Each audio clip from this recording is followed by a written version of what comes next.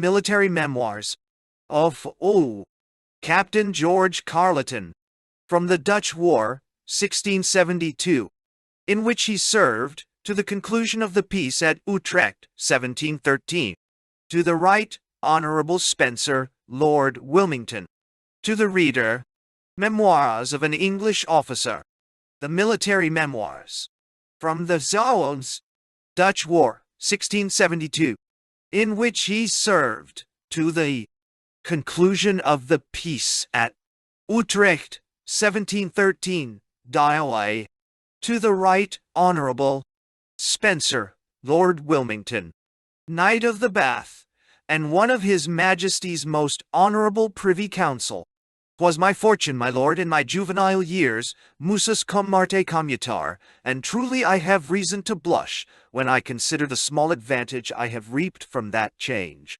But, lest it should be imputed to my want of merit, I have wrote these memoirs, and leave the world to judge of my deserts. They are not set forth by any fictitious stories, nor embellished with rhetorical flourishes. Plain truth is certainly most becoming the character of an old soldier. Yet let them be never so meritorious, if not protected by some noble patron. Some persons may think them to be of no value. To you, therefore, my lord, I present them. To you, who have so eminently distinguished yourself, and whose wisdom has been so conspicuous to the late representatives of Great Britain, that each revolving age will speak in your praise. And if you vouchsafe to be the machinas of these memoirs, your name will give them sufficient sanction. An old soldier I may truly call myself, and my family allows me the title of a gentleman. Yet I have seen many favorites of fortune, without being able to discern why they should be so happy, and myself so unfortunate. But let not that discourage your lordship from receiving these my memoirs into your patronage. For the unhappy cannot expect favor, but from those who are endued with generous souls. Give me leave, my lord, to congratulate this good fortune, that neither Whig nor Tory, in this complaining age, have found fault with your conduct. Your family has produced heroes in defense of injured kings, and you, when 'twas necessary, have as nobly adhered to the cause of liberty. My lord, your lordship's most obedient and most devoted humble servant, G. Carleton. To the reader. The author of these memoirs began early to distinguish himself in martial affairs. Otherwise he could not have seen such variety of actions both by sea and land. After the last Dutch war he went into Flanders, where he not only served under the command of His Highness the Prince of Orange, whilst he was generalissimo of the Dutch forces, but likewise all the time he reigned King of Great Britain. Most of the considerable passages and events which happened during that time are contained in the former part of this book. In the year 1705, the regiment in which he served as captain was ordered to embark for the West Indies, and he, having no inclination to go thither, changed with an half-pay captain, and being recommended to the Earl of Peterborough by the late Lord Cutso, went with him upon that noble expedition into Spain. When the forces under his lordship's command were landed near Barcelona, the siege of that place was thought by several impracticable, not only for want of experienced engineers, but that the besieged were as numerous as the besiegers. Yet the courage of that brave earl surmounted those difficulties, and the siege was resolved upon. Our author having obtained, by his long service, some knowledge of the practic part of an engineer, and seeing at that critical time the great want of such, readily acted as one, which gave him the greater opportunity of being an eye-witness of his lordship's actions, and consequently made him capable of setting them forth in these his memoirs. It may not be perhaps improper to mention that the author of these memoirs was born at Ewham in Oxfordshire, descended from an ancient and an honourable family, the Lord Dudley Carleton, who died Secretary of State to King Charles I. was his great uncle, and in the same reign his father was envoy at the court of Madrid, whilst his uncle, Sir Dudley Carleton, was ambassador to the States of Holland. Men in those days respected both for their abilities and loyalty. In the year 1672, war being proclaimed with Holland, it was looked upon among nobility and gentry as a blemish not to attend the Duke of York aboard the fleet, who was then declared admiral. With many others, I, at that time about 20 years of age, entered myself a volunteer on board the London, commanded by Sir Edward Sprage, Vice-Admiral of the Red. The fleet set sail from the buoy of the Nore about the beginning of May, in order to join the French fleet, then at anchor in St. Helens Road, under the command of the Count d'Estrées. But in executing this design, we had a very narrow escape. For De Ruyter, the admiral of the Dutch fleet, having notice of our intentions, waited to have intercepted us at the mouth of the river.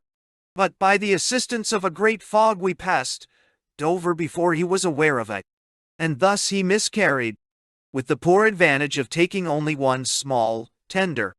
A day or two after the joining of the English and French, we sailed directly towards the Dutch coast, where we soon got sight of their fleet, a sand called the Galloper lying between. The Dutch seemed willing there to expect an attack from us. But in regard that Charles' man of war had been lost on those sands the war before, and that our ships drawing more water than those of the enemy, an engagement might be rendered very disadvantageous, it was resolved in a council of war to avoid coming to a battle for the presento, and to sail directly for Solebay, which was accordingly put in execution. We had not been in Solebay above 4 or 5 days, when De Ruyter, hearing of it, made his signal for sailing in order to surprise us, and he had certainly had his aim, had there been any breeze of wind to favor him. But though they made use of all their sails, there was so little air stirring, that we could see their fleet making towards us long before they came up, notwithstanding which, our admirals found difficulty enough to form their ships into a line of battle, so as to be ready to receive the enemy.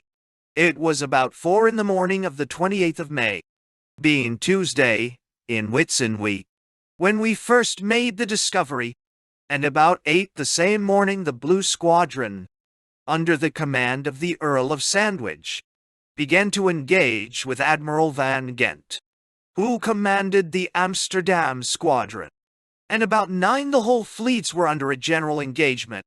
The fight lasted till 10 at night, and with equal fury on all sides, the French excepted, who appeared stationed there rather as spectators than parties, and as unwilling to be too much upon the offensive for fear of offending themselves.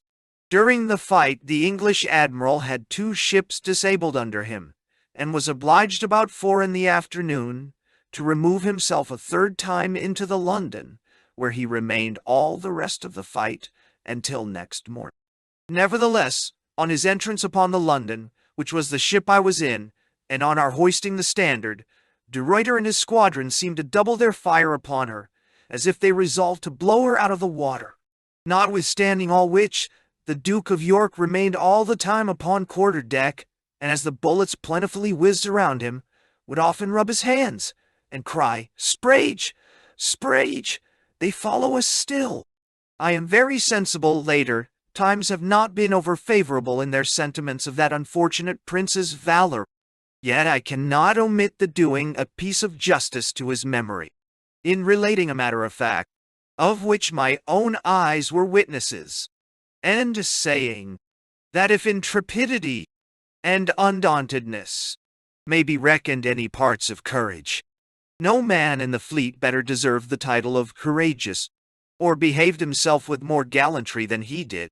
The English lost the Royal James, commanded by the Earl of Sandwich, which about 12, after the strenuous endeavors of her sailors to disengage her from 2 Dutch fireships plaxed on her, one athwart her hawsers, the other on her star, boardside, took fire, blew up, and perished, and with her a great many brave gentlemen, as well as sailors, and amongst the rest, the Earl himself, concerning whom I shall further add that in my passage from Harwich to the Brill, a year or two after, the master of the paquet boat told me that having observed a great flock of gulls hovering in one particular part of the sea, he ordered his boat to make up to it.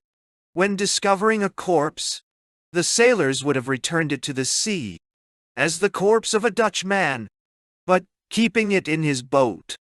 It proved to be that of the Earl of Sandwich. There was found about him between 20 and 30 guineas, some silver in his gold watch, restoring which to his lady, she kept the watch, but rewarded their honesty with all the gold and silver. This was the only ship the English lost in this long engagement, for although the Catherine was taken, and her commander, Sir John Chichiley, made prisoner, her sailors soon after finding the opportunity they had watched for, stole the Dutch sailors, who had been put in upon them, and brought the ship back to our own fleet, together with all the Dutch men prisoners, for which, as they deserved, they were well rewarded. This is the same ship which the Earl of Mulgrave, afterwards Duke of Buckingham, commanded the next sea fight, and has caused to be painted in his house in St. James's Park.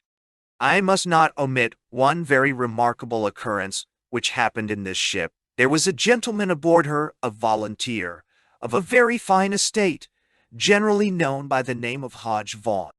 This person received, in the beginning of the fight, a considerable wound, which the great confusion during the battle would not give them leave to inquire into. So he was carried out of the way and disposed of in the hold.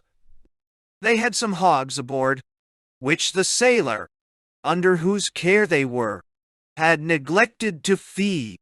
These hogs, hungry as they were, found out, and fell upon the wounded person, and between dead and alive, eat him up to his very skull, which, after the fight was over, and the ship retaken, as before, was all that could be found of him.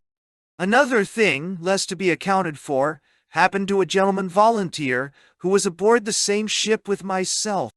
He was of known personal courage, in the vulgar notion of it, his sword never having failed him in many private duels. But notwithstanding all his land metal, it was observed of him at sea, that whenever the bullets whizzed over his head, or in any way incommoded his ears, he immediately quitted the deck, and ran down into the hold.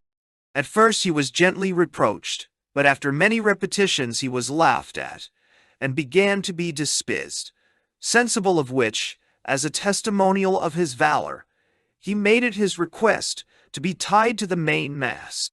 But had it been granted him, I cannot see any title he could have pleaded from hence to true magnanimity, since to be tied from running away can import nothing less than that he would have still continued these signs of cowardice, if he had not been prevented.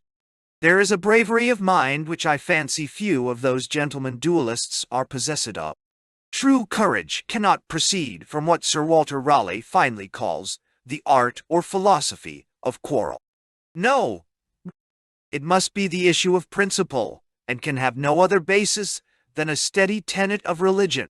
This will appear more plain if those artists in murder will give themselves leave coolly to consider it, and answer me this question: why he that had ran so many risks at his sword's point should be so shamefully intimidated at the whiz of a cannon-ball? The names of those English gentlemen who lost their lives, as I remember, in this engagement: Commissioner Cox, Captain of the Royal Prince, under the command of the Admiral, and Mr. C. Trevanion, gentleman to the Duke of York, Mr.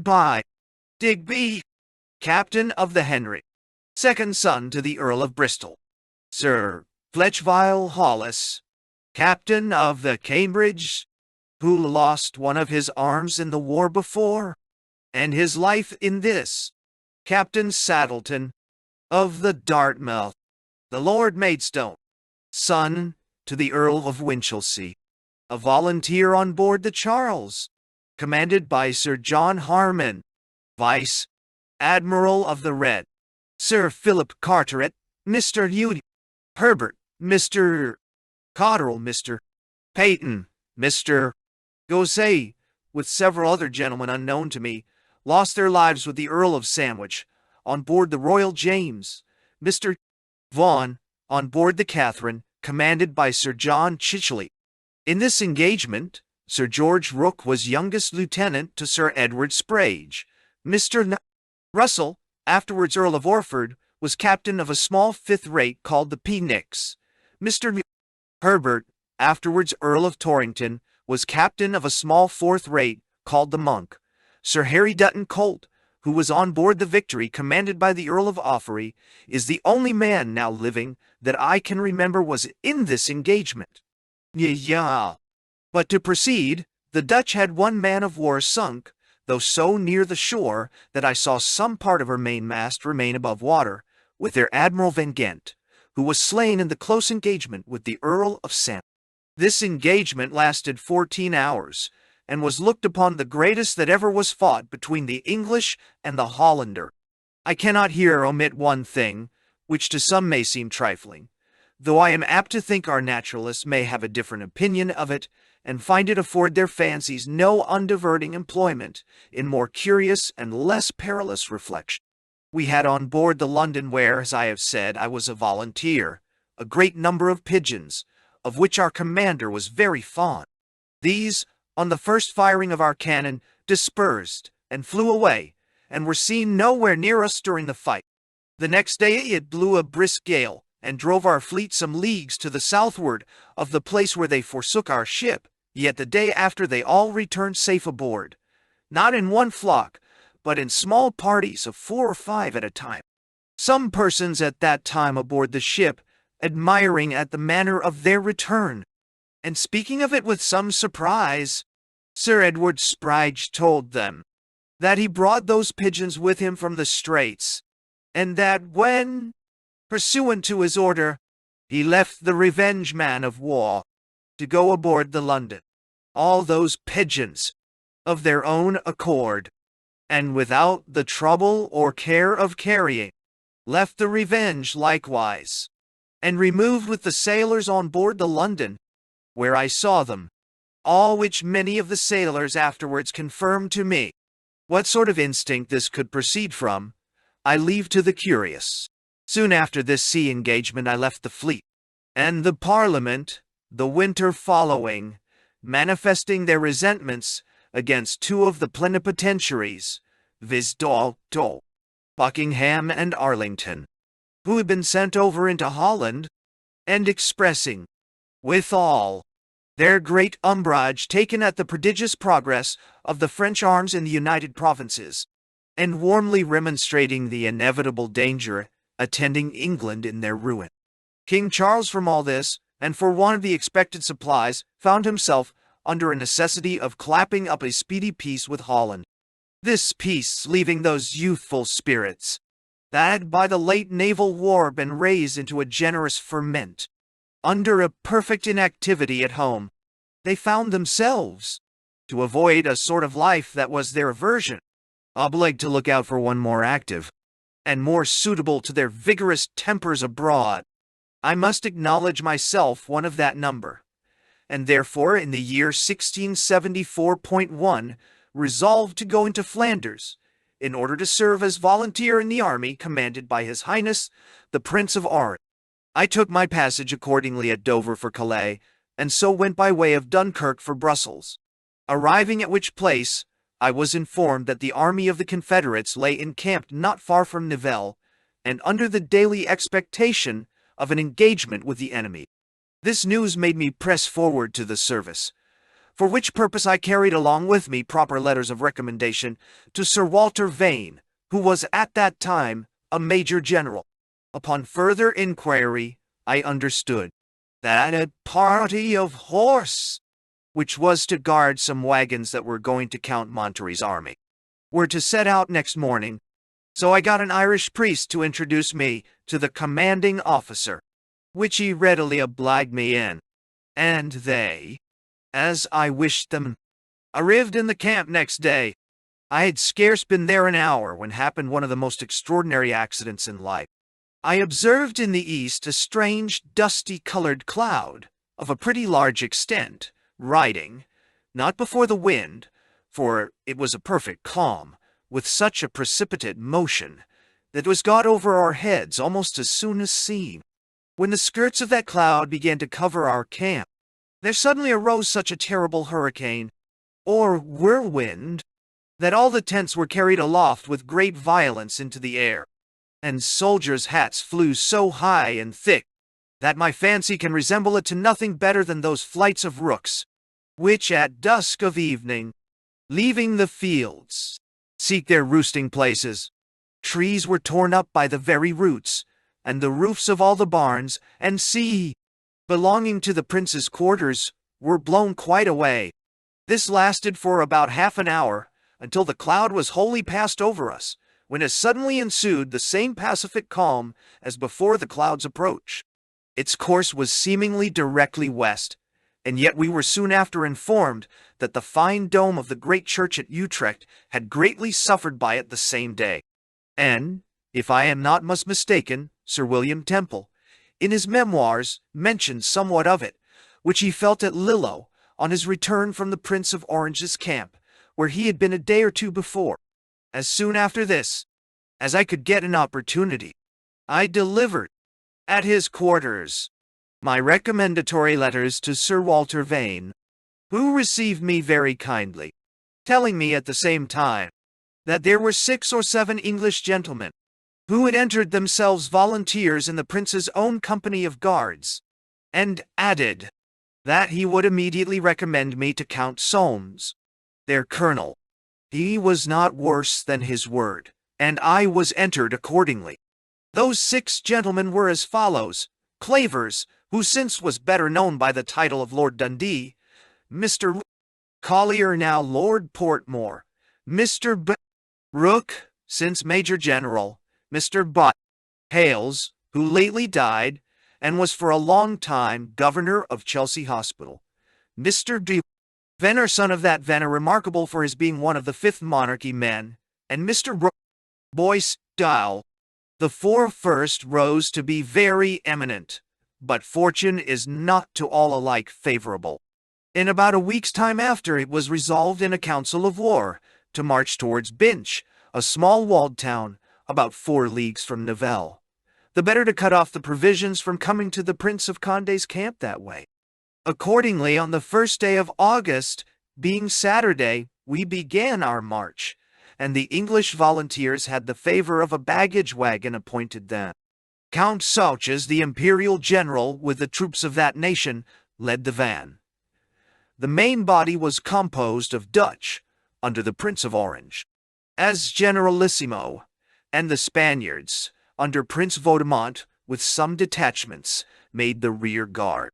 As we were upon our march, I being among those detachments which made up the rear guard, observed a great party of the enemy's horse upon an ascent hill, which I then imagined, as it after proved, to be the Prince of Condé, taking a view of our forces under march.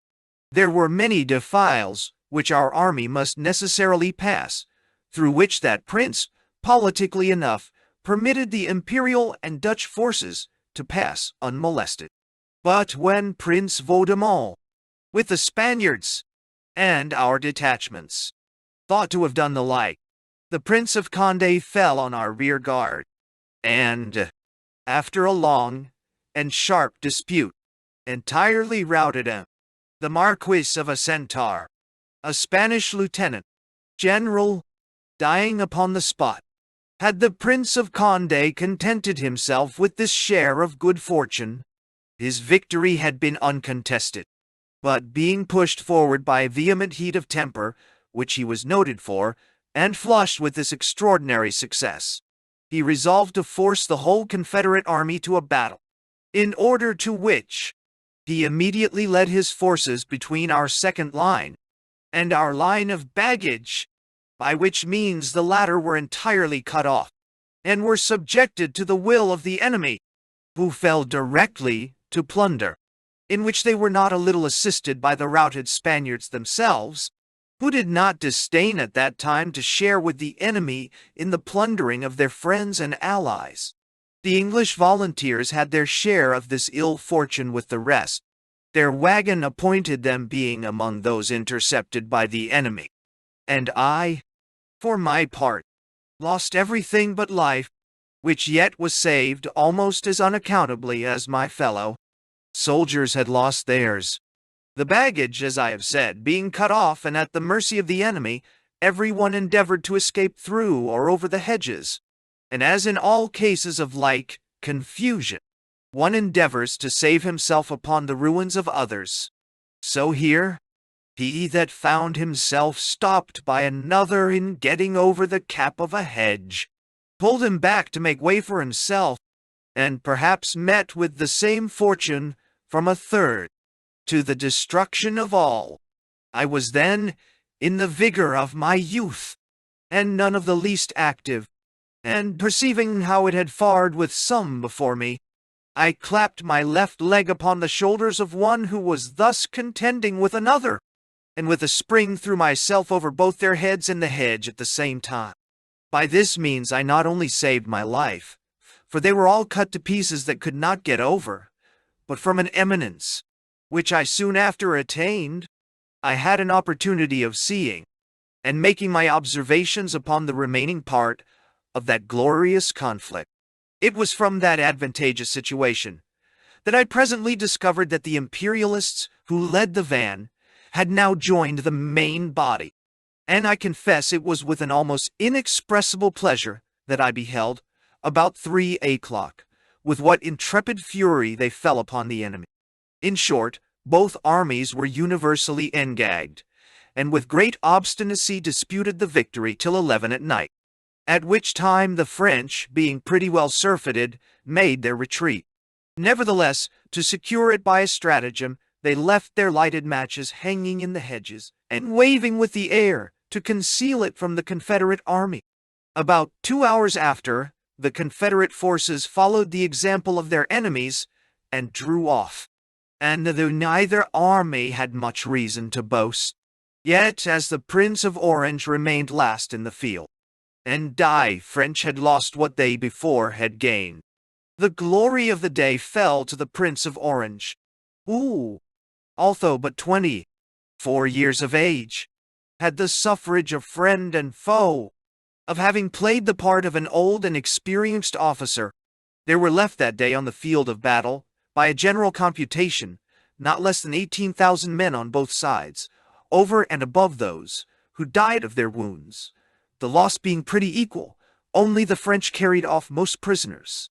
Prince Waldeck was shot through the arm, which I was near enough to be an eyewitness of, and my much-lamented friend, Sir Walter Vane, was carried off dead. A wound in the arm was all of a mark of honor, that I as yet could boast of, though our cannon in the defiles had slain many near me. The Prince of Condé, as we were next day informed, lay all that night under a hedge, wrapped in his cloak, and either from the mortification of being disappointed in his hopes of victory, or from a reflection of the disservice, which his own natural overheat of temper had drawn upon him, was almost inconsolable many days after, and thus ended the famous Battle of Senef. But though common vogue has given it the name of a battle, in my weak opinion, it might rather deserve that of a confused skirmish, all things having been forcibly carried on without regularity, or even design enough to allow it any higher denomination.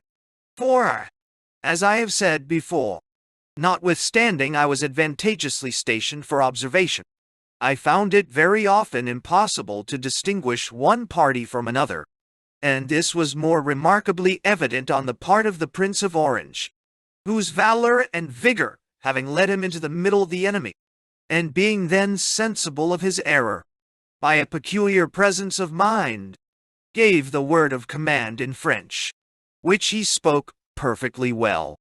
But the French soldiers, who took him for one of their own generals, making answer that their powder was all spent, it afforded matter of instruction to him to persist in his attack, at the same time that it gave him a lesson of caution to withdraw himself as soon as he could to his own troops.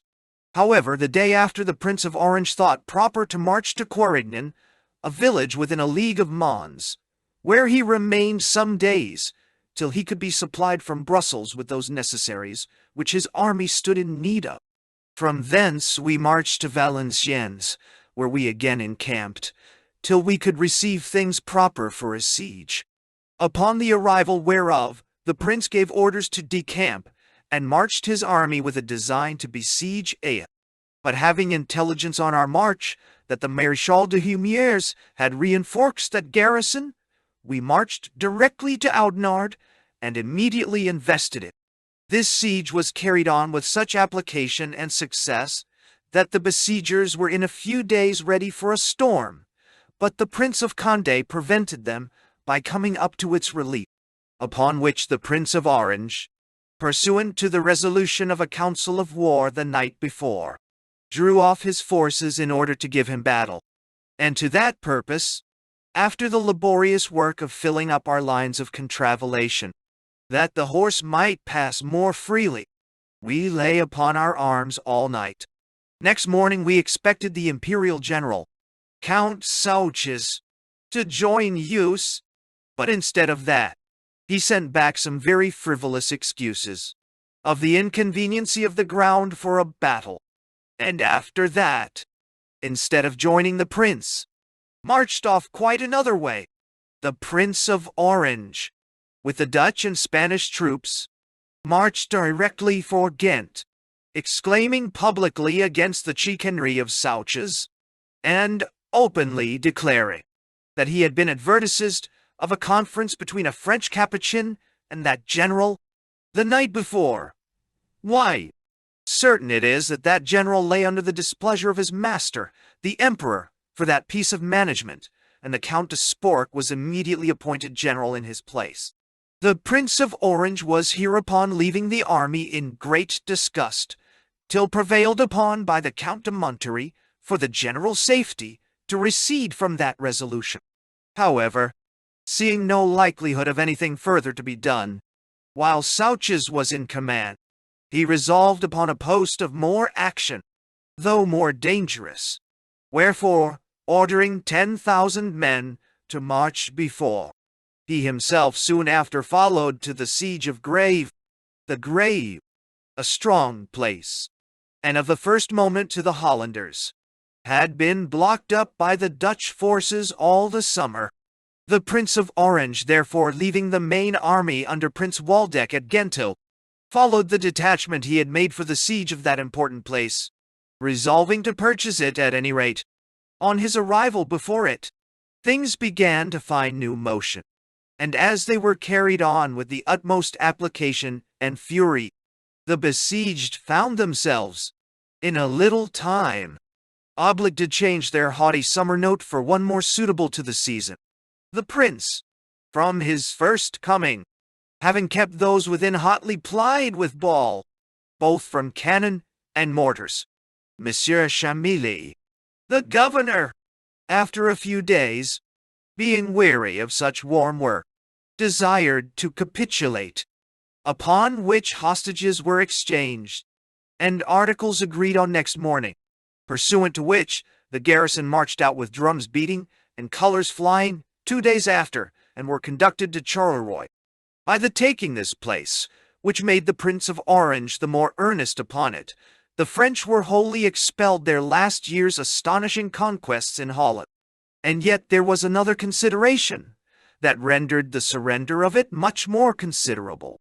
For the French, being sensible of the great strength of this place, had there deposited all their cannon and ammunition, taken from their other conquests in Holland, which they never were able to remove or carry off, with tolerable prospect of safety. After that prince's army first took the field, the enemy being marched out, the prince entered the town, and immediately ordered public thanksgivings for its happy reduction.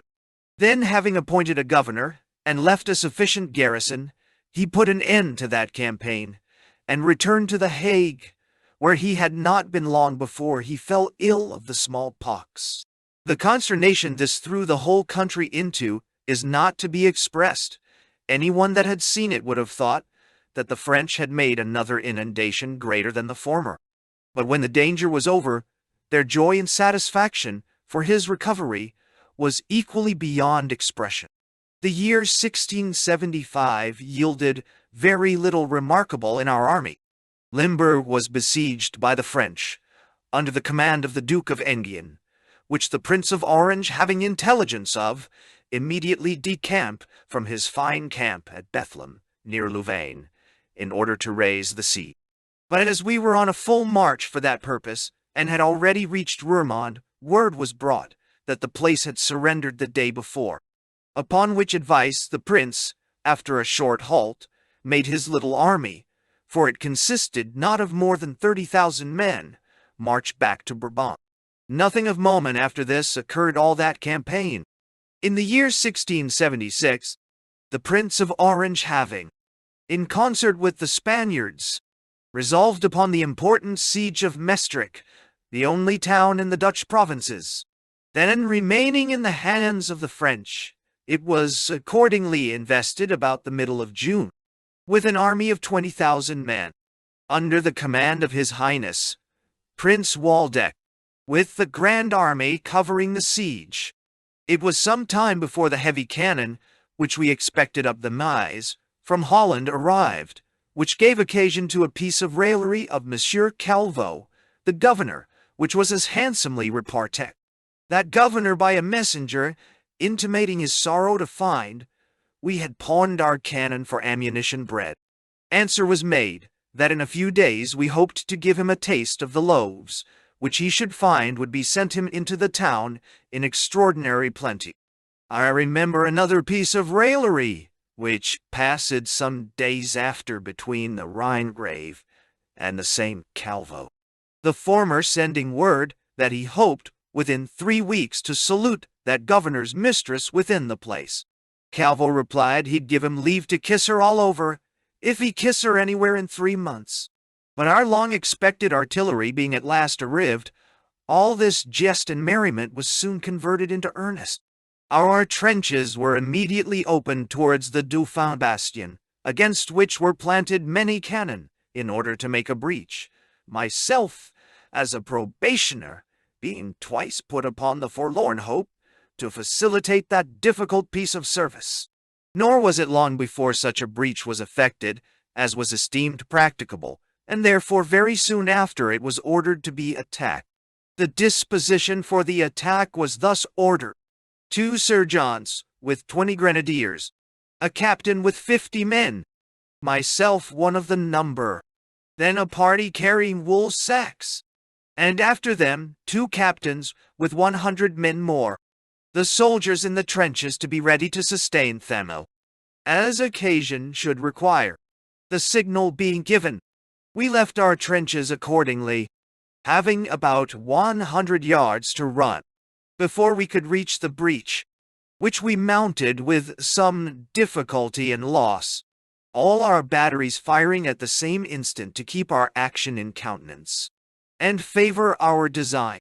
When we were in possession of the bastion, the enemy fired most furiously upon us with their small cannon through a thin brick wall, by which, and their hand grenadoes, we lost more men than we did in the attack itself. But well had it been had our ill fortune stopped there, for as if disaster must needs be the concomitant of success, we soon lost what we had thus gotten, by a small but very odd accident. Not being furnished with such scoops as our enemies made use of way, in tossing their hand grenadoes some distance off, one of our own soldiers aiming to throw one over the wall into the counterscarp among the enemy. It so happened that he unfortunately missed his aim, and the grenade fell down again on our side the wall, very near the person who fired it, he starting back to save himself, and some others who saw it fall, doing the like. Those who knew nothing of the matter fell into a sudden confusion, and imagining some greater danger than there really was, everybody was struck with a panic fear, and endeavored to be the first who should quit the bastion. and secure himself by a real shame from an imaginary evil. Thus was a bastion that had been gloriously gained, inadvertently deserted, and that too with the loss of almost as many men in the retreat as had been slain in the onset, and the enemy most triumphantly again took possession of. Among the slain on our side in this action was an ensign of Sir John Fenwick's regiment, and as an approbation of my services, his commission was bestowed upon me. A few days after, it was resolved again to storm that bastion, as before. Out of 3 English and 1 Scotch regiment then in the camp, a detachment was selected for a fresh attack. Those regiments were under the command of Sir John Fenwick, who was afterwards beheaded, Colonel Ralph Widrington, and Colonel Ashley of the English, and Sir Alexander Collier, father of the present Lord Portmore of the Scotch. Out of every of these 4 regiments, as before, were detached a captain, a lieutenant, and an ensign with 50 men, Captain Anthony Bamwell of Sir John Fenwick's regiment, who was now my captain, commanding that attack. At break of day the attack was begun with great resolution, and though vigorously maintained, was attended with the desired success. The bastion was again taken, and in it the commanding officer, who in service to himself, more than to us, told us that the center of the bastion would soon be blown up, being, to his knowledge, undermined for that purpose. But this secret proved of no other use than to make us, by way of precaution, to keep as much as we could upon the rampart.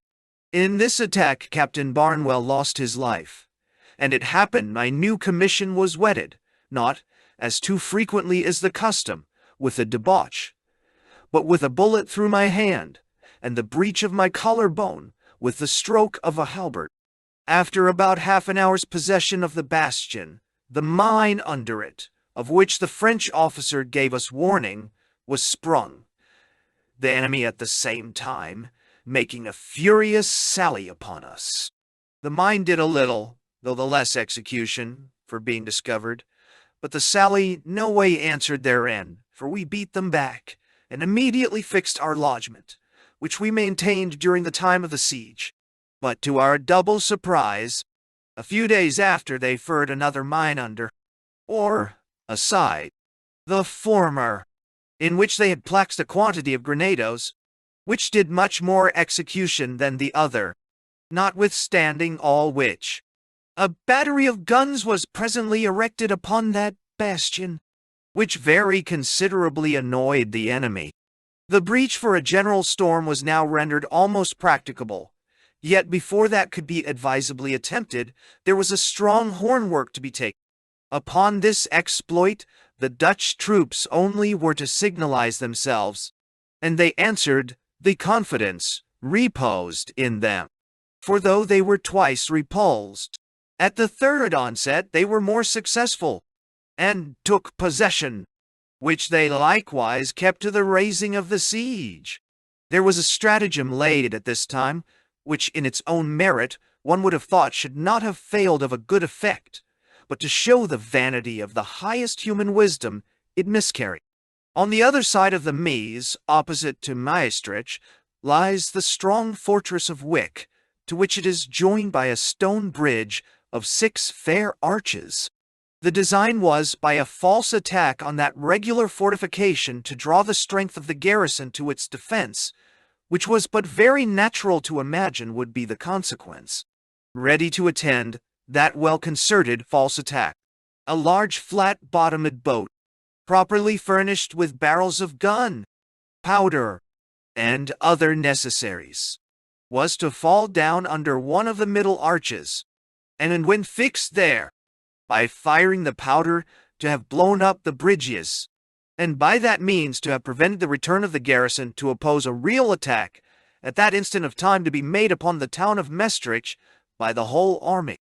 The false attack on Wick was accordingly made, which, as proposed, drew the main of the garrison of Maestricht to its defense, and the boat so furnished fell down the river as projected, but unfortunately, before it could reach the Arch, from the darkness of the night, running upon a shoal, it could not be got off, for which reason the men in the boat were glad to make a hasty escape for fear of being discovered, as the boat was, next morning, and the whole design laid open. This stratagem thus miscarrying, all things were immediately got ready for a general storm at the main breach in the town, and the rather row, because the Prince of Orange had received incontestable intelligence that Duke Schomberg, at the head of the French army, was in full march to relieve the place.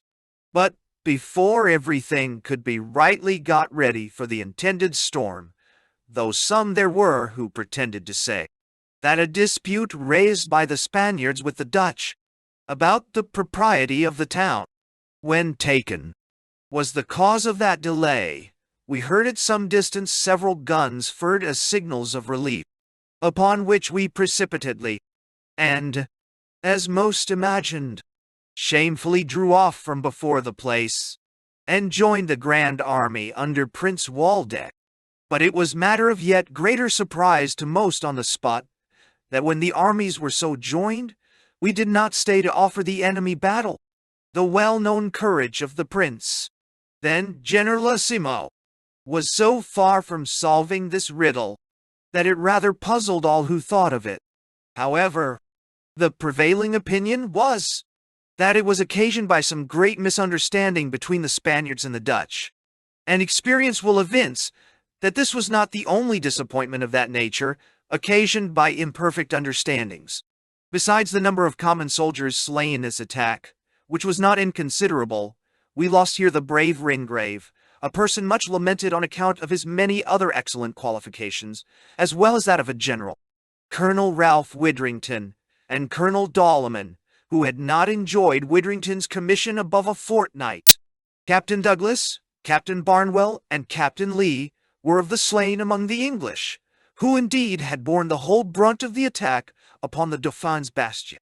I remember the Prince of Orange, during the siege, received a shot through his arm, which, giving an immediate alarm to the troops under his command, he took his hat off his head with the wounded arm, and smiling, waved it to show them there was no danger.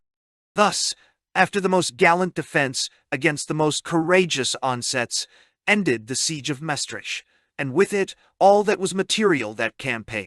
Early in the spring, in the year 1677, the French army, under the Duke of Orleans, besieged at once both Cambrai and St. Omers. This last, the Prince of Orange seemed very intent and resolute to relieve, in order to which, well, knowing by sad experience, it would be to little purpose to wait the majestic motions of the Spaniards. That prince got together what forces he could, all in Dutch pay, and marching forward with all speed, resolved, even at the hazard of a battle, to attempt the raising the siege. Upon his appearing, the Duke of Orleans, to whose particular conduct the care of that siege was committed, drew off from before the place, leaving scarce enough of his men to defend the trenches. The prince was under the necessity of marching his forces over a morass, and the Duke, well knowing it, took care to attack him near Moncastle before half his little army were got over. The dispute was very sharp, but the prince being much outnumbered, and his troops not able, by the straightness of the passage, to engage all at once, was obliged at last to retreat, which he did in pretty good order. I remember the Dutch troops did not all alike do their duty, and the prince, seeing one of the officers on his fullest speed, called to him over and over to halt, which the officer in two must haste to obey. The prince gave him a slash over the face, saying, "By this mark I shall know you another time." Soon after this retreat of the prince, St. Omers was surrendered. Upon this retreat, the prince, marching back, lay for some time among the Boers, who, from the good discipline which he took care to make his troops observe, did not give us their customary boorish reception.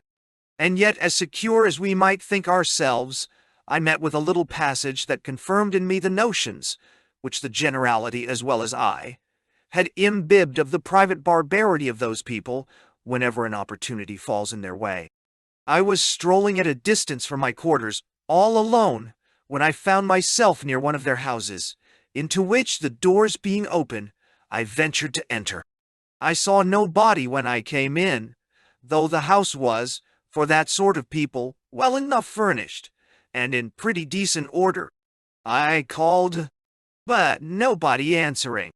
I had the curiosity to advance a little farther, when, at the mouth of the oven, which had not yet wholly lost its heat, I spied the corpse of a man so bloated, swollen and parched, as left me little room to doubt that the oven had been the scene of his destiny. I confess the sight struck me with horror, and as much courage and security as I entered with, I withdrew in haste, and with quite different sentiments, and could not fancy myself out of danger till I had reached our camp. A wise man should not frame an accusation on conjectures, but, on inquiry, I was soon made sensible that such barbarous usage is too common among those people, especially if they meet with a straggler, of what nation soever.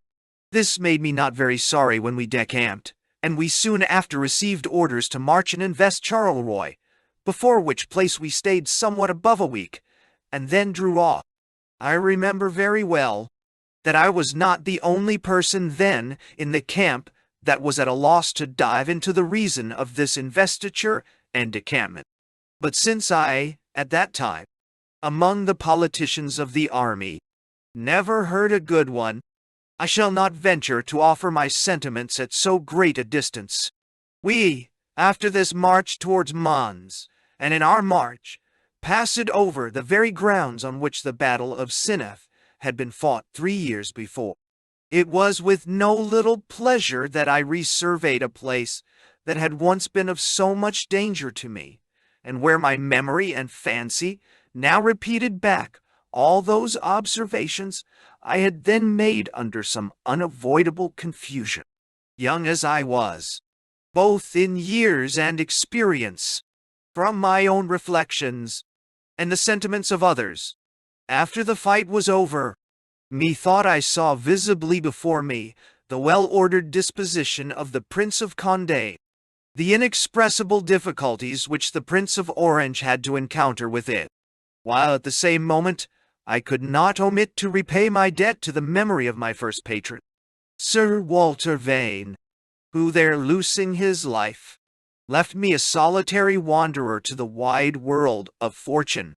But these thoughts soon gave place to new objects, which every hour presented themselves in our continued march to Enghien, ice famous for the finest gardens in all Flanders, near which we encamped, on the very same ground which the French chose some years after at the Battle of Steenkerk, of which I shall speak in its proper place.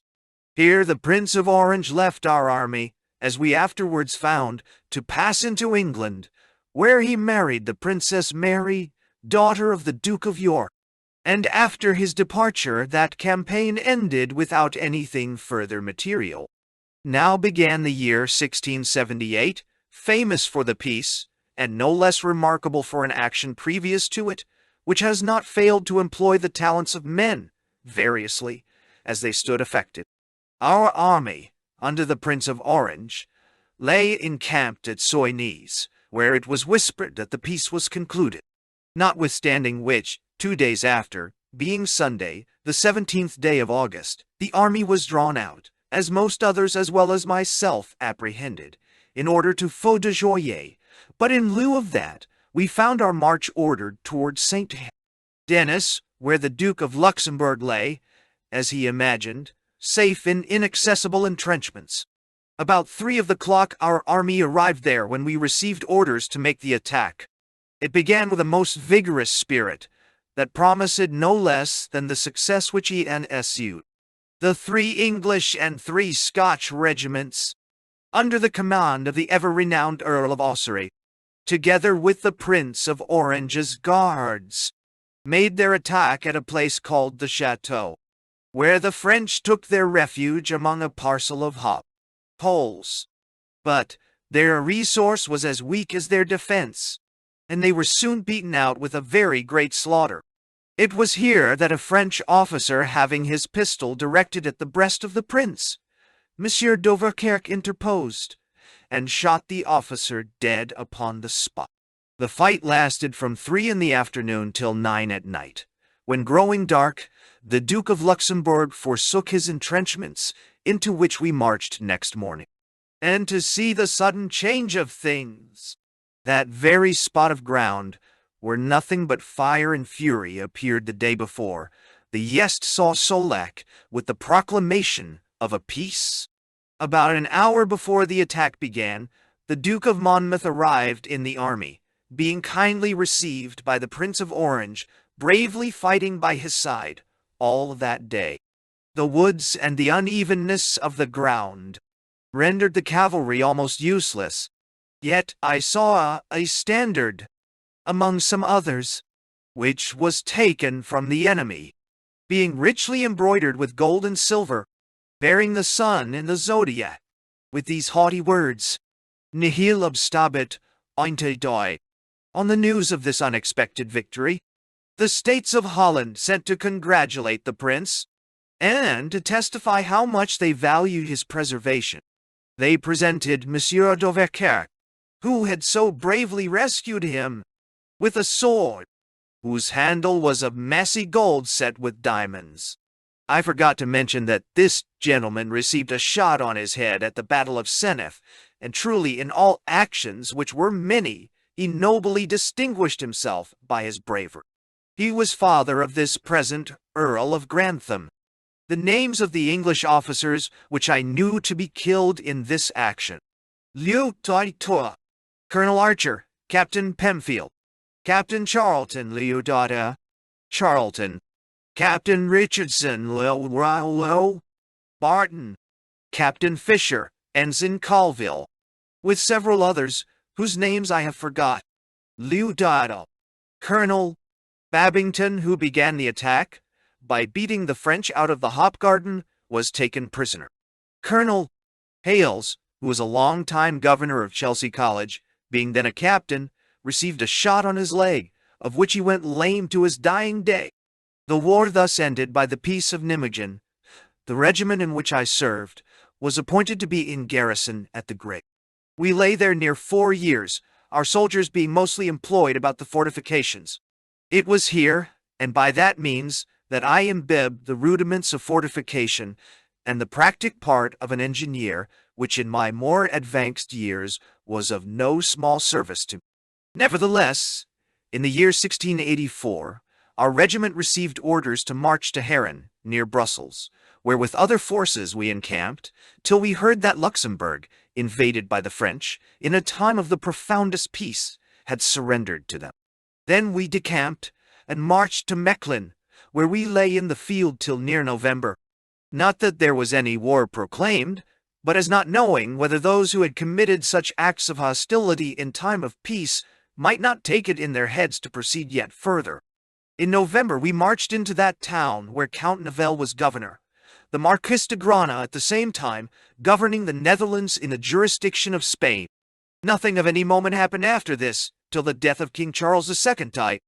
The summer after which, the 3 English and 3 Scotch regiments received orders to pass over into England, upon the occasion of Monmouth's rebellion, where, upon our arrival, we received orders to encamp on Hounslow Heath. But that rebellion being soon stifled, and King James having no farther need of us, those regiments were ordered to return again to Holland, into the proper service of those who paid them. Though I am no stiff adherer to the doctrine of predestination, yet to the full assurance of a providence I never could fail to adhere. Thence came it that my natural desire to serve my own native country prevailed upon me to quit the service of another, though its neighbor and ally. Events are not always to direct the judgment, and therefore, whether I did best in following those fondling dictates of nature, I shall neither question nor determine. However, it was not long after my arrival in England before I had a commission given me by King James to be a lieutenant in a new raised regiment under the command of Colonel Tufton, brother to the Earl of Thanet. Under this commission I sojourned out 2 peaceable campaigns on Hounslow Heath, where I was an eye-witness of 1 mock siege of Buda, after which our regiment was ordered to Berwick, where I remained till the Revolution. King James having abdicated the throne, and the Prince of Orange accepting the administration, all commissions were ordered to be renewed in his name. The officers of our regiment, as well as others, severally took out theirs accordingly. A very few accepted, of which number was our colonel, who, refusing a compliance, his commission was given to Sir James Leslie. The Prince of Orange presently after was declared and proclaimed king, and his princess queen, with a conjunctive power, upon which our regiment was ordered into Scotland, where affairs appeared under a face of disquietude. We had our quarters at Leith, till the time the castle of Edinburgh, then under the command of the Duke of Gordon, had surrendered. After which, pursuant to fresh orders, we marched to Inverness, a place of no great strength, and as little beauty, though yet I think I may say, without the least danger of an hyperbole, that it is as pleasant as most places in that country. Here we lay 2 long winters, perpetually harassed upon parties, and hunting of somewhat wilder than their wildest game, namely the Highlanders, who were, if not as nimble-footed, yet fully as hard to be found.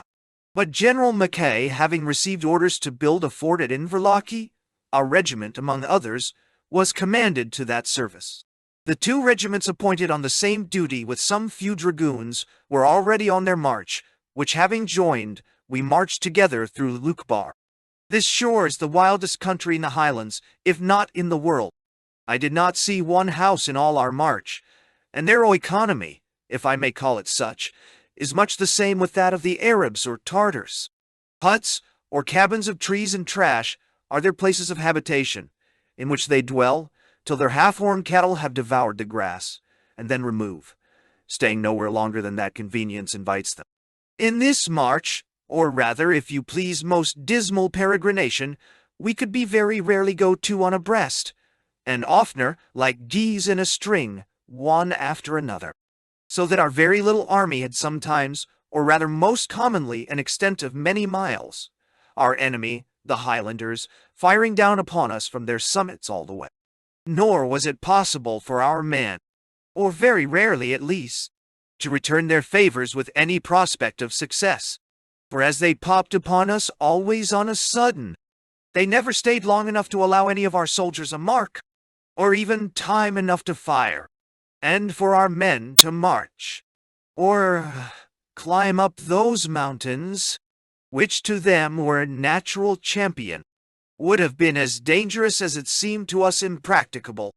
Nevertheless, under all these disheartening disadvantages, we arrived at Inverlochie, and there performed the task appointed, building a fort on the same spot where Cromwell had raised one before, and which was not a little remarkable.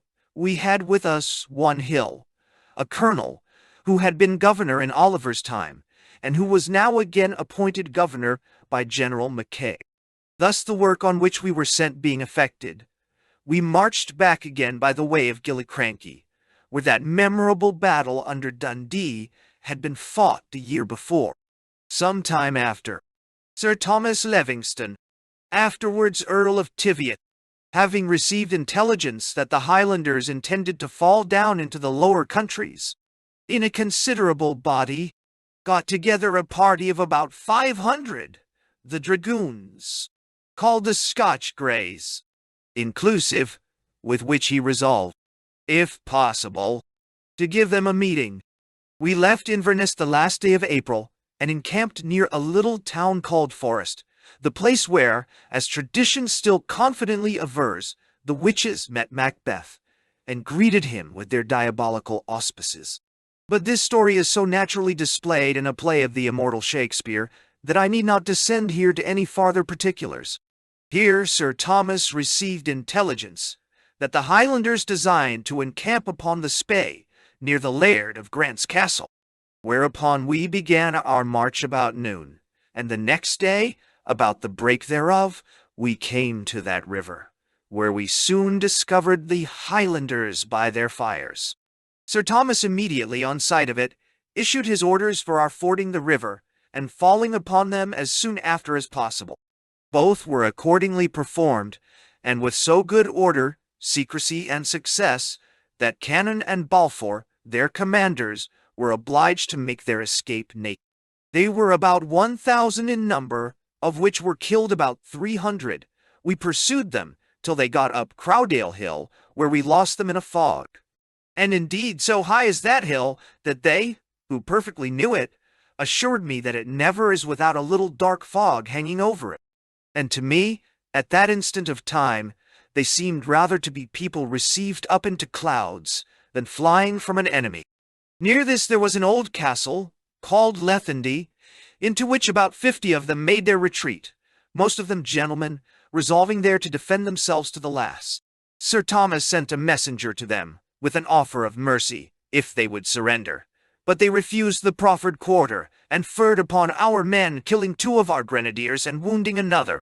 During my quarters at the grave, having learnt to throw a grenado, I took 3 or 4 in a bag, and crept down by the side of a ditch, or a dike, to an old thatched house near the castle, imagining, on my mounting the same, I might be near enough to throw them, so as to do execution. I found all things answer my expectation, and the castle wanting a cover, I threw in a grenado, which put the enemy immediately into confusion. The second had not so good success, falling short, and the third burst as soon as it was well out of my hand, though without damage to myself. But throwing the fourth in at a window, it so increased the confusion, which the first had put them into, that they immediately called out to me, upon their parole of safety, to come to them. Accordingly, I went up to the door, which they had barricaded, and made up with great stones, when they told me they were ready to surrender upon condition of obtaining mercy. I returned to Sir Thomas, and telling him what I had done, and the consequence of it, and the message they had desired me to deliver, a great many of the Highland gentlemen, not of this party, being with him, Sir Thomas, in a high voice, and broad Scotch, best to be heard and understood, ordered me back to tell him he would cut them all to pieces for their murder of 2 of his grenadiers. After his proffer of quarter, I was returning full of these melancholy tidings, when Sir Thomas, advancing after me a little distance from the rest of the company, "Hark ye, sir," says he, "I believe there may be among them some of our old acquaintance, for we had served together in the service of the states in Flanders. Therefore tell them they shall have good quarter." I very willingly carried back a message to much changed to my mind, and upon delivering of it, without the least hesitation, they threw down the barricado, opened the door, and out came one Brodie, who, as he then told me, had had a piece of his nose taken off by one of my grenadoes. I carried him to Sir Thomas, who, confirming my message, they all came out, and surrendered themselves prisoners. This happened on May Day in the morning, for which reason we returned to Inverness with our prisoners, and boughs in our hats, and the Highlanders never held up their heads so high after this defeat. Upon this success Sir Thomas wrote to court, giving a full account of the whole action, in which, being pleased to make mention of my behavior, with some particularities, I had soon after a commission ordered me for a company in the regiment under the command of Brigadier Tiff. My commission being made out, signed, and sent to me, I repaired immediately to Portsmouth, where the regiment lay in garrison. A few days after I had been there, Admiral Russell arrived with the fleet, and anchored at St. Roll, Helens, where he remained about a week. On the 18th of May the whole fleet set sail, and it being my turn the same day to mount the main guard, I was going the rounds very early, when I heard great shooting at sea. I went directly to acquaint the governor, and told him my sentiments, that the 2 contending fleets were actually engaged, which indeed proved true, for that very night a pinnace, which came from our fleet, brought news that Admiral Russell had engaged the French Admiral Tourville, and, after a long and sharp dispute, was making after them to their own coasts. The next day, towards evening, several other expresses arrived, one after another, all agreeing in the defeat of the French fleet, and in the particulars of the burning their rising sun, together with many other of their men of war, at La Hogue. All which expresses were immediately forwarded to court by Mr. B. Gibson, our governor. About 2 months after this, our regiment, among many others, was, according to order, shipped off on a secret expedition, under the command of the Duke of Leinster, no man knowing to what place we were going, or on what design. No, not the commander himself. However, when we were out at sea, the general, according to instructions, opening his commission, we were soon put out of our suspense, and informed that our orders were to attack Dunkirk. But what was so grand a secret to those concerned in the expedition? Having been entrusted to a female politician on land, it was soon discovered to the enemy, for which reason our orders were countermanded before we reached the place of action, and our forces received directions to land at Ostend. Soon after this happened that memorable battle at Steenkirk, which, as very few at that time could dive into the reason of reason, and mistaken accounts of it have passed for authentic. I will mention somewhat more particularly. The undertaking was bold, and, as many thought, bolder than was consistent with the character of the wise undertaker. Nevertheless, the French having taken Namur, and, as the malcontents all alleged, in the very sight of a superior army, and nothing having been done by land of any moment, things were blown into such a dangerous fermentation by a malicious and lying spirit, that King William found himself under a necessity of attempting something that might appease the murmurs of the people. He knew very well, though spoke in the Senate, that it was not true, that his forces at the siege of Namur exceeded those of the enemy. No man could be more afflicted than he at the overflowing of the Mayenne, from the continual rains, which obstructed the relief he had designed for that important place. Yet, since his maligners made an ill use of these false topics, to insinuate that he had no mind to put an end to the war, he was resolved to evince the contrary, by showing them that he was not afraid to venture his life for the better obtaining what was so much desired. To that purpose, receiving intelligence that the Duke of Luxembourg lay strongly encamped at Steenkirk, near Indian, though he was sensible he must pass through many defiles to engage him, and that the many thickets between the two armies would frequently afford him new difficulties, he resolved there to attack him. Our troops at first were forced to hew out their passage for the horse, and there was no one difficulty that his imagination had drawn that was lessened by experience, and yet so prosperous were his arms at the beginning, that our troops had made themselves masters of several pieces of the enemy's cannon. But, the farther he advanced, the ground growing straighter, so straight as not to admit his armies being drawn up in battalia, the troops behind could not give timely succor to those engaged, and the cannon we had taken was forcibly left behind in order to make a good retreat. The French had lost all their courage in the onset, for though they had too fair an opportunity, they did not think fit to pursue it, or at least did it very languidly. However, the malcontents at home, I remember, grew very well pleased after this, for so long as they had but a battle for their money, like true Englishmen, lost or won, they were content. Several causes, I remember, were assigned for this miscarriage, as they called it. Some there were who were willing to lay it upon the Dutch, and all a just saying of one of their generals, who, receiving orders to relieve some English and Scotch that were overpowered, was heard to say, "Damn 'em! Since they love fighting, let 'em have their bellies full." But I should rather impute the disappointment to the great loss of so many of our bravest officers at the very first onset.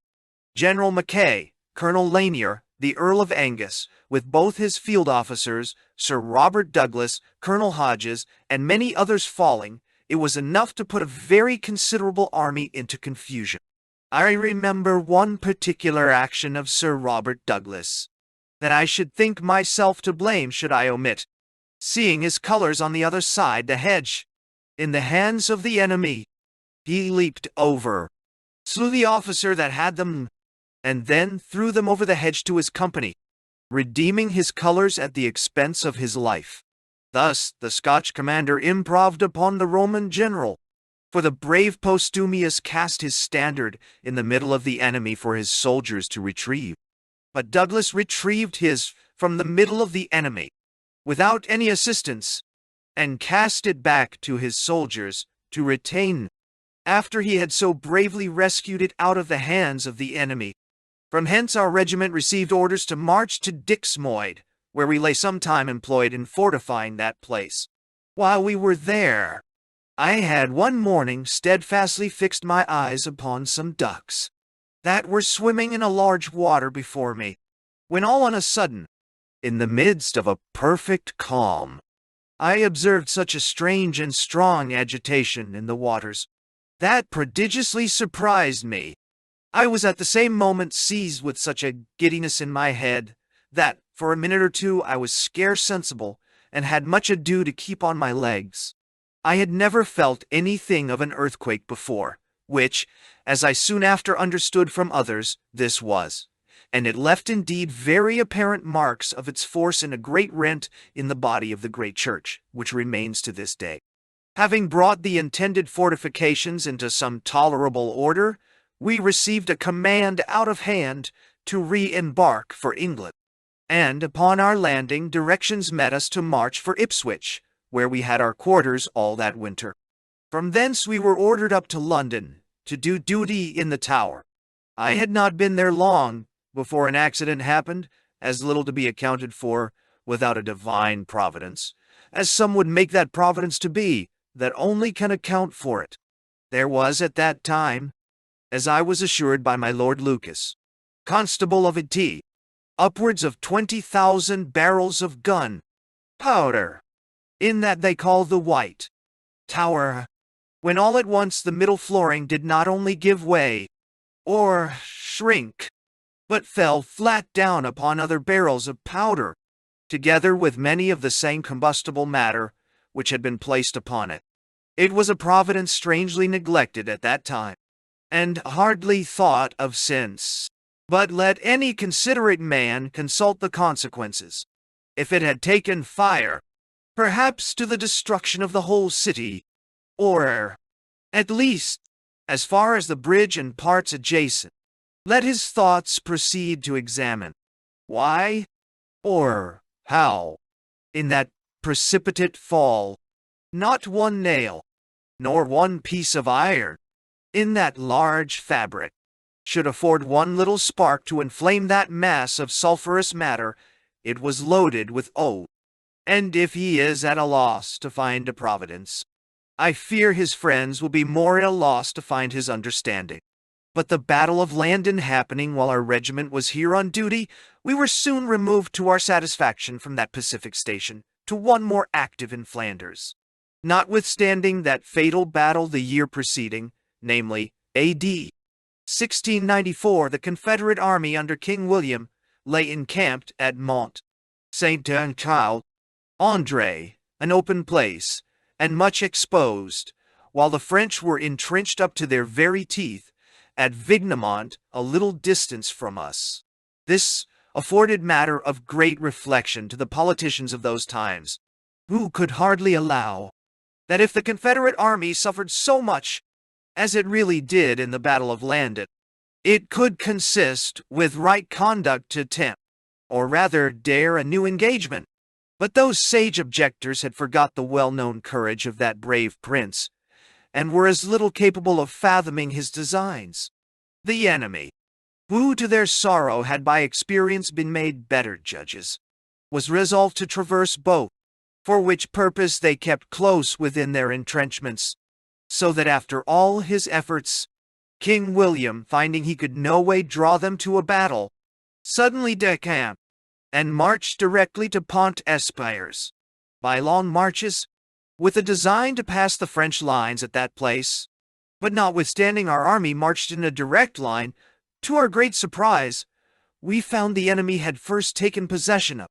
They gave this the name of the Long March, and very deservedly, for though our army marched upon the string, and the enemy upon the bow, sensible of the importance of the post, and the necessity of securing it, by double horsing with their foot, and by leaving their weary and weak in their garrisons, and supplying their places with fresh men out of them, they gained their point in disappointing us, though certain it is, that march cost them as many men and horses as a battle.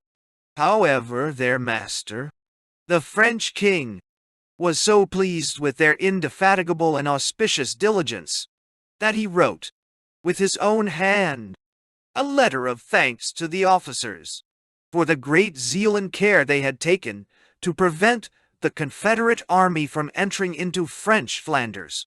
King William, thus disappointed in that noble design, gave immediate orders for his whole army to march through Oudenarde, and then he camped at Rofendale. After some little stay at that camp we were removed to the Camerlands, between Newport and Ostend, once more to take our winter quarters there among the Boers. We were now in the year 1695 when the strong fortress of Namur, taken by the French in 1692, and since made by them much stronger, was invested by the Earl of Athlone.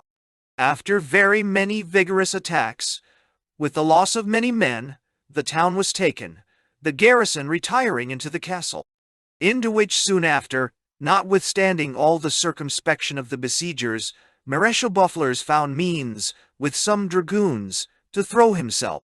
While King William was thus engaged in that glorious and important siege, Prince Vaudemont being posted at Watergame, with about 50 battalions, and as many squadrons, the Mareschal Villeroy laid a design to attack him with the whole French army.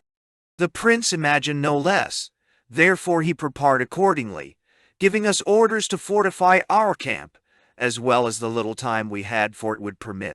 Those orders were pursued. Nevertheless, I must confess, it was beyond the reach of my little reason to account for our so long stay in the sight of an army so much superior to ours. The prince in the whole could hardly muster 30,000, and Villeroy was known to value himself upon having 100,000 effective men. However, the prince provisionally sent away all our baggage that very morning to Ghent, and still made shew, as if he resolved to defend himself to the last extremity in our little entrenchments. The enemy on their side began to surround us, and in their motions for that purpose blew up little bags of gunpowder, to give the readier notice how far they had accomplished. Another captain, with myself, being placed on the right, with 100 men, where I found Monsieur Montel endeavoring, if possible, to get behind us. I could easily observe they had so far attained their aim of encompassing us, as to the very fashion of a horse's shoe. This made me fix my eyes so intently upon the advancing enemy, that I never minded what my friends were doing behind me, though I afterwards found that they had been filing off so very artfully and privately, by that narrow opening of the horse shoe, that, when the enemy imagined us past a possibility of escape, our little army at once, and of a sudden, was ready to disappear. Why, there was a large wood on the right of our army, through which lay the road to Ghent, not broader than to admit of more than 4 to march abreast. Down this the prince had slid his forces, except to that very small party which the captain and myself commanded, and which was designedly left to bring up the rear. Nor did we stir till Captain Collier, then aide-de-camp to his brother, now Earl of Portmore, came with the word of command for us to draw off. When Villeroy was told of our retreat, he was much surprised, as thinking it a thing utterly impossible. However, at last, being sensible of the truth of it, he gave orders for our rear to be attacked, but we kept firing from ditch to ditch, and hedge to hedge, till night came upon us. And so our little army got clear of its gigantic enemy with very inconsiderable loss. However, the French failed not, in their customary way, to express the sense of their vexation at this disappointment with fire and sword in the neighborhood round. Thus Prince Vaudemont acquired more glory by that retreat than an entire victory could have given him. And it was not, I confess, the least part of satisfaction in life that myself had a share of honor under him to bring off the rear at that his glorious retreat at our field. However, in further revenge of this political chicane of the Prince of Vaudemont, and to oblige, if possible, King William to raise the siege from before Namur, Villeroy entered into the resolution of bombarding Brussels, in order to which he encamped at Anderlecht, and then made his approaches as near as was convenient to the town. There he caused to be planted 30 mortars, and raised a battery of 10 guns to shoot hot bullets into the place. But before they fired from either, Villeroy, in compliment to the Duke of Bavaria, sent a messenger to know in what part of the town his Duchess chose to reside, that they might, as much as possible, avoid incommoding her by directing their fire to other parts. Answer was returned that she was at her usual place of residence, the palace, and accordingly their firing from battery or mortars little incommoded them that way. 5 days the bombardment continued, and with such fury that the center of that noble city was quite laid in rubbish. Most of the time of bombarding I was upon the counterscarp, where I could best see and distinguish, and I have often counted in the air at one time more than 20 bombs, for they shot whole volleys out of their mortars altogether. This, as it must needs be terrible, threw the inhabitants into the utmost confusion. Cartloads of nuns, that for many years before had never been out of the cloister, were now hurried about from place to place, to find retreats of some security. In short, the groves and parts remote were all crowded, and the most spacious streets had hardly a spectator left to view their ruins. Nothing was to be seen like that dexterity of our people in extinguishing the fires, for where the red, hot bullets fell, and raised new conflagrations, not burghers only, but the vulgar sort, stood staring, and with their hands impocketed, beheld their houses gradually consume, and without offering prudent or charitable hand to stop the growing flames. But after they had almost thus destroyed that late fair city, Villeroy, finding he could not raise the siege of Namur by that vigorous attack upon Brussels, decamped at last from before it, and put his army on the march, to try if he could have better success by exposing to show his pageant of 100,000 men. Prince Vaudemont had timely intelligence of the Duke's resolution and motion, and resolved, if possible, to get there before him. Nor was the attempt fruitless. He fortunately succeeded, though with much fatigue, and no little difficulty, after he had put a trick upon the spies of the enemy, by pretending to encamp, and so soon as they were gone ordering a full march. The castle of Namur had been all this time under the fire of the besiegers' cannon, and soon after our little army under the prince was arrived.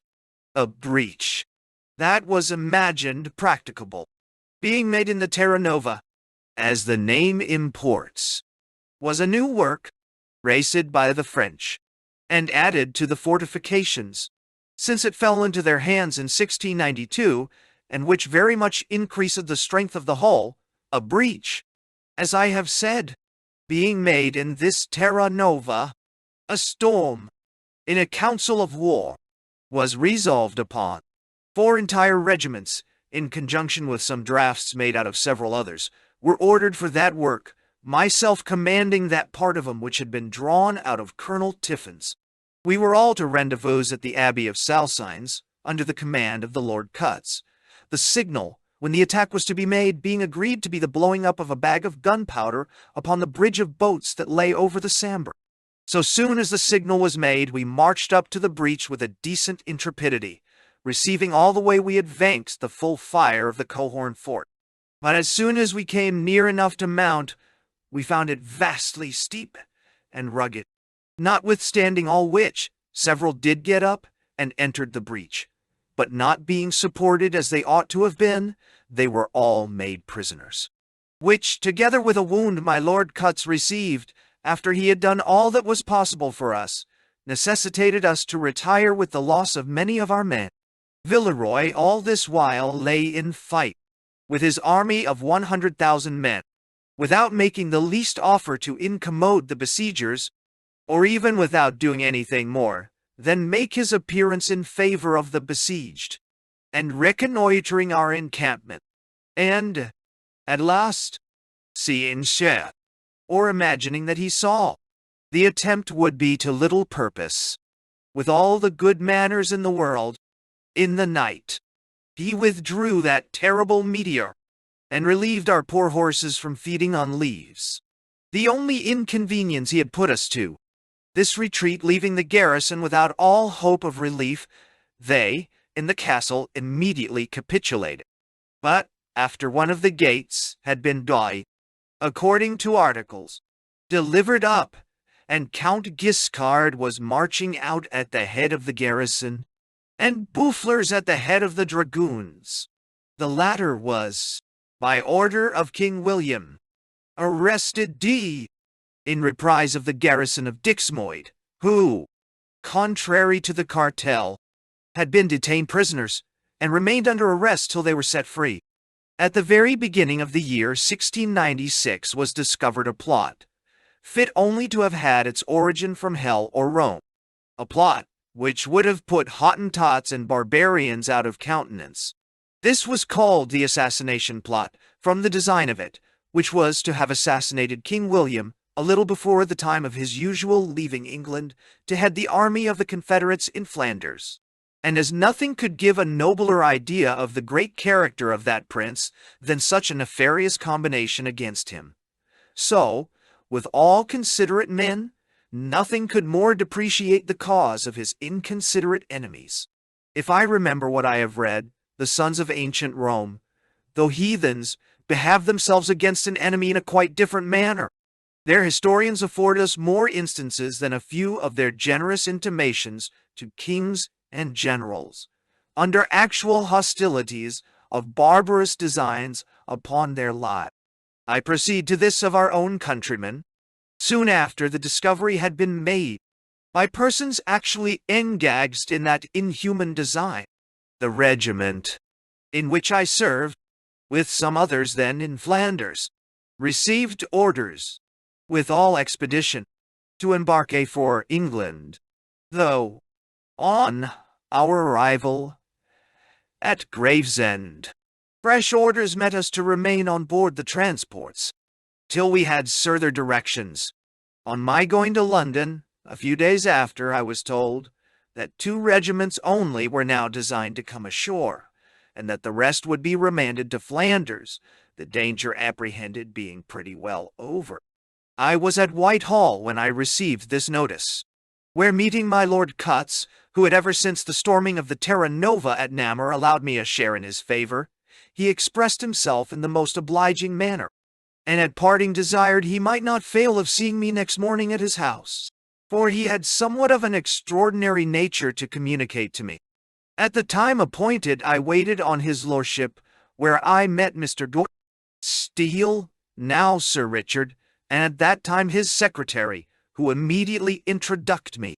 I found in company with him 3 gentlemen, and after common salutations his lordship delivered into my hands an order from the king in council to go along with Captain Porter, Mr. de la Rue, and Mr.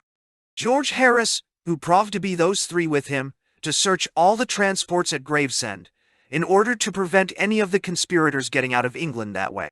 After answering that I was ready to pay obedience, and receiving in private the further necessary instructions, we took our leave, and oars soon after for Gravesend. 'Twas in our passage down that I understood that they had all been of the conspiracy, but now reluctant were become witnesses. When we came to Gravesend, I brought authority to the commanding officer, who very readily paid obedience and gave assistance. But after our most diligent search, Finding nothing of what we looked for, we returned that very night to London. Next day, a proclamation was to come out for the apprehending 3 or 4 troopers, who were sent over by King James with £1,000 reward for each. Mr. George Harris, who was the 4th, being the only evidence against the other 3. No sooner were we returned from Gravesend, but Harris had intelligence brought him that Castles, one of the 3, was at Mr. Allen's in the Savoy, under the name of Green. Upon which we went directly to the place, and inquiring for Mr. Green, we were told he lodged there, and was in his room. I was obliged by my order to go along with them, and assist him, and very well was it that I was so. For in consideration of the reward in the proclamation, which, as I have said, was to come out the next day, Harris and the rest were for deferring his seizure till the coming out of that proclamation, but making answer, that in case of his escape that night, I must be responsible to my superiors, who, under the most favorable aspect, would construe it a neglect of duty. They were forced to comply, and so he was taken up, and his name that night struck out of the proclamation. It is very true. By this faithful discharge of my trust, I did save the government £1,000, but it is equally so that I never had of my governors 1 farthing consideration for what others termed an officious piece of service, though in justice it must be owned a piece of exact and disinterested duty. Some few days after, attending by direction at the secretary's office with Mr. Harris, there came in a Dutchman, spluttering and making a great noise, that he was sure he could discover one of the conspirators. But the mind and the behavior of the man would not give anybody leave to give him any credit or regard. However, the man persisting in his assertions, I spoke to Mr. Harris to take him aside and ask him what sort of a person he was. Harris did so, and the Dutchman describing him, says Harris, returning to me, I'll be hanged if it be not Blackburn. Upon which we had him questioned somewhat more narrowly, when having no room to doubt, and understanding where he was, Colonel Rivet of the Guards was sent for, and ordered to go along with us to seize him. We went accordingly, and it proving to be Blackburn, the Dutchman had £500, and the Colonel and others the remainder. Castles and Blackburn, if still alive, are in Newgate, confined by Act of Parliament, one only witness, which was Harris, being producible against them. When Blackburn was seized, I found in the chamber with him one Davison, a watchmaker, living in Holborn. I carried him along with me to the Secretary of State, but nothing on his examination appearing against him, he was immediately discharged. He offered afterwards to present me with a fine watch of his own making, which I refused, and he long after owned the obligation. So soon as the depth of this plot was fathomed, and the intended evil provided against, as well as prevented, King William went over into Flanders, and our regiment thereupon received orders for their immediate return. Nothing of any moment occurred till our arrival at our old quarters, the Camerlands, where we lay dispersed amongst the country boors or farmers, as heretofore. However, for our better security in those quarters, and to preserve us from the excursions of the neighboring garrison of Ferns, we were obliged to keep an outguard at a little place called Schurebeck. This guard was every 48 hours changed, and remounted with a captain, a lieutenant, an ensign, and 60 men. When it came to my turn to relieve that guard, and for that purpose I was arrived at my post, it appeared to me with the face of a place of debauch, rather than business, there being 2 visible tokens, that the hard duty of both officers and soldiers had been that of hard drinking, the foulest error that a soldier can commit, especially when on his guard. To confirm my apprehensions, a little after I had taken possession of my guard, the man of the house related to me such passages, and so many of them, that satisfied me, that if 10 sober men had made the attack, they might have fairly knocked all my predecessors of the last guard on the head, without much difficulty. However, his account administered matter of caution to me, and put me upon taking a narrower view of our situation. In consequence whereof, at night I placed a sentinel a quarter of a mile in the rear, and such other sentinels as I thought necessary and convenient in other places, with orders that upon sight of an enemy the sentinel near should fire, and that upon hearing that, all the other sentinels, as well as he, should hasten in to strengthen our main guard. What my jealousy on my landlord's relation had suggested happened accordingly, for about 1 in the morning I was alarmed with the cry of one of my sentinels, "Turn out for God's sake," which he repeated with vehemence 3 or 4 times over. I took the alarm, got up suddenly, and with no little difficulty got my men into their ranks, when the person who made the outcry came running in, almost spent and out of breath. It was the sentinel that I had luckily placked about a quarter of a mile off, who gave the alarm, and his musket flashing in the pan, without going off, he endeavored to supply with his voice the defect of his piece. I had just got my men into their ranks in order to receive the enemy, when by the moonlight I discovered a party advancing upon us.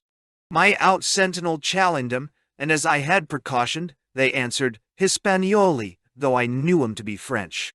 However, on my survey of our situation by day light, having marked in my mind a proper place for drawing up my men in case of an attack, which was too narrow to admit of more than 2 on abreast, and which would secure between us and the enemy a ditch of water, I resolved to put in practice what had entertained me so well in the theory.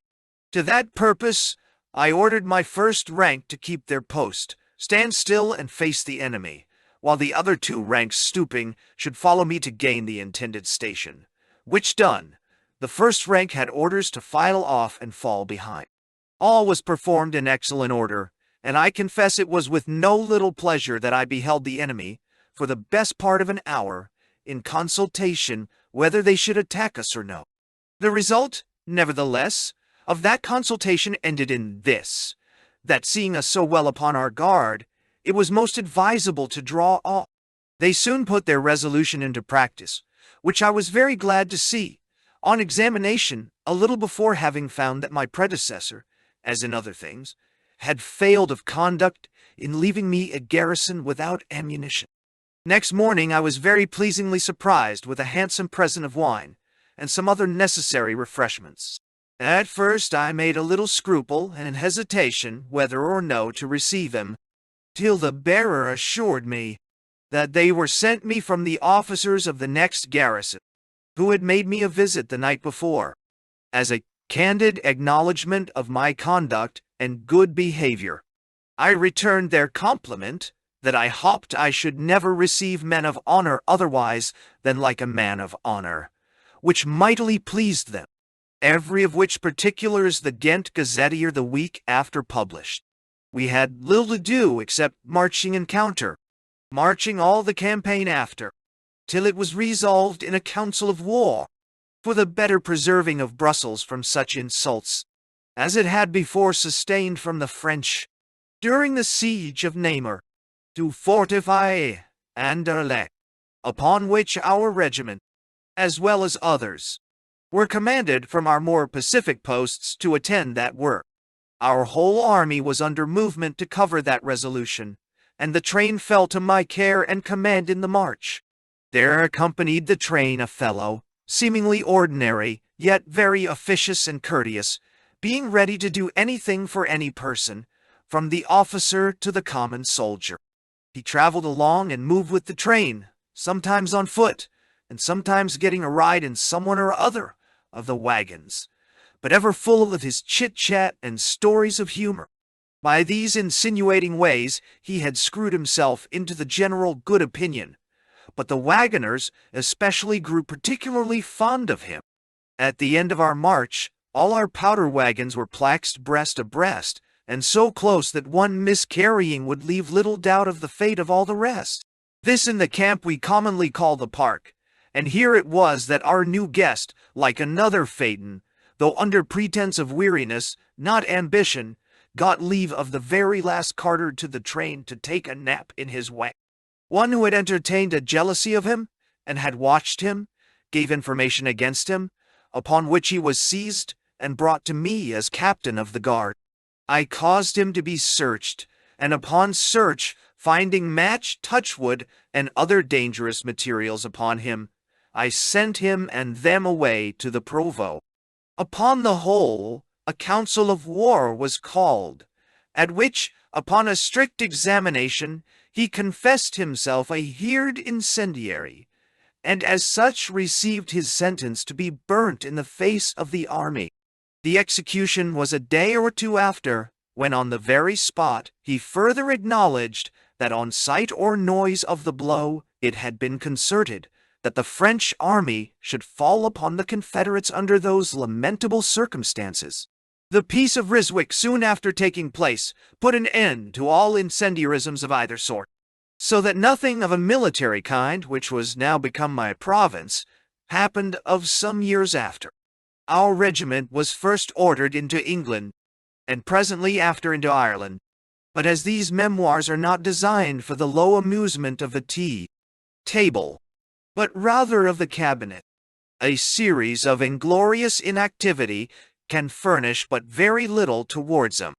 Yet as little as I admired a life of inactivity, there are some sorts of activity to which a wise man might almost give supineness the preference, such as that of barely encountering elements, and waging war with nature, and such, in my opinion, would have been the spending my commission, and very probably my life with it, in the West Indies.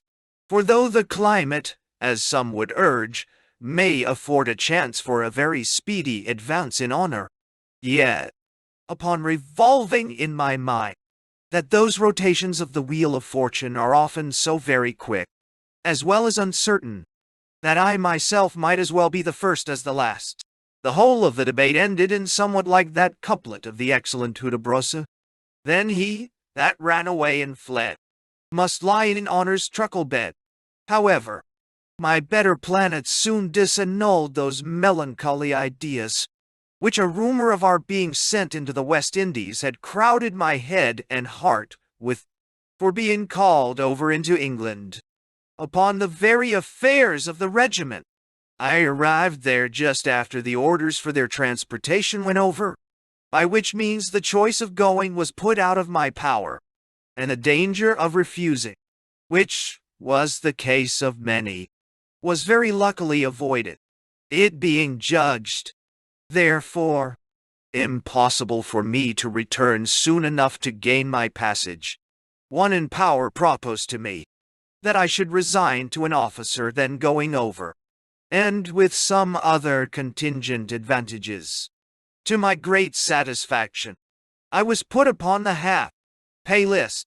This was more agreeable, for I knew, or at least imagined myself wise enough to foretell, from the overhot debate of the House of Commons upon the partition treaty, that it could not be long before the present peace would, at least, require patching. Under this sort of uncertain settlement I remained with the patience of a Jew, though not with Judaical absurdity, a faithful adherer to my expectation. Nor did the consequence fail of answering. A war was apparent, and soon after proclaimed. Thus waiting for an opportunity, which I flattered myself would soon present, the little diversions of Dublin, and the moderate conversation of that people, were not of temptation enough to make my stay in England look like a burden. But, though the war was proclaimed, and preparations accordingly made for it, the expectations from all received a sudden damp, by the sudden death of King William. That prince, who had stared death in the face in many sieges and battles, met with his fate in the midst of his diversions, who seized his prize in an hour, to human thought, the least adapted to it. He was a-hunting, his customary diversion, when, by an unhappy trip of his horse, he fell to the ground, and in the fall displaxed his collarbone. The news of it immediately alarmed the court, and all around, and the sad effects of it soon after gave all Europe the like alarm. France only, who had not disdained to seek it sooner by ungenerous means, received new hope from what gave others motives for despair. He flattered himself that long-lived obstacle to his ambition thus removed, his successor would never fall into those measures which he had wisely concerted for the liberties of Europe. But he, as well as others of his adherents, was gloriously deceived.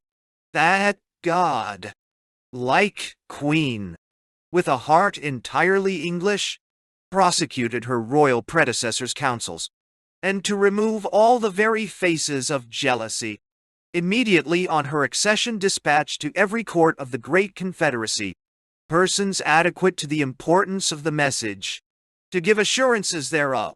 This gave new spirit to a cause that at first seemed to languish in its founder, as it struck its great opposers with a no less mortifying terror.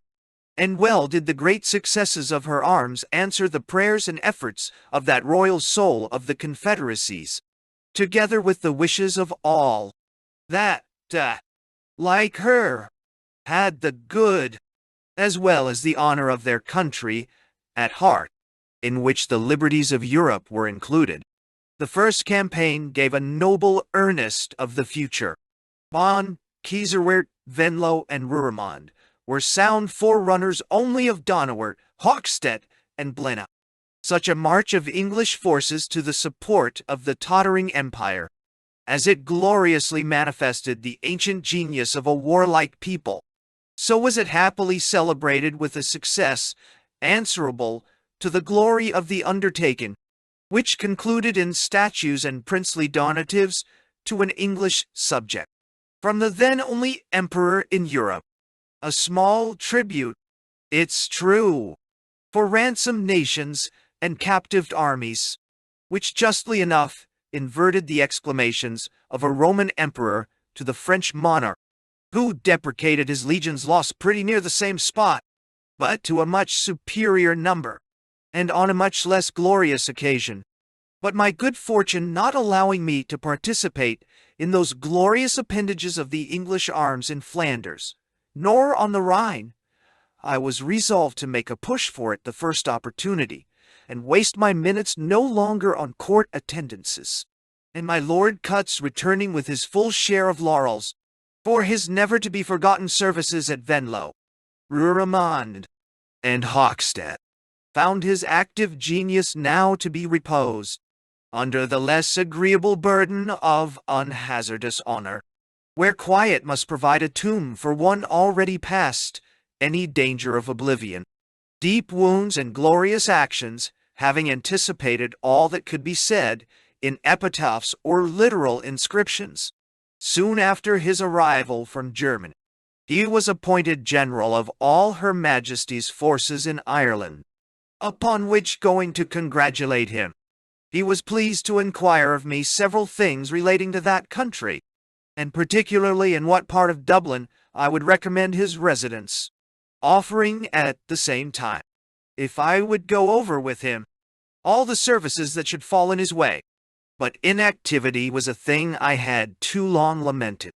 Therefore, after I had, as decently as I could, declined the latter part, I told his lordship that as to a place of residence, I was master of a house in Dublin, large enough, and suitable to his great quality, which should be at his service, on any terms he thought fit, adding withal, that I had a mind to see Spain, where my Lord Peterborough was now going, and that if his lordship would favour me with a recommendation, it would suit my present inclinations much better than any further tedious recess.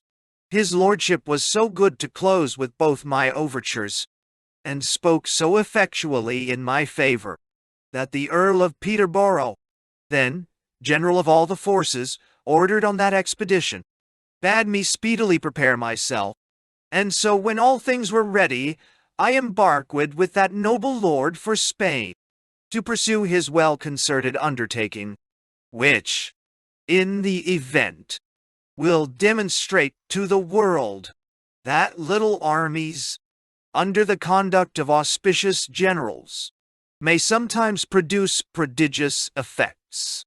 The Jews, in whatever part of the world, are a people industrious in the increasing of mammon, and being accustomed to the universal methods of gain, are always esteemed best qualified for any undertaking, where that bears a probability of being a perquisite. Providing bread and other requisites for an army was ever allowed to carry along with it a profit answerable, and Spain was not the first country where the people had engaged in such an undertaking. Besides, on any likely appearance of great advantage, it is in the nature, as well as practice of that race, strenuously to assist one another, and that with the utmost confidence and prodigious alacrity.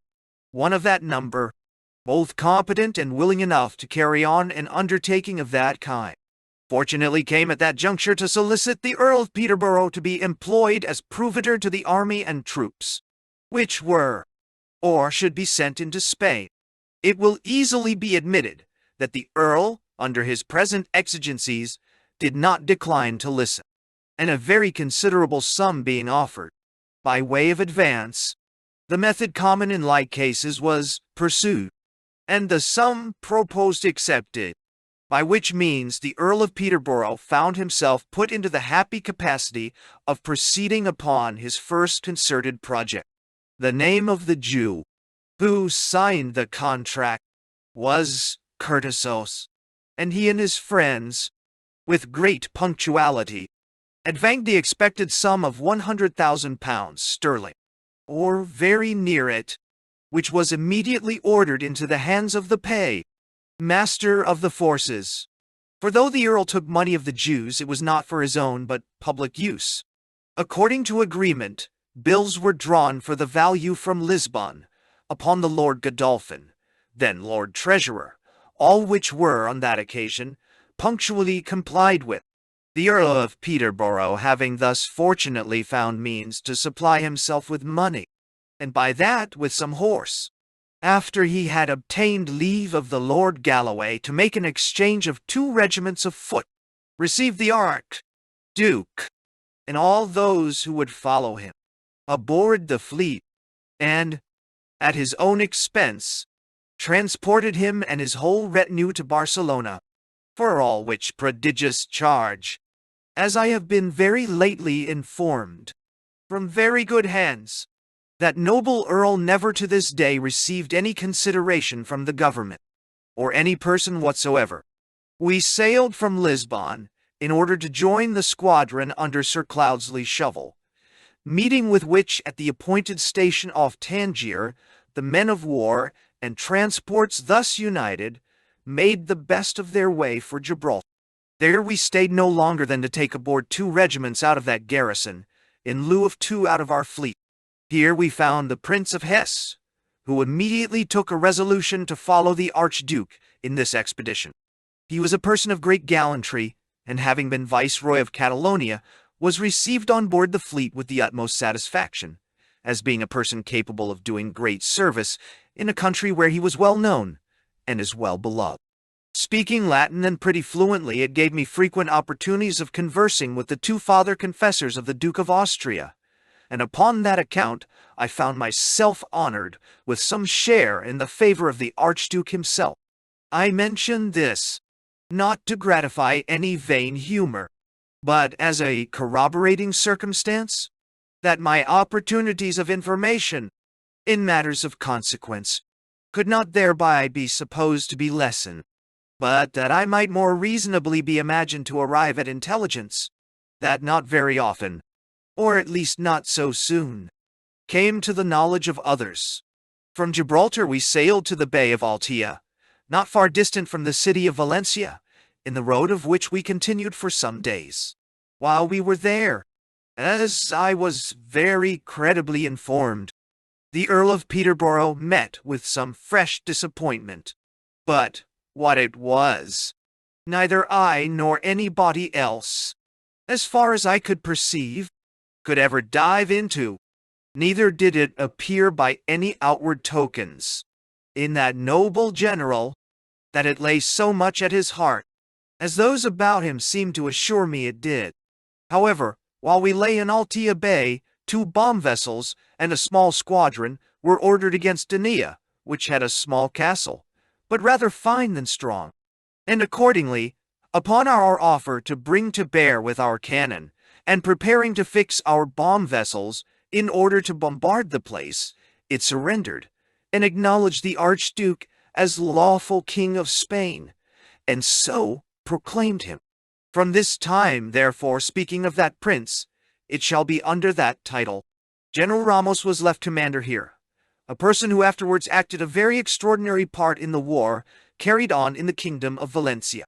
But, notwithstanding no positive resolutions had been taken for the operations of the campaign, before the Archduke's departure from Lisbon, the Earl of Peterborough, ever solicitous of the honor of his country, had premeditated another enterprise, which, had it been embraced, would in all probability have brought that war to a much more speedy conclusion, and at the same time have obviated all those difficulties, which were but too apparent in the siege of Barcelona. He had justly and judiciously weighed that there were no forces in the middle parts of Spain, all their troops being in the extreme parts of the kingdom, either on the frontiers of Portugal or in the city of Barcelona, that, with King Philip and the royal family at Madrid, there were only some few horse, and those in a bad condition, and which only served for guards. If therefore, as he rightly projected within himself, by the taking of Valencia, or any port town that might have secured his landing, he had marched directly for Madrid, what could have opposed him? But I shall have occasion to dilate more upon this head a few pages hence, and therefore shall here only say that, though that project of his might have brought about a speedy and wonderful revolution, what he was by his orders afterwards obliged to, against his inclinations, to pursue, contributed much more to his great reputation, as it put him under a frequent necessity of overcoming difficulties, which, to any other general, would have appeared unsurmountable. Valencia is a city towards the center of Spain, to the seaward, seated in a rich and most populous country, just 50 leagues from Madrid. It abounds in horses and mules, by reason of the great fertility of its lands, which they can, to great advantage, water when and as they please. This city and kingdom was as much inclined to the interest of King Charles as Catalonia itself, for even on our first appearance, great numbers of people came down to the Bay of Alti, with not only a bare offer of their services, but loaded with all manner of provisions, and loud acclamations of Viva Carlos III. Viva. There were no regular troops in any of the places round about it, or in the city itself. The nearest were those few horse in Madrid, 150 miles distant, nor any foot nearer than Barcelona or the frontiers of Portugal. On the contrary, Barcelona is one of the largest and most populous cities in all Spain, fortified with bastions. One side thereof is secured by the sea, and the other by a strong fortification called Montjuic. The place is of so large a circumference that 30,000 men would scarce suffice to form the lines of circumvallation.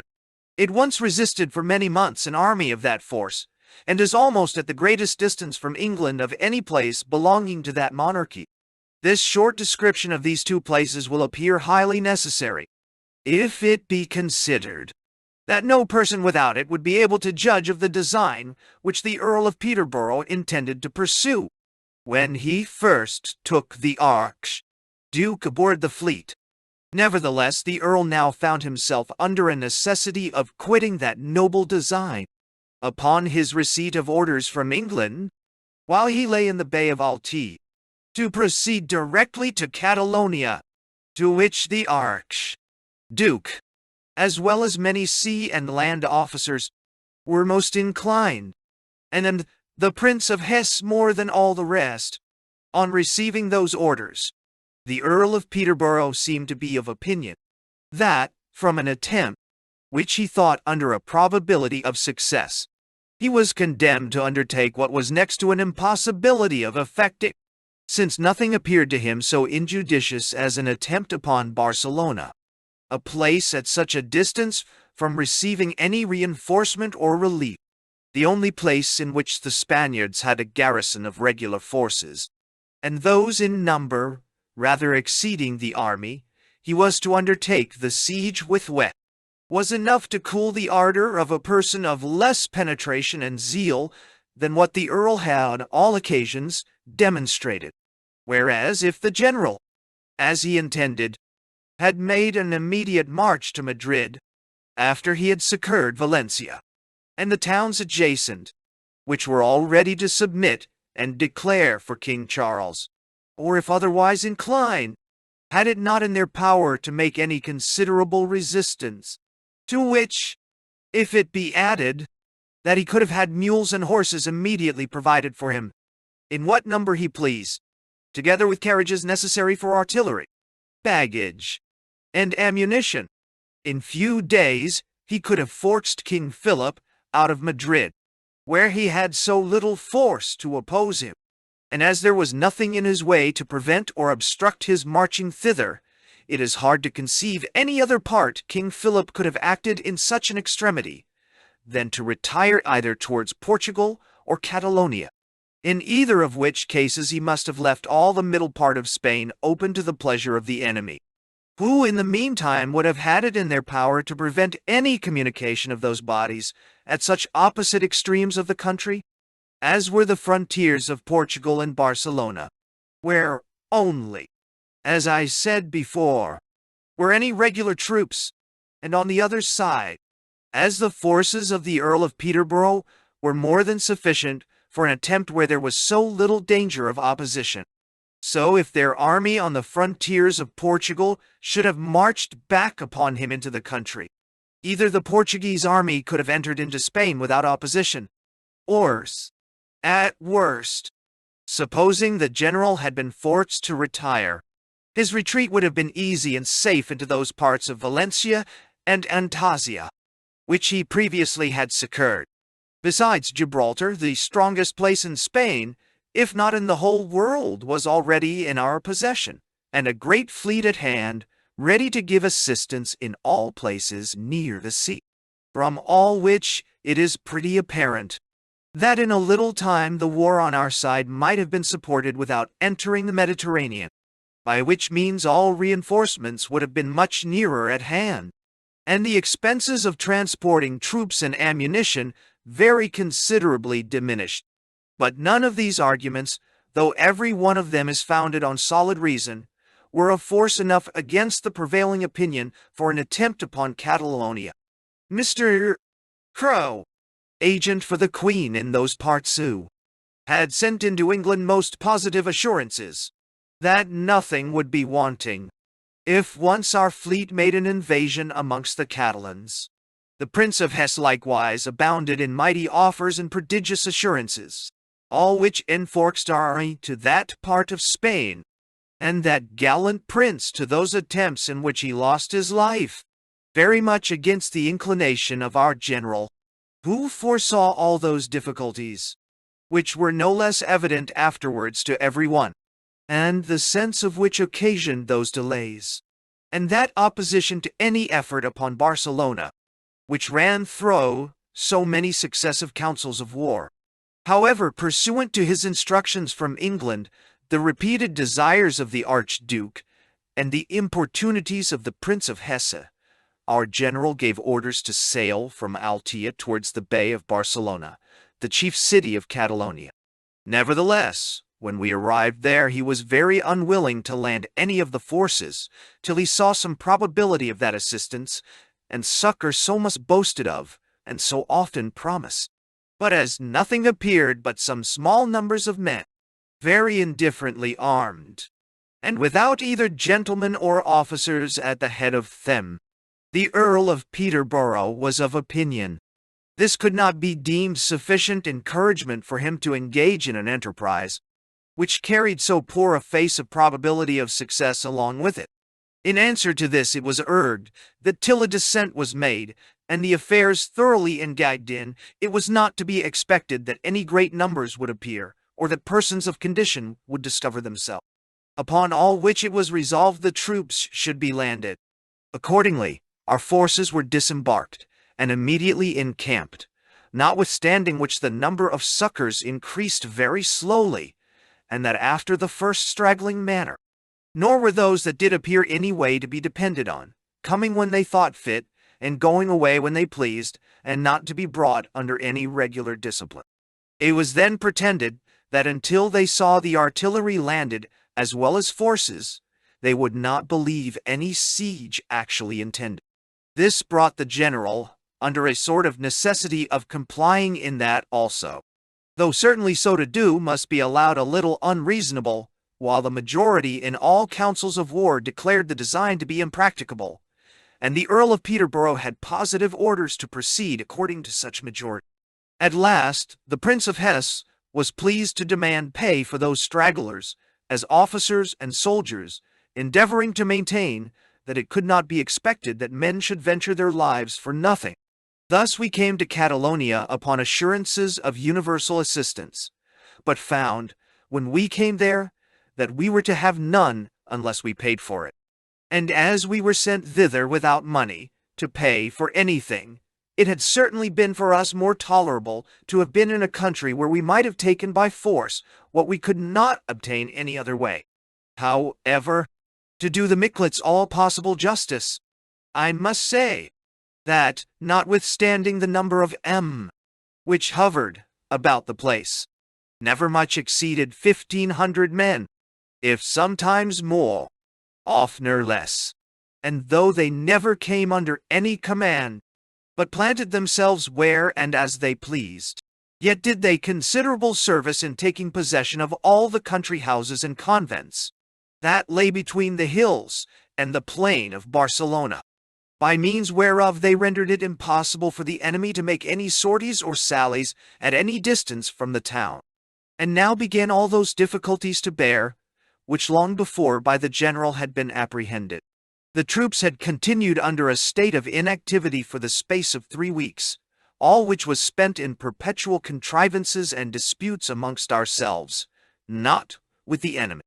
In 6 several councils of war, the siege of Barcelona, under the circumstances we then lay, was rejected as a madness and impossibility.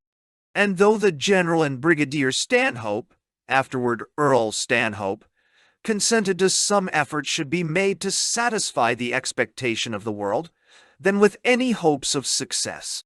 However, no consent at all could be obtained from any council of war, and the Dutch general in particular declared that he would not obey even the commands of the Earl of Peterborough, if he should order the sacrifice of the troops under him in so unjustifiable a manner, without the consent of a council of war. And yet all those officers, who refused their consent to the siege of Barcelona, offered to march into the country, and attempt any other place that was not provided with so strong and numerous a garrison, taking it for granted that no town in Catalonia, Barcelona excepted, could make long resistance, and in case the troops in that garrison should pursue them, they then might have an opportunity of fighting them at less disadvantage in the open field than behind the walls of a place of such strength. And, indeed, should they have issued out on any such design, a defeat of those troops would have put the province of Catalonia, together with the kingdoms of Aragon and Valencia, into the hands of King Charles more effectually than the taking of Barcelona itself. Let it be observed en passant that by those offers of the land officers in a council of war, it is easy to imagine what would have been the success of our troops had they marched directly from Valencia to Madrid. For if after 2 months' alarm, it was thought reasonable, as well as practicable, to march into the open country rather than attempt the siege of Barcelona, where forces equal, if not superior in number, were ready to follow us at the heels, what might not have been expected from an invasion by our troops when and where they could meet with little opposition. But leaving the consideration of what might have been, I shall now endeavor, at least with great exactness, to set down some of the most remarkable events from our taking to the relief of Barcelona. The repeated refusals of the councils of war for undertaking the siege of so strong a place, with a garrison so numerous, and those refusals grounded upon such solid reasons, against a design so rash, reduced the general to the utmost perplexity. The court of King Charles was immersed in complaint, all belonging to him lamenting the hard fate of that prince, to be brought into Catalonia only to return again, without the offer of any one effort. On the other hand, our own officers and soldiers were highly dissatisfied, that they were reproached, because not disposed to enter upon and engage themselves in impossibilities. And, indeed, in the manner that the siege was proposed and insisted upon by the Prince of Hesse, in every of the several councils of war, after the loss of many men, thrown away to no other purpose, but to avoid the shame, as the expression ran, of coming like fools and going away like cowards, it could have ended in nothing but a retreat at last.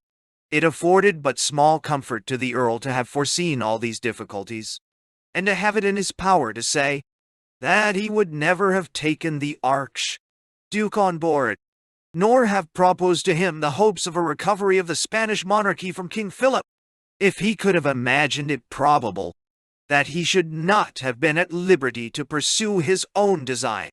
According to his own judgment, it must be allowed very hard for him, who had undertaken so great a work, and that without any orders from the government, and by so doing could have had no justification but by success. I say, it must be allowed to be very hard, after the undertaking had been approved in England, that he should find himself to be directed in this manner by those at a distance, upon ill-grounded and confident reports from Mr. Defoe, and compelled, as it were, though general, to follow the sentiments of strangers who either had private views of ambition, or had no immediate care or concern for the troops employed in this expedition. Such were the present unhappy circumstances of the Earl of Peterborough in the camp before Barcelona.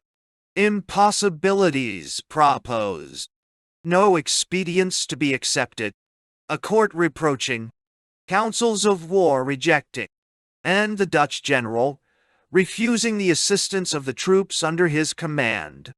And what surmounted all, a despair of bringing such animosities and differing opinions to any tolerable agreement.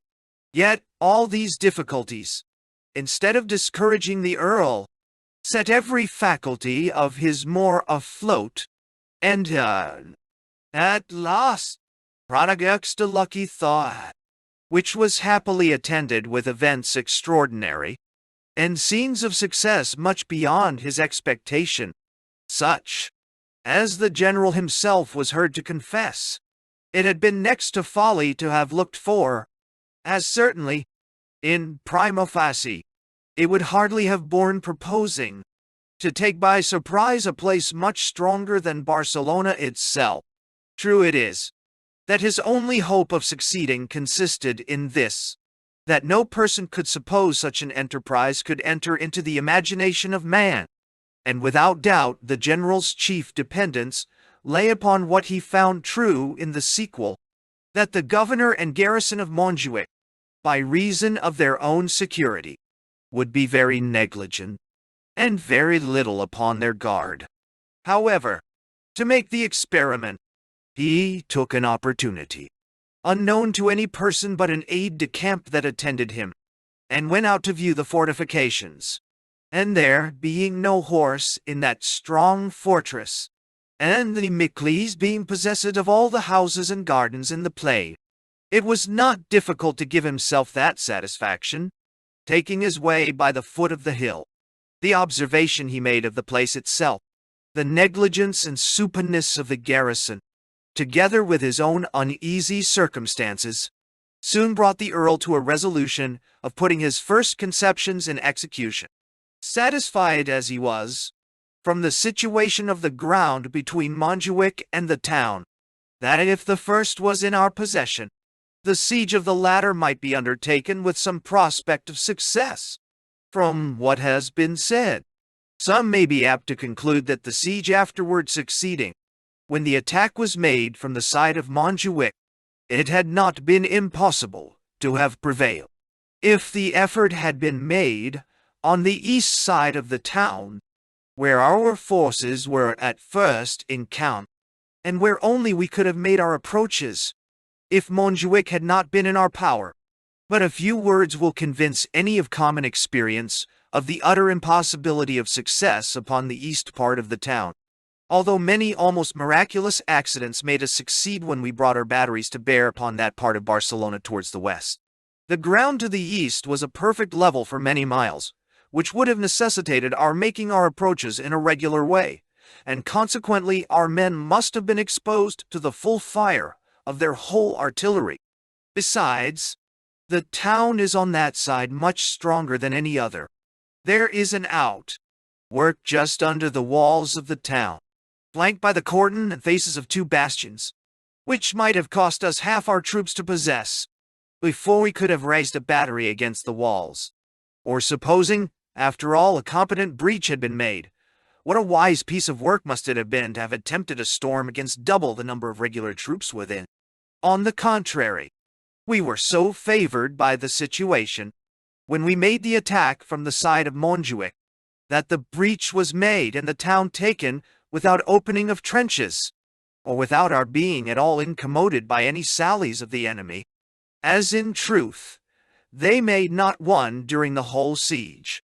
Our great battery, which consisted of upwards of 50 heavy cannon, supplied from the ships, and manned by the seamen, were placed upon a spot of rising ground, just large enough to contain our guns, with 2 deep hollow ways on each side the field, at each end whereof we had raised a little redoubt, which served to preserve our men from the shot of the town.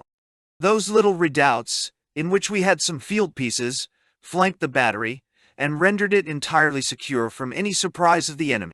There were several other smaller batteries raised upon the hills adjacent, in places not to be approached, which, in a manner, rendered all the artillery of the enemy useless, by reason their men could not play a mole, but with the utmost danger, whereas ours were secure, very few being killed, and those mostly by a random shot. But to return to the general, forced as he was to take this extraordinary resolution, he concluded the readiest way to surprise his enemies was to elude his friend. He therefore called a council of war, sure, of the land officers, and a board of the admirals and sea officers, in both which it was resolved that in case the siege of Barcelona was judged impracticable, and that the troops should be re-embarked by a day appointed, an effort should be made upon the kingdom of Naples. Accordingly, the day affixed being come, the heavy artillery landed for the siege was returned aboard the ships, and everything in appearance prepared for a re-embark, during which the general was obliged to undergo all the reproaches of a dissatisfied court, and what was more uneasy to him, the murmurings of the sea officers, who, not so competent judges in what related to sieges, were one and all inclined to a design upon Barcelona, and the rather because as the season was so far spent, it was thought altogether improper to engage the fleet in any new undertaking. However, all things were so well disguised by our seeming preparations for a retreat, that the very night our troops were in march towards the attack of Montjuic, there were public entertainments and rejoicings in the town for the raising of the siege. The Prince of Hesse had taken large liberties in complaining against all the proceedings in the camp before Barcelona, even to insinuations that though the Earl gave his opinion for some effort in publica, yet used he not sufficient authority over the other general officers to incline them to comply, throwing out withal some hints that the general from the beginning had declared himself in favor of other operations, and against coming to Catalonia, the latter part whereof was nothing but fact. On the other side, the Earl of Peterborough complained that the boasted assistance was no way made good, and that in failure thereof, his troops were to be sacrificed to the humors of a stranger, one who had no command, and whose conduct might bear a question whether equal to his courage. These reproaches of one another had bred so much ill blood between those two great men that for above a fortnight they had no correspondence, nor ever exchanged one word. The Earl, however, having made his proper dispositions, and delivered out his orders, began his march in the evening with 1,200 foot and 200 horse, which of necessity were to pass by the quarters of the Prince of Hesse. That prince, on their appearance, was told that the general was come to speak with him, and being brought into his apartment, the Earl acquainted him that he had at last resolved upon an attempt against the enemy, adding, that now, if he pleased, he might be a judge of their behavior, and see whether his officers and soldiers had deserved that character which he had so liberally given them. The prince made answer that he had always been ready to take his share, but could hardly believe that troops marching that way could make any attempt against the enemy to satisfaction. However, without further discourse, he called for his horse. By this we may see what share fortune has in the greatest events.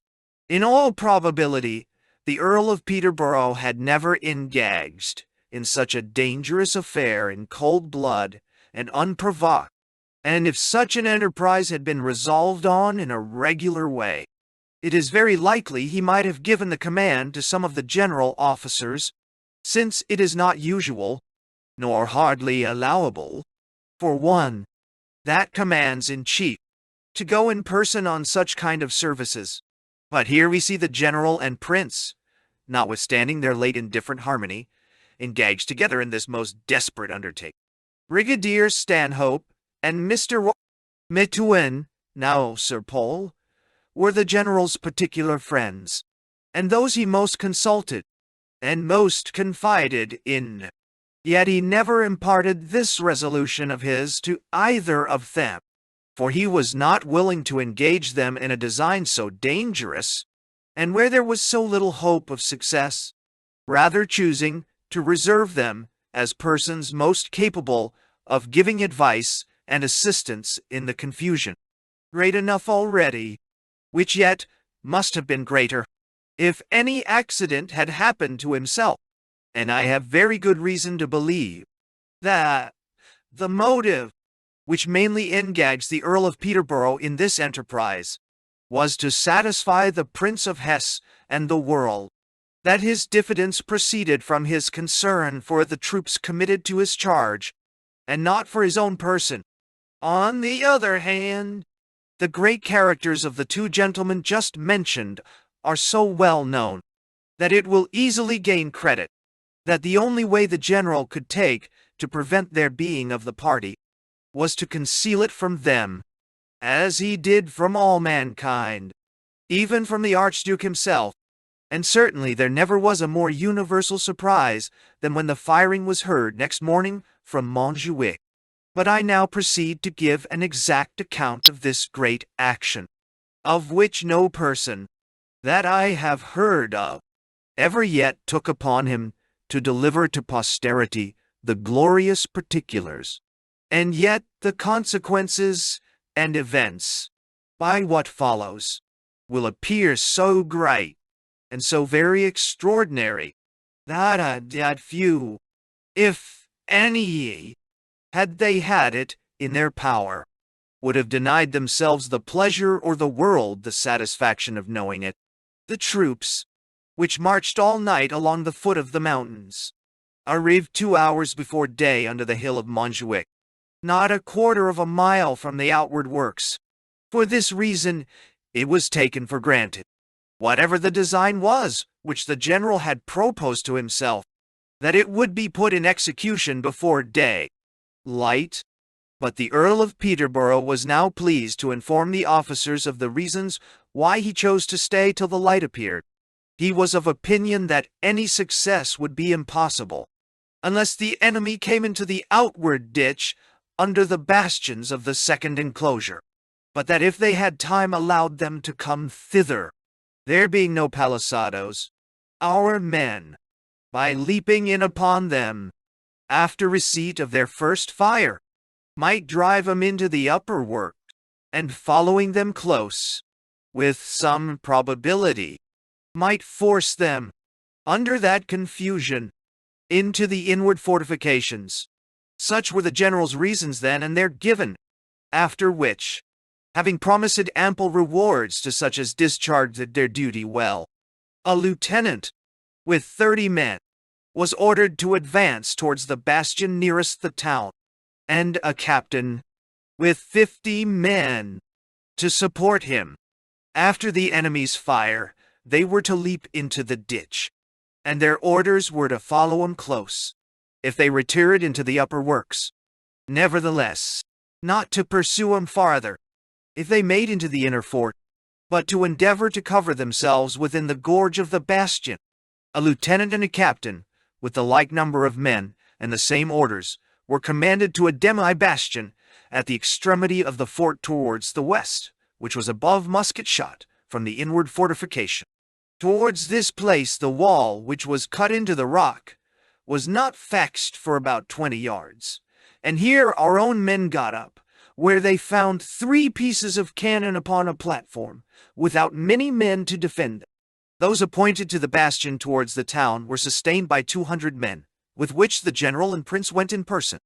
The like number, under the directions of Colonel Southwell, were to sustain the attack towards the west, and about 500 men were left under the command of a Dutch colonel, whose orders were to assist, where in his own judgment, he should think most proper, and these were drawn up between the 2 parties appointed to begin the assault. My lot was on the side where the prince and earl were in person, and where we sustained the only loss from the first fire of the enemy. Our men, though quite exposed, and though the glasses was all escarped upon the live rock, went on with an undaunted courage, and immediately after the first fire of the enemy, all that were not killed or wounded leaped in air, pell-mell, amongst the enemy, who, being thus boldly attacked, and seeing others pouring in upon him, retired in great confusion, and some one way, some another, ran into the inward works. There was a large port in the flank of the principal bastion, towards the northeast, and a covered way, through which the general and the Prince of Hesse followed the flying forces, and by that means became possessed of. Luckily enough, here lay a number of great stones in the gorge of the bastion, for the use of the fortification, with which we made a sort of breast-work, before the enemy recovered of their amaze, or made any considerable fire upon us from their inward fort, which commanded the upper part of that bastion. We were afterwards informed that the commander of the citadel, expecting but one attack, had called off the men from the most distant and western part of the fort to that side which was next the town, upon which our men got into a bastion in the most extreme part of the fortification. Here they got possession of 3 pieces of cannon, with hardly any opposition, and had leisure to cast up a little retrenchment, and to make use of the guns they had taken to defend. Under this situation, the enemy, when drove into the inward fort, were exposed to our fire from those places we were possessed of, in case they offered to make any sally, or other attempt against us. Thus we every moment became better and better prepared against any effort of the garrison, and as they could not pretend to assail us without evident hazard, so nothing remained for us to do, till we could bring up our artillery and mortars. Now, it was that the general sent for the 1,000 men under Brigadier Stanhope's command, which he had posted at a convent halfway between the town and Montjuic Gard. There was almost a total cessation of fire, the men on both sides being under cover. The general was in the upper part of the bastion, the Prince of Hesse below, behind a little work at the point of the bastion, whence he could only see the heads of the enemy over the parapet of the inward fort. Soon after an accident happened which cost that gallant prince his life. The enemy had lines of communication between Barcelona and Montjuic. The governor of the former, upon hearing the firing from the latter, immediately sent 400 dragoons on horseback, under orders that 200 dismounting should reinforce the garrison, and the other 200 should return with their horses back to the town. When those 200 dragoons were accordingly got into the inward fort, unseen by any of our men, the Spaniards, waving their hats over their heads, repeated over and over, "Viva el Rey, viva!" This, the Prince of Hesse unfortunately took for a signal of their desire to surrender, upon which, with too much warmth and precipitancy, calling to the soldiers following, "They surrender! They surrender!" He advanced with near 300 men, who followed him without any orders from their general, along the curtain which led to the ditch of the inward fort. The enemy suffered them to come into the ditch, and there surrounding him, took 200 of them prisoners, at the same time making a discharge upon the rest, who were running back the way they came. This firing brought the Earl of Peterborough down from the upper part of the bastion to see what was doing below. When he had just turned the point of the bastion, he saw the Prince of Hesse retiring, with the men that had so rashly advanced.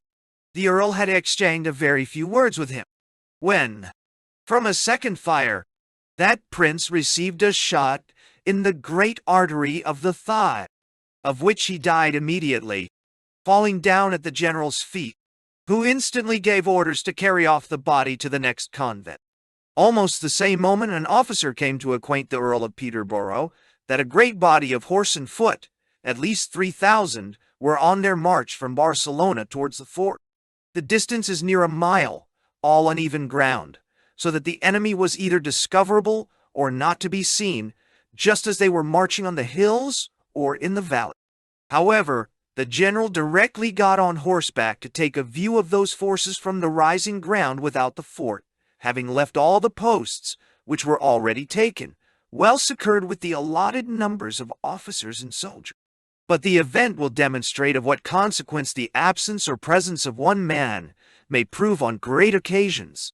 No sooner was the Earl out of the fort, the care of which he had left under the command of the Lord Charlemont, a person of known merit and undoubted courage, but somewhat too flexible in his temper, when a panic fear, though the Earl, as I have said, was only gone to take a view of the enemy, seized upon the soldiery, which was a little too easily complied with by the Lord Charlemont, then commanding officer. True it is, for I heard an officer, ready enough to take such advantages, urged to him, that none of all those posts we were become masters of were tenable, that to offer at it would be no better than willfully sacrificing human lives to caprice and humor, and just like a man's knocking his head against stone walls, to try which was hardest. Having overheard this piece of lip oratory, and finding by the answer that it was too likely to prevail, and that all I was like to say would avail nothing, I slipped away as fast as I could, to acquaint the general with the danger impending. As I passed along, I took notice that the panic was upon the increase, the general rumor affirming that we should be all cut off by the troops that were come out of Barcelona, if we did not immediately gain the hills, or the houses possessed by the Micklets, officers and soldiers, under this prevailing terror, quitted their posts, and in one united body, the Lord Charlemont at the head of them, marched, or rather hurried out of the fort, and were come halfway down the hill before the Earl of Peterborough came up to them. Though on my acquainting him with the shameful and surprising accident, he made no stay, but answering, with a good deal of vehemence, "Good God, is it possible?" hastened back as fast as he could. I never thought myself happier than in this piece of service to my country. I confess I could not but value it, as having been therein more than a little instrumental in the glorious successes which succeeded. since immediately upon this notice from me, the Earl galloped up the hill, and alighting when he came to Lord Charlemont, he took his half pike out of his hand, and turning to the officers and soldiers, told them, if they would not face about and follow him, they should have the scandal and eternal infamy upon them of having deserted their posts, and abandoned their general. It was surprising to see with what alacrity and new courage they faxed about, and followed the Earl of Peterborough. In a moment they had forgot their apprehensions, and without doubt, had they met with any opposition, they would have behaved themselves with the greatest bravery. But as these motions were unperceived by the enemy, all the posts were regained, and anew possessed in less than half an hour, without any loss.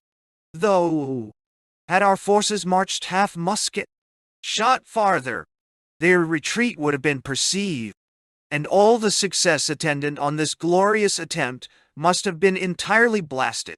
Another incident which attended this happy enterprise was this: the 200 men which fell into the hands of the enemy by the unhappy mistake of the Prince of Hesse were carried directly into the town.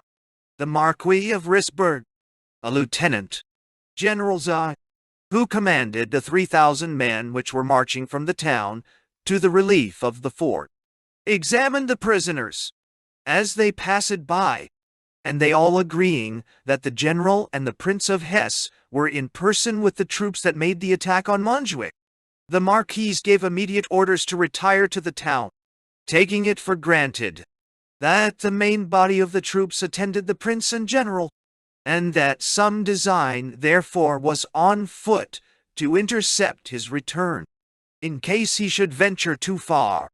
Thus, the unfortunate loss of our 200 men turned to our advantage in preventing the advance of the enemy, which must have put the Earl of Peterborough to inconceivable difficulties.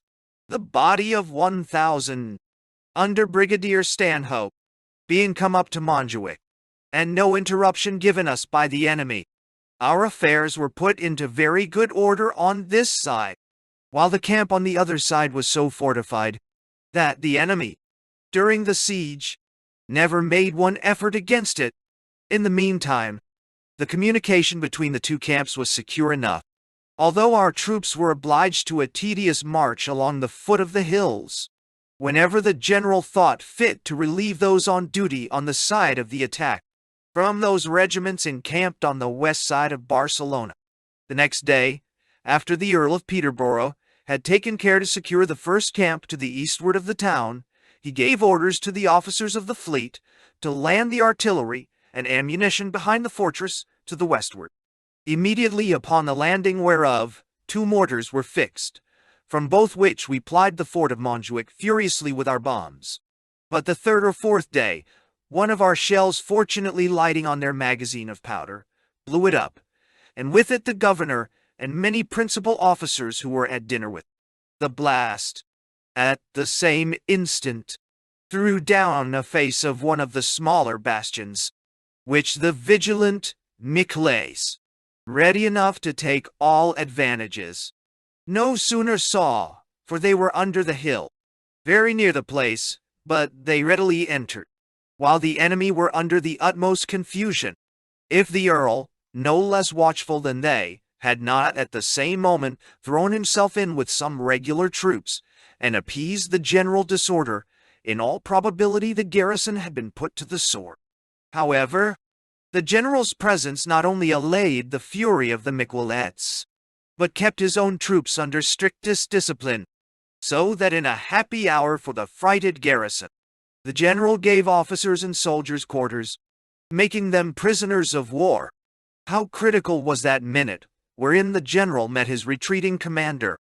A very few steps farther had excluded us our own conquests, to the utter loss of all those greater glories which ensued.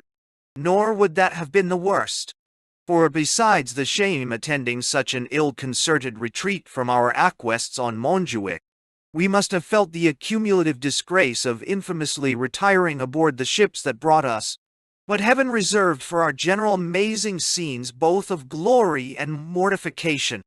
I cannot here omit one singularity of life, which will demonstrate men's different way of thinking, if not somewhat worse, when many years after, to one in office, who seemed a little too dead to my complaints, and by that means irritating my human passions, in justice to myself, as well as cause, I urged this piece of service, by which I not only preserved the place, but the honor of my country, that Minister Petit, to mortify my expectations and baffle my plea, with a grimace as odd as his logic, returned, that, in his opinion, the service pretended was a disservice to the nation, since perseverance had cost the government more money than all our conquests were worth.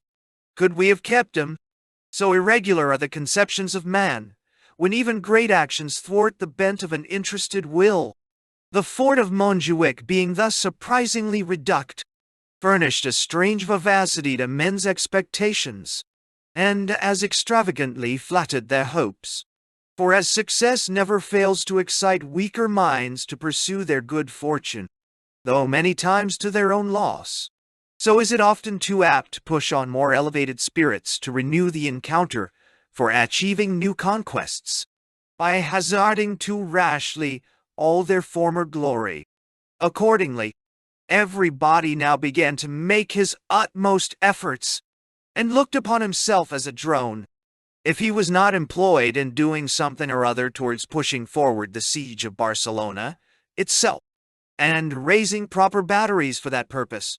But, after all, it must in justice be acknowledged that notwithstanding this prodigious success that attended this bold enterprise, the land forces of themselves, without the assistance of the sailors, could never have reduced the town. The commanders and officers of the fleet had always evinced themselves favorers of this project upon Barcelona. A new undertaking so late in the year, as I have said before, was their utter aversion, and what they hated to hear of. Elated therefore with a beginning so auspicious, they gave a more willing assistance than could have been asked or judiciously expected. The admirals forgot their element, and acted as general officers at land. They came every day from their ships, with a body of men formed into companies, and regularly marshaled and commanded by captains and lieutenants of their own. Captain Littleton in particular, one of the most advanced captains in the whole fleet, offered of himself to take care of the landing and conveyance of the artillery to the camp. And answerable to that, his first zeal was his vigor all along. For finding it next to an impossibility to draw the cannon and mortars up such vast precipices by horses, if the country had afforded them, he caused harnesses to be made for 200 men, and by that means, after a prodigious fatigue and labor, brought the cannon and mortars necessary for the siege up to the very batteries.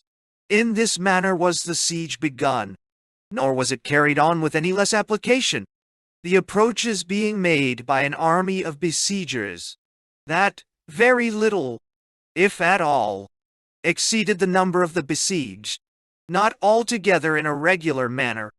Our few forces would not admit it, but yet with regularity enough to secure our two little camps, and preserve a communication between both, not to be interrupted or incommoded by the enemy. We had soon erected 3 several batteries against the place, all on the west side of the town, viz. one of 9 guns, another of 12, and the last of upwards of 30, from all which we plied the town incessantly, and with all imaginable fury, and very often in whole volleys. Nevertheless, it was thought not only advisable, but necessary, to erect another battery upon a lower piece of ground under a small hilly, which lying more within reach, and opposite to those places where the walls were imagined weakest, would annoy the town the more, and being designed for 6 guns only, might soon be perfected. A French engineer had the direction, and indeed very quickly perfected it. But when it came to be considered which way to get the cannon to light, most were of opinion that it would be absolutely impracticable, by reason of the vast descent, though I believe they might have added a stronger reason, and perhaps more intrinsic, that it was extremely exposed to the fire of the enemy. Having gained some little reputation in the attack of Montjuic, this difficulty was at last to be put upon me, and as some, not my enemies, suppose, more out of envy than goodwill. However, when I came to the place, and had carefully taken a view of it, though I was sensible enough of the difficulty, I made my main objection as to the time for accomplishing it, for it was then between 9 and 10, and the guns were to be mounted by day light. Neither could I at present see any other way to answer their expectations than by casting the cannon down the precipice, at all hazards, to the place below, where that fourth battery was erected. This wanted not objections to, and therefore, to answer my purpose, as to point of time, 60 men more were ordered me, as much as possible to facilitate the work by numbers, and accordingly I set about, just as I was setting all hands to work, and had given orders to my men to begin some paces back, to make the descent more gradual, and thereby render the task a little more feasible. Major Collier, who commanded the train, came to me, and perceiving the difficulties of the undertaking, in a fret told me I was imposed upon, and vowed he would go and find out Brigadier Petit, and let him know the impossibility, as well as the unreasonableness of the task I was put upon. He had scarce uttered those words and turned himself round to perform his promise, when an unlucky shot with a musket ball wounded him through the shoulder, upon which he was carried off, and I saw him not till some considerable time after.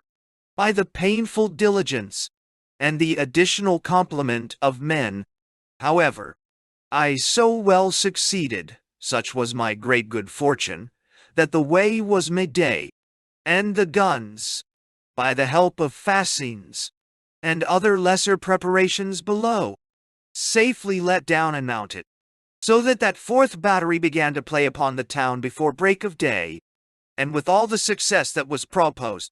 In short, the breach in a very few days after was found wholly practicable, and all things were got ready for a general storm, which Don Velasco the governor, being sensible of, immediately beat a parley, upon which it was, among other articles, concluded that the town should be surrendered in 3 days, and the better to ensure it, the bastion, which commanded the port St. Angelo, was directly put into our possession. But before the expiration of the limited 3 days, a very unexpected accident fell out, which hastened the surrender.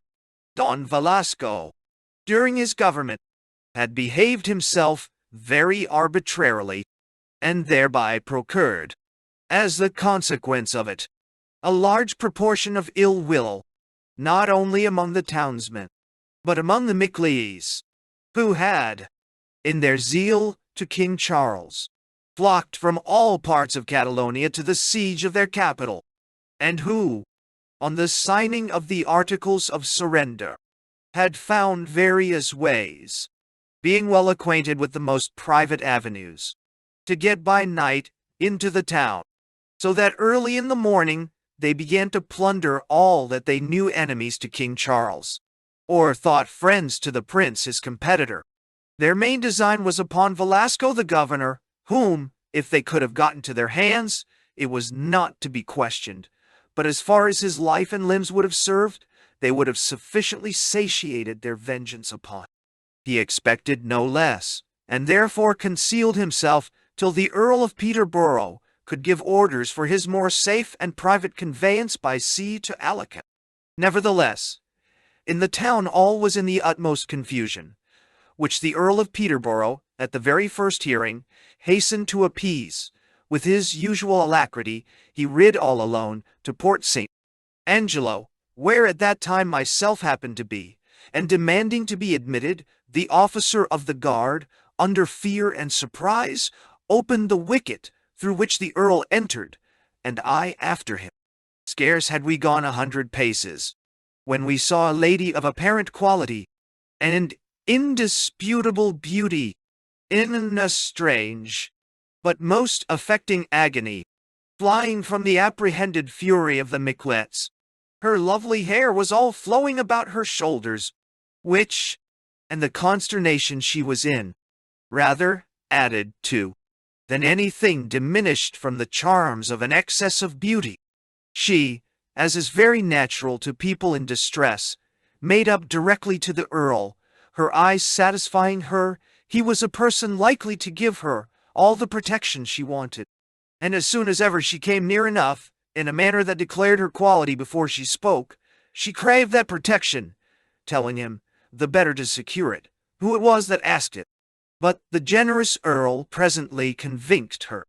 He wanted no entreaties, having, before he knew her to be the Duchess of Popoli, taken her by the hand, in order to convey her through the wicket which he entered at Toul, to a place of safety without the town. I stayed behind, while the Earl conveyed the distressed Duchess to her requested asylum, and I believe it was much the longest part of an hour before he returned. But as soon as ever he came back, he and myself at his command repaired to the place of most confusion, which the extraordinary noise full readily directed us to, and which happened to be on the parade before the palace. There it was that the Miquelets were making their utmost efforts to get into their hands the almost sole occasion of the tumult, and the object of their raging fury, the person of Don Velasco, the late governor. It was here that the Earl preserved that governor from the violent, but perhaps too just resentments of the Miquelets, and, as I said before, conveyed him by sea to Alicante. And, indeed, I could little doubt the effect, or be anything surprised at the easiness of the task, when I saw that wherever he appeared the popular fury was in a moment allayed, and that every dictate of that general was assented to with the utmost cheerfulness and deference. Velasco, before his embarkment, had given orders, in gratitude to his preserver, for all the gates to be delivered up, though short of the stipulated term, and they were accordingly so delivered, and our troops took possession so soon as ever that governor was aboard the ship that was to convey him to Alicante. During the siege of Barcelona, Brigadier Stanhope ordered a tent to be pitched as near the trenches as possibly could be, with safety, where he not only entertained the chief officers who were upon duty, but likewise the Catalonian gentlemen who brought Miquelets to our assistance. I remember I saw an old cavalier, having his only son with him, who appeared a fine young gentleman, about 20 years of age, go into the tent, in order to dine with the brigadier. But whilst they were at dinner, an unfortunate shot came from the bastion of St. Pete, Antonio, and entirely struck off the head of the son. The father immediately rose up, first looking down upon his headless child, and then lifting up his eyes to heaven, whilst the tears ran down his cheeks, he crossed himself, and only said, Fiat voluntas tua, and bore it with a wonderful patience. 'Was a sad spectacle, and truly it affects me now whilst I am writing. The Earl of Peterborough, though for some time after the Revolution he had been employed in civil affairs, returned to the military life with great satisfaction, which was ever his inclination. Brigadier Stanhope, who was justly afterwards created an earl, did well deserve this motto, Tam Marte, quam Mercurio, for truly he behaved, all the time he continued in Spain, as if he had been inspored with conduct, for the victory at Almanar was entirely owing to him, and likewise at the Battle of Saragossa he distinguished himself with great bravery. That he had not success at Brujega was not his fault, for no man can resist fate, for 'twas decreed by heaven that Philip should remain King of Spain, and Charles to be Emperor of Germany. Yet each of these monarchs have been ungrateful to the instruments which the Almighty made use of to preserve them upon their thrones, for one had not been King of Spain but for France, and the other had not been Emperor but for England.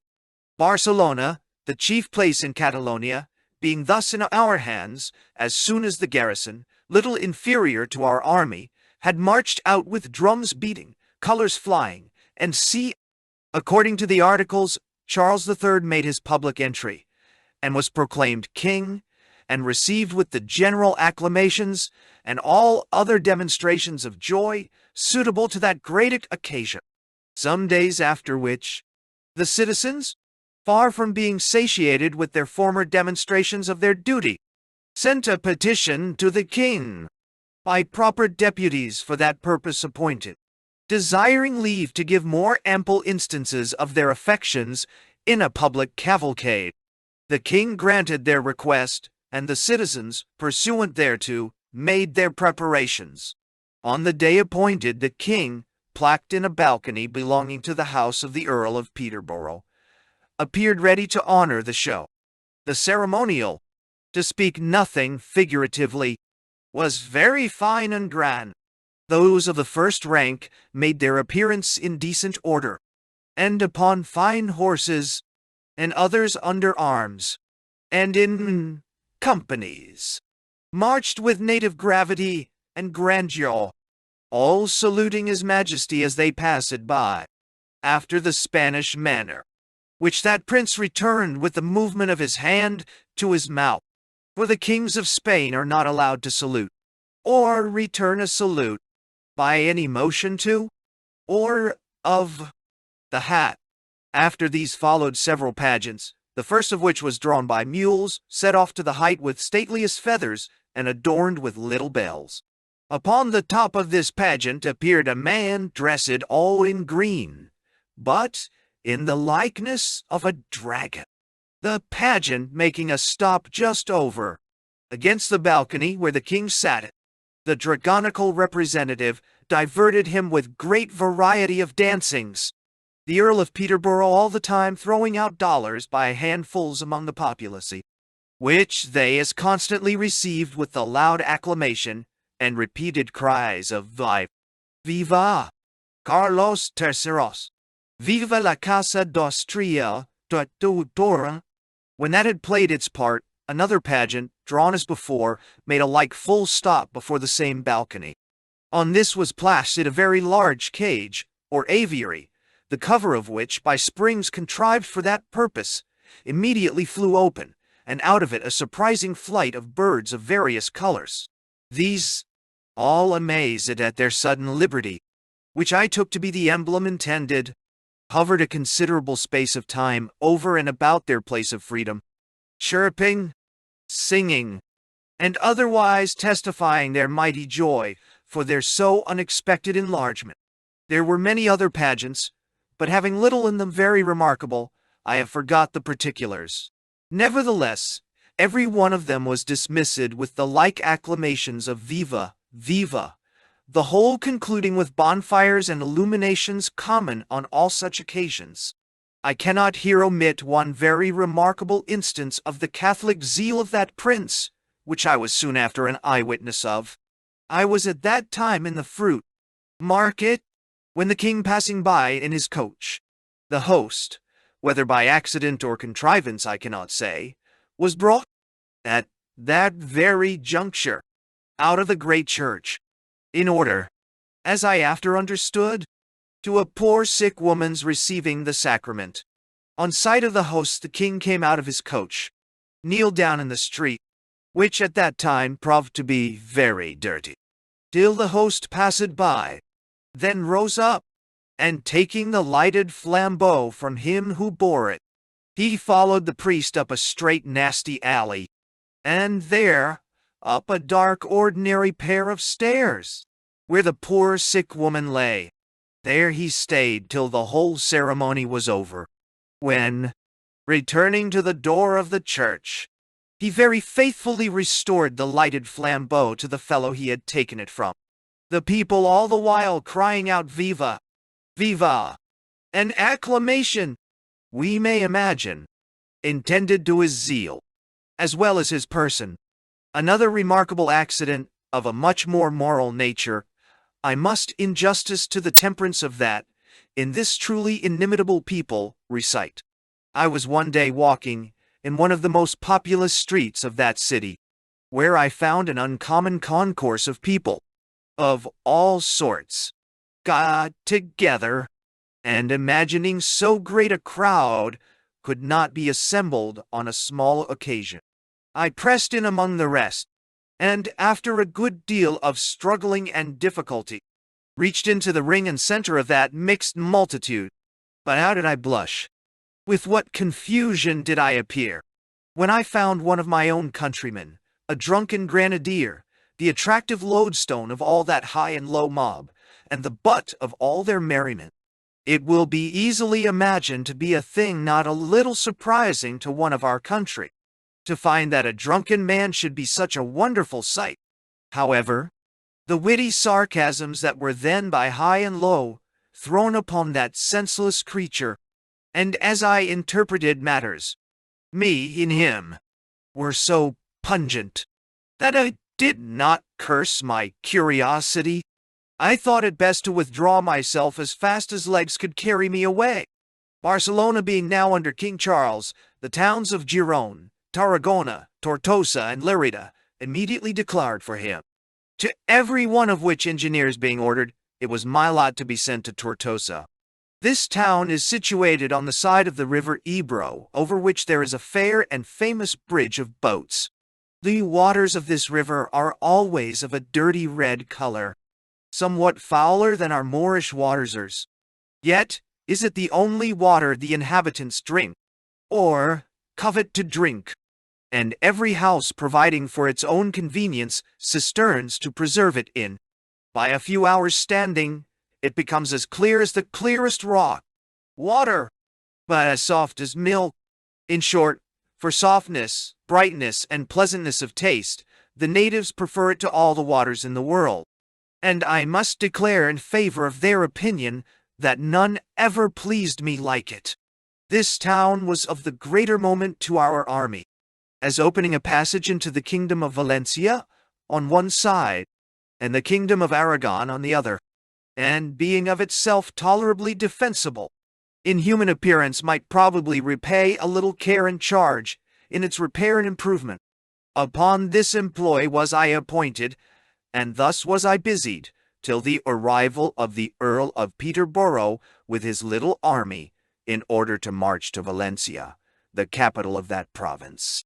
Here he left in garrison Colonel Hans Hamilton's regiment. The place, nevertheless, was under the command of a Spanish governor, appointed by King Charles.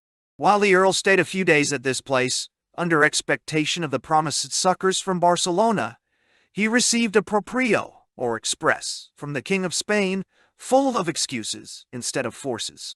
And yet the very same letter, in a paradoxical manner, commanded him, at all events, to attempt the relief of Santo Mateo, where Colonel Jones commanded, and which was then under siege by the Conde de los Torres, as was the report, with upwards of 3,000 men.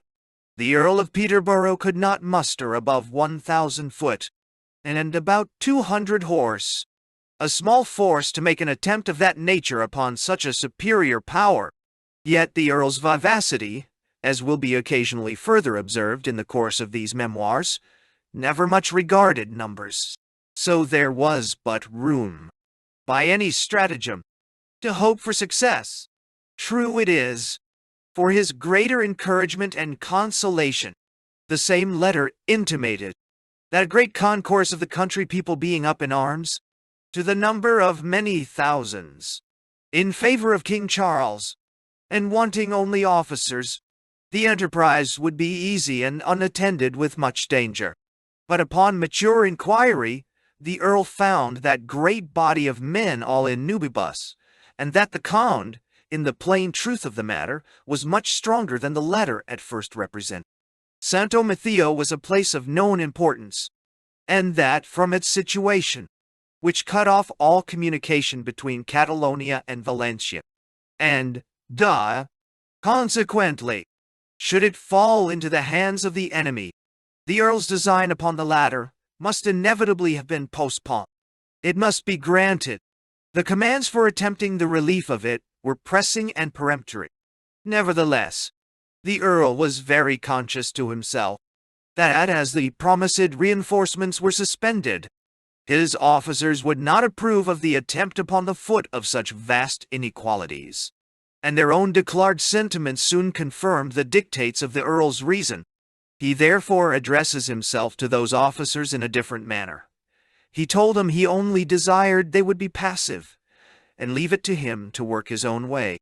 Accordingly, the Earl found out and hired 2 Spanish spies, for whose fidelity, as his great precaution always led him to do, he took sufficient security, and dispatched them with a letter to Colonel Jones, governor of the place, intimating his readiness, as well as ability, to relieve him, and, above all, exhorting him to have the micklets in the town ready, on sight of his troops, to issue out, pursue, and plunder, since that would be all they would have to do, and all he would expect at their hands. The spies were dispatched accordingly, and pursuant to instructions, one betrayed and discovered the other, who had the letter in charge to deliver to Colonel Jones. The Earl, to carry on the feint, having in the meantime, by dividing his troops, and marching secretly over the mountains, drawn his men together, so as to make their appearance on the height of a neighboring mountain, little more than cannot, shot from the enemy's camp. The tale of the spies was fully confirmed, and the Conde, though an able general, marched off with some precipitation with his army, and by that means the Earl's smaller number of 1,200 had liberty to march into the town without interruption. I must not let slip an action of Colonel Jones's just before the Earl's delivery of them. The Conde, for want of artillery, had set his miners to work, and the Colonel, finding they had made some dangerous advances, turned the course of a rivulet that ran through the middle of the town, in upon them, and made them quit a work they thought was brought to perfection.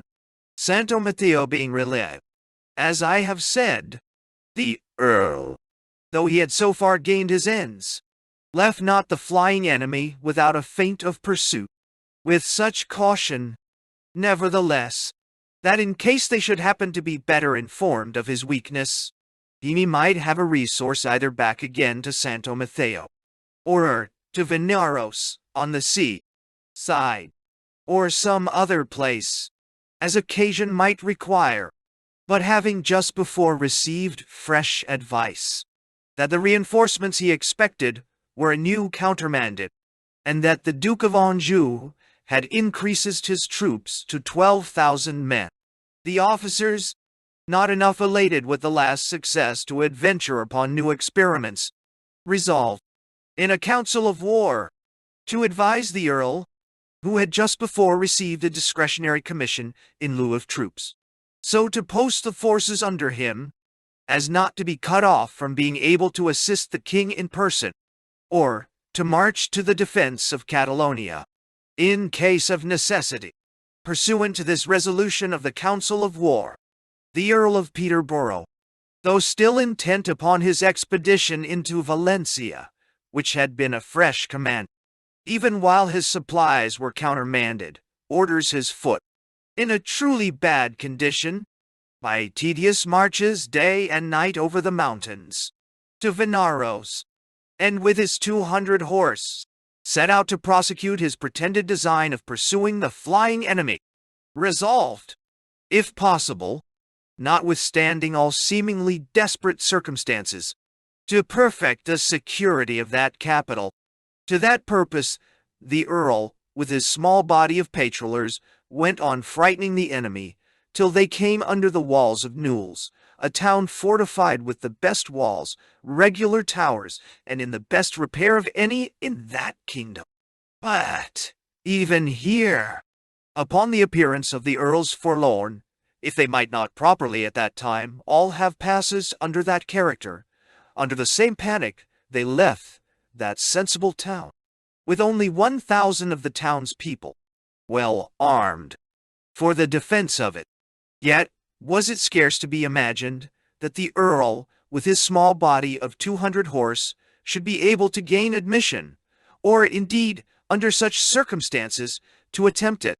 But bold as the undertaking was, his good genius went along with him, and so good a genius was it, that it rarely left him without a good effect.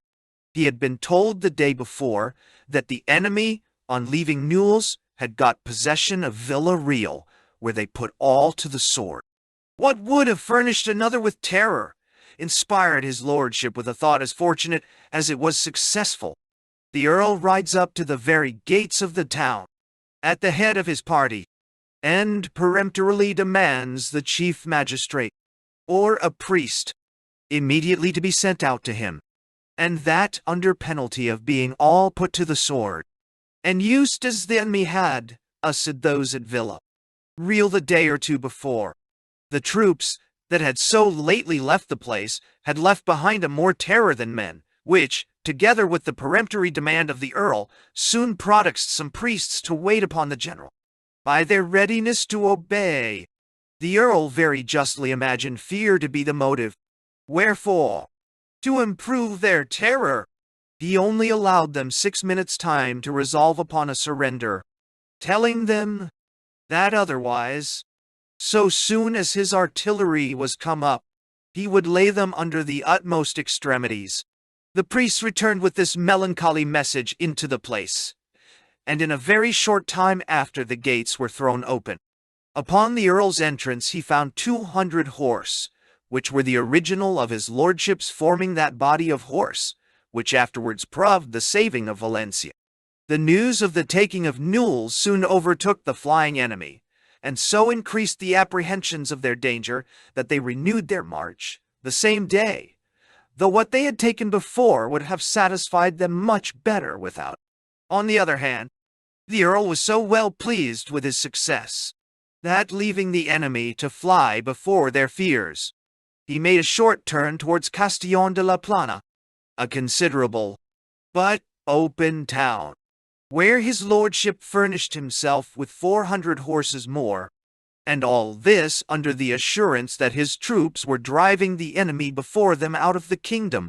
Hence he sent orders to Colonel Pierce's regiment at Vinaros to meet him at Oropesa, a place at no great distance, where, when they came, they were very pleasingly surprised at their being well mounted, and furnished with all accoutrements necessary. After which, leaving them cantoned in walled towns, where they could not be disturbed without artillery, that indefatigable general, leaving them full orders, went on his way towards Tortosa. At Vinaros the Earl met with advice that the Spanish militia of the kingdom of Valencia were assembled, and had already advanced a day's march, at least into that country. Upon which, collecting, as fast as he could, the whole course together, the Earl resolved to penetrate into Valencia directly. Notwithstanding, this whole collected body would amount to no more than 600 horse and 2,000. But there was a strong pass over a river, just under the walls of Movidro, which must be first disputed and taken. This Brigadier Mahoney, by the orders of the Duke of Arcos, who commanded the troops of the Duke of Anjou in the kingdom of Valencia, had taken care to secure. Movidro, though not very strong, is a walled town, very populous of itself, and had in it besides a garrison of 800 men, most of Mahoney's dragoon.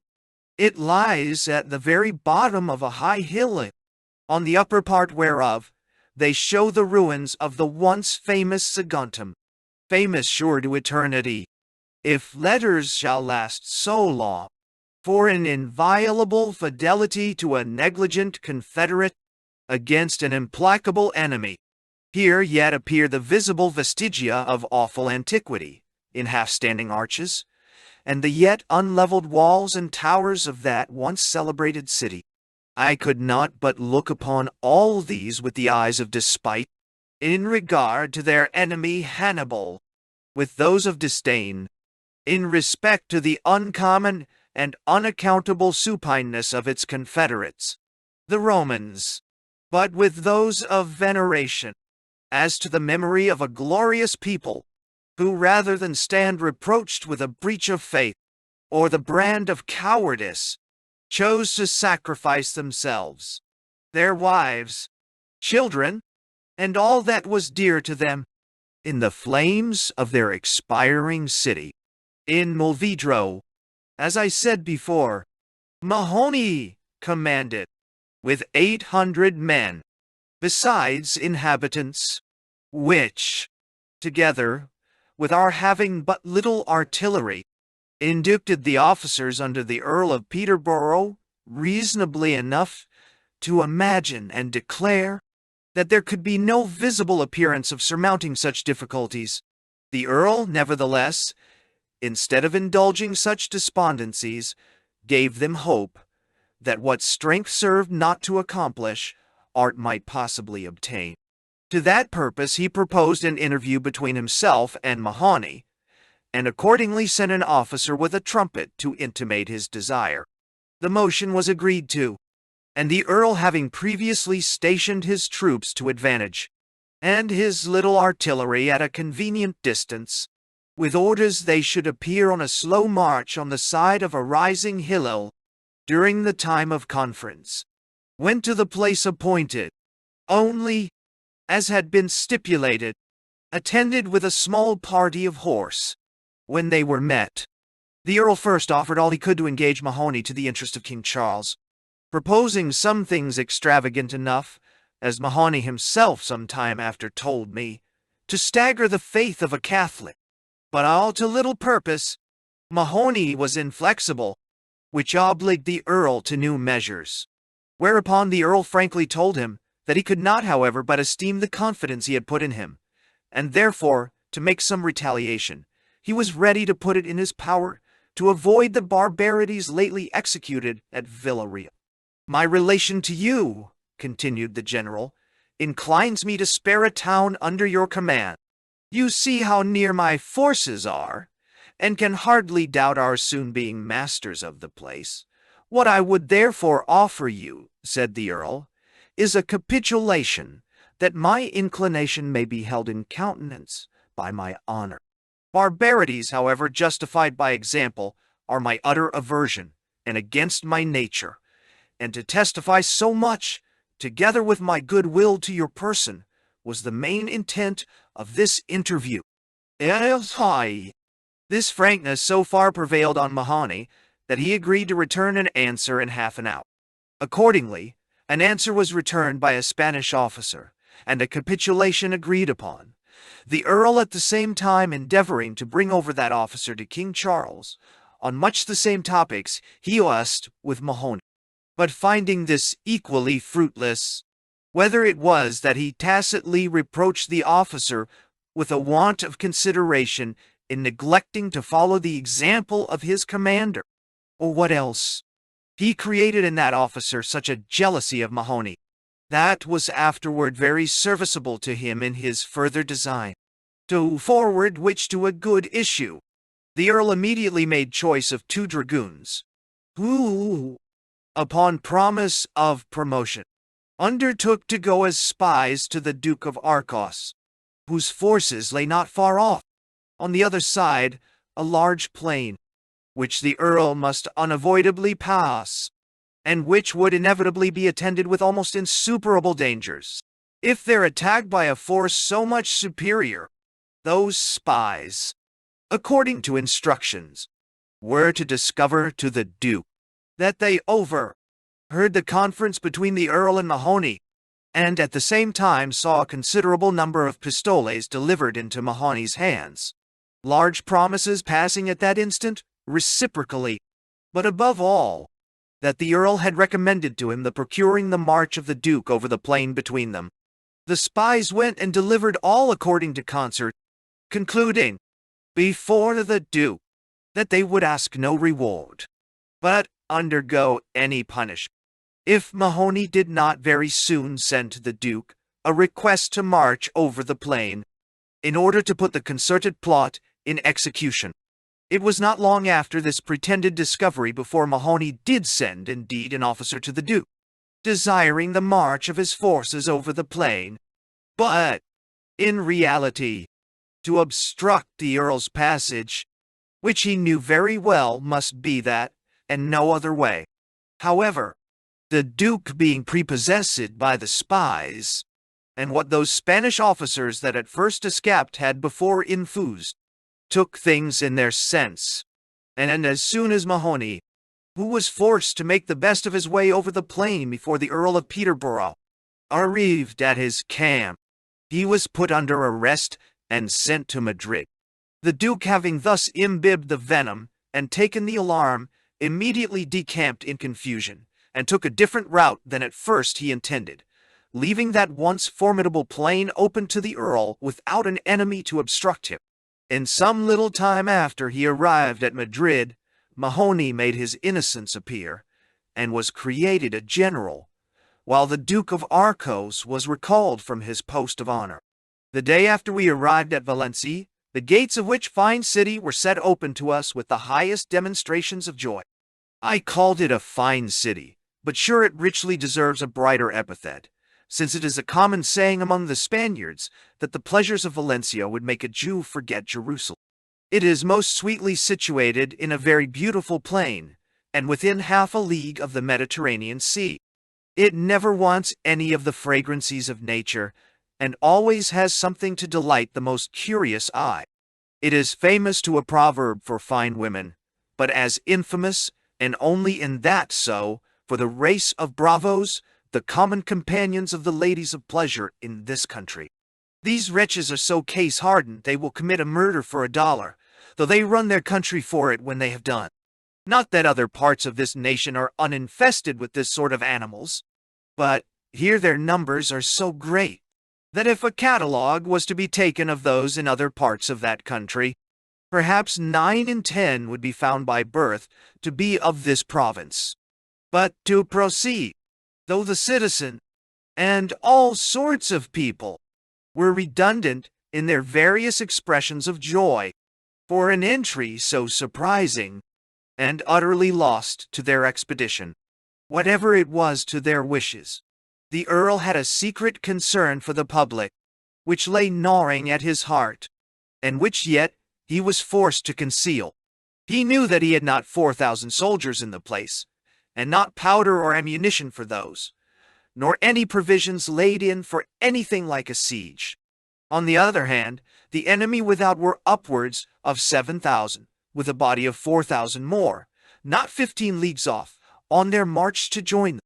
Add to this, the Maréchal Defoe was no farther off than Madrid, a very few days' march from Valencia, a short way indeed for the Earl, who, as was said before, was wholly unprovided for a siege, which was reported to be the sole end of the Maréchal's moving that way. But the Earl's never failing genius resolved again to attempt that by art, which the strength of his forces utterly disallowed him, and in the first place, his intelligence telling him that 1620 4-pounders, with stores and ammunition answerable for a siege, were shipped off for the enemy's service at Alicante. The Earl forthwith lays a design, and with his usual success intercepts them all, supplying that way his own necessities at the expense of the enemy. The 4,000 men ready to reinforce the troops nearer Valencia were the next point to be undertaken. But hic labor, hoc opus, since the greater body under the Conde de las Torres, with Mahoney, was now reinstated in his post, lay between the Earl and those troops intended to be dispersed. And what enhanced the difficulty, the river Schuker must be passed in almost the face of the enemy. Great disadvantages as these were, they did not discourage the Earl. He detached by night 400 horse and 800 foot, who marched with such hasty silence that they surprised that great body, routed Elmo, and brought into Valencia 600 prisoners very safely, notwithstanding they were obliged, under the same night, coverto, to pass very near a body of 3,000 of the enemy's horse. Such a prodigious victory would hardly have gained credit in that city, if the prisoners brought in had not been living witnesses of the action, as well as the triumph. The Conde de las Torres, upon these two military rebuffs, drew off to a more convenient distance, and left the Earl a little more at ease in his new quarters. Here the Earl of Peterborough made his residence for some time. He was extremely well beloved. his affable behavior exacted as much from all, and he preserved such a good correspondence with the priests and the ladies, that he never failed of the most early and best intelligence, a thing by no means to be slighted in the common course of life, but much more commendable and necessary in a general, with so small an army, at open war, and in the heart of his enemy's country. The Earl, by this means, some small time after, receiving early intelligence that King Philip was actually on his march to Barcelona, with an army of upwards of 25,000 men, under the command of a Mareschal of France, began his march towards Catalonia, with all the troops that he could gather together, leaving in Valencia a small body of foot, such as in that exigence could best be spared. The whole body thus collected made very little more than 2,000 foot and 600 horse.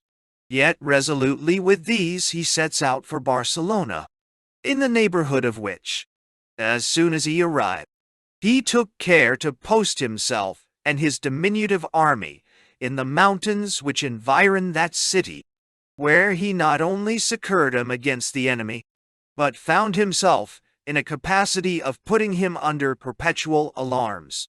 Nor was the Mareschal, with his great army, capable of returning the Earl's compliment of disturbance, since he himself, every 6 or 8 hours, put his troops into such a varying situation, that always when most arduously fought, he was farthest off from being found. In this manner, the general bitterly harassed the troops of the enemy, and by these means struck a perpetual terror into the besiegers. Nor did he only this way annoy the enemy. The precautions he had used, and the measures he had taken in other places, with a view to prevent their return to Madrid, though the invidious endeavored to bury them in oblivion, having equally contributed to the driving of the Mareschal of France and his Catholic king out of the Spanish dominions.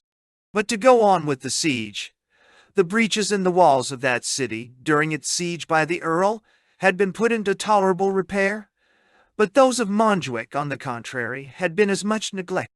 However, the garrison made shift to hold out a battery of 23 days, with no less than 50 pieces of cannon, when, after a loss of the enemy of upwards of 3,000 men, a moiety of the army employed against it when the Earl took it, they were forced to surrender at discretion.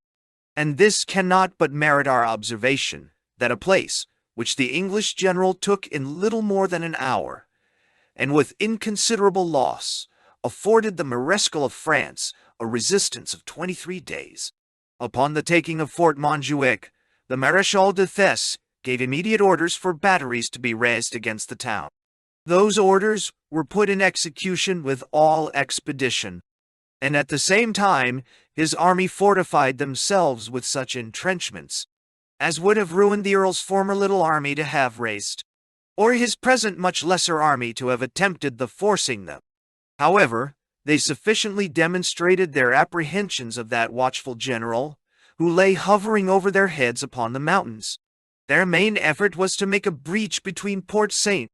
Antonio and that breach which our forces had made the year before, to effect which they took care to ply them very diligently, both from cannon and mortars, and in some few days their application was answered with a practicable breach for a storm, which, however, was prudently deferred for some time, and that through fear of the Earl's falling on the back of them whenever they should attempt it, which, consequently, they were sensible might put them into some dangerous disorder.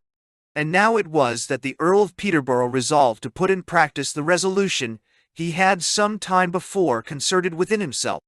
About 9 or 10 days before the raising of the siege, he had received an express from Brigadier Stanhope, who was aboard Sir John Leke's fleet, appointed for the relief of the place, with the reinforcements from England, acquainting the Earl that he had used all possible endeavors to prevail on the Admiral to make the best of his way to Barcelona, but that the Admiral, however, persisted in a positive resolution not to attempt the French fleet before that place under the Count de Toulouse, till the ships were joined him, which were expected from Ireland, under the command of Sir George Byng. True it was. The fleet under Admiral Leake was of equal strength with that under the French admiral, but jealous of the informations he had received, and too ready to conclude that people in distress were apt to make representations too much in their own favor, he held himself, in point of discretion, obliged not to hazard the Queen's ships, when a reinforcement of both cleaner and larger were under daily expectation. This unhappy circumstance, notwithstanding all former glorious deliverances, had almost brought the Earl to the brink of despair, and to increase it, the Earl every day received such commands from the King within the place, as must have sacrificed his few forces, without the least probability of succeeding. Those all tended to his forcing his way into the town, when, in all human appearance, not one man of all that should make the attempt could have done it, with any hope or prospect of survival. The French were strongly encamped at the foot of the mountains, distant 2 miles from Barcelona. Towards the bottom of those hills, the avenues into the plain were possessed and fortified by great detachments from the enemy's army. From all which it will be evident that no attempt could be made without giving the enemy time to draw together what body of foot they pleased, or supposing it feasible, under all these difficult circumstances, for some of them to have forced their passage. The remainder, that should have been so lucky to have escaped their foot, would have found themselves exposed in open field to a pursuit of 4,000 horse and dragoons, and that for 2 miles together, when in case of their enclosing them, the bravest troops in the world, under such a situation, would have found it their best way to have surrendered themselves prisoners of war. Nevertheless, when Brigadier Stanhope sent that express to the Earl, which I just now mentioned, he assured him in the same, that he would use his utmost diligence, both by sea and land, to let him have timely notice of the conjunction of the fleets, which was now all they had to depend upon, adding withal, that if the Earl should at any time receive a letter, or paper, though directed to nobody, and with nothing in it, but a half-sheet of paper cut in the middle, he, the Earl, might certainly depend upon it, that the 2 fleets were joined, and making the best of their way for Barcelona. It will easily be imagined the express was to be well paid, and being made sensible that he ran little or no hazard in carrying a piece of blank paper, he undertook it, and as fortunately arrived with it to the Earl, at a moment when chagrin and despair might have hurried him to some resolution that might have proved fatal. The messenger himself, however, knew nothing of the joining of the fleets, or the meaning of his message. As soon as the Earl of Peterborough received this welcome message from Brigadier Stanhope, he marched the very same night, with his whole little body of forces, to a town on the seashore called Sigeth. No person guessed the reason of his march, or knew anything of what the intent of it was. The officers, as formerly, obeyed without inquiry, for they were led to it by so many unaccountable varieties of success, that affiance became a second nature, both in officer and soldier. The town of Sigeth was about 7 leagues to the westward of Barcelona, where, as soon as the Earl with his forces arrived, he took care to secure all the small fishing boats, feluccas, and satés, nay, in a word, every machine in which he could transport any of his men, so that in 2 days' time he had got together a number sufficient for the conveyance of all his foot. But a day or 2 before the arrival of the English fleet off Sigeth, the officers of his troops were under a strange consternation at a resolution their general had taken. Impatient of delay, and fearful of the fleets passing by without his knowledge, the Earl summoned them together a little before night, at which time he discovered to the whole assembly that he himself was obliged to endeavor to get aboard the English fleet, and that, if possible, before the French scouts should be able to make any discovery of their strength, that, finding himself of no further use on shore, having already taken the necessary precautions for their transportation and security, they had nothing to do but to pursue his orders, and make the best of their way to Barcelona, in the vessels which he had provided for them, that they might do this in perfect security when they saw the English fleet pass by, or if they should pass by in the night, an engagement with the French, which would give them sufficient notice what they had to do further. This declaration, instead of satisfying, made the officers 10 times more curious. But when they saw their general going with a resolution to lie out all night at sea, in an open boat, attended with only one officer, and understood that he intended to row out in his felucca 5 or 6 leagues distance from the shore, it is hardly to be expressed what amazement and concern surprised them all. Mr.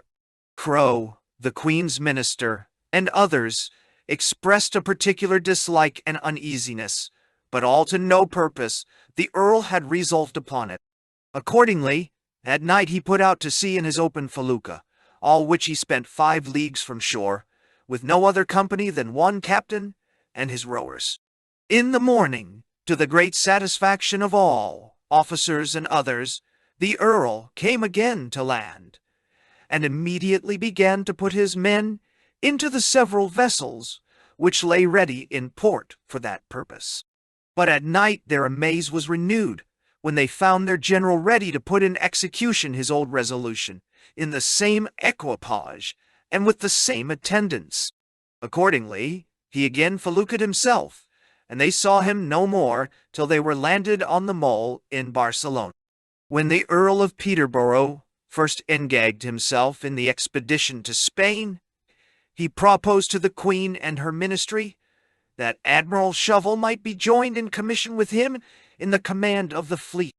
But this year, when the fleet came through the straits, under Vice Admiral Leake, the Queen had sent a commission to the Earl of Peterborough for the full command, whenever he thought fit to come aboard in person.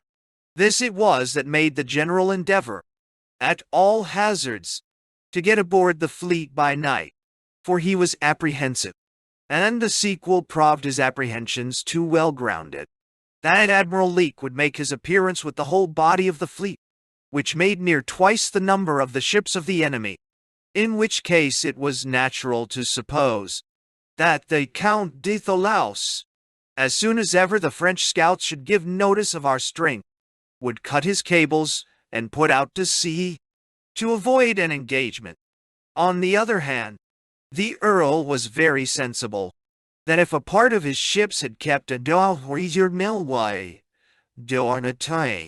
stern, that the superiority might have appeared on the French side, or rather if they had bore away in the night towards the coast of Africa, and fallen to the eastward of Barcelona the next day, a battle had been inevitable, and a victory equally certain, since the enemy by this means had been tempted into an engagement, and their retreat being cut off, and their whole fleet surrounded with almost double their number, there had hardly been left for any of them a probability of escaping. Therefore, when the Earl of Peterborough put to sea again the second evening, fearful of losing such a glorious opportunity, and impatient to be aboard to give the necessary orders, he ordered his rowers to obtain the same station, in order to discover the English fleet, and according to his wishes he did fall in with it. But unfortunately the night was so far advanced that it was impossible for him then to put his project into practice. Captain Price, a gentleman of Wales, who commanded a third rate, was the person he first came aboard of. But how amazed was he to find, in an open boat at open sea, the person who had commissioned to command the fleet. So soon as he was entered the ship, the Earl sent the ship's pinnace with letters to Admiral Leake, to acquaint him with his orders and intentions, and to Brigadier Stanhope with a notification of his safe arrival. But the darkness of the night proved so great an obstacle that it was a long time before the pinnace could reach the Admiral, When day appeared, it was astonishing to the whole fleet to see the Union flag waving at the maintopmast head. Nobody could trust his own eyes, or guess at the meaning, till better certified by the account of an event so singular and extraordinary. When we were about 6 leagues distance from Barcelona, the port we aimed at, one of the French scouts gave the alarm, who, making the signal to another, he communicated it to a third, and so on, as we afterward sorrowfully found. And as the Earl had before apprehended, the French admiral being thus made acquainted with the force of our fleet, hoisted sail, and made the best of his way from us, either pursuant to orders, or under the plausible excuse of a retreat. This favorable opportunity thus lost, there remained nothing to do but to land the troops with all expedition, which was executed accordingly. The regiments, which the Earl of Peterborough embarked the night before, being the first that got into the town. Let the reader imagine how pleasing such a sight must be to those in Barcelona, reduced as they were to the last extremity. In this condition, to see an enemy's fleet give way to another with reinforcements from England, the sea at the same instant covered with little vessels crowded with greater succors. What was there wanting to complete the glorious scene but what the general had projected? A fight at sea, under the very walls of the invested city, and the ships of the enemy sinking, or towed in by the victorious English. But night, and a few hours, defeated the latter part of that well-intended landscape. King Philip and the Marshal of France had not failed to push on the siege with all imaginable vigor, but this retreat of the Count de Thalaus and the news of those reinforcements soon changed the scene. Their courage without was abated proportionably, as theirs within was elated. In these circumstances, a council of war being called, it was unanimously resolved to raise the siege. Accordingly, next morning, the 1st of May, 1706, while the sun was under a total eclipse, in a suitable hurry and confusion, they broke up, leaving behind them most of their cannon and mortars, together with vast quantities of all sorts of ammunition and provisions, scarce stopping to look back till they had left all but the very verge of the disputed dominion behind them. King Charles looked with new pleasure upon this lucky effort of his old deliverers. Captivity is a state no way desirable to persons, however brave, of the most private station in life, but for a king, within 2 days of falling into the hands of his rival, to receive so seasonable and unexpected a deliverance, must be supposed, as it really did, to open a scene to universal rejoicing among us, too high for any words to express, or any thoughts to imagine, to those that were not present and partakers of it. He forthwith gave orders for a medal to be struck suitable to the occasion, one of which, set round with diamonds, he presented to Sir John Leake, the English admiral. The next orders were for recasting all the damaged brass cannon which the enemy had left, upon every one of which was by order a sun eclipsed, with this motto under it, Magna Parvis Obscurantur. I have often wondered that I never heard anybody curious enough to inquire what could be the motives to the King of Spain's quitting his dominions upon the raising of this siege. Very certain it is that he had a fine army, under the command of a Marshal of France, not very considerably decreased, either by action or desertion. But all this would rather increase the curiosity than abate it. In my opinion, then, though men might have curiosity enough, the question was purposely evaded, under an apprehension that an honest answer must inevitably give a higher idea of the general than their inclinations led them to. At first view, this may carry the face of a paradox. Yet, if the reader will consider that in every age virtue has had its shaders or maligners, he will himself easily solve it, at the same time that he finds himself compelled to allow that those who found themselves unable to prevent his great services were willing, in a more subtle manner, to endeavor at the annulling of them by silence and concealment. This will appear more than bare supposition, if we compare the present situation. As to strength of the two contending powers, the French, at the birth of the siege, consisted of 5,000 horse and dragoons, and 25,000 foot, effective men. Now grant that their killed and wounded, together with their sick in the hospitals, might amount to 5,000.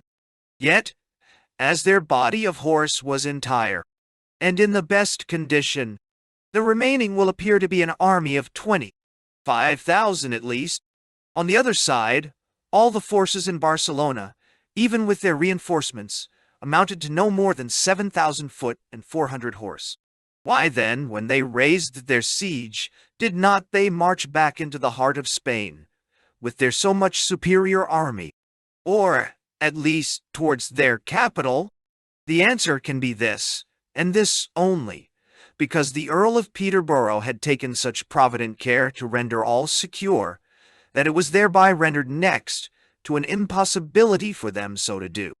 That general was satisfied that the capital of Catalonia must, in course, fall into the hands of the enemy, unless a superior fleet removed the Count de Thoulouse, and threw in timely succors into the town, and as that could not depend upon him, but others, he made it his chief care and assiduous employment to provide against those strokes of fortune to which he found himself again likely to be exposed, as he often had been, and therefore had he resource to that vigilance and precaution which had often retrieved him, when to others his circumstances seemed to be most desperate. The generality of mankind, and the French in particular, were of opinion that the taking Barcelona would prove a decisive stroke, and put a period to the war in Spain, and yet at that very instant I was inclined to believe that the general flattered himself it would be in his power to give the enemy sufficient mortification, even though the town should be obliged to submit to King Philip. The wise measures taken induced me so to believe, and the sequel approved it, for the Earl had so well expended his caution, that the enemy, on the disappointment, found himself under a necessity of quitting Spain, and the same would have put him under equal difficulties had he carried the place. The French could never have undertaken that siege without depending on their fleet, for their artillery, ammunition, and provisions, since they must be inevitably forced to leave behind them the strong towns of Tortosa, Lerida, and Tarragona. The Earl, therefore, whose perpetual difficulties seemed rather to render him more sprightly and vigorous, took care himself to examine the whole country between the Ebro and Barcelona, and, upon his doing so, was pleasingly, as well as sensibly satisfied, that it was practicable to render their return into the heart of Spain impossible. Whether they did or did not succeed in the siege, they were so intent to undertake. There were but 3 ways they could attempt it, the first of which was by the sea side, from Tarragona towards Tortosa, the most barren, and consequently the most improper country in the universe to sustain an army, and yet to the natural, the Earl had added such artificial difficulties as rendered it absolutely impossible for an army to subsist or march that way. The middle way lay through a better country indeed, yet only practicable by the care which had been taken to make the road so. And even here there was a necessity of marching along the side of a mountain, where by vast labor and industry a highway had been cut for 2 miles at least out of the main rock. The Earl therefore, by somewhat of the same labor, soon made it impassable. He employed to that end many thousands of the country people, under a few of his own officers and troops, who, cutting up 20 several places, made so many precipices, perpendicular almost as a wall, which rendered it neither safe, or even to be attempted by any single man in his wits, much less by an army. Besides, a very few men, from the higher cliffs of the mountain, might have destroyed an army with the arms of nature only, by rolling down large stones and pieces of the rock upon the enemy passing below. The last and uppermost way lay through the hilly part of Catalonia, and led to Lerida towards the head of the Ebro, the strongest place we had in all Spain, and which was as well furnished with a very good garrison. Along this road there lay many old castles and little towns in the mountains, naturally strong, all which would not only have afforded opposition, but at the same time had entertained an enemy with variety of difficulties, and especially as the Earl had given orders and taken care that all cattle and everything necessary to sustain an army should be conveyed into places of security, either in the mountains or thereabouts. These three ways thus precautiously secured what had the Earl to apprehend but the safety of the Archduke, which yet was through no default of his, if in any danger from the siege.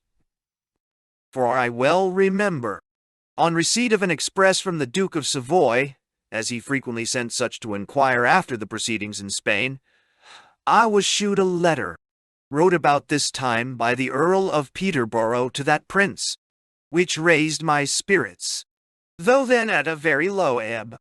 It was too remarkable to be forgot, and the substance of it was, that his Highness might depend upon it, that he, the Earl, was in much better circumstances than he was thought to be, that the French officers, knowing nothing of the situation of the country, would find themselves extremely disappointed, since in case the siege was raised, their army should be obliged to abandon Spain, or in case the town was taken, they should find themselves shut up in that corner of Catalonia, and under an impossibility of forcing their way back, either through Aragon or Valencia, that by this means all Spain, to the Ebro, would be open to the Lord Galloway, who might march to Madrid, or anywhere else, without opposition, that he had no other uneasiness or concern upon him, but for the person of the Archduke, whom he had nevertheless earnestly solicited not to remain in the town on the very first appearance of the intended siege, Barcelona being thus relieved, and King Philip forced out of Spain. By these cautious steps taken by the Earl of Peterborough, before we bring him to Valencia, it will be necessary to intimate that, as it always was the custom of that general to settle, by a council of war, all the measures to be taken, whenever he was obliged for the service to leave the Archduke, a council of war was now accordingly held, where all the general officers, and those in greatest employments at court assisted. Here everything was in the most solemn manner concerted and resolved upon. Here garrisons were settled for all the strong places, and governors appointed. But the main article then agreed upon was, that King Charles should immediately begin his journey to Madrid, and that by the way of Valencia. The reason assigned for it was, because that kingdom being in his possession, no difficulties could arise which might occasion delay, if his Majesty took that route. It was likewise agreed in the same council that the Earl of Peterborough should embark all the foot, not in garrisons, for their more speedy, as well as more easy conveyance to Valencia. The same council of war agreed that all the horse in that kingdom should be drawn together, the better to ensure the measures to be taken for the opening and facilitating his Majesty's progress to Madrid. Accordingly, after these resolutions were taken, the Earl of Peterborough embarks his forces and sails for Valencia, where he was doubly welcomed by all sorts of people upon account of his safe arrival, and the news he brought along with it.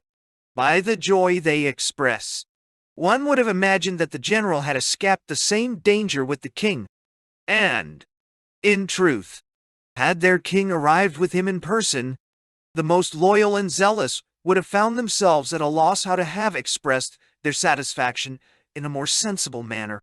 Soon after his landing, with his customary vivacity, he applied himself to put in execution the resolutions taken in the councils of war at Barcelona, and a little to improve upon them. He raised an entire regiment of dragoons, bought them horses, provided them clothes, arms, and accoutrements, and in 6 weeks' time had them ready to take the field. A thing, though hardly to be paralleled, is yet scarce worthy to be mentioned among so many nobler actions of his. Yet in regard to another general, it may merit notice, since while he had Madrid in possession near 4 months, he neither augmented his troops, nor laid up any magazines. Neither sent he all that time anyone express to concert any measures with the Earl of Peterborough, but lay under a perfect inactivity, or, which was worse, negotiating that unfortunate project of carrying King Charles to Madrid by the roundabout and ill-concerted way of Aragon, a project not only contrary to the solemn resolutions of the Council of War, but which in reality was the root of all our succeeding misfortunes, and that only for the wretched vanity of appearing to have had some share in bringing the king to his capital. But how minute a share it was will be manifest, if it be considered that another general had first made the way easy, by driving the enemy out of Spain, and that the French general only stayed at Madrid till the return of those troops which were in a manner driven out of Spain. And yet that transaction, doughty as it was, took up 4 most precious months, which most certainly might have been much better employed in rendering it impossible for the enemy to re-enter Spain, nor had there been any great difficulty in so doing, but the contrary. If the general at Madrid had thought convenient to have joined the troops under the Earl of Peterborough, and then to have marched directly towards Pamplona, or the frontiers of France, to this the Earl of Peterborough solicited the king, and those about him. He advised, desired, and entreated him to lose no time, but to put in execution those measures resolved on at Barcelona. A council of war in Valencia renewed the same application, but all to no purpose. His route was ordered him, and that to meet his majesty on the frontiers of Aragon.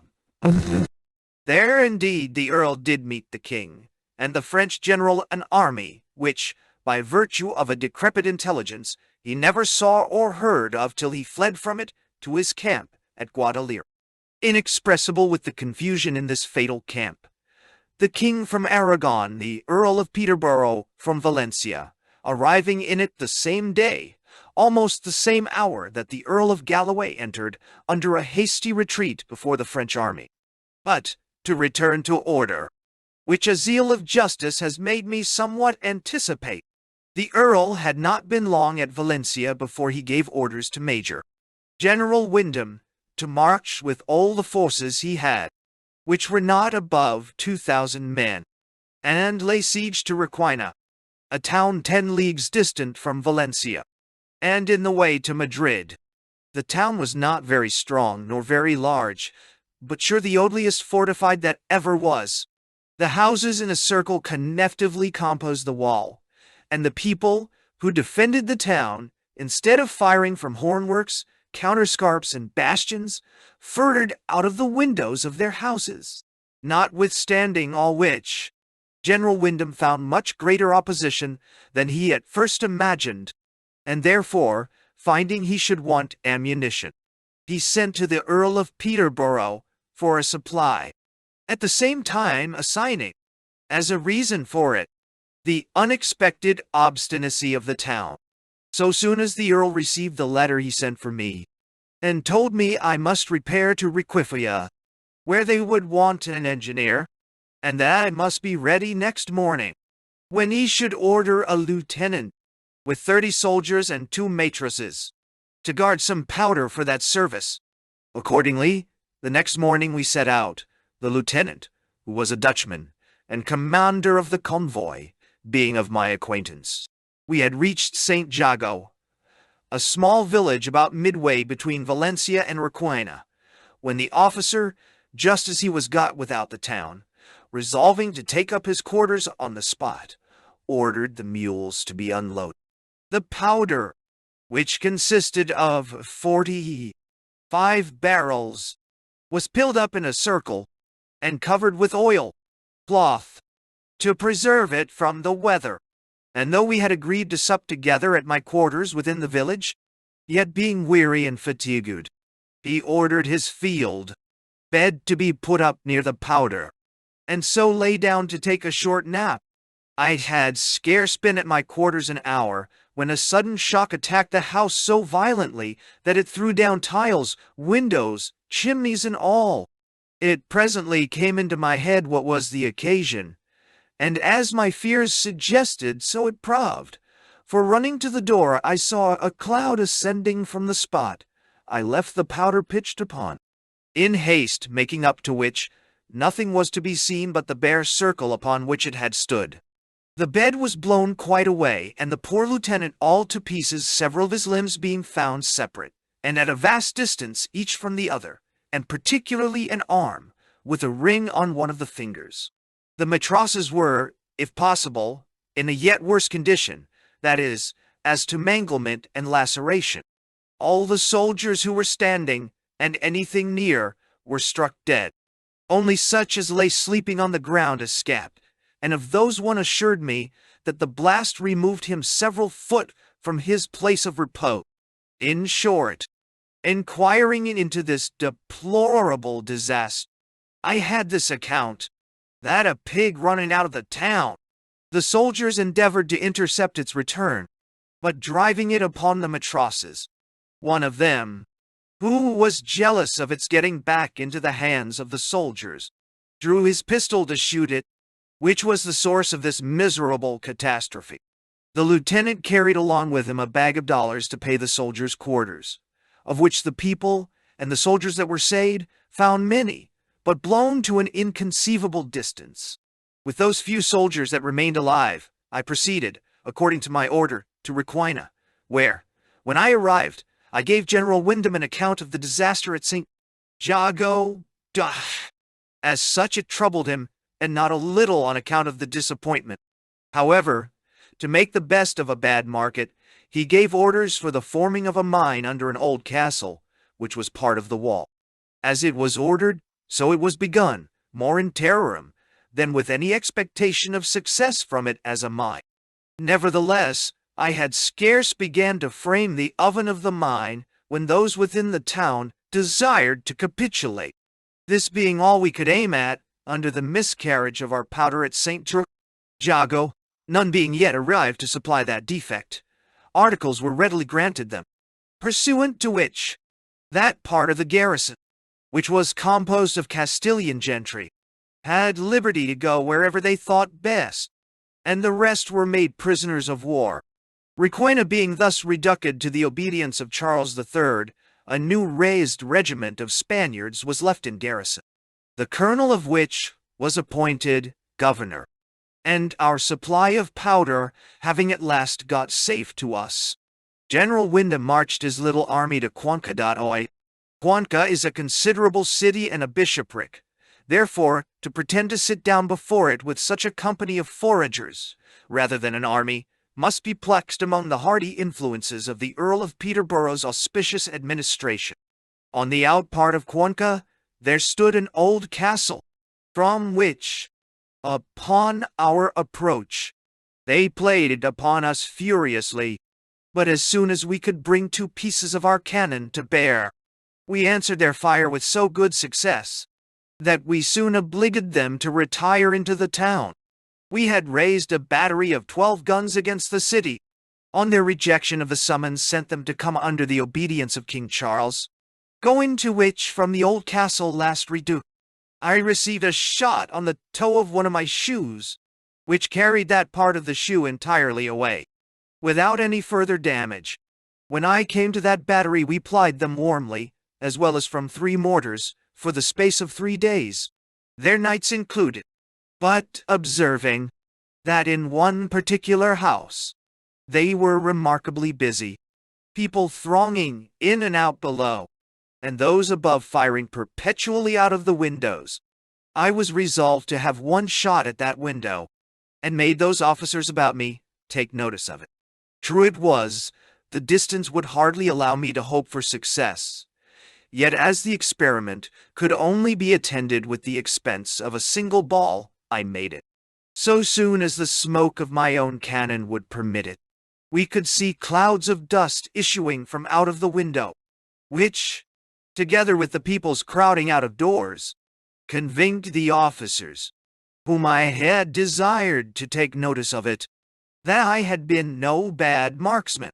Upon this, 2 priests were sent out of the place with proposals, but they were so triflingly extravagant that as soon as ever the general heard them, he ordered their answer in a fresh renewal of the fire of both cannon and mortars. And it happened to be with so much havoc and execution that they were soon taught reason, and sent back their divines with much more moderate demands. After the general had a little modeled these last, they were accepted, and according to the articles of capitulation, the city was that very day surrendered into our possession. The Earl of Duncannon's regiment took guard of all the gates, and King Charles was proclaimed in due form. The Earl of Peterborough, during this expedition, had left Valencia, and was arrived at my Lord Galway's camp at Guadalajara, who for the Confederates, and King Charles in particular, unfortunately was ordered from Portugal, to take the command from a general who had all along been almost miraculously successful, and by his own great actions paid the way for a safe passage to that his supplanter.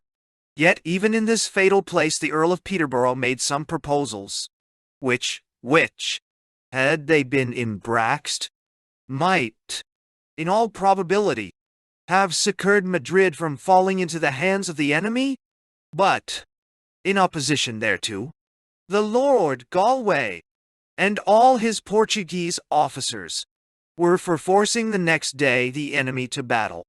The almost only person against it was the Earl of Peterborough, who then and there took the liberty to evince the impossibility of coming to an engagement.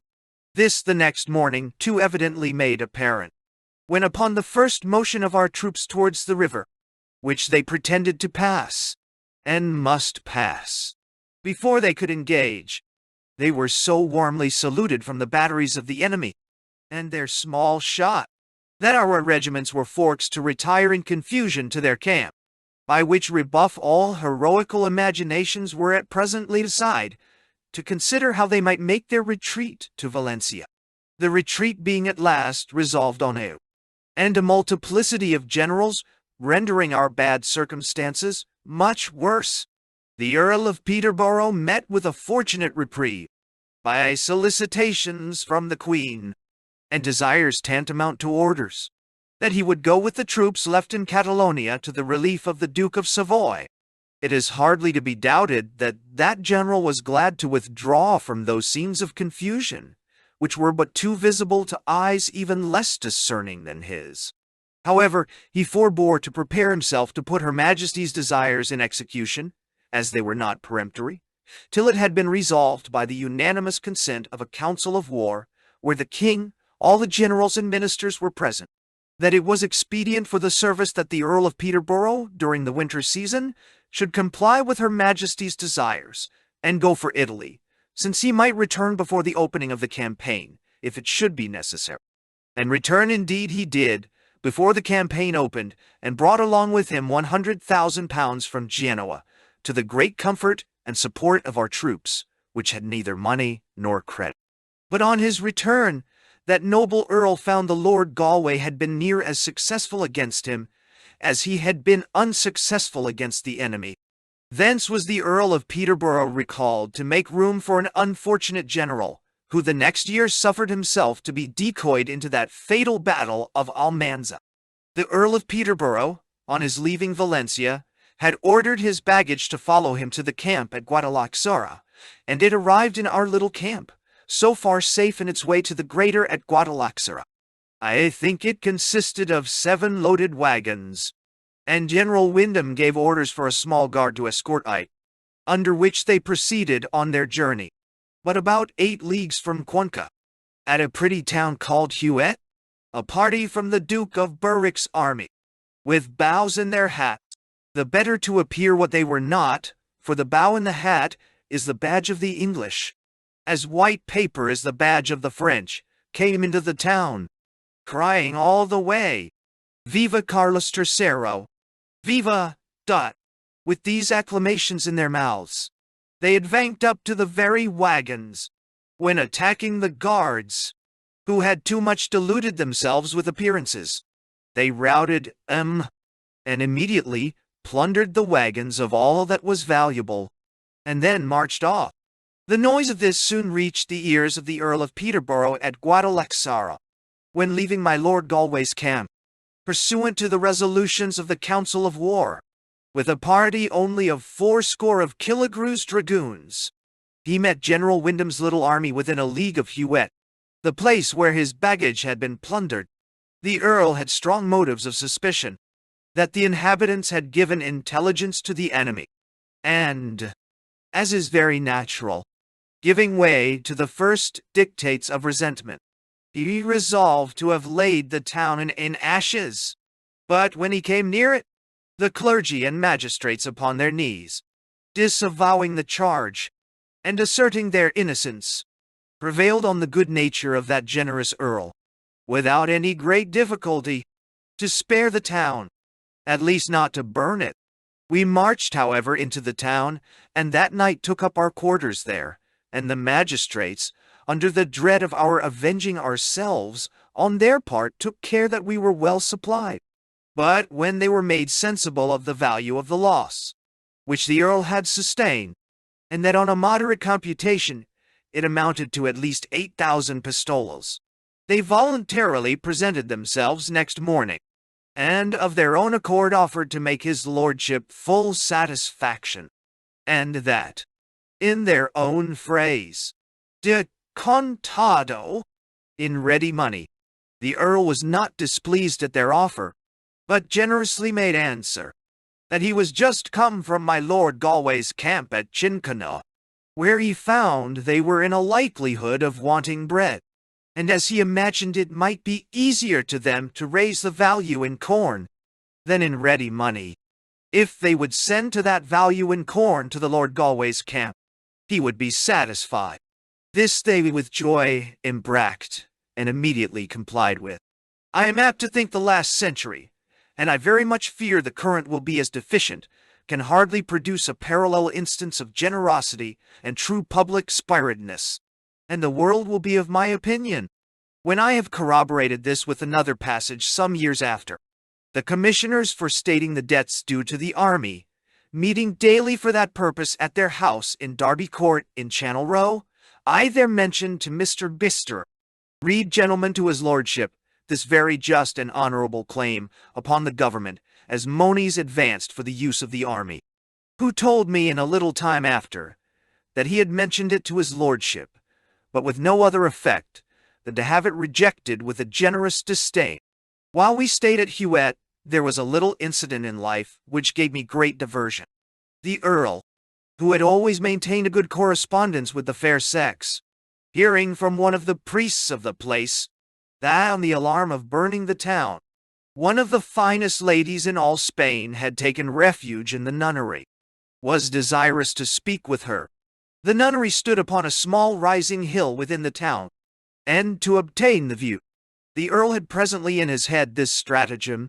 He sends for me, as engineer, to have my advice how to raise a proper fortification upon that hill out of the nunnery.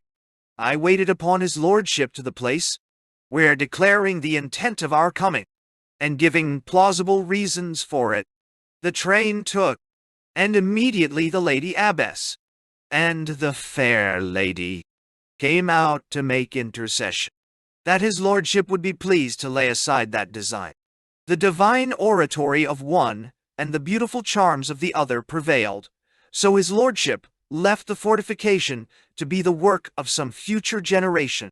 From Huet, the Earl of Peterborough marched forwards for Valencia, with only those 80 dragoons, which came with him from Chincon, leaving General Wyndham, pursuing his own orders to join his forces to the army, then under the command of the Lord Galway. But stopping at Campilio, a little town in our way, his lordship had information of a most barbarous fact committed that very morning by the Spaniards, at a small villa, about a league distant, upon some English soldiers, a captain of the English Guards, whose name has slipped my memory, though I well knew the man, marching in order to join the battalion of the Guards. Then, under the command of General Wyndham, with some of his soldiers, that had been in the hospital, took up his quarters in that little villa. But on his marching out of it, next morning, a shot in the back laid that officer dead upon the spot, and as it had been before concerted, the Spaniards of the place at the same time fell upon the poor, weak soldiers, killing several ill, not even sparing their wives. This was but a prelude to their barbarity. Their savage cruelty was only whetted, not glutted. They took the surviving few, hurried and dragged them up a hill, a little without the villa. On the top of this hill there was a hole, or opening, somewhat like the mouth of one of our coal pits. Down this they cast several, who, with hideous shrieks and cries, made more hideous by the echoes of the chasm, there lost their lives. This relation was thus made to the Earl of Peterborough, at his quarters at Campilio, who immediately gave orders for to sound to horse. At first we were all surprised, but were soon satisfied that it was to revenge, or rather do justice, on this barbarous action.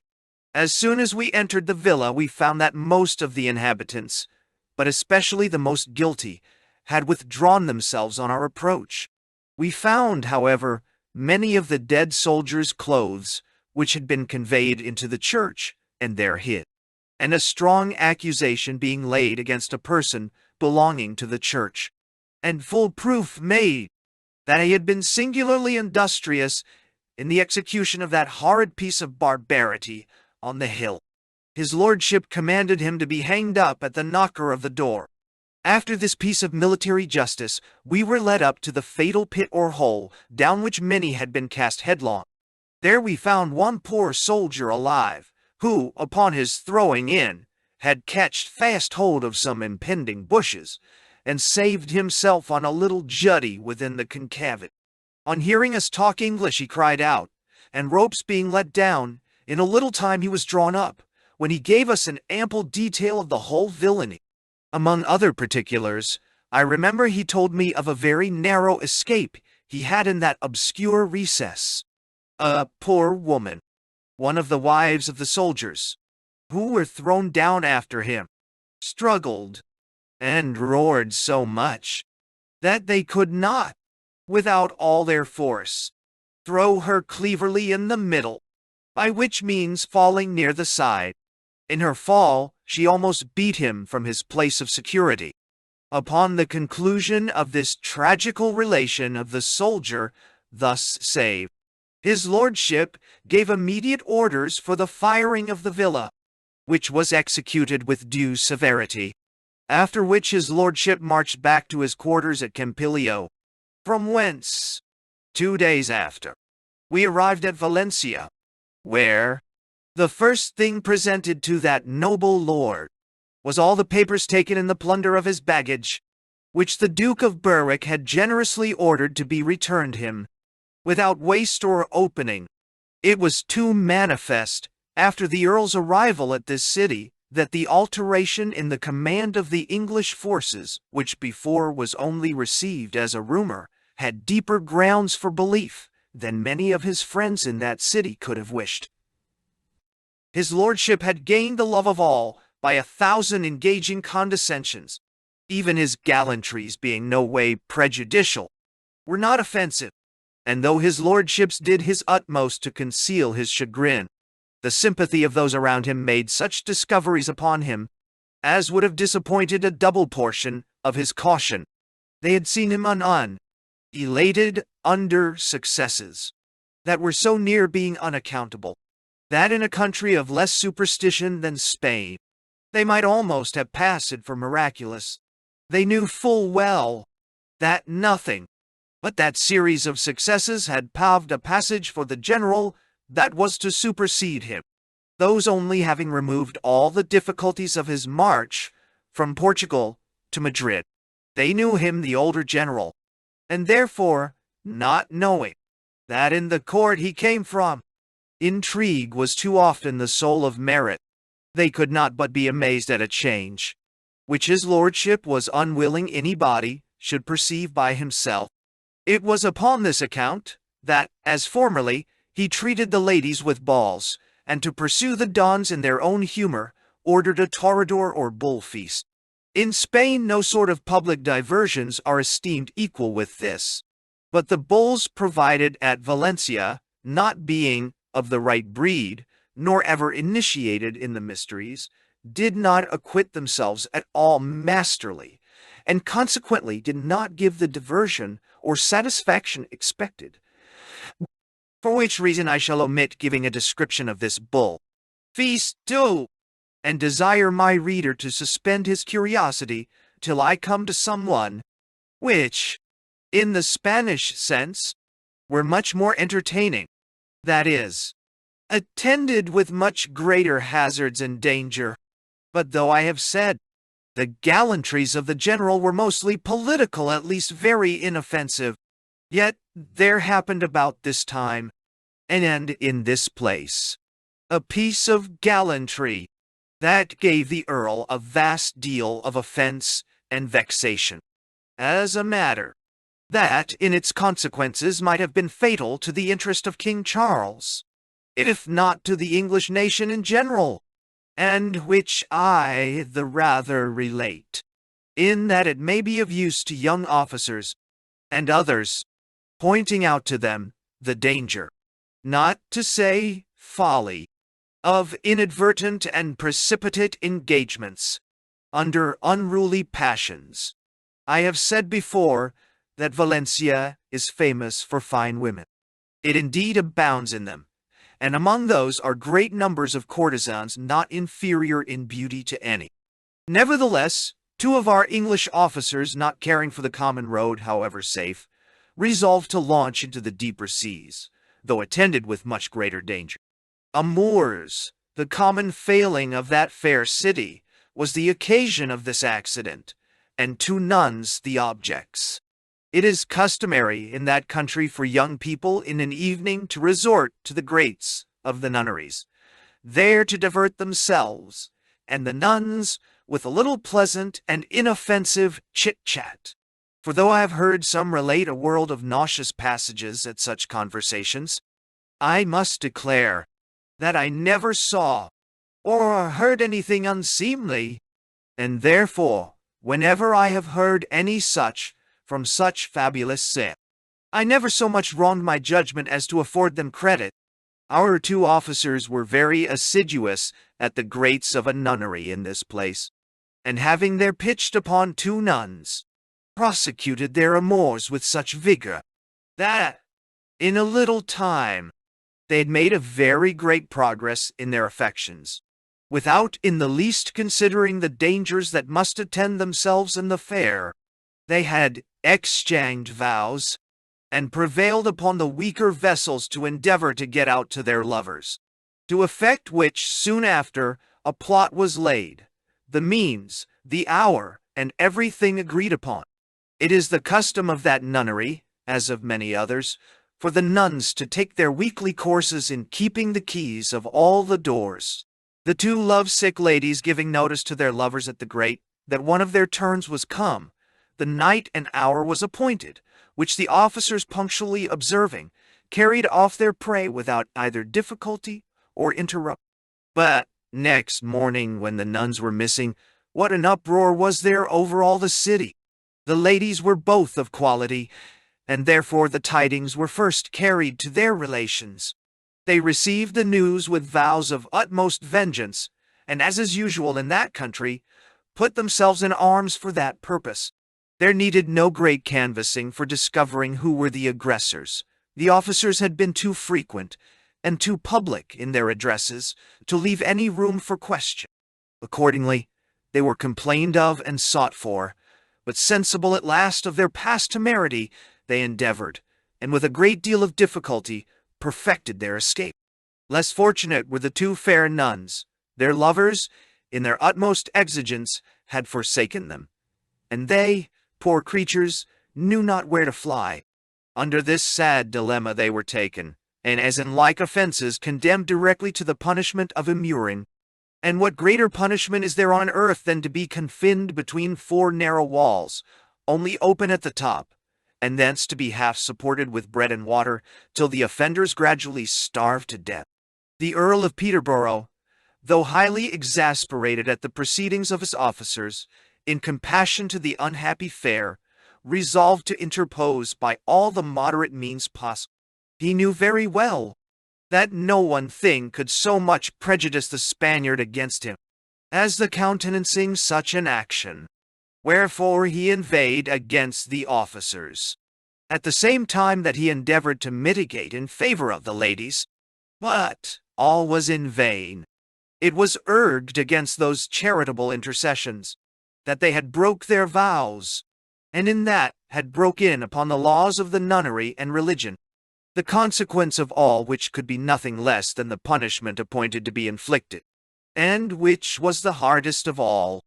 The nearest of their relations most opposed all his generous mediations, and those who, according to the common course of nature, should have thanked him for his endeavors to be instrumental in rescuing them from the impending danger, grew more and more enraged, because he opposed them in their design of a cruel revenge, notwithstanding all which the Earl persevered, and after a deal of labor, first got the penalty suspended, and, soon after, by the dint of a very considerable sum of money, a most powerful argument, which prevails in every country, saved the poor nuns from immuring, and at last, though with great reluctance, he got them received again into the nunnery. As to the warlike lovers, one of them was the year after slain at the battle of Almanza. The other is yet living, being a brigadier in the army. While the Earl of Peterborough was here with his little army of great heretics, neither priests nor people were so open in their superstitious fopperies as I at other times found them.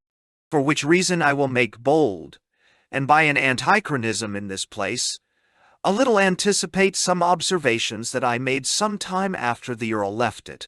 And, as I have not often committed such a transgression, I hope it may be the more excusable now, and no way blemish my memoirs, that I break in upon the series of my journal. Valencia is a handsome city, and is your prick, and is considerable, not only for the pleasantness of its situation and beautiful ladies, but which at some certain times, and on some occasions, to them is more valuable than both those put together, for being the birth place of St. Vincent, the patron of the place, and next for its being the place where Santo Domingo, the first institutor of the Dominican order, had his education. Here, in honor of the last, is a spacious and very splendid convent of the Dominicans, walking by which I one day observed over the gate a figure of a man in stone, and near it a dog with a lighted torch in his mouth.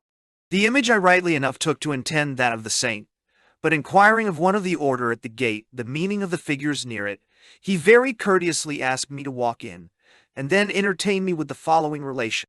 When the mother of Santo Domingo, said that religious, was with child of that future saint, she had a dream which very much afflicted her. She dreamt that she heard a dog bark in her belly, and inquiring, at what oracle is not said, the meaning of her dream, she was told that that child should bark out the gospel. Excuse the bareness of the expression. It may run better in Spanish, though, if I remember right, Erasmus gives it in Latin much the same turn, which should thence shine out like that lighted torch. And this is the reason that wherever you see the image of that saint, a dog and a lighted torch is in the group. He told me at the same time that there had been more popes and cardinals of that order than of any, if not all the other. To confirm which, he led me into a large gallery, on each side whereof he showed me the pictures of all the popes and cardinals that had been of that order, among which I particularly took notice of that of Cardinal Howard, great uncle to the present Duke of Norfolk. But after many encomiums of their society, with which he interspersed his discourse, he added one that I least valued it for, that the sole care and conduct of the Inquisition was entrusted with, finding me attentive, or not so contradictory as the English humor generally is. He next brought me into a fair and large cloister, round which I took several turns with him, and, indeed, the place was too delicious to tire, under a conversation less pertinent or courteous than that he entertained me with. In the middle of the cloister was a small but pretty and sweet grove of orange and lemon trees. These bore fruit ripe and green, and flowers, all together on one tree. And their fruit was so very large and beautiful, and their flowers so transcendently odoriferous, that all I had ever seen of the like kind in England could comparatively pass only for beauty in epitome, or nature imitated in wax. Work. Many flocks also of pretty little birds, with their cheerful notes added not a little to my delight. In short, in life I never knew or found three of my senses at once so exquisitely gratified. Not far from this, St. Vincent, the patron, as I said before, of this city, has a chapel dedicated to him. Once a year they do him honor in a sumptuous procession. Then are their streets all strowed with flowers, and their houses set off with their richest tapestries. Everyone strives to excel his neighbor in distinguishing himself by the honor he pays to that saint. And he is the best Catholic, as well as the best citizen, in the eye of the religious, who most exerts himself on this occasion. The procession begins with a cavalcade of all the friars of all the convents in and about the city. These walk 2 and 2 with folded arms, and eyes cast down to the very ground, and with the greatest outward appearance of humility imaginable. Nor, though the temptation from the fine women that filled their windows, or the rich tapestries that adorned the balconies might be allowed sufficient to attract, could I observe that any one of them all ever moved them upwards, after the friars is borne, upon the shoulders of 20 men at least. And imagine of that saint of solid silver, large as the life. It is placed in a great chair of silver likewise, the staves that bear him up, and upon which they bear him, being of the same metal. The whole is a most costly and curious piece of workmanship, such as my eyes never before or since beheld. The magistrates follow the image and its supporters, dressed in their richest apparel, which is always on this day, and on this occasion, particularly sumptuous and distinguishing. Thus is the image, in the greatest splendor, borne and accompanied round that fine city, and at last conveyed to the place from whence it came, and so concludes that annual ceremony. The Valencians, as to the exteriors of religion, are the most devout of any in Spain, though in common life you find them amorous, galante, and gay, like other people. Yet on solemn occasions there shines out, right such a spirit as proves them the very bigotry. As a proof of which assertion, I will now give some account of such observations as I had time to make upon them during 2 Lent seasons, while I resided there.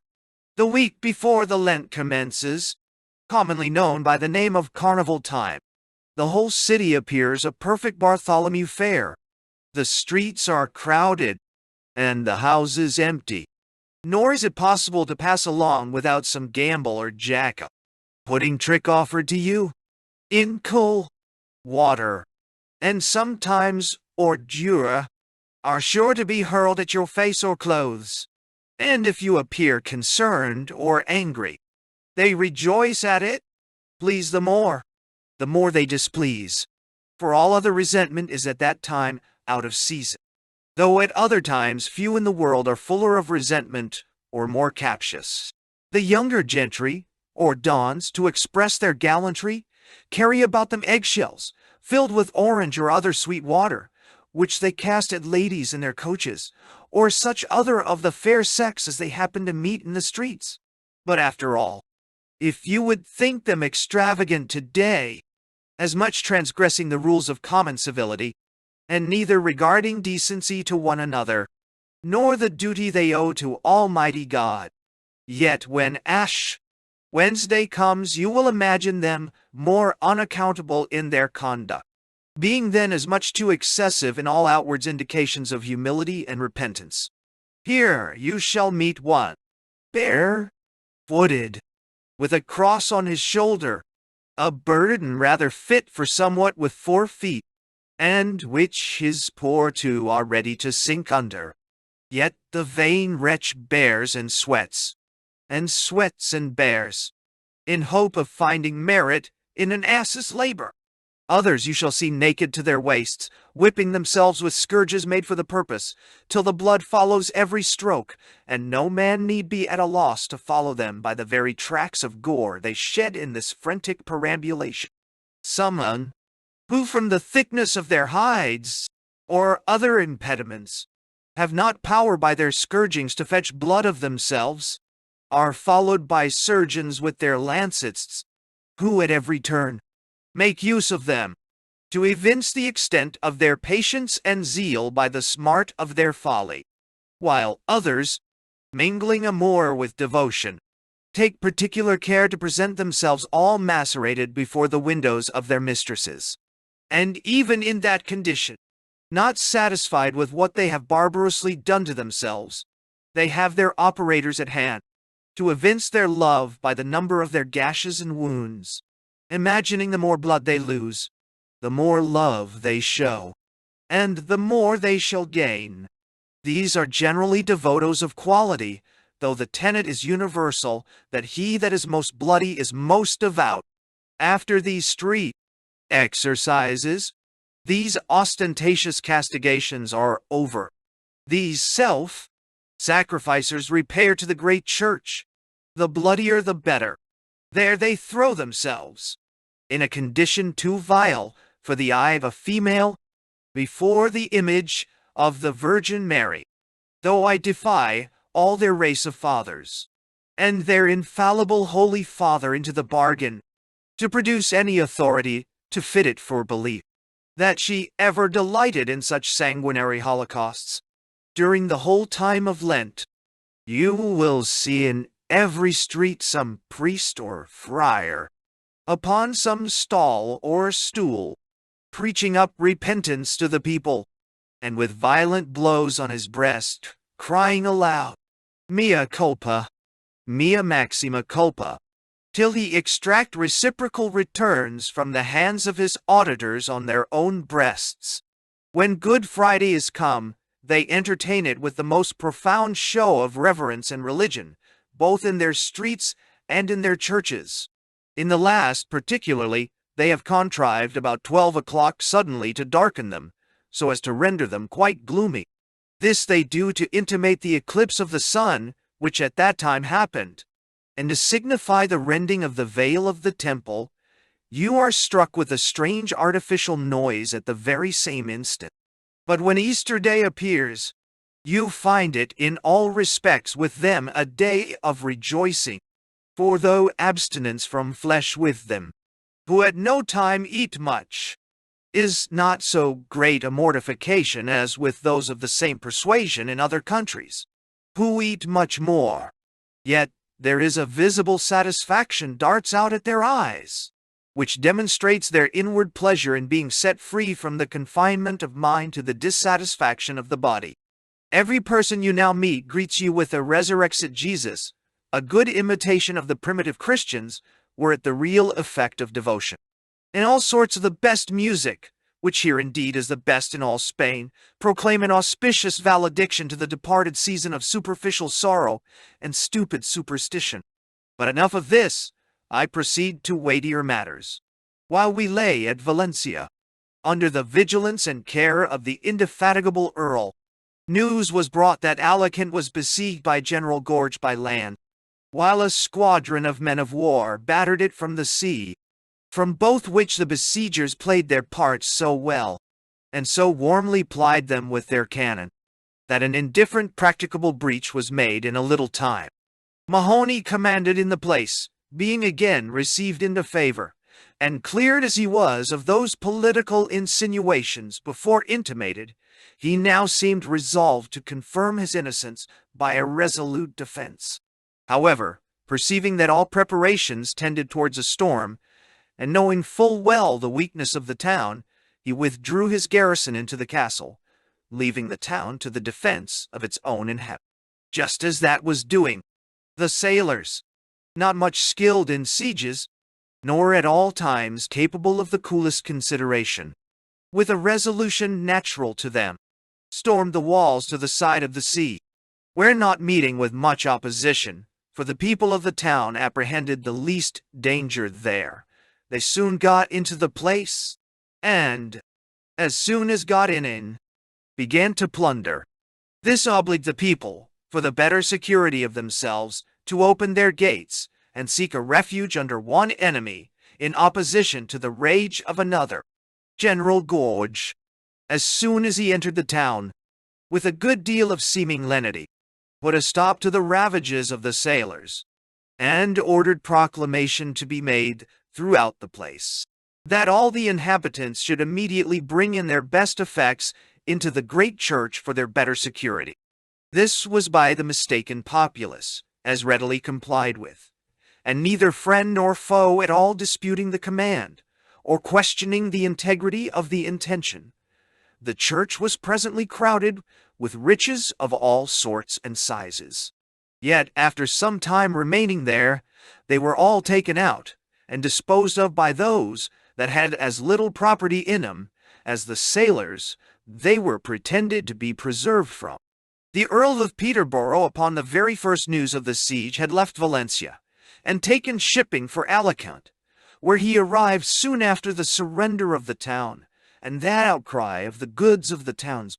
Upon his arrival, Mahoney, who was blocked up in the castle, and had experienced his indefatigable diligence, being in want of provisions, and without much hope of relief, desired to capitulate.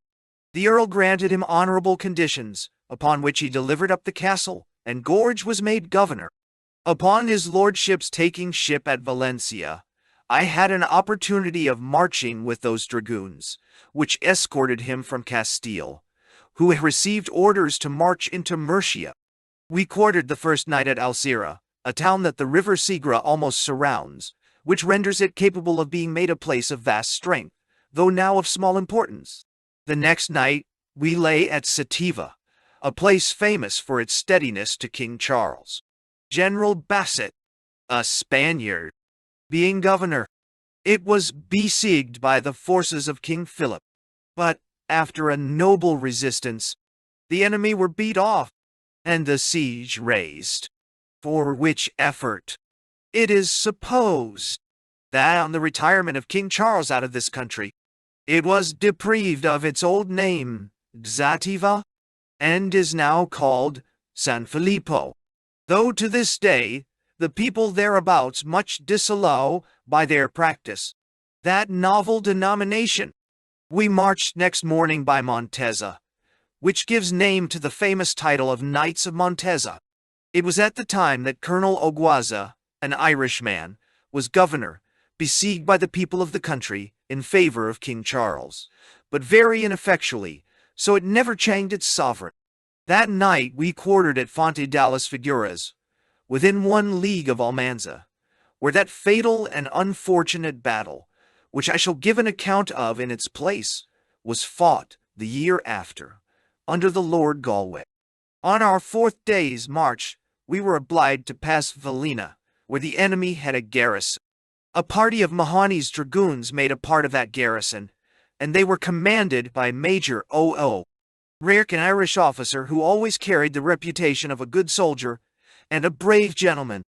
I had all along made it my observation that Captain Matthews, who commanded those dragoons, that I marched with was a person of much more courage than conduct, and he uses as little precaution here, though just marching under the eye of the enemy, as he had done at other times. As I was become intimately acquainted with him, I rode up to him, and told him the danger, which, in my opinion, attended our present march.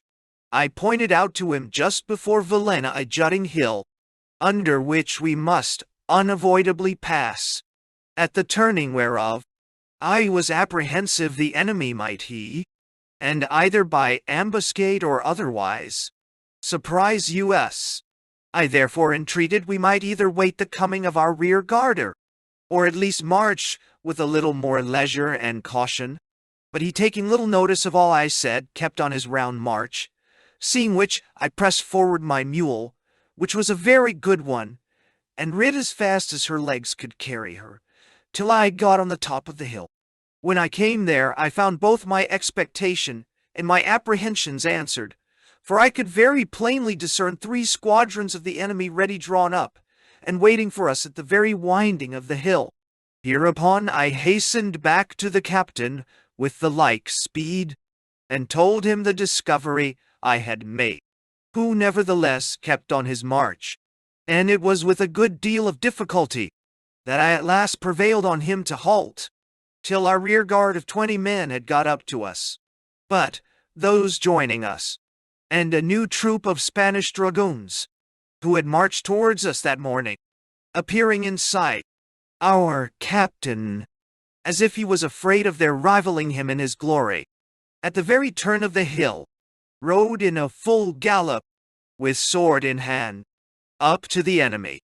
They stood their ground, till we were advanced within 200 yards of them, and then in confusion endeavored to retire into the town. They were obliged to pass over a small bridge, too small to admit of such a company in so much haste, their crowding upon which obstructed their retreat, and left all that could not get over, to the mercy of our swords, which spared none. However narrow as the bridge was, Captain Matthews was resolved to venture over after the enemy, on doing which the enemy made a halt, till the people of the town and the very priests came out to their relief with firearms. On so large an appearance, Captain Matthews thought it not advisable to make any further advances. So driving a very great flock of sheep from under the walls, he continued his march towards Eldon. In this action we lost Captain Topham and 3 dragoons. I remember we were not marched very far from the place where this rencounter happened, when an Irish dragoon overtook the captain with a civil message from Major O'Rourke, desiring that he would not entertain a mean opinion of him for the defense that was Medell, since could he have got the Spaniards to have stood their ground, he should have given him good reason for a better. The captain returned a complimental answer, and so marched on. This Major O'Rourke, was the next year killed at Alcay, being much lamented, for he was esteemed both for his courage and conduct, one of the best of the Irish officers in the Spanish service. I was likewise informed that he was descended from one of the ancient kings of Ireland. The mother of the Honourable Colonel Paget, one of the grooms of the bedchamber to his present majesty, was nearly related to this gallant gentleman. One remarkable thing I saw in that action, which affected and surprised me. A Scotch dragoon, of but a moderate size, with his large basket, hilted sword, struck off a Spaniard's head at one stroke, with the same ease, in appearance, as a man would do that of a poppy. When we came to Elda, a town much in the interest of King Charles, and famous for its fine situation, and the largest grapes in Spain, the inhabitants received us in a manner as handsome as it was peculiar, all standing at their doors with lighted torches, which, considering the time we entered, was far from an unwelcome or disagreeable sight. The next day several requested to be the messengers of the action at Vilena to the Earl of Peterborough at Alicante. But the captain returned this answer to Al, that in consideration of the share that I might justly claim in that day's transactions, he could not think of letting any other person be the bearer. So, giving me his letters to the Earl, I, the next day, delivered them to him at Alicante. At the delivery, Colonel Killigrew, whose dragoons they were, being present, he expressed a deal of satisfaction at the account, and his lordship was pleased at the same time to appoint me sole engineer of the castle of Alicante. Soon after which, that successful general embarked for Genoa, according to the resolutions of the Council of War at Guadalixara, on a particular commission from the Queen of England, another from Charles King of Spain, and charged at the same time with a request of the Marquis das Minas, general of the Portuguese forces, to negotiate bills for £100,000 for the use of his troops, in all which, though he was, as ever, successful, yet, may it be said without a figure, that his departure in a good measure determined the success of the Confederate forces in that kingdom. True it is, the general returned again with the fortunate fruits of those negotiations, but never to act in his old auspicious sphere, and therefore, as I am now to take leave of this fortunate general, let me do it with justice, in an appeal to the world, of the not to be paralleled usage in these latter ages, at least, that he met with for all his services, such a vast variety of enterprises, all successful, and which had set all Europe in amaze, services that had given occasion to such solemn and public thanksgivings in our churches, and which had received such very remarkable approbations, both of sovereign and parliament, and which had been represented in so lively a manner, in a letter wrote by the King of Spain, under his own hand, to the Queen of England, and communicated to both houses in the terms following: Madam, my sister, I should not have been so long, ere I did myself the honor to repeat the assurances of my sincere respects to you, had I not waited for the good occasion which I now acquaint you without, that the city of Barcelona is surrendered to me by capitulation. I doubt not but you will receive this great news with entire satisfaction, as well, because this happy success is the effect of your arms, always glorious, as from the pure motives of that bounty and maternal affection you have for me, and for everything which may contribute to the advancement of my interest. I must do this justice to all the officers and common soldiers, and particularly to my Lord Peterborough, that he has shown in this whole expedition a constancy, bravery, and conduct worthy of the choice that your Majesty has made of him, and that he could no ways give me better satisfaction than he has, by the great zeal and application which he has equally testified for my interest and for the service of my person. I owe the same justice to Brigadier Stanhope, for his great zeal, vigilance, and very wise conduct, which he has given proofs of upon all occasions, as also to all your officers of the fleet, particularly to your worthy Admiral Shovel, assuring your Majesty that he has assisted me in this expedition with an inconceivable readiness and application, and that no admiral will be ever better able to render me greater satisfaction than he has done. During the siege of Barcelona, some of your Majesty's ships, with the assistance of the troops of the country, have reduced the town of Tarragona, and the officers are made prisoners of war. The town of Girona has been taken at the same time by surprise by the troops of the country.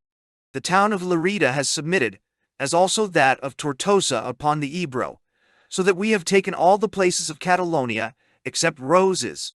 Some places in Aragon near Saragossa have declared for me, and the garrison of the castle of Denia in Valencia have maintained their post, and repulsed the enemy.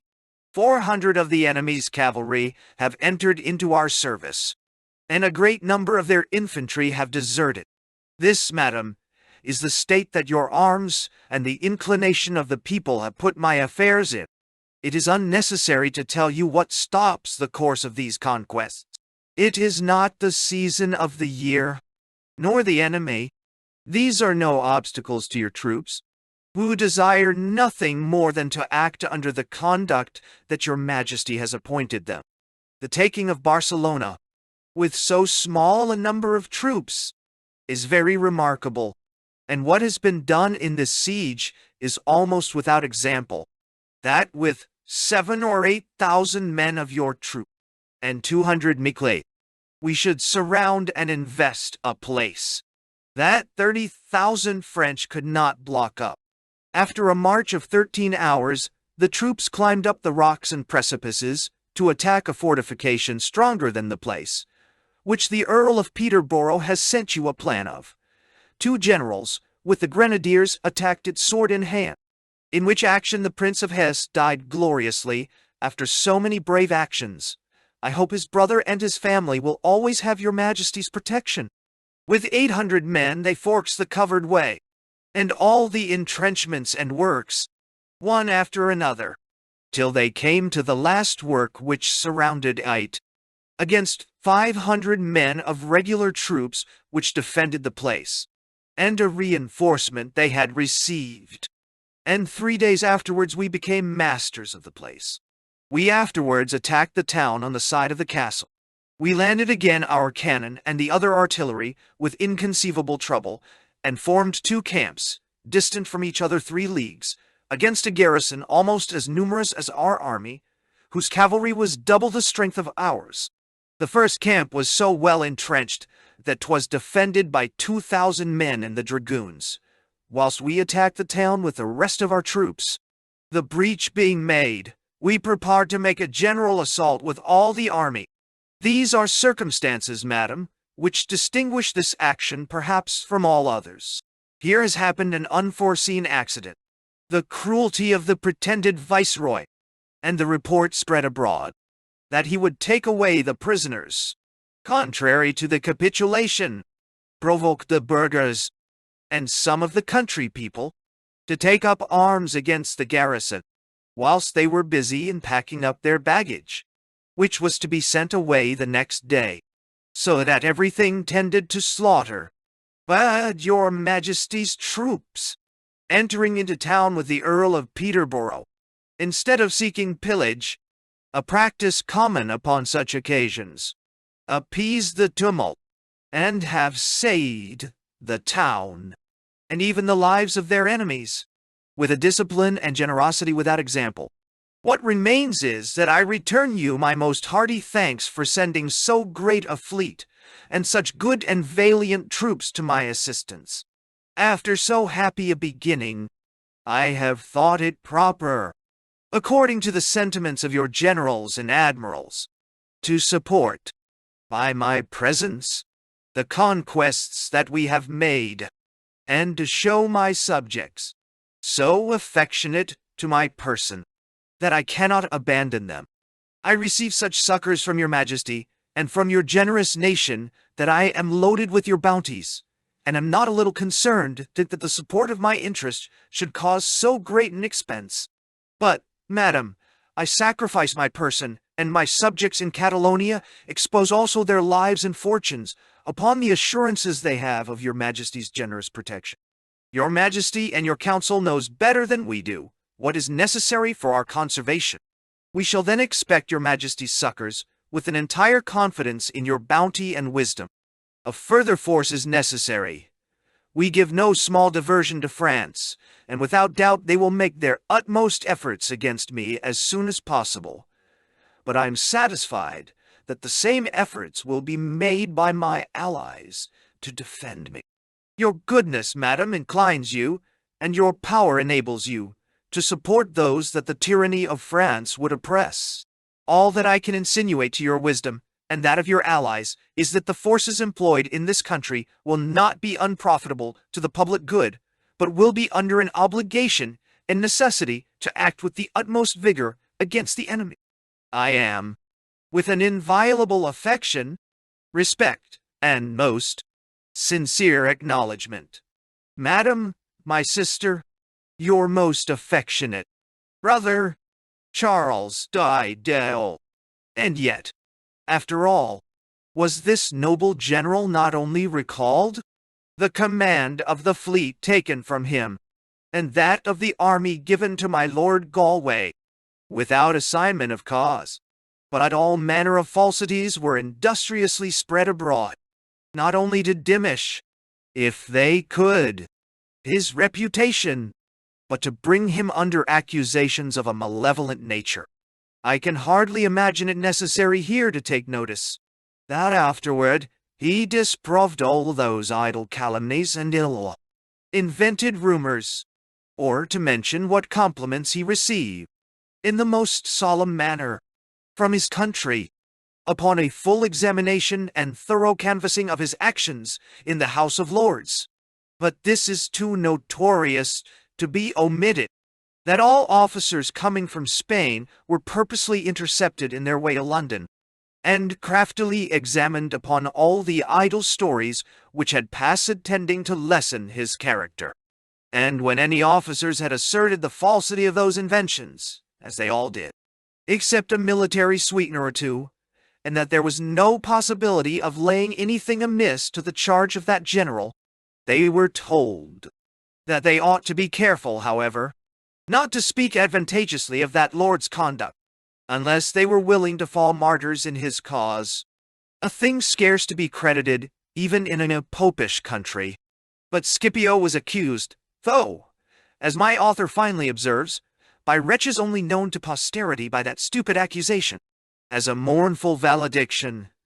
Before I enter upon any new scene, the reader will pardon this melancholy expostulation.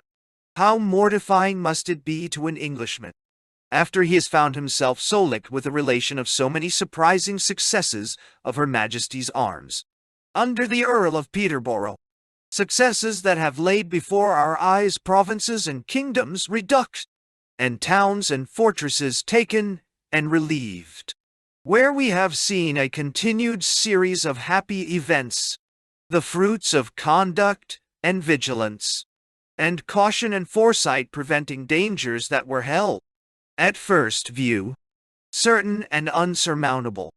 To change this glorious landscape, I say, for scenes every way different, even while our troops were as numerous as the enemy, and better provided, yet always baffled and beaten, and flying before the enemy till fatally ruined in the Battle of Almanza. How mortifying must this be to any lover of his country! But I proceed to my memoirs. Alicant is a town of the greatest trade of any in the kingdom of Valencia, having a strong castle, being situated on a high hill, which commands both town and harbor. In this place I resided a whole year, but it was soon after my first arrival that Major Collier, who was shot in the back at Barcelona, as I have related in the siege of that place, hearing of me, sought me out at my quarters, and Zian, after a particular inquiry into the success of that difficult task that he left me upon, and my answering all his questions to satisfaction, all which he received with evident pleasure, he threw down a purse of pistoles upon the table, which I refusing, he told me, in a most handsome manner, his friendship was not to be preserved but by my accepting it. After I had made some very necessary repairs, I pursued the orders I had received from the Earl of Peterborough, to go upon the erecting a new battery between the castle and the town. This was a task attended with difficulties, neither few in number nor small in consequence, for it was to be raised upon a great declivity, which must render the work both laborious and precarious.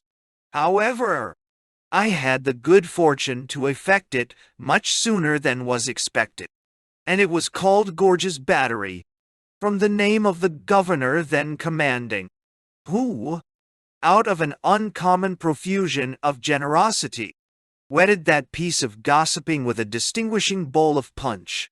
Brigadier Bougard, when he saw this work some time after, was pleased to honor it with a singular admiration and approbation for its completeness, notwithstanding its difficulties.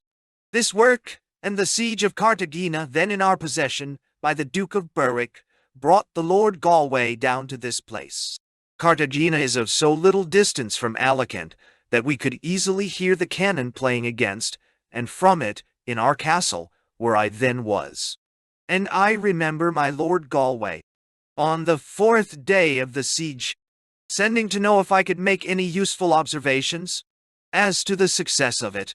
I returned that I was of opinion the town was surrendered, from the sudden cessation of the cannon, which, by our news next day from the place, proved to be fact. Cartagena is a small seaport town in Murcia, but has so good an harbor that when the famous Admiral Doria was asked which were the three best havens in the Mediterranean, he readily returned June, July, and Cartagena. Upon the surrender of this place, a detachment of foot was sent by the governor, with some dragoons, to Elche. But it being a place of very little strength, they were soon made prisoners of war. The siege of Cartagena being over, the Lord Galway returned to his camp, and the Lord Duncannon dying in Alicant, the first guns that were furred from Gorges battery were the minute guns for his funeral. His regiment had been given to the Lord Montandre, who lost it before he had possession, by an action as odd as it was scandalous. That regiment had received orders to march to the Lord Galway's camp, under the command of their lieutenant, Colonel Bateman, a person before reputedly a good officer, though his conduct here gave people, not invidious, too much reason to call it in question. On his march, he was so very careless and negligent, though he knew himself in a country surrounded with enemies, and that he was to march through a wood, where they every day made their appearance in great numbers, that his soldiers marched with their muskets slung at their backs, and went one after another, as necessity had forced us to do in Scotland, himself at the head of Emil, in his chaise, riding a considerable way before.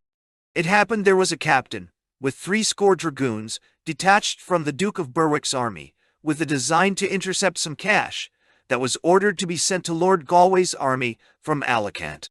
This detachment, missing of that intended prize, was returning very disconsolately, re-infecta, when their captain, observing the careless and disorderly march of the English, resolved, boldly enough, to attack them in the wood.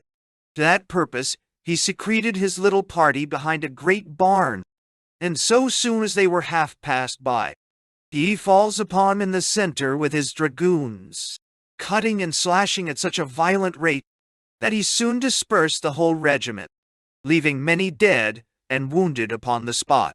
The 3 colors were taken, and the gallant lieutenant colonel taken out of his chaise and carried away prisoner with many others.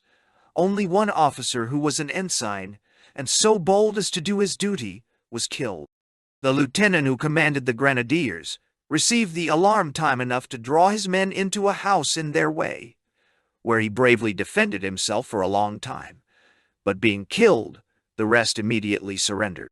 The account of this action I had from the commander of the enemy's party himself, some time after, while I was a prisoner, and Captain Mahoney, who was present when the news was brought, that a few Spanish dragoons had defeated an English regiment, which was this under Bateman, protested to me that the Duke of Berwick turned pale at the relation, and when they offered to bring the colors before him, he would not so much as see them.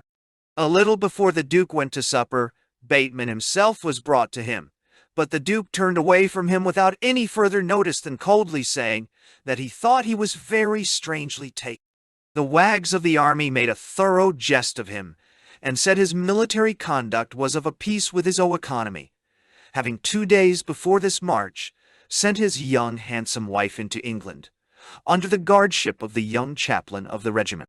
April 15, in the year 1717, being Easter Monday, we had in the morning a flying report in Alicant, that there had been the day before a battle at Almanza, between the army under the command of the Duke of Berwick, and that of the English, under Lord Galway, in which the latter had suffered an entire defeat.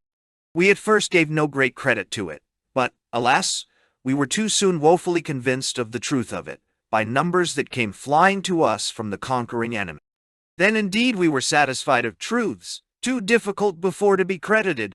But I was not present in that calamitous battle. I shall relate it, as I received it from an officer then in the Duke's army. To bring the Lord Galway to a battle, in a place most commodious for his purpose, the Duke made use of this stratagem. He ordered 2 Irishmen, both officers, to make their way over to the enemy as deserters, putting this story in their mouths, that the Duke of Orleans was in a full march to join the Duke of Berwick with 12,000 men, that this would be done in 2 days, and that then they would find out the Lord Galway, and force him to fight, wherever they found him.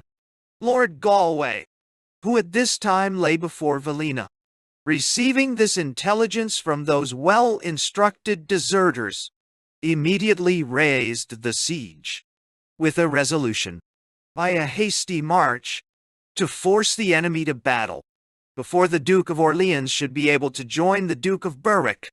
To effect this, after a hard march of 3 long Spanish leagues in the heat of the day, he appears a little after noon in the face of the enemy with his fatigued forces, glad and rejoiced at the sight, for he found his plot had taken Berwick. The better to receive him, draws up his army in a half-moon, placing at a pretty good advance 3 regiments to make up the center, with express order, nevertheless, to retreat at the very first charge, all which was punctually observed, and had its desired effect, for the 3 regiments at the first attack gave way, and seemingly fled towards their camp, the English, after their customary manner, pursuing them with shouts and hollowings. As soon as the Duke of Berwick perceived his trap had taken, he ordered his right and left wings to close, by which means he at once cut off from the rest of their army all those who had so eagerly pursued the imaginary runaways. In short, the rout was total, and the most fatal blow that ever the English received during the whole war with Spain. Nor, as it is thought, with a great probability of reason, had those troops that made their retreat to the top of the hills, under Major General Shrimpton, met with any better fate than those on the plain. Had the Spaniards had any other general in the command than the Duke of Berwick, whose native sympathy gave a check to the ardor of a victorious enemy, and this was the sense of the Spaniards themselves after the battle, verifying herein that noble maxim, that victory to generous minds is only an inducement to moderation. The day after this fatal battle, which gave occasion to a Spanish piece of wit, that the English general had routed the French, the Duke of Orleans did arrive indeed in the camp, but with an army of only 14 attendants. The fatal effects of this battle were soon made visible, and to none more than those in Alicant. The enemy grew every day more and more troublesome, visiting us in parties more boldly than before, and often hovering about us so very near that with our cannon we could hardly teach him to keep a proper distance. Gorge, the governor of Alicant, being recalled into England, Major General Richards was by King Charles appointed governor in his place. He was a Roman Catholic, and very much beloved by the natives on that account, though to give him his due, he behaved himself extremely well in all other respects. It was in his time that a design was laid of surprising Gardemere, a small sea-port town, in Mercia, but the military bishop, for he was in a literal sense excellent tam Marte, quam Mercuria, among his many others exploits, by a timely expedition, prevented that. Governor Richards, my post being always in the castle, had sent to desire me to give notice whenever I saw any parties of the enemy moving. Pursuant to this order, discovering one morning a considerable body of horse towards Elshot, I went down into the town, and told the governor what I had seen, and without any delay he gave his orders, that a captain with 60 men should attend me to an old house about a mile distance.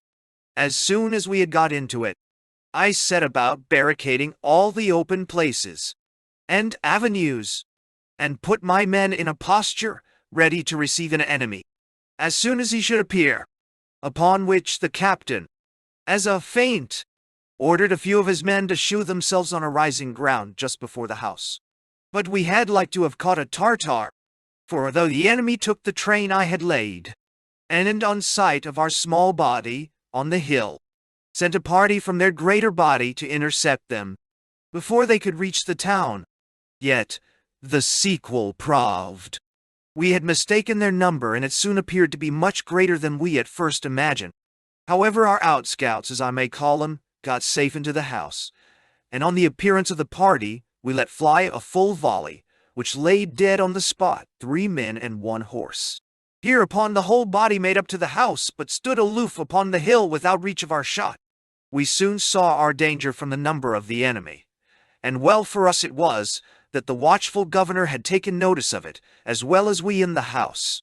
For observing us surrounded with the enemy, and by a power so much superior, he marched himself with a good part of the garrison to our relief. The enemy stood a little time as if they would receive him, but upon second thoughts they retired, and to our no little joy left us at liberty to come out of the house and join the garrison. Scarce a day passed but we had some visits of the like kind, attended sometimes with rencounters of this nature, insomuch that there was hardly any stirring out in safety for small parties, though never so little away. There was within a little mile of the town an old vineyard, environed with a loose stone wall. An officer and I made an agreement to ride thither for an airing. We did so, and after a little riding it came into my head to put a fright upon the officer. And very lucky for us both was that unlucky thought of mine. Pretending to see a party of the enemy make up to us, I gave him the alarm, set spurs to my horse, and rid as fast as legs could carry. The officer no way bated of his speed, and we had scarce got out of the vineyard but my jest proved earnest, 12 of the enemy's horse pursuing us to the very gates of the town. Nor could I ever after prevail upon my fellow traveler to believe that he owed his escape to merriment more than speed. Soon after my charge as to the fortifications was pretty well over, I obtained leave of the governor to be absent for a fortnight, upon some affairs of my own at Valencia. On my return from whence, at a town called Venisa, I met 2 officers of an English regiment, going to the place from whence I last came. They told me, after common congratulations, that they had left Major Boyd at a little place called Capel, hiring another mule, that he rode on thither, having turred and failed him, desiring withal that if I met him, I would let him know that they would stay for him at that place. I had another gentleman in my company, and we had traveled on not above a league further, whence, at a little distance, we were both surprised with a sight that seemed to have set all art at defiance, and was too odd for anything in nature. It appeared all in red, and to move, but so very slowly that if we had not made more way to that than it did to us, we should have made it a day's journey before we met. My companion could as little tell what to make of it as I, and indeed, the nearer it came, the more monstrous it seemed, having nothing of the tokens of man, either walking, raw walking, or in any posture whatever. At last, coming up with this strange figure of a creature, for now we found it was certainly such, what, or rather who, should it prove to be, but Major Boyd? He was a person of himself far from one of the least proportion, and mounted on a poor little ass, with all his warlike accoutrements upon it, you will allow, must make a figure almost as odd as one of the old centaurs. The morocco saddle that covered the ass was of burden enough for the beast without its master, and the additional holsters and pistols made it much more weighty. Nevertheless, a curb bridle of the largest size covered his little head, and a long red cloak, hanging down to the ground, covered jackboots, ass, master, and all. In short, my companion and I, after we could specifically declare it to be a man, agreed we never saw a figure so comical in all our lot. When we had merrily greeted our major, for a cynic could not have forborne laughter, he excused all as well as he could, by saying he could get no other beast. After which, delivering our message, and condoling with him for his present mounting, and wishing him better at his next quarters, he settled into his old pace, and we into ours, and parted. We lay that night at Altea, famous for its bay for ships to water at. It stands on a high hill, and is adorned, not defended, with an old fort. Thence we came to Alicant, where having now been a whole year, and having effected what was held necessary, I once more prevailed upon the governor to permit me to take another journey. The Lord Galway lay at Taraga, while Lerida lay under the siege of the Duke of Orleans, and having some grounds of expectation given me, while he was at Alicant, I resolved at least to demonstrate I was still living.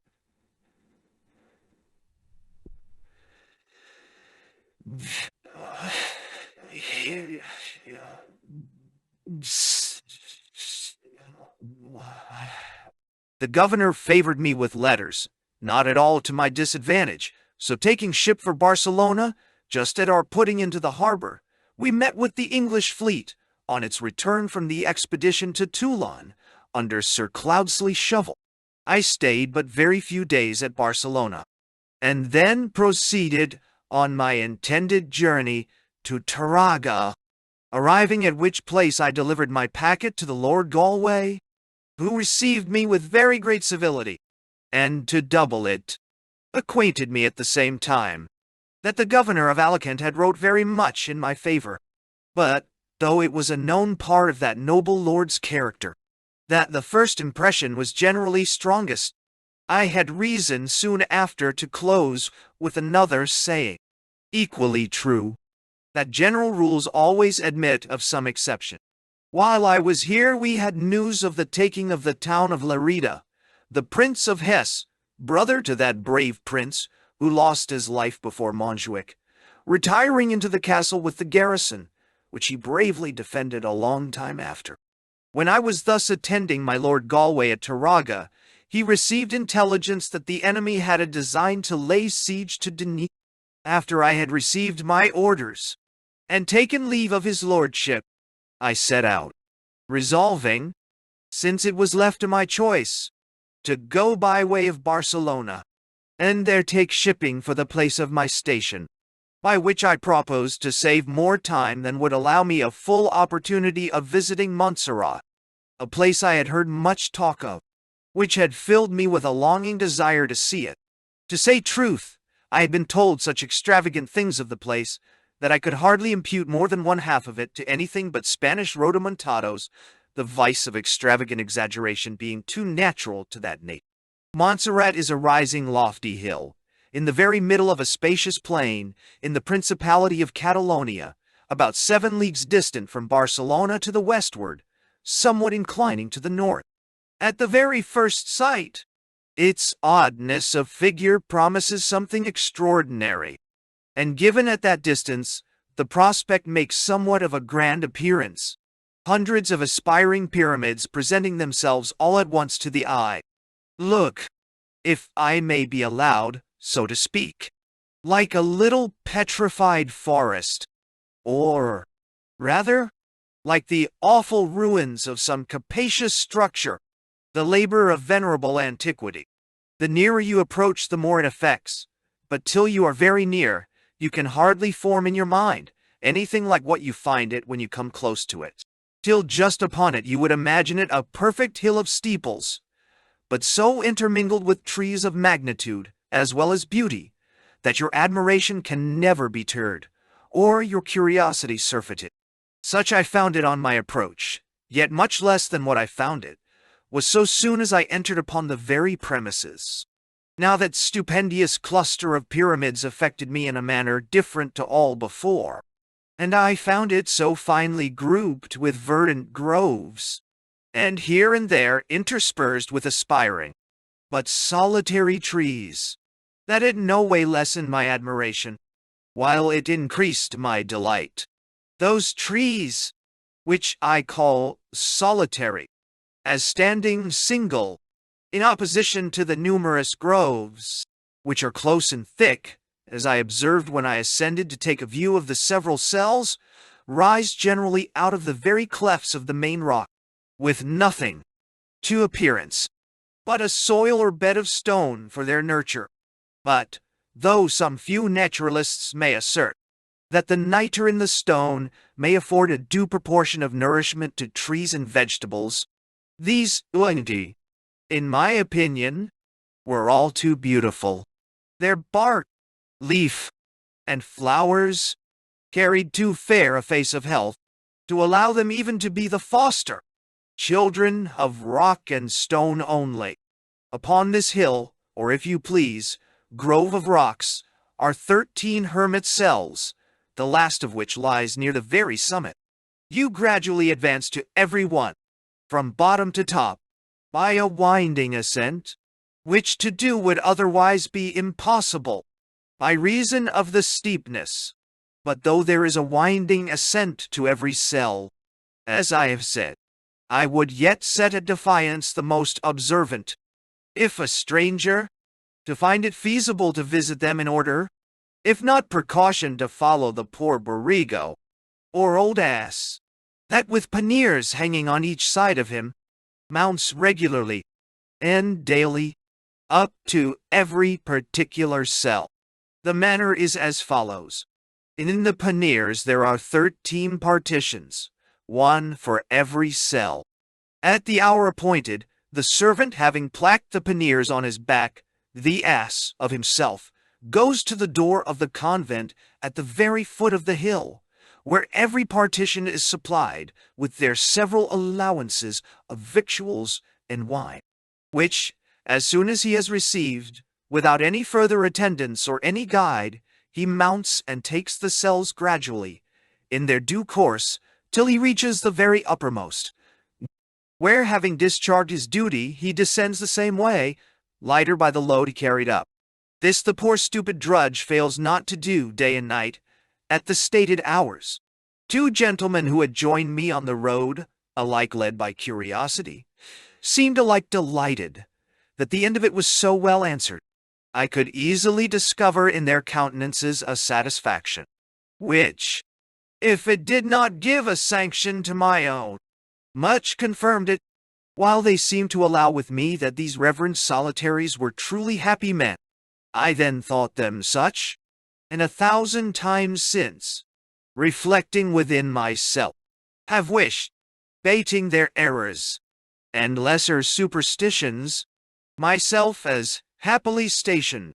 For what can there be wanting to a happy life, where all things necessary are provided without care, where the days, without anxiety or troubles, may be gratefully passed away, with an innocent variety of diverting and pleasing objects, and where their sleeps and slumbers are never interrupted with anything more offensive than murmuring springs, natural cascades, or the various songs of the pretty feathered choristers. But their courtesy to strangers is no less engaging than their solitude. A recluse life, for the fruits of it, generally speaking, produces moroseness. Pharisaical pride too often sours the temper, and a mistaken opinion of their own merit too naturally leads such men into a contempt of others. But on the contrary, these good men, for I must call them as I thought them, seemed to me the very emblems of innocence, so ready to oblige others, that at the same instant they seemed laying obligations upon themselves. This is self-evident in that affability and complacence they use in showing the rarities of their several cells, where, for fear you should slip anything worthy observation, they endeavor to instill in you as quick a propensity of asking, as you find in them a prompt alacrity in answering such questions of curiosity as their own have inspired. In particular, I remember one of those reverend old men, when we were taking leave at the door of his cell, to which out of his great civility he accompanied us, finding by the air of our faces, as well as our expressions, that we thought ourselves pleasingly entertained, to divert us afresh, advanced a few paces from the door, when giving a whistle with his mouth, a surprising flock of pretty little birds, variegated, and of different colors, immediately flocked around him. Here you should see some alighting upon his shoulders, some on his awful beard, others took refuge on his snow-like head, and many feeding, and more endeavoring to feed out of his mouth, each appearing emulous and under an innocent contention, how best to express their love and respect to their no less pleased master. Nor did the other cells labor under any deficiency of variety, every one boasting in some particular that might distinguish it in something equally agreeable and entertaining. Nevertheless, crystal springs spouting from the solid rocks were from the highest to the lowest, common to them all, and, in most of them, they had little brass cocks, out of which, when turned, issued the most cool and crystalline flows of excellent pure water. And yet what more affected me, and which I found near more cells than one, was the natural cascades of the same transparent element, these falling from one rock to another, in that warm, or rather hot, climate, gave not more delightful astonishment to the eye than they afforded grateful refreshment to the whole man. The streams falling from these soften from a rougher tumultuous noise into such affecting murmurs by distance, the intervention of groves or neighboring rocks, that it were impossible to see or hear them and not be channed. Neither are those groves grateful only in a beautiful verdure. Nature renders them otherwise delightful in loading them with clusters of berries of a perfect scarlet color, which, by a beautiful intermixture, strike the eye with additional delight. In short, it might nonplus a person of the nicest taste to distinguish or determine whether the neatness of their cells within, or the beauteous varieties without, most exhaust his admiration. Nor is the whole, in my opinion, a little advantaged by the frequent view of some of those pyramidical pillars, which seem, as weary of their own weight, to recline and seek support from others in the neighborhood. When I mentioned the outside beauties of their cells, I must be thought to have forgot to particularize the glorious prospects presented to your eye from every one of them, but especially from that nearest the summit. A prospect, by reason of the purity of the air, so extensive and so very entertaining that to dilate upon it properly to one that never saw it would baffle credit, and naturally to depaint it would confound invention. I therefore shall only say that on the Mediterranean side, after an agreeable interval of some fair leagues, it will set at defiance the strongest optics, and although Barcelona bounds it on the land, the eyes are feasted with the delights of such an intervening champion, where beauteous nature does not only smile, but, by it, that the sense must be very temperate, or very weak.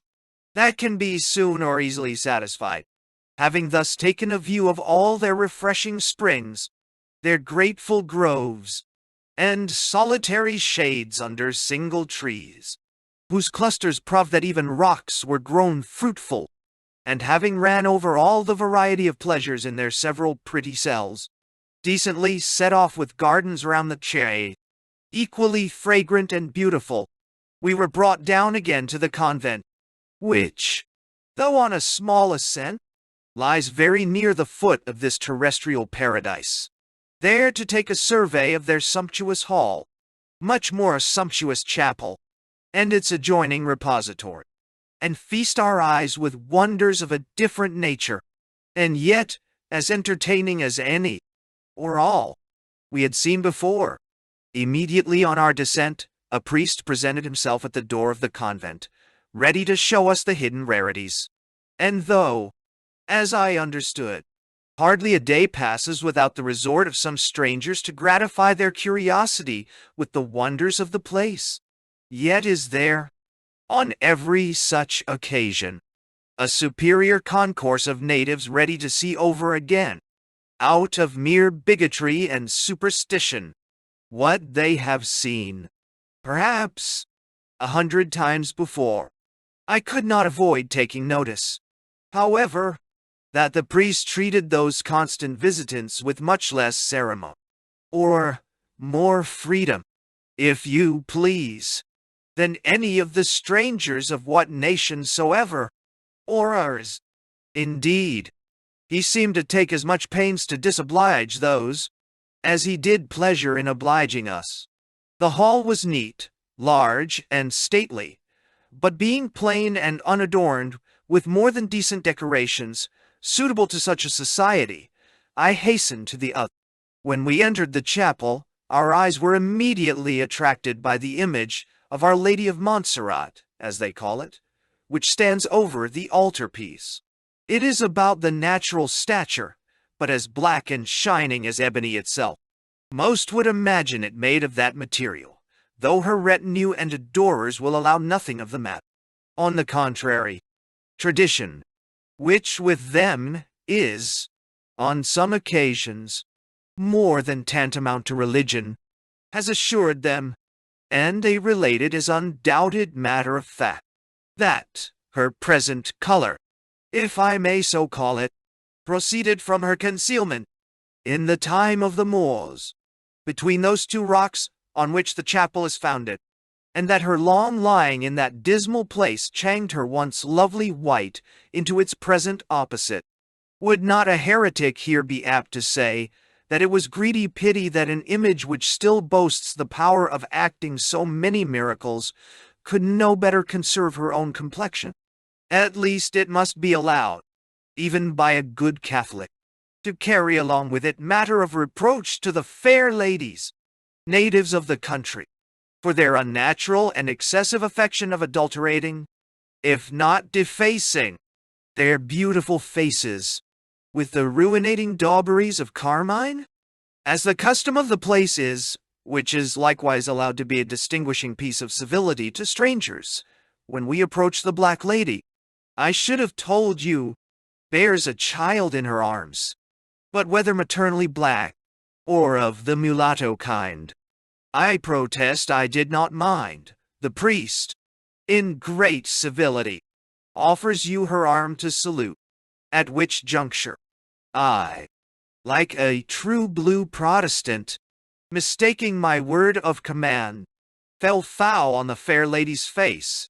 The displeasure in his countenance, for he took more notice of the rudeness than the good lady herself, soon convinced me of my error.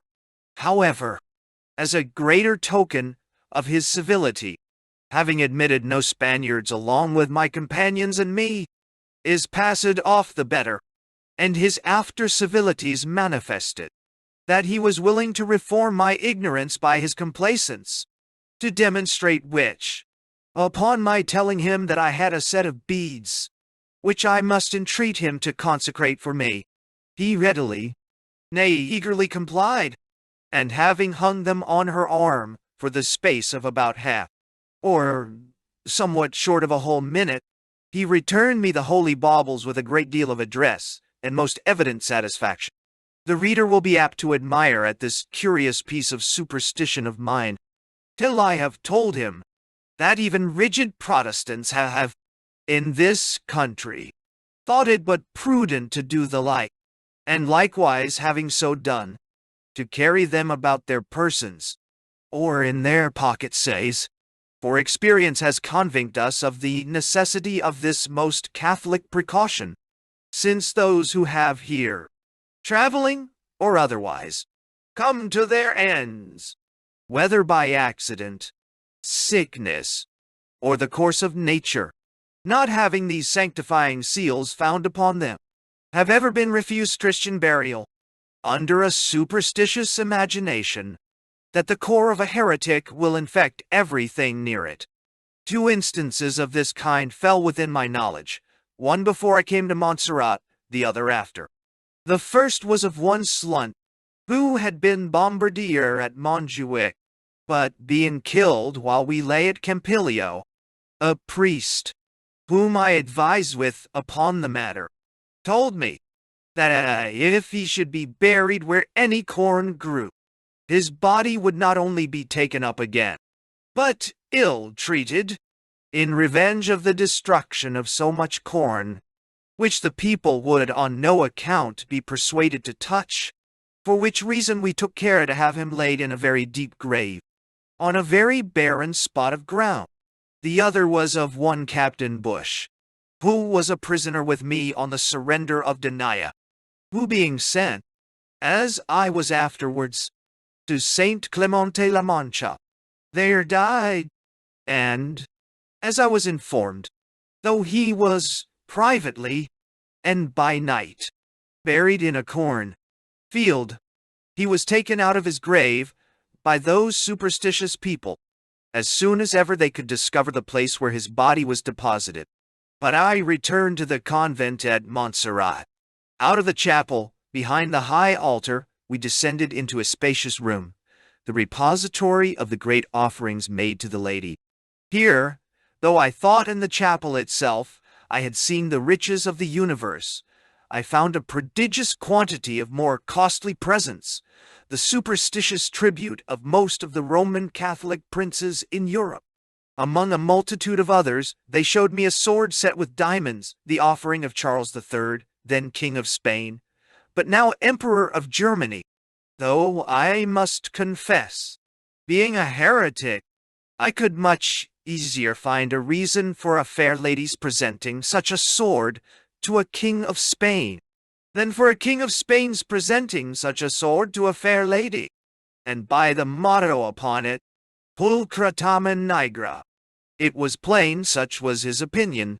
That prince was so delighted with the pleasures of this sweet place, that he, as well as I, stayed as long as ever he could, though neither of us so long as either could have wished. But there was another offering from a king of Portugal, equally glorious and costly, but much better adapted, and therefore in its propriety easier to be accounted for. That was a glory for the head of her ladyship, every ray of which was set with diamonds, large at the bottom, and gradually lessening to the very extremity of every ray. Each ray might be about half a yard long, and I imagined in the whole there might be about 100 of them. In short, if ever her ladyship did the offerer the honor to put it on, I will, though a heretic, venture to aver, she did not at that present time look like a humane creature. To enumerate the rest, if my memory would suffice, would exceed belief. As the upper part was a plain miracle of nature, the lower was a complete treasury of miraculous art. If you ascend from the lowest cell to the very summit, the last of all the 13, you will perceive a continual contention between pleasure and devotion, and at last, perhaps, find yourself at a loss to decide which deserves the preeminence. For you are not here to take cells in the vulgar acceptation, as the little dormitories of solitary monks. No, neatness, use, and contrivance appear in every one of them, and though in an almost perfect equality, yet in such perfection that you will find it difficult to discover in any one of them anything wanting to the pleasure of life. If you descend to the convent near the foot of that venerable hill, you may see more, much more of the riches of the world, but less, far less appearance of a celestial treasure. Perhaps it might be only the sentiment of a heretic, but that awe and devotion which I found in my attendant from cell to cell grew languid and lost in mere empty bigotry and foggy superstition when I came below. In short, there was not a great difference in their heights than in the sentiments they inspired me with. Before I leave this emblem of the beatific vision, I must correct something like a mistake. As to the poor Borrego, I said at the beginning that his labor was daily, but the Sunday is to him a day of rest, as it is to the hermits, his masters, a day of refection. For to save the poor faithful brute, the hard drudgery of that day, the 13 hermits, if health permit, descend to their canobium, as they call it, that is, to the hall of the convent, where they dine in common with the monks of the order, who are Benedictines. After 7 days' variety of such innocent delight, the space allowed for the entertainment of strangers, I took my leave of this pacific hermitage to pursue the more boisterous duties of my calling. The life of a soldier is in every respect the full antithesis to that of a hermit, and I know not whether it might not be a sense of that which inspired me with very great reluctancy. I confess, while on the spot, I over and over bandied in my mind the reasons which might prevail upon Charles V to relinquish his crown, and the arguments on his side never failed of energy. I could persuade myself that this, or some like happy retreat, was the reward of abdicated empire. Full of these contemplations, for they lasted there, I arrived at Barcelona, where I found a vessel ready to sail, on which I embarked for Denia, in pursuance of my orders. Sailing to the mouth of the Mediterranean, no place along the Christian shore affords a prospect equally delightful with the castle of Denia. It was never designed for a place of great strength, being built, and first designed, as a seat of pleasure to the great Duke of Lerma. In that family it many years remained, though within less than a century, that with two other dukedoms have devolved upon the family of the Duke de Medina Celi, the richest subject at this time in all Spain. Denia was the first town that in our way to Barcelona declared for King Charles, and was then by his order made a garrison. The town is but small, and surrounded with a thin wall, so thin that I have known a cannonball pierce through it at once. When I arrived at Denia, I found a Spaniard governor of the town, whose name has slipped my memory, though his behavior merited everlasting annals. Major Percival, an Englishman, commanded in the castle, and on my coming there, I understood it had been agreed between them that in case of a siege, which they apprehended, the town should be defended wholly by Spaniards, and the castle by the English. I had scarce been there 3 weeks before those expectations were answered. The place was invested by Count D'Alfelt and Major General Mahoney, 2 days after which they opened trenches on the east side of the town. I was necessitated upon their so doing to order the demolishment of some houses on that side, that I might erect a battery to point upon their trenches, the better to annoy them. I did so, and it did the intended service, for with that, and 2 others, which I raised upon the castle, from all which we fired incessantly, and with great success, the besiegers were sufficiently incommoded. The governor of the town, a Spaniard as I said before, and with a Spanish garrison, behaved very gallantly, insomuch that what was said of the Prince of Hesse, when he so bravely defended Gibraltar against the joint forces of France and Spain, might be said of him, that he was governor, engineer, gunner, and bombardier all in one, for no man could exceed him, either in conduct or courage, nor were the Spaniards under him less valiant or vigilant. For in case the place was taken, expecting but indifferent quarter, they fought with bravery, and defended the place to admiration. The enemy had answered our fire with all the ardor imaginable, and having made a breach that, as we thought was practicable, a storm was expected every hour, preparing, against which to the great joy of all the inhabitants, and the surprise of the whole garrison, and without our being able to assign the least cause, the enemy suddenly raised the siege, and withdrew from a place which those within imagined in great danger. The siege thus abdicated, if I may use a modern phrase, I was resolved to improve my time, and make the best provision I could against any future attack. To that purpose I made several new fortifications, together with proper casemates for our powder, all which rendered the place much stronger, though time too soon showed me that strength itself must yield to fortune. Surveying those works, and my workmen, I was one day standing on the great battery, when casting my eye toward the Barbary coast, I observed an odd sort of greenish cloud making to the Spanish shore. Not like other clouds with rapidity or swiftness, but with a motion so slow, that sight itself was a long time before it would allow it such. At last, it came just over my head, and interposing between the sun and me, so thickened the air that I had lost the very sight of day. At this moment it had reached the land, and though very near me in my imagination, it began to dissolve, and lose of its first tenebrity, when all on a sudden there fell such a vast multitude of locusts, as exceeded the thickest storm of hail or snow that I ever saw. All around me was immediately covered with those crawling creatures, and they yet continued to fall so thick that with the swing of my cane I knocked down thousands. It is scarce imaginable the havoc I made in a very little space of time. Much less conceivable is the horrid desolation which attended the visitation of those animals. There was not in a day or two's time the least leaf to be seen upon a tree, nor any green thing in a garden. Nature seemed buried in her own ruins, and the vegetable world to be supporters only to her monument. I never saw the hardest winter, in those parts, attended with any equal desolation. When, glutton-like, they had devoured all that should have sustained them, and in the more valuable part of God's creation, whether weary with gorging, or over-thirsty with devouring, I leave to philosophers.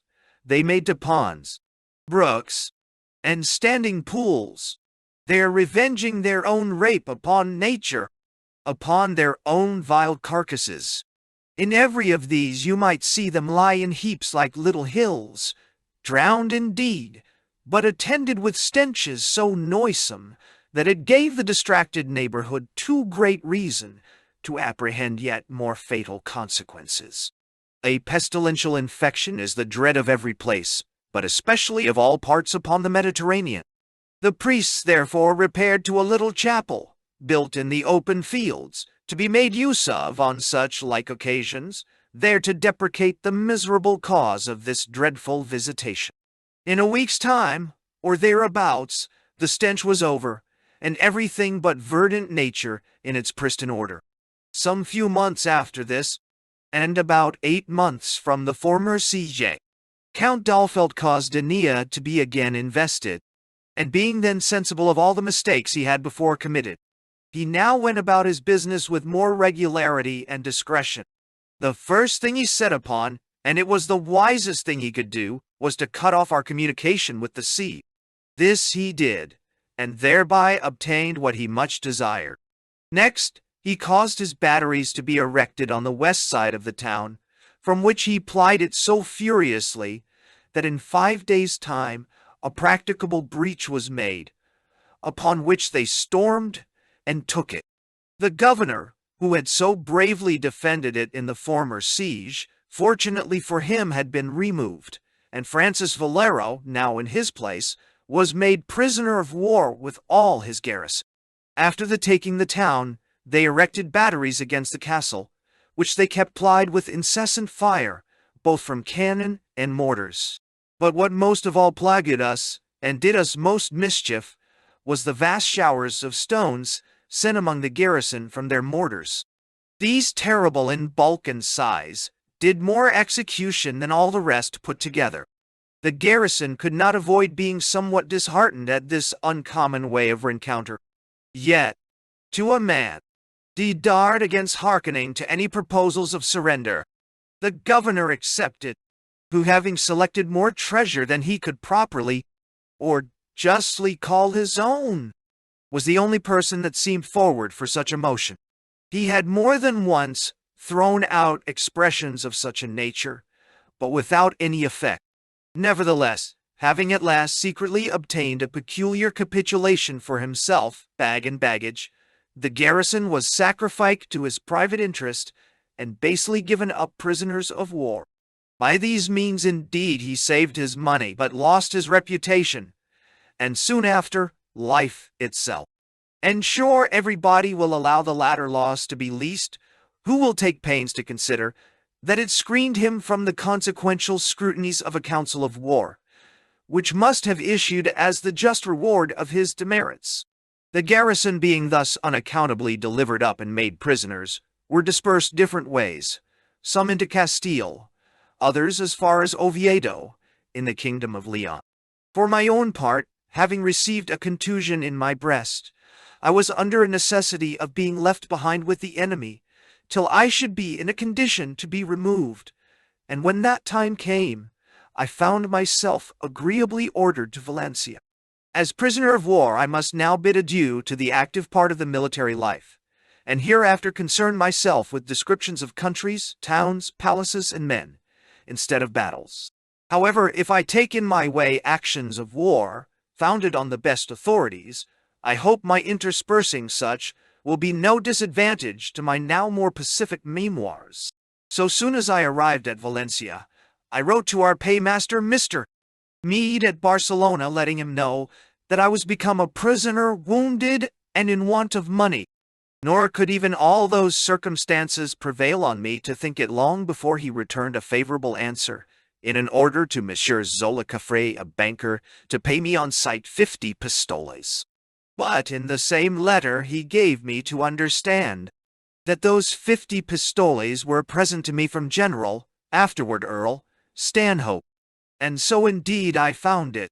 When I returned into England, my account not being charged with any part of it, but this was not the only test I received of that generous Earl's generosity.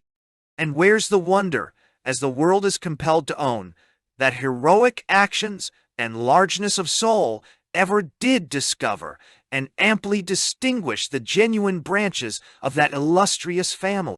This recruit to me, however, was the more generous for being seasonable. Benefits are always doubled in their being easily conferred and well-timed, and with such an allowance as I constantly had by the order of King Philip, as prisoner of war, viz., 18 ounces of mutton per diem for myself, and 9 for my man, with bread and wine in proportion, and especially in such a situation, all this, I say, was sufficient to invite a man to be easy, and almost forget his want of liberty, and much more so to me, if it be considered, that want of liberty consisted only in being debarred from leaving the pleasantest city in all Spain. Here I met with the French engineer, who made the mine under the rock of the castle at Alicant, that fatal mine which blew up General Richards, Colonel Syberg, Colonel Thornycroft, and at least 20 more officers. And yet, by the account that engineer gave me, their fate was their own choosing.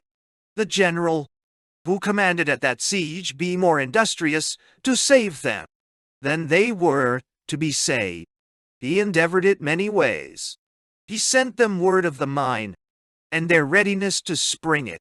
He over and over sent them offers of leave to come, and take a view of it, and inspect it. Notwithstanding all which, though Colonel Thornycroft and Captain Page, a French engineer, in the service of King Charles, pursued the invitation, and were permitted to view it, yet would they not believe, but reported on their return that it was a sham mine, a feint only to intimidate him to a surrender, all the bags being filled with sand instead of gun-powder. The very day on which the besiegers designed to spring the mine, they gave notice of it, and the people of the neighborhood ran up in crowds to an opposite hill in order to see it till. Nevertheless, although those in the castle saw all this, they still remained so infatuated as to imagine it all done only to affright 'em. At length the fatal mine was sprung, and all who were upon that battery lost their lives, and among them those I first mentioned. The very recital hereof made me think within myself, who can resist his fate?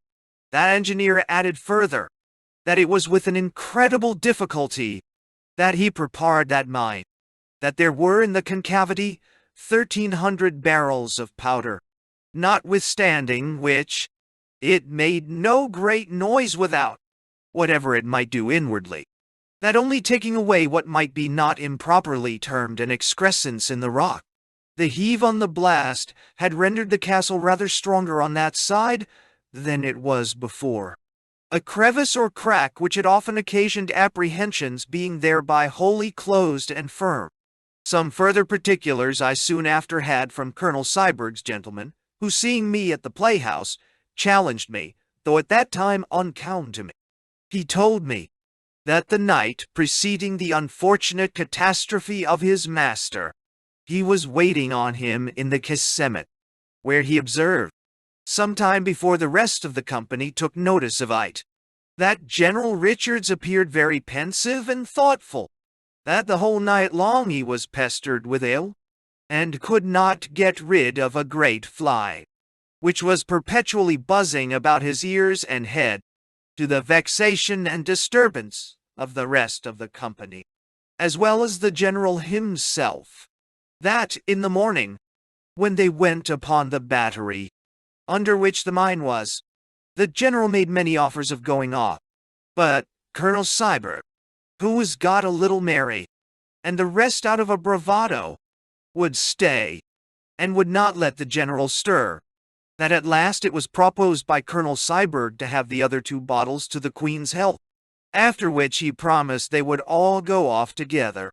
Upon this, my relator, Syberg's gentleman, said he was sent to fetch the stipulated 2 bottles, returning with which Captain Daniel Weaver, within 30 or 40 yards of the battery, ran by him, vowing he was resolved to drink the Queen's health with them.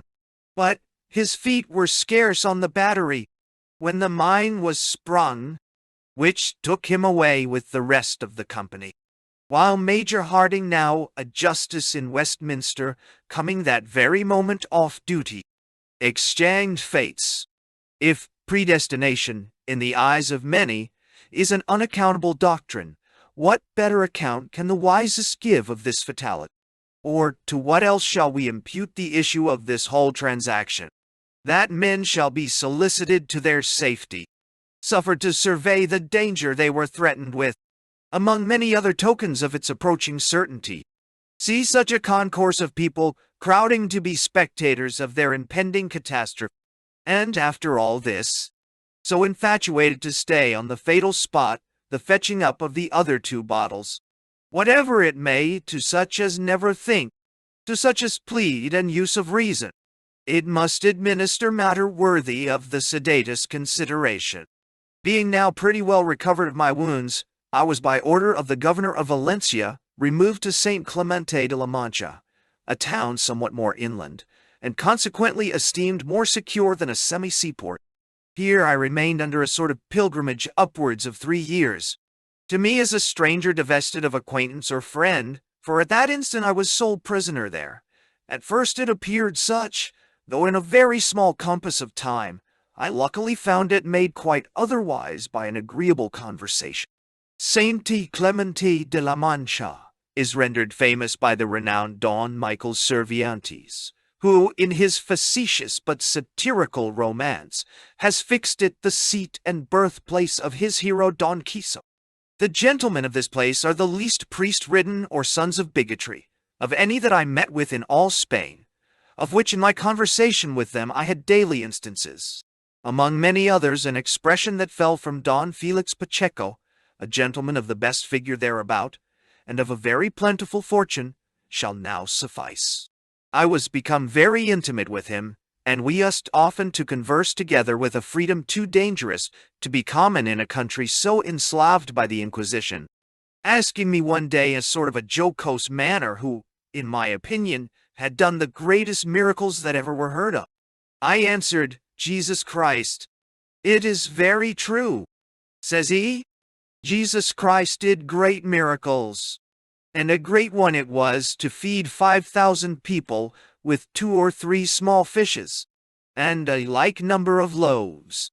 But Saint Francis, the founder of the Franciscan order, has found out a way to feed daily 100,000 lubbards with nothing at all, meaning the Franciscans, the followers of Saint Francis, who have no visible revenues, yet in their way of living come up to, if they do not exceed any other order. Another day, talking of the place, it naturally led us into a discourse of the Knight of La Mancha, Don Quixote, at which time he told me that in his opinion that work was a perfect paradox, being the best and the worst romance that ever was wrote. For, says he, though it must infallibly please every man that has any taste of wit, yet has it had such a fatal effect upon the spirits of my countrymen, that every man of wit must ever resent. For, continued he, before the appearance in the world of that labor of Cervantes, it was next to an impossibility for a man to walk the streets with any delight, or without danger. There were seen so many cavalieros prancing and curveting before the windows of their mistresses, that a stranger would have imagined the whole nation to have been nothing less than a race of knight-errants. But after the world became a little acquainted with that notable history, the man that was seen in that once celebrated drapery was pointed at as a Don Quixote, and found himself the jest of high and low. And I verily believe, added he, that to this, and this only, we owe that dampness and poverty of spirit which has run through all our councils for a century past, so little agreeable to those nobler actions of our famous ancestors. After many of these lesser sorts of confidences, Don Felix recommended me to a lodging next door to his own. It was at a widow's who had one only daughter, her house just opposite to a Franciscan nunnery. Here I remained somewhat upwards of 2 years, all which time, lying in my bed, I could hear the nuns early in the morning at their matins, and late in the evening at their vespers, with delight enough to myself, and without the least indecency in the world in my thoughts of them. Their own divine employ too much employed every faculty of mine to entertain anything inconsentaneous or offensive. This my neighborhood to the nunnery gave me an opportunity of seeing 2 nuns invested, and in this I must do a justice to the whole country. To acknowledge that a stranger who is curious, I would impute it rather to their hopes of conversion than to their vanity, shall be admitted to much greater freedoms in their religious pageantries than any native. One of these nuns was of the first quality, which rendered the ceremony more remarkably fine. The manner of investing them was thus. In the morning her relations and friends all met at her father's house, whence, she being attired in her most sumptuous apparel, and a coronet placed on her head, they attended her, in cavalcade, to the nunnery, the streets and windows being crowded, and filled with spectators of all sorts. So soon as she entered the chapel belonging to the nunnery, she kneeled down, and with an appearance of much devotion, saluted the ground. Then rising up, she advanced a step or 2 farther, when on her knees she repeated the salutes.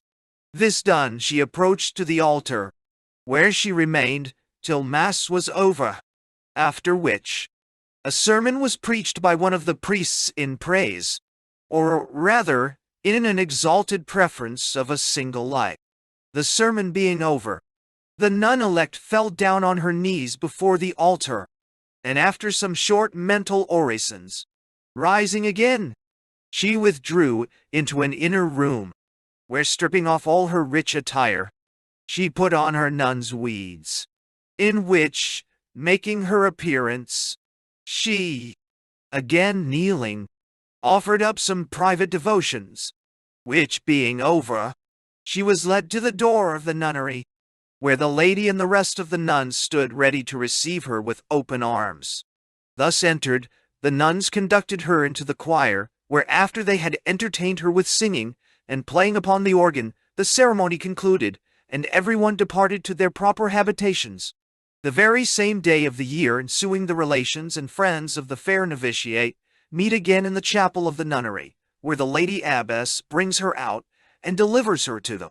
Then again is there a sermon preached on the same subject as at first, which, being over, she is brought up to the altar, in a decent but plain dress, the fine apparel, which she put off on her initiation, being deposited on one side of the altar, and her nun's weeds on the other.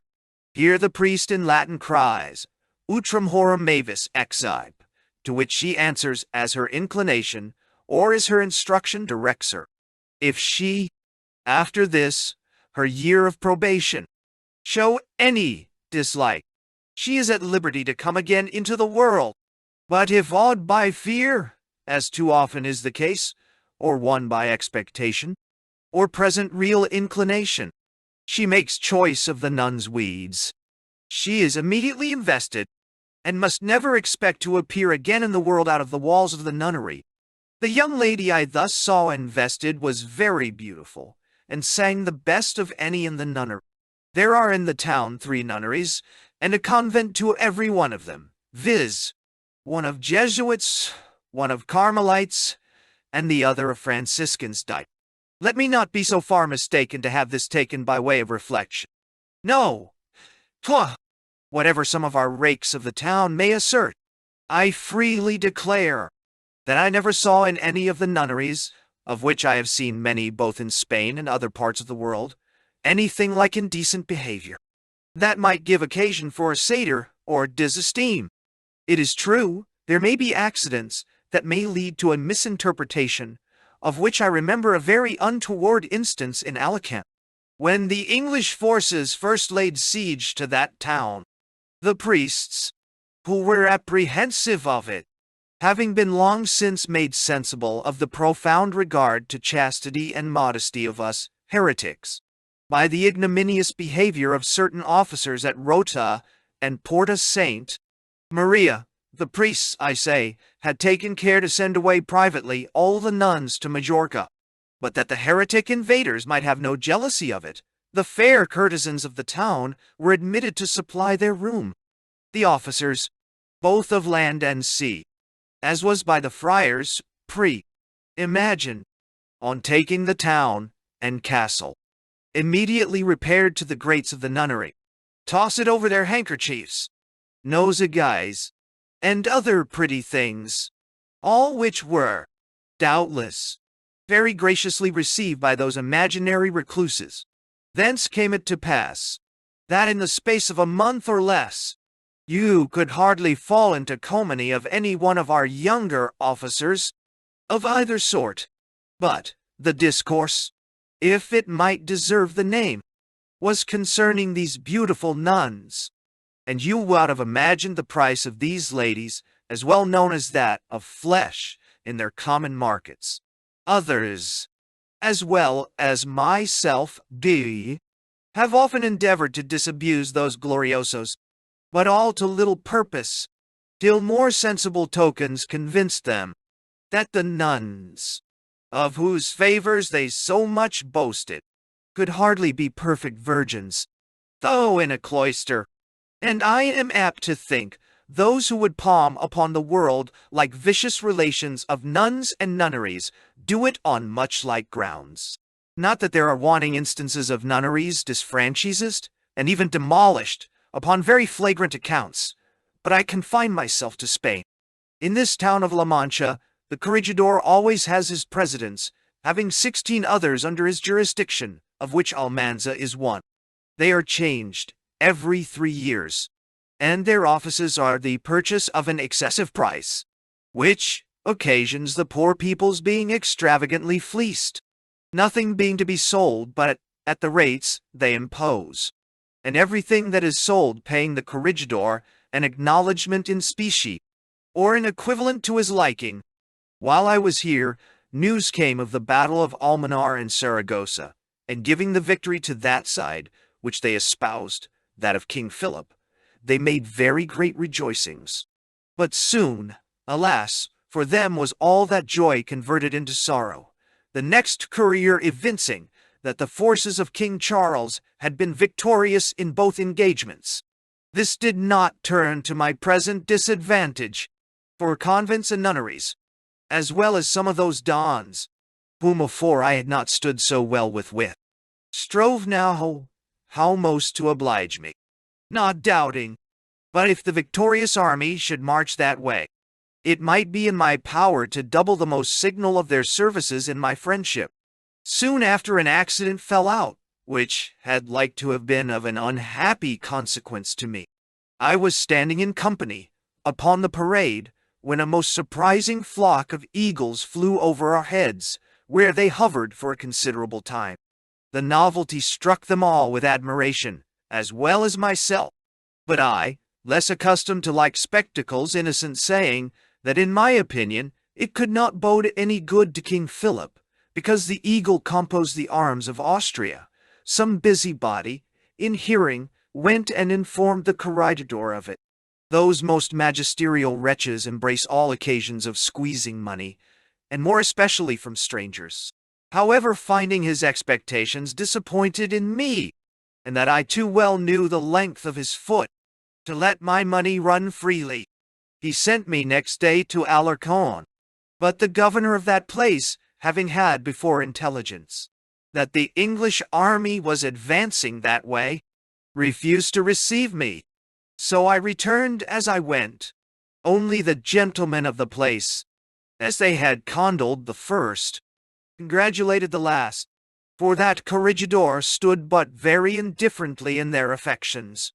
However, it was a warning to me ever after how I made use of English freedom in a Spanish territory, as I had attained the acquaintance of most of the clergy and religious of the place, so particularly I had my aim in obtaining that of the provincial of the Carmelites. His convent, though small, was exceeding neat, but what to me was much more agreeable, there were very large gardens belonging to it, which often furnished me with salading and fruit, and much oftener with walks of refreshment, the most satisfactory amusement in this warm climate. This acquaintance with the provincial was by a little incident soon advanced into a friendship, which was thus. I was one day walking, as I used to do, in the long gallery of the convent, when observing the images of the Virgin Mary, of which there was one at each end, I took notice that one had an inscription under it, which was this: Ecce, Virgo peperit filium, but the other had no inscription at all, upon which I took out my pencil and wrote underneath this line: Bonza die Patrisque parens and filia filii.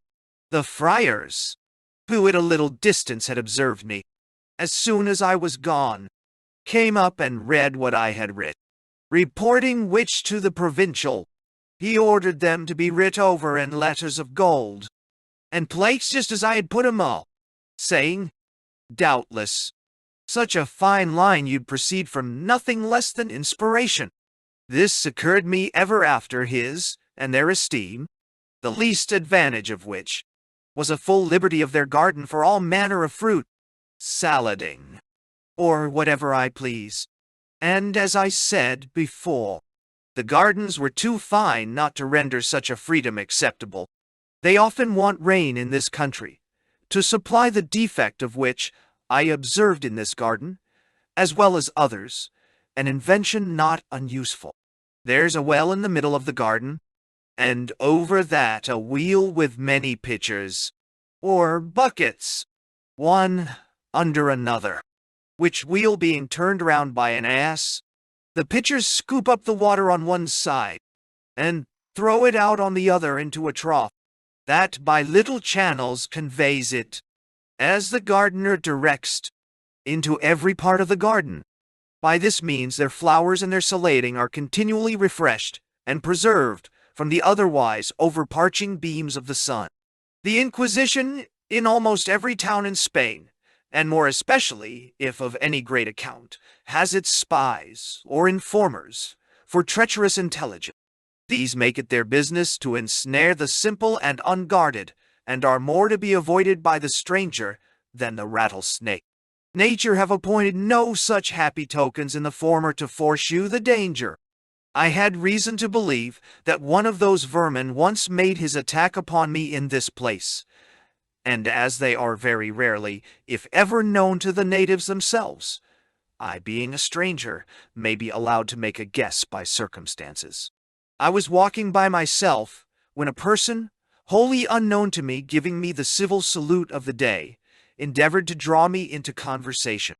After questions had passed on general heads, the fellow ensnaringly asked me how it came to pass that I showed so little respect to the image of the crucified Jesus as I passed by it in such a street, naming it. I made answer that I had, or ought to have him always in my heart crucified. To that he made no reply, but proceeding in his interrogatories, questioned me next whether I believed in purgatory. I evaded the question, as I took it to be ensnaring, and only told him that I should be willing to hear him offer anything that might convince me of the truth, or probability of it. Truth? Truth? He replied in a heat. There never yet was man so holy as to enter heaven without first passing through purgatory. In my opinion, said I, there will be no difficulty in convincing a reasonable man to the contrary. What mean you by that? Cried the spy. I mean, said I, that I can name one, and a great sinner too, who went into bliss without any visit to purgatory. Name him, if you can, replied my querist. What think you of the thief upon the cross? Said I. To whom our dying Saviour said, Haudi eris mecum in paradiso. At which, being silenced though not convicted, he turned from me in a violent rage, and left me to myself.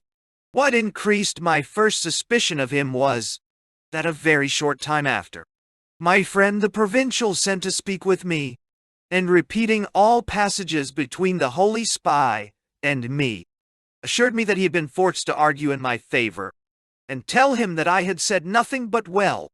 For, says he, all ought to have the holy Jesus crucified in their hearts. Nevertheless, continued he, it is a commendable and good thing to have him represented in the highways. For, suppose, said he, a man was going upon some base or profligate design, the very sight of a crucified Saviour may happen to subvert his resolution, and deter him from committing theft, murder, or any other of the deadly sins. And thus ended that conference. I remember upon some other occasional conversation after, the provincial told me that in the Carmelite nunnery next to his convent, and under his care, there was a nun that was daughter to Don Juan of Austria. If so, her age must render her venerable as her quality. Taking notice one day that all the people of the place fetched their water from a well without the town, although they had many seemingly as good within, I spoke to Don Felix of it, who gave me, under the seal of secrecy, this reason for it.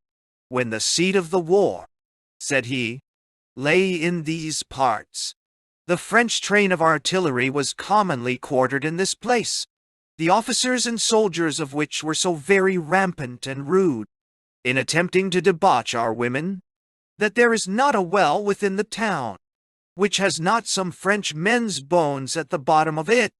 Therefore, the natives, who are sensible of it, choose rather to go farther afield. You may know what? By this well there runs a little rivulet, which gives head to that famous river called the Guadiana, which, running for some leagues underground, affords a pretense for the natives to boast of a bridge on which they feed many thousands of sheep. When it rises again, it is a fine large river, and after a currency of many leagues, empties itself into the Atlantic Ocean. As to military affairs, Almanar and Saragossa were victories so complete that nobody made the least doubt of their settling the crown of Spain upon the head of Charles III, without a rival. This was not barely the opinion of his friends, but his very enemies resigned all hope or expectation in favor of King Philip. The Castilians, his most faithful friends, entertained no other imagination, for after they had advised and prevailed that the Queen with the Prince of Asturias should be sent to Victoria, under the same despondency and a full dispiritedness, they gave him so little encouragement to stay in Madrid that he immediately quitted the place, with a resolution to retire into his grandfather's dominions, the place of his nativity, in his way to which, even on the last day's journey, it was his great good fortune to meet the Duke of Vendôme with some few troops, which his grandfather Louis of France had ordered to his succor, under that duke's command. The duke was grievously affected at such an unexpected catastrophe. Nevertheless, he left nothing unsaid or undone that might induce that prince to turn back, and at length, prevailing, after a little rest, and a great deal of patience, by the coming in of his scattered troops, and some few he could raise, together with those the Duke brought with him, he once more saw himself at the head of 20,000 men. While things were in this manner, under motion in King Philip's favor, Charles III, with his victorious army, advances forward and enters into Madrid, of which he made General Stanhope governor. And even here the Castilians gave full proof of their fidelity to their prince, even at the time when, in their opinion, his affairs were past all hopes of retrieve, they themselves having, by their advice, contributed to his retreat. instead of prudential acclamations, therefore, such as might have answered the expectations of a victorious prince. Now, entering into their capital, their streets were all in a profound silence, their balconies unadorned with costly carpets, as was customary on like occasions, and scarce an inhabitant to be seen in either shop or window. This doubtless was no little mortification to a conquering prince. However, his generals were wife enough to keep him from shewing any other tokens of resentment than marching through the city with unconcern, and taking up his quarters at Villa Verda, about a league from it. Nevertheless, King Charles visited, in his march, the chapel of the Lady de Atocha, where finding several English colors and standards, taken in the Battle of Almanza, there hung up, he ordered them to be taken down, and restored them to the English general. It was the current opinion then, and almost universal consent has since confirmed it, that the falsest step in that whole war was this advancement of King Charles to Madrid. After those two remarkable victories at Almanar and Saragossa, had he directed his march to Pampeluna, and obtained possession of that place, or some other near it, he had not only stopped all succors from coming out of France, but he would, in a great measure, have prevented the gathering together of any of the routed and dispersed forces of King Philip. And it was the general notion of the Spaniards I conversed with while at Madrid, that had King Philip once again set his foot upon French land, Spain would never have been brought to have acknowledged him. King Charles, with his army, having stayed some time about Madrid, and seeing his expectations of the Castilians joining him not at all answered, at last resolved to decamp, and return to Saragossa. Accordingly, with a very few troops, that prince advanced thither, while the main body, under the command of the generals Stanhope and Sterenberg, passing under the very walls of Madrid, held on their march towards Aragon. After about 3 days' march, General Stanhope took up his quarters at Brujiga, a small town half-walled, General Sterenberg marching 3 leagues farther to Cifuentes.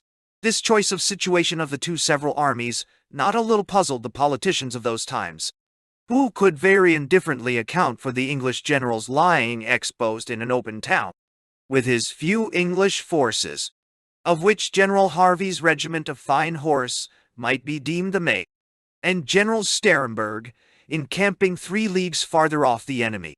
But to see the vicissitudes of fortune, to which the actions of the bravest, by an untoward sort of fatality, are often forced to contribute. None, who had been witnesses of the bravery of either of those generals at the battles of Almanar and Saragossa, could find room to call in question either their conduct or their courage. And yet in this march, and this encampment will appear a visible ill consequence to the affairs of the interest they fought for. The Duke of Vendôme, having increased the forces which he brought from France to upwards of 20,000 men, marches by Madrid directly for Brujiga, where his intelligence informed him General Stanhope lay, and that so secretly as well as swiftly, that general knew nothing of it, nor could be persuaded to believe it, till the very moment their bullets from the enemy's cannon convicted him of the truth. Brujiga, I have said, was walled only on one side, and yet on that very side the enemy made their attack. But what could a handful do against a force so much superior, though they had not been in want of both powder and ball, and in want of these were forced to make use of stones against all sorts of ammunition, which the enemy plied them with? The consequence answered the deficiency. They were all made prisoners of war, and Harvey's regiment of horse among the rest, which, to augment their calamity, was immediately remounted by the enemy, and marched along with their army to attack General Sterenberg. That general had heard somewhat of the march of Vendôme, and waited with some impatience to have the confirmation of it from General Stanhope, who lay between, and whom he lay under an expectation of being joined with. However, he thought it not improper to make some little advance towards him, and accordingly breaking up from his camp at Cifuentes, he came back to Villa Viciosa, a little town between Cifuentes and Brujiga. There, he found Vendome ready to attack him, before he could well be prepared for him, but no English to join him, as he had expected. Nevertheless, the battle was hot, and obstinately fought, although Staremberg had visibly the advantage, having beat the enemy at least a league from their cannon, at which time, hearing of the misfortune of Brujiga, and finding himself thereby frustrated of those expected succors to support him, he made a handsome retreat to Barcelona, which in common calculation is about 100 leagues, without any disturbance of an enemy that seemed glad to be rid of him. Nevertheless, his baggage having fallen into the hands of the enemy, at the beginning of the fight, King Philip and the Duke of Vendome generously returned it, unopened and untouched, in acknowledgment of his brave behavior.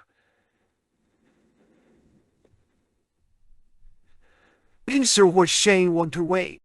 I had liked to have omitted one material passage which I was very credibly informed of, that General Carpenter offered to have gone and have joined General Staremberg with the horse, which was refused him. This was certainly an oversight of the highest nature, since his going would have strengthened Staremberg almost to the assurance of an entire victory, whereas his stay was of no manner of service, but quite the contrary. For, as I said before, the enemy, by mounting the English horse, which perhaps were the completest of any regiment in the world, turned, if I may be allowed the expression, the strength of our artillery upon our allies. Upon this retreat of Staremberg and the surprise at Brujiga, there were great rejoicings at Madrid, and everywhere else where King Philip's interest prevailed. And indeed, it might be said, from that day the interest of King Charles looked with a very lowering aspect. I was still a prisoner at La Mancha when this news arrived, and very sensibly affected at that strange turn of fortune. I was in bed when the express passed through the town, in order to convey it farther, and in the middle of the night I heard a certain Spanish don, with whom, a little before, I had had some little variance, thundering at my door, endeavoring to burst it open, with the, as I had reason to suppose, no very favorable design upon me. But my landlady, who hitherto had always been kind and careful, calling Don Felix and some others of my friends together, salved me from the fury of his designs, whatever they were. Among other expressions of the general joy upon this occasion, there was a bull feast at La Mancha, which being much beyond what I saw at Valencia, I shall here give a description of. These bull feasts are not so common now in Spain as formerly, King Philip not taking much delight in them. Nevertheless, as soon as it was published here, that there was to be one, no other discourse was heard, and in the talk of the bulls, and the great preparations for the feast, men seemed to have lost, or to have laid aside, all thoughts of the very occasion. A week's time was allowed for the building of stalls for the beasts, and scaffolds for the spectators, and other necessary preparations for the setting off their joy with the most suitable splendor. On the day appointed for the bringing the bulls into town, the cavalieros mounted their horses, and, with spears in their hands, rode out of town about a league, or somewhat more to meet them. If any of the bulls break from the drove, and make an excursion, as they frequently do, the cavaliero that can make him return again to his station among his companions is held in honor, suitable to the dexterity and address he performs it with. On their entrance into the town, all the windows are filled with spectators. A pope passing in grand procession could not have more, for what can be more than all? And he or she who should neglect so rare a show would give occasion to have his or her legitimacy called in question. When they come to the plaza, where the stalls and scaffolds are built, and upon which the feats of chivalry are to be performed. It is often with a great deal of difficulty that the brutes are got in it, for there are 12 stalls, one for every bull, and as their number grows less by the installing of some stew, the remainder often prove more untractable and unruly. In these stalls they are kept very dark, to render them fiercer for the day of battle. On the first of the days appointed, for a bull feast commonly lasts 3, all the gentry of the place, or near adjacent, resort to the plaza in their most gaudy apparel, everyone vying in making the most glorious appearance. Those in the lower ranks provide themselves with spears, or a great many small darts in their hands, which they fail not to cast or dart, whenever the bull, by his nearness, gives them an opportunity, so that the poor creature may be said to fight, not only with the torero, or bull hunter, a person always hired for that purpose, but with the whole multitude in the lower class at least. All being seated, the uppermost door is opened first, and as soon as ever the bull perceives the light, out he comes, snuffing up the air, and staring about him, as if in admiration of his attendants, and with his tail cocked up, he spurns the ground with his 4 feet, as if he intended a challenge to his yet unappearing antagonist. Then at a door appointed for that purpose, enters the torero all in white, holding a cloak in one hand and a sharp 2-edged sword in the other. The bull no sooner sets eyes upon him, but, wildly staring, he moves gently towards him, then gradually mends his pace, till he is come within about the space of 20 yards of the torero, when, with a sort of spring, he makes at him with all his might. The torero, knowing by frequent experience that it behoves him to be watchful, slips aside just when the bull is at him, when casting his cloak over his horns. At the same moment he gives him a slash or two, always aiming at the neck, where there is one particular place, which, if he hit, he knows he shall easily bring him to the ground. I myself observed the truth of this experiment made upon one of the bulls, who received no more than 1 cut, which happening upon the fatal spot, so stunned him, that he remained perfectly stupid, the blood flowing out from the wound, till after a violent trembling he dropped down stone dead. But this rarely happens, and the poor creature oftener receives many wounds and numberless darts before he dies. Yet, whenever he feels a fresh wound either from dart, spear, or sword, his rage receives addition from the wound, and he pursues his torero with an increase of fury and violence. And as often as he makes at his adversary, the torero takes care with the utmost of his agility to avoid him, and reward his kind intention with a new wound.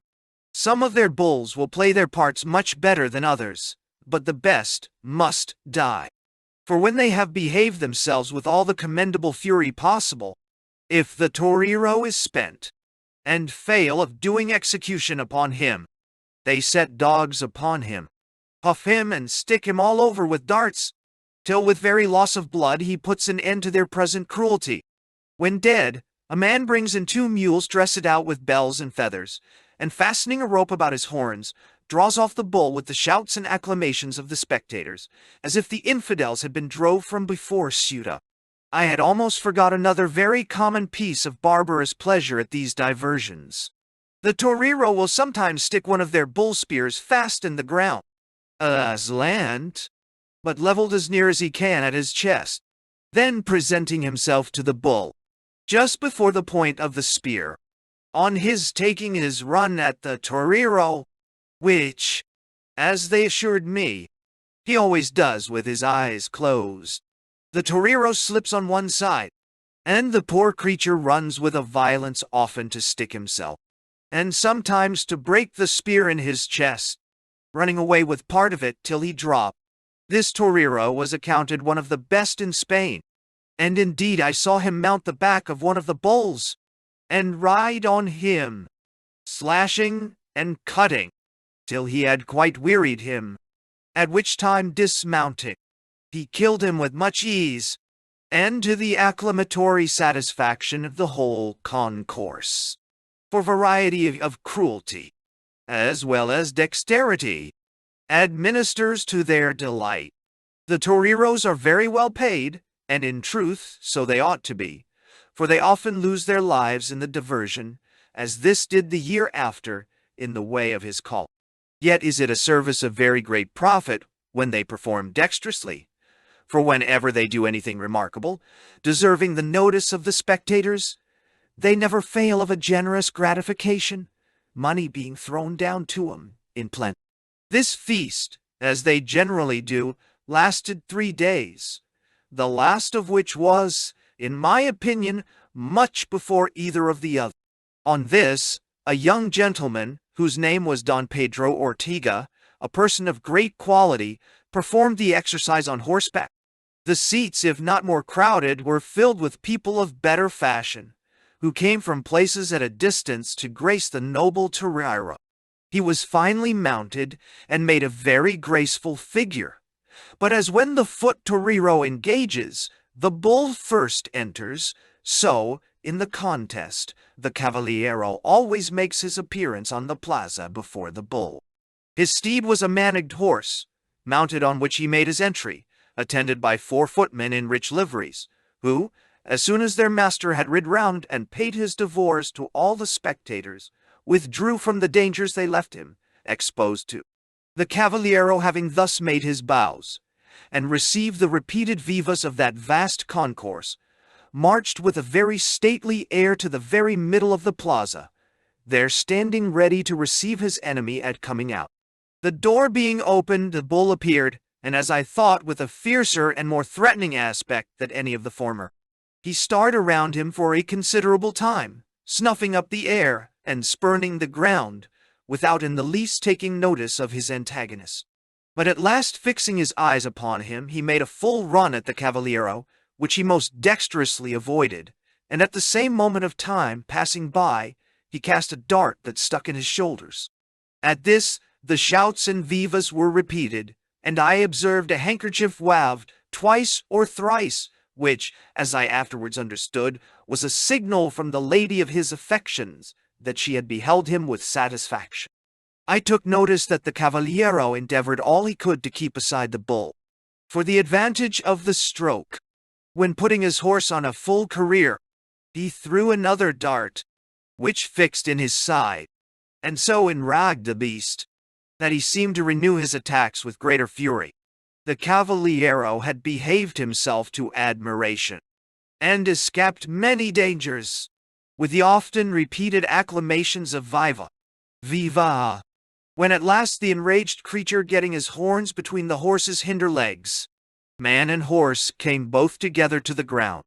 I expected at that moment nothing less than death could be the issue, when to the general's surprise, as well as mine, the very civil brute, author of all the mischief, only withdrew to the other side of the plaza, where he stood still, staring about him as if he knew nothing of the matter.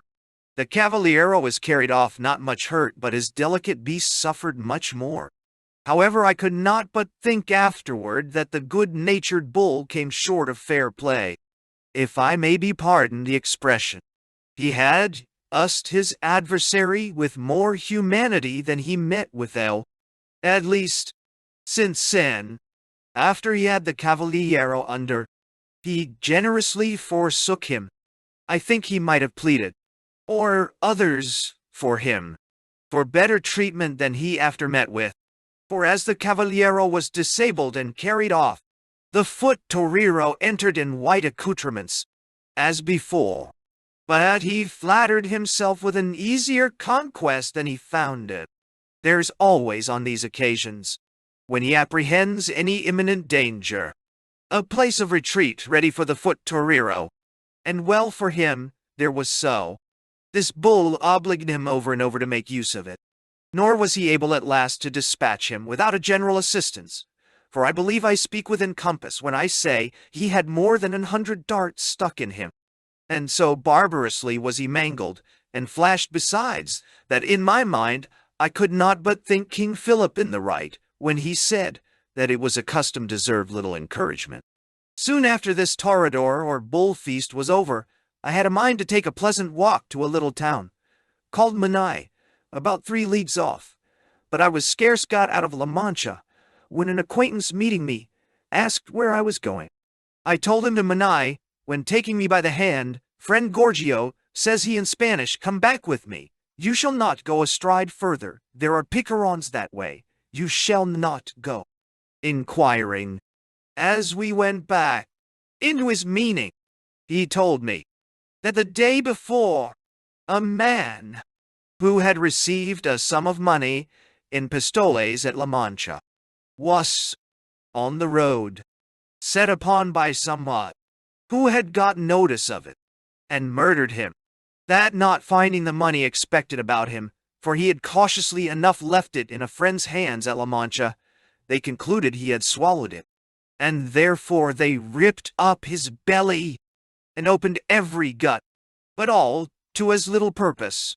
This diverted my walk for that time, but some little time after, the same person inviting me over to the same place, to see his melon grounds, which in that country are wonderful fine and pleasant, I accepted his invitation, and under the advantage of his company, went thither.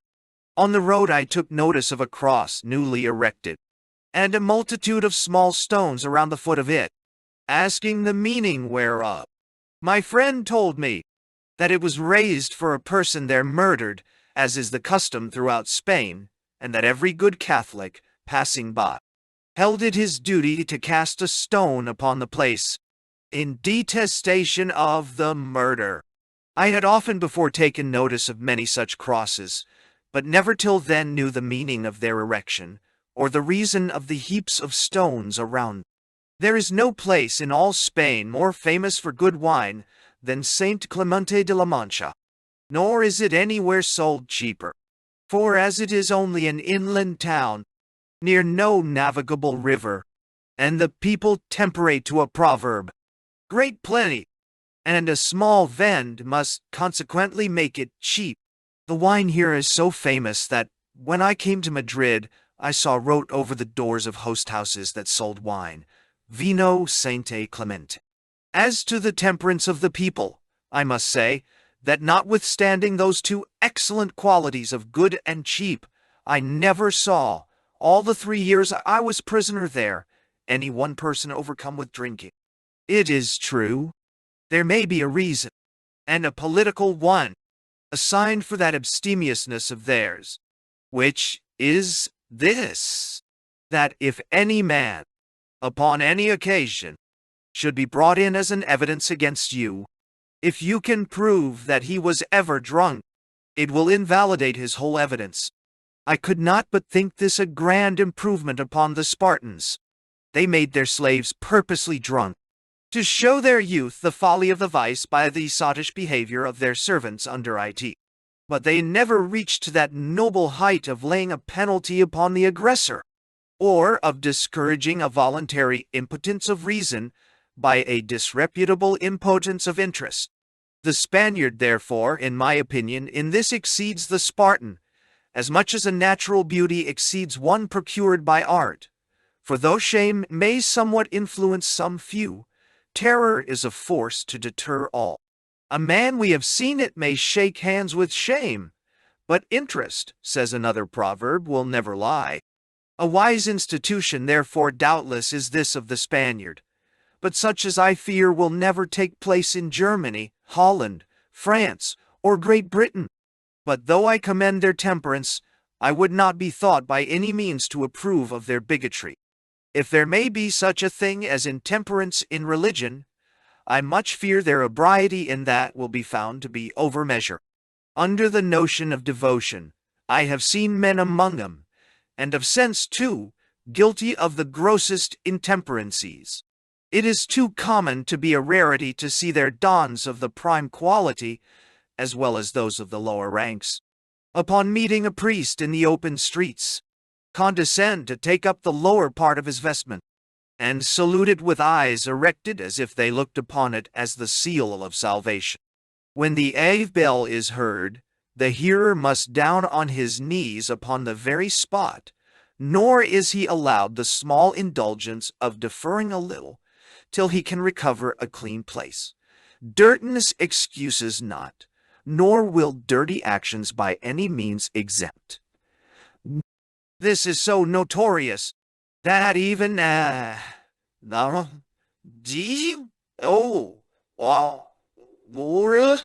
house in the middle of a scene, on the first sound of the bell, the actors drop their discourse.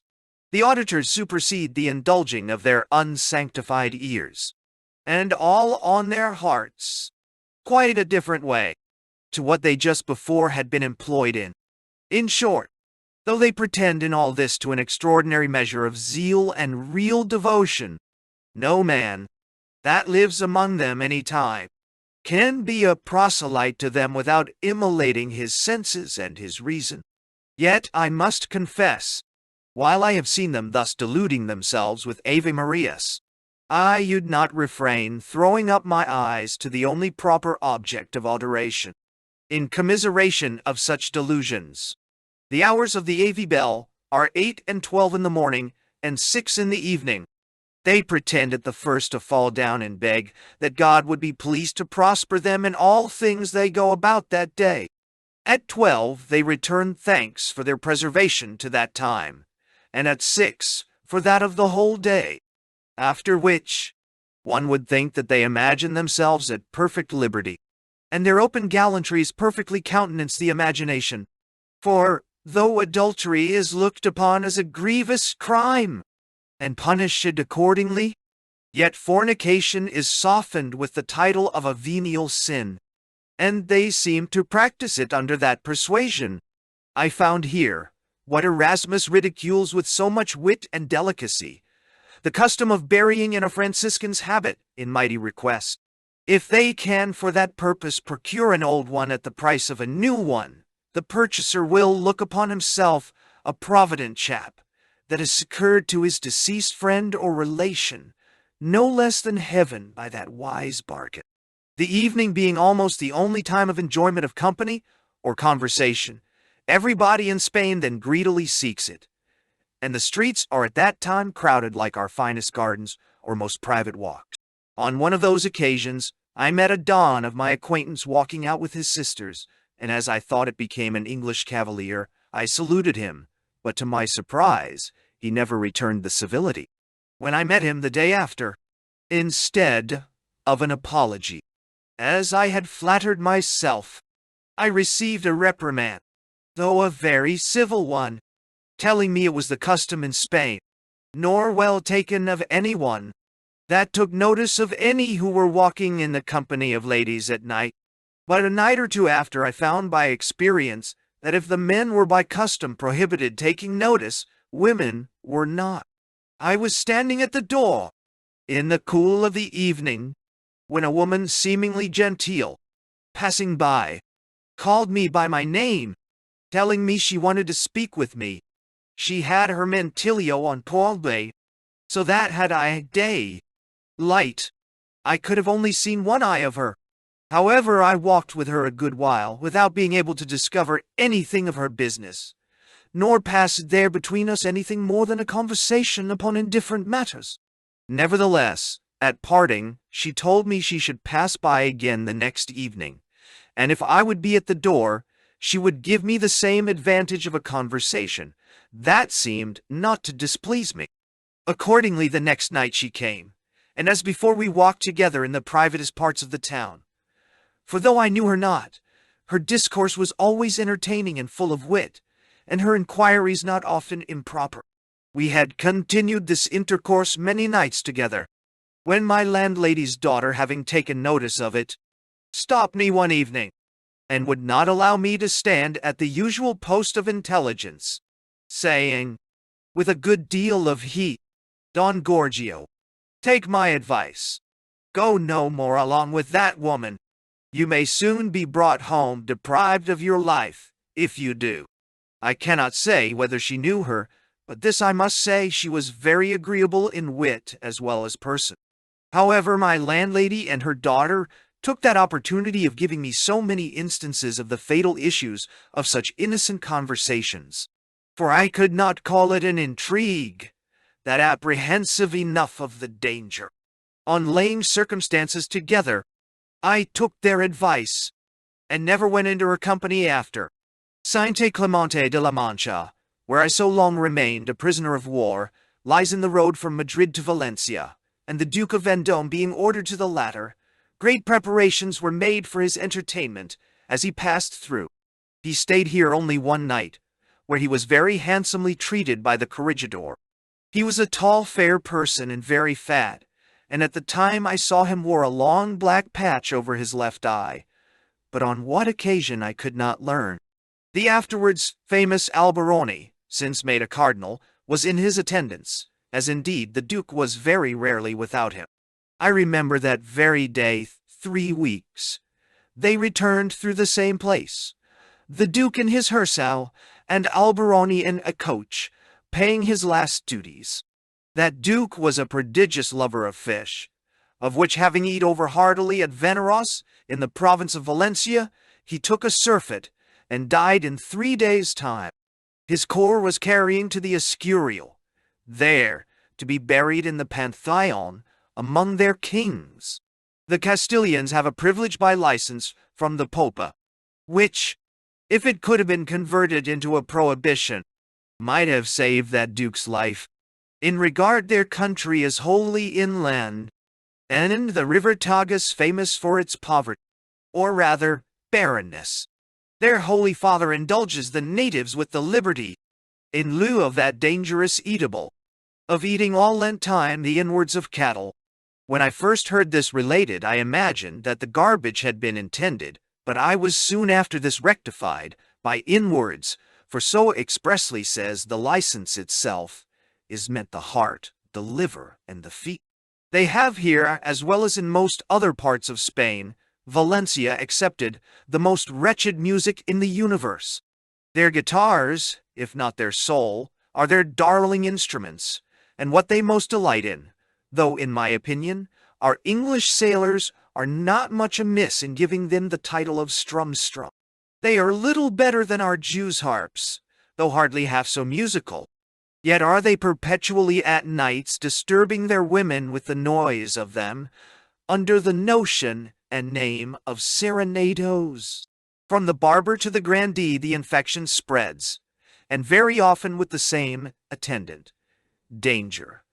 Night quarrels and rencounters being the frequent result. The true-born Spaniards reckon it a part of their glory to be jealous of their mistresses, which is too often the forerunner of murders, at best attended with many other very dangerous inconveniences. And yet, bad as their music is, their dancing is the reverse. I have seen a country girl manage her castanets with the graceful air of a duchess, and that not to common music, but to people's beating or drumming a tune with their hands on a table. I have seen half a dozen couple at a time dance to the like, in excellent order. I just now distinguished, by an exception, the music of Valencia, where alone I experience the use of the violin, which, though I cannot, in respect to other countries, call good, yet in respect to the other parts of Spain, I must acknowledge it much the best.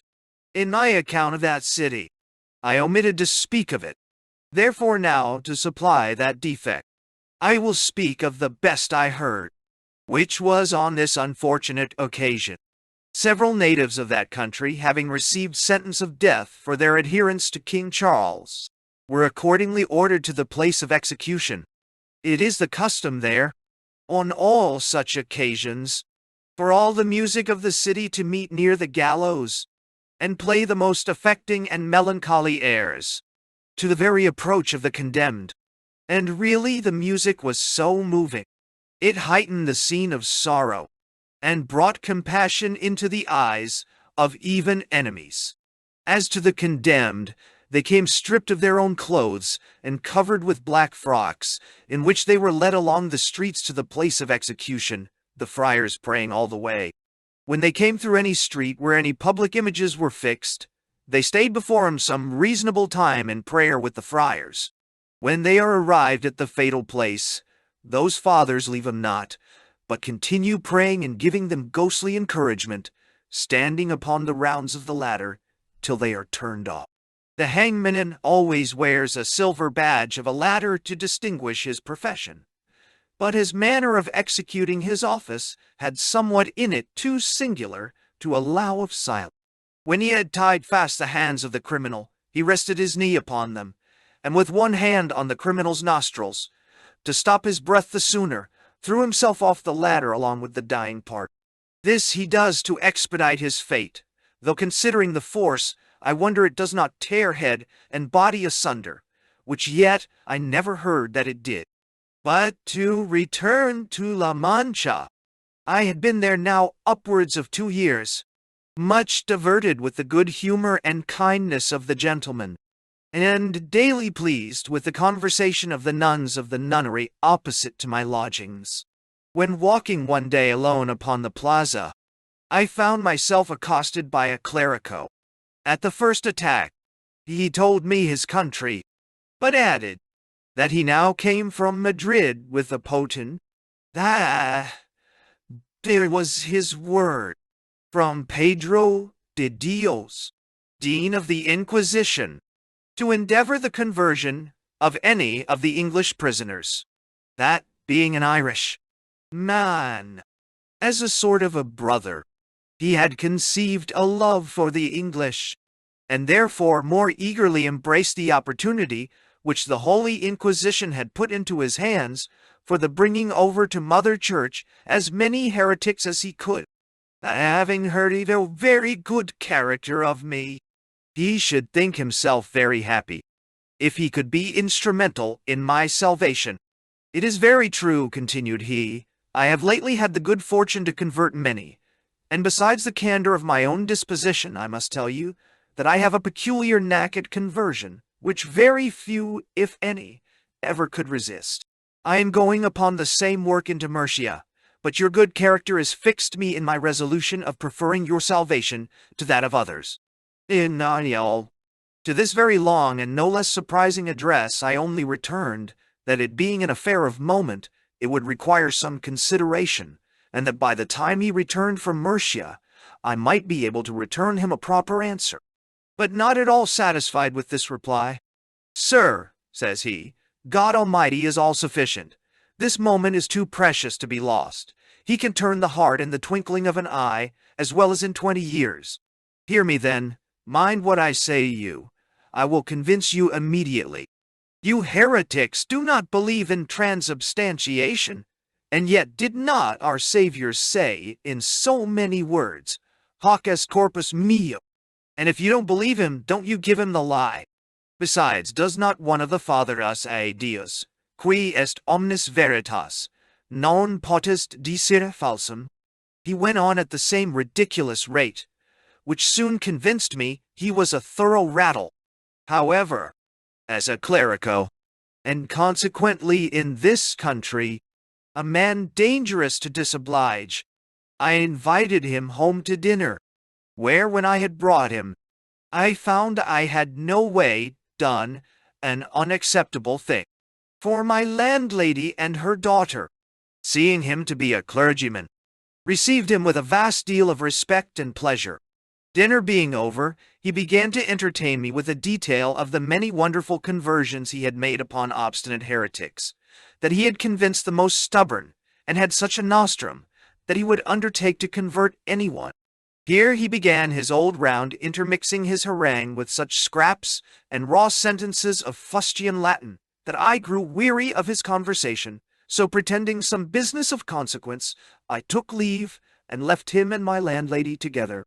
I did not return till pretty late in the evening, with intent to give him time enough to think his own visit tedious. But to my great surprise, I found my Irish missionary still on the spot, ready to dare me to the encounter, and resolved, like a true son of the church militant, to keep last on the field of battle. As soon as I had seated myself, he began again to tell me how good a character my landlady had given me, which had prodigiously increased his ardor of saving my soul, that he could not answer it to his own character, as well as mine, to be negligent, and therefore he had entered into a resolution to stay my coming, though it had been later. To all which I returned him abundance of thanks for his goodwill, but pleading indisposition and want of rest, after a good deal of civil impertinence, I once more got rid of him, at least to one day. I took my leave, and went to bed, leaving him again master of the field, for I understood next morning that he stayed some time after I was gone, with my good landlady. Next morning the nuns of the nunnery opposite, having taken notice of the clerico's ingress, long visit, and late egress, sent to know whether he was my countryman, with many other questions, which I was not then let into the secret of. To all which I returned, that he was no countryman of mine, but an Irishman, and so perfectly a stranger to me, that I knew no more of him than what I had from his own mouth. What the meaning of this inquiry was, I could never learn, but I could not doubt. But it proceeded from their great care of their vicino, as they called me, a mark of their esteem, and of which I was not a little proud.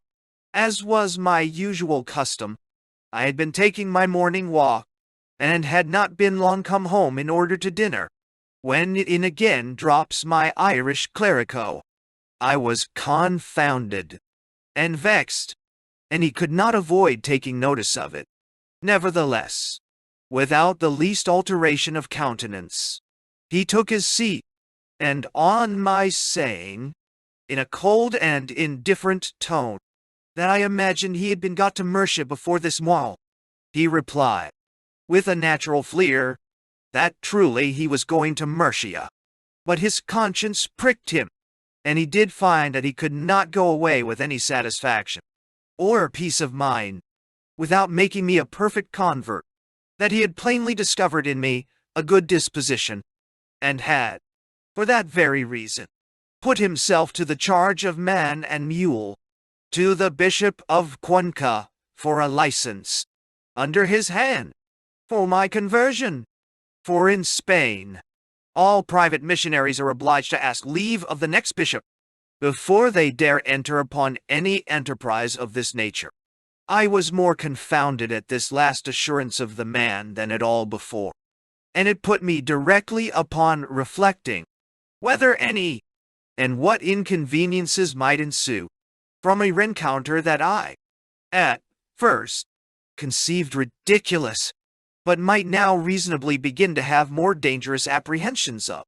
I knew, by the Articles of War, all persons are exempted from any power of the Inquisition, but whether carrying on a part in such a farce might not admit, or at least be liable to some dangerous construction, was not imprudently now to be considered. Though I was not fearful, yet I resolved to be cautious. Wherefore, not making any answer to his declaration about the bishop, he took notice of it, and to raise a confidence he found expiring, began to tell me that his name was Murtough Brennan, that he was born near Kilkenny, of a very considerable family. This last part, indeed, when I came to Madrid, I found pretty well confirmed in a considerable manner. However, taking notice that he had altered his tone of leaving the town, and that, instead of it, he was advancing, somewhat like an invitation of himself to dinner the next day, I resolved to show myself shy of him, and thereupon, abruptly, and without taking any leave, I left the room, and my landlady and him together. 3 or 4 days had passed, every one of which he never failed my lodgings, not at dinner time only, but night and morning too, from all which I began to suspect that instead of my conversion, he had fixed upon a reconversion of my landlady. She was not young, yet, for a black woman, handsome enough, and her daughter very pretty. I entered into a resolution to make my observations and watch them all at a distance, nevertheless carefully concealing my jealousy. However, I must confess, I was not a little pleased that anything could divert my own persecution. He was now no longer my guest, but my landlady's, with whom I found him so much taken up, that a little care might frustrate all his former impertinent importunities on the old topic. But all my suspicions were very soon after turned into certainties. In this manner, I had been abroad, and in returning somewhat weary, I went to my chamber to take what in that country they call a sesto. Upon my bed, I got in unseen, or without seeing anybody, but had scarce laid myself down before my young landlady, as I jestingly used to call the daughter, rushing into my room, threw herself down on the floor, bitterly exclaiming. I started off my bed, and immediately running to the door, who should I meet there but my Irish clerico without his habit, and in his shirt? I could not doubt, by the dishabille of the clerico, but the young creature had reason enough for her passion, which rendered me quite unable to master mine.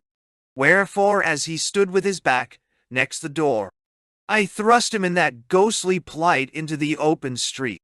I might, with leisure enough, have repented that precipitate piece of indiscretion, if it had not been for his bad character, and the favorable opinion the town had conceived of me, for he inordinately exclaimed against me, calling me heretic, and telling the people, who were soon gathered round him, that, coming to my lodgings on the charitable work of conversion, I had thus abused him, stripped him of his habit, and then turned him out of doors. The nuns, on their hearing the outcries he made, came running to their grates to inquire into the matter, and when they understood it, as he was pleased to relate it, though they condemned my zeal, they pitied my condition. Very well was it for me that I stood more than a little well in the good opinion of the town, among the gentry, by my frequent conversation, and the inferior sort, by my charitable distributions. For nothing can be more dangerous, or a nearer way to violent fate, than to insult one of the clergy in Spain, and especially for such an one as they entitle a heretic. My old landlady, I speak in respect to her daughter, however formerly my seeming friend, came in a violent passion, and wrenching the door out of my hands, opened it, and pulled her clerico in, and so soon as she had done this, she took his part, and railed so bitterly at me, that I had no reason longer to doubt her thorough conversion, under the full power of his mission. However, the young one stood her ground, and by all her expressions gave her many inquirers reason enough to believe, all was not matter of faith, that the clerico had advanced. Nevertheless, holding it advisable to change my lodgings, and a friend confirming my resolutions, I removed that night. The clerico, having put on his upper garments, was run away to the corregidor, in a violent fury, resolving to be early, as well knowing that he who tells his story first has the prospect of telling it to double advantage. When he came there, he told that officer 1,000 idle stories, and in the worst manner, repeating how I had abused him, and not him only, but my poor landlady, for taking his part. The corregidor was glad to hear it all, and with an officious ear fished for a great deal more, expecting, according to usage, at last to squeeze a sum of money out of me. However, he told the clerico that, as I was a prisoner of war, he had no direct power over me, but if he would immediately write to the President Ronquillo at Madrid, he would not fail to give his immediate orders, according to which he would as readily act against me. The clerico resolved to pursue his old maxim and cry out first, and so, taking the corregidor's advice, he rode away to Madrid directly. In the meantime, the people in the town, both high and low, some out of curiosity, some out of friendship, pursued their inquiries into the reality of the facts. The old landlady they could make little of to my advantage, but whenever the young one came to the question, she always left them with these words in her mouth: El diabolo, en forma del clerico. which rendering things more than a little cloudy on the clerico's side. He was advised and pressed by his few friends, as fast as he could, to get out of town. Nuns, clergy, and everybody taking part against him, excepting his new convert, my old landlady. The day after, as I was sitting with a friend at my new quarters, Maria, for that was the name of my landlady's daughter, came running in with these words in her mouth: El clerico, pasa la cal. We hastened to the window, out of which we beheld the clerico, Murtough Brennan, pitifully mounted on the back of a very poor ass, for they would neither let nor lend him a mule through all the town. His legs almost rested on the ground, for he was lusty, as his ass was little, and a fellow with a large cudgel marched adieu, driving his ass along. Never did Sancho Pancha, on his embassage to Dulcinea, make such a despicable out-of-the-way figure as our clerico did at this time. And what increased our mirth was their telling me that our clerico, like that squire, though upon his own priest errantry, was actually on his march to Toboso, a place 5 leagues off, famous for the nativity of Dulcinea, the object of the passion of that celebrated hero, Don Quixote. So I will leave our clerico on his journey to Murcia to relate the unhappy sequel of this ridiculous affair. I have before said that by the advice of the corregidor, our clerico had wrote to Don Ronquillo at Madrid. About a fortnight after his departure from La Mancha, I was sitting alone in my new lodgings, when 2 alguazils, officers under the corregidor, and in the nature of our bailiffs, came into my room, but very civilly, to tell me that they had orders to carry me away to prison. But at the same moment they advised me not to be afraid, for they had observed that the whole town was concerned at what the corregidor and clerico had done, adding that it was their opinion that I should find so general a friendship that I need not be apprehensive of any danger. With these plausible speeches, though I afterwards experienced the truth of them, I resigned myself, and went with them to a much closer confinement. I had not been there above a day or two, before many gentlemen of the place sent to me, to assure me they were heartily afflicted at my confinement, and resolved to write in my favor to Madrid. But as it was not safe, nor the custom in Spain, to visit those in my present circumstances, they hoped I would not take it amiss, since they were bent to act all in their power towards my deliverance, concluding, however, with their advice, that I would not give 1 real of plata to the corregidor, whom they hated, but confide in their assiduous interposer, Don Pedro de Ortega, in particular, the person that performed the part of the torero on horseback, some time before, sent me word he would not fail to write to a relation of his, of the first account in Madrid, and so represent the affair, that I should not long be debarred my old acquaintance. It may administer, perhaps, matter of wonder, that Spaniards, gentlemen of the stanchest punctilio, should make a scruple and execute themselves from visiting persons under confinement, when, according to all Christian acceptation, such a circumstance would render such a visit not charitable only, but generous. But though men of vulgar spirits might, from the narrowness of their views, form such insipid excuses, those of these gentlemen, I very well knew, proceeded from much more excusable top. I was committed under the accusation of having abused a sacred person, one of the clergy, and though, as a prisoner of war, I might deem myself exempt from the power of the Inquisition, yet how far one of that country, visiting a person so accused, might be esteemed culpable, was a consideration in that dangerous climate, far from deserving to be slighted. To me, therefore, who well knew the customs of the country, and the temper of its countrymen, their excuses were not only allowable, but, acceptable also. For, without calling in question their charity, I verily believed I might falsely confide in their honor. Accordingly, after I had been a close prisoner 1 month to a day, I found the benefit of these gentlemen's promises and solicitation, pursuant to which an order was brought for my immediate discharge.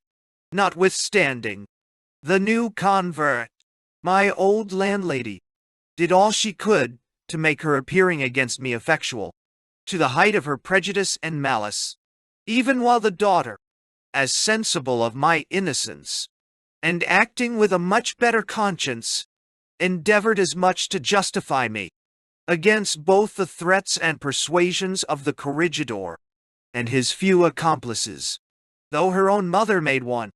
After receipt of this order for my enlargement, I was mightily pressed by Don Felix and others of my friends to go to Madrid and enter my complaint against the corregidor and the clerico as a thing highly essential to my own future security.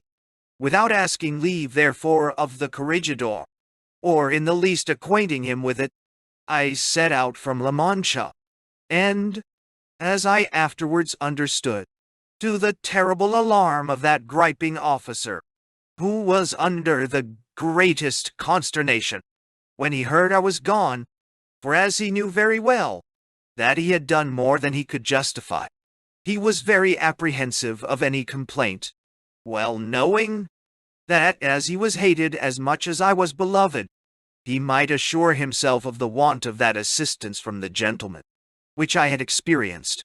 So soon as I arrived at Madrid, I made it my business to inquire out and wait upon Father Fahey, chief of the Irish College.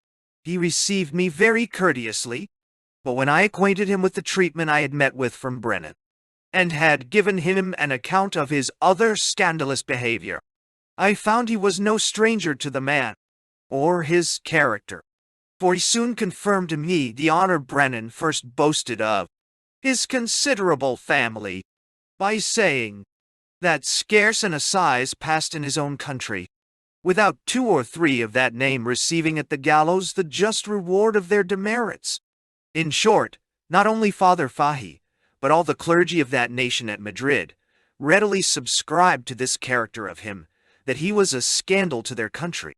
After this, I had nothing more to do but to get that father to go with me to Pedro de Dios, who was the head of the Dominican cloister and dean of the Inquisition. He readily granted my request, and when we came there, in a manner unexpected, represented to the dean that, having some good dispositions towards Mother Church, I had been diverted from them. He feared, by the evil practices of one Murtogh Brennan, a countryman of his, though a scandal to his country, that, under a pretense of seeking my conversion, he had laid himself open in a most beastly manner, such as would have set a Catholic into a vile opinion of their religion, and much more one that was yet a heretic.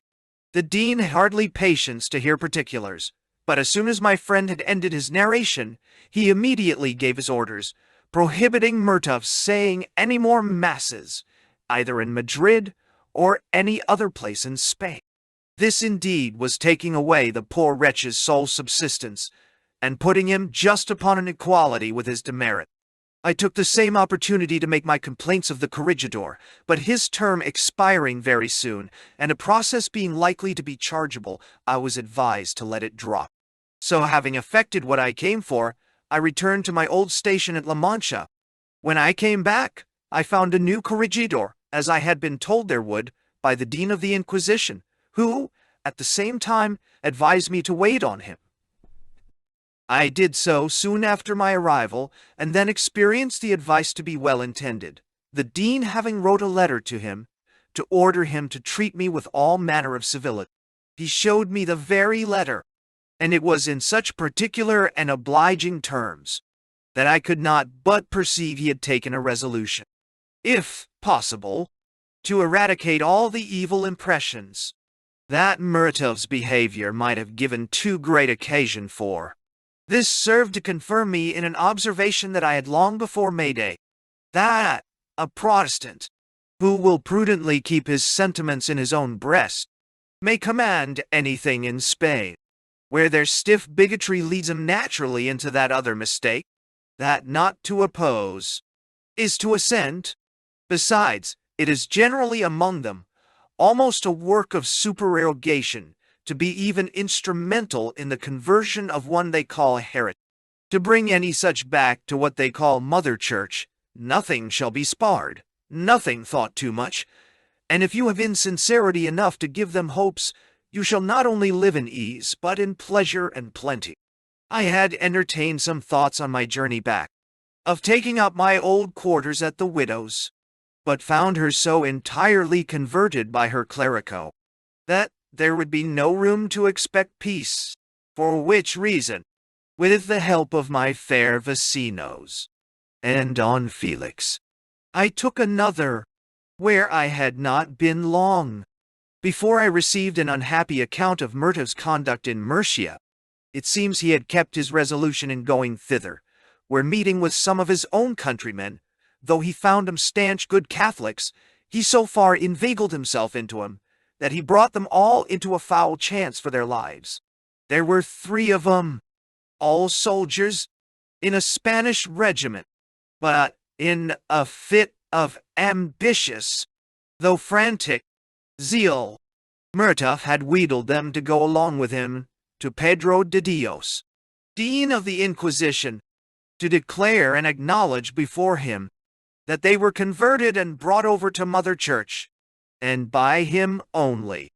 The poor ignorants, thus inticked, had left their regiment, of which the colonel, having notice, sent after them, and they were overtaken on the road, their missionaire with them. But notwithstanding all his oratory, nay, even the discovery of the whole farce, one of them was hanged for an example to the other 2. It was not long after my return before news arrived of the peace, which though they received with joy, they could hardly entertain with belief. Upon which the new corregidor, with whom I held a better correspondence than I had done with the old one, desired me to produce my letters from England, that it was true. Never did people give greater demonstrations of joy than they upon this occasion. It was the common cry in the streets, Paz con Anglaterra, con todo mundo guerra. And my confirmation did them as much pleasure as it did service to me, for it is possible they treated me with more civility than before. But the peace soon after being proclaimed, I received orders to repair to Madrid, where the rest of the prisoners taken at Denia had been carried, when I, by reason of my wounds and want of health, had been left behind. Others I understood lay ready, and some were on their march to Bayonne in France, where ships were ordered for their transportation into England.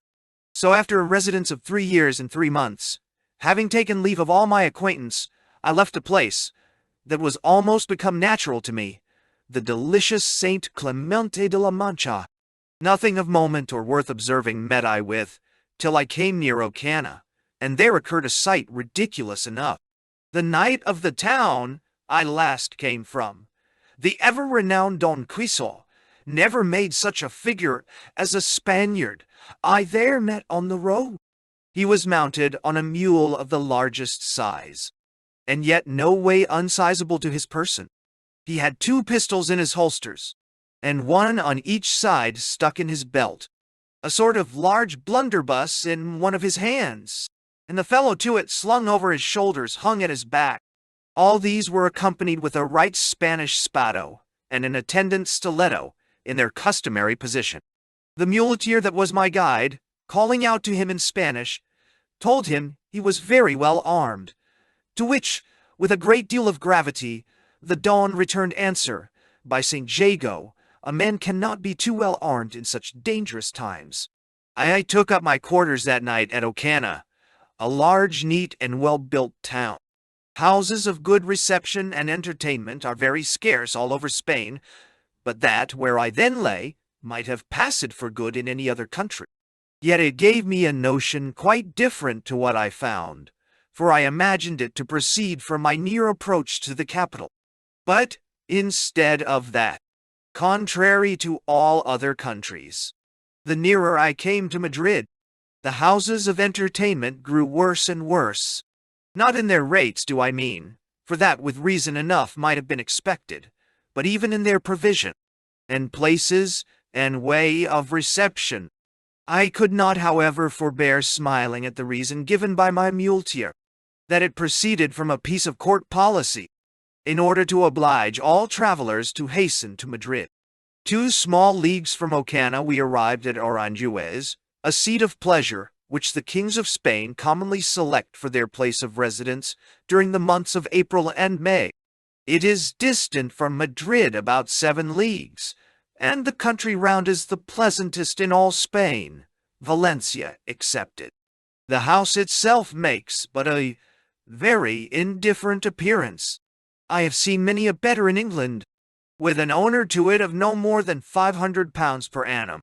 Yet the gardens are large and fine, or as the Spaniards say, the finest in all Spain, which with them is all the world.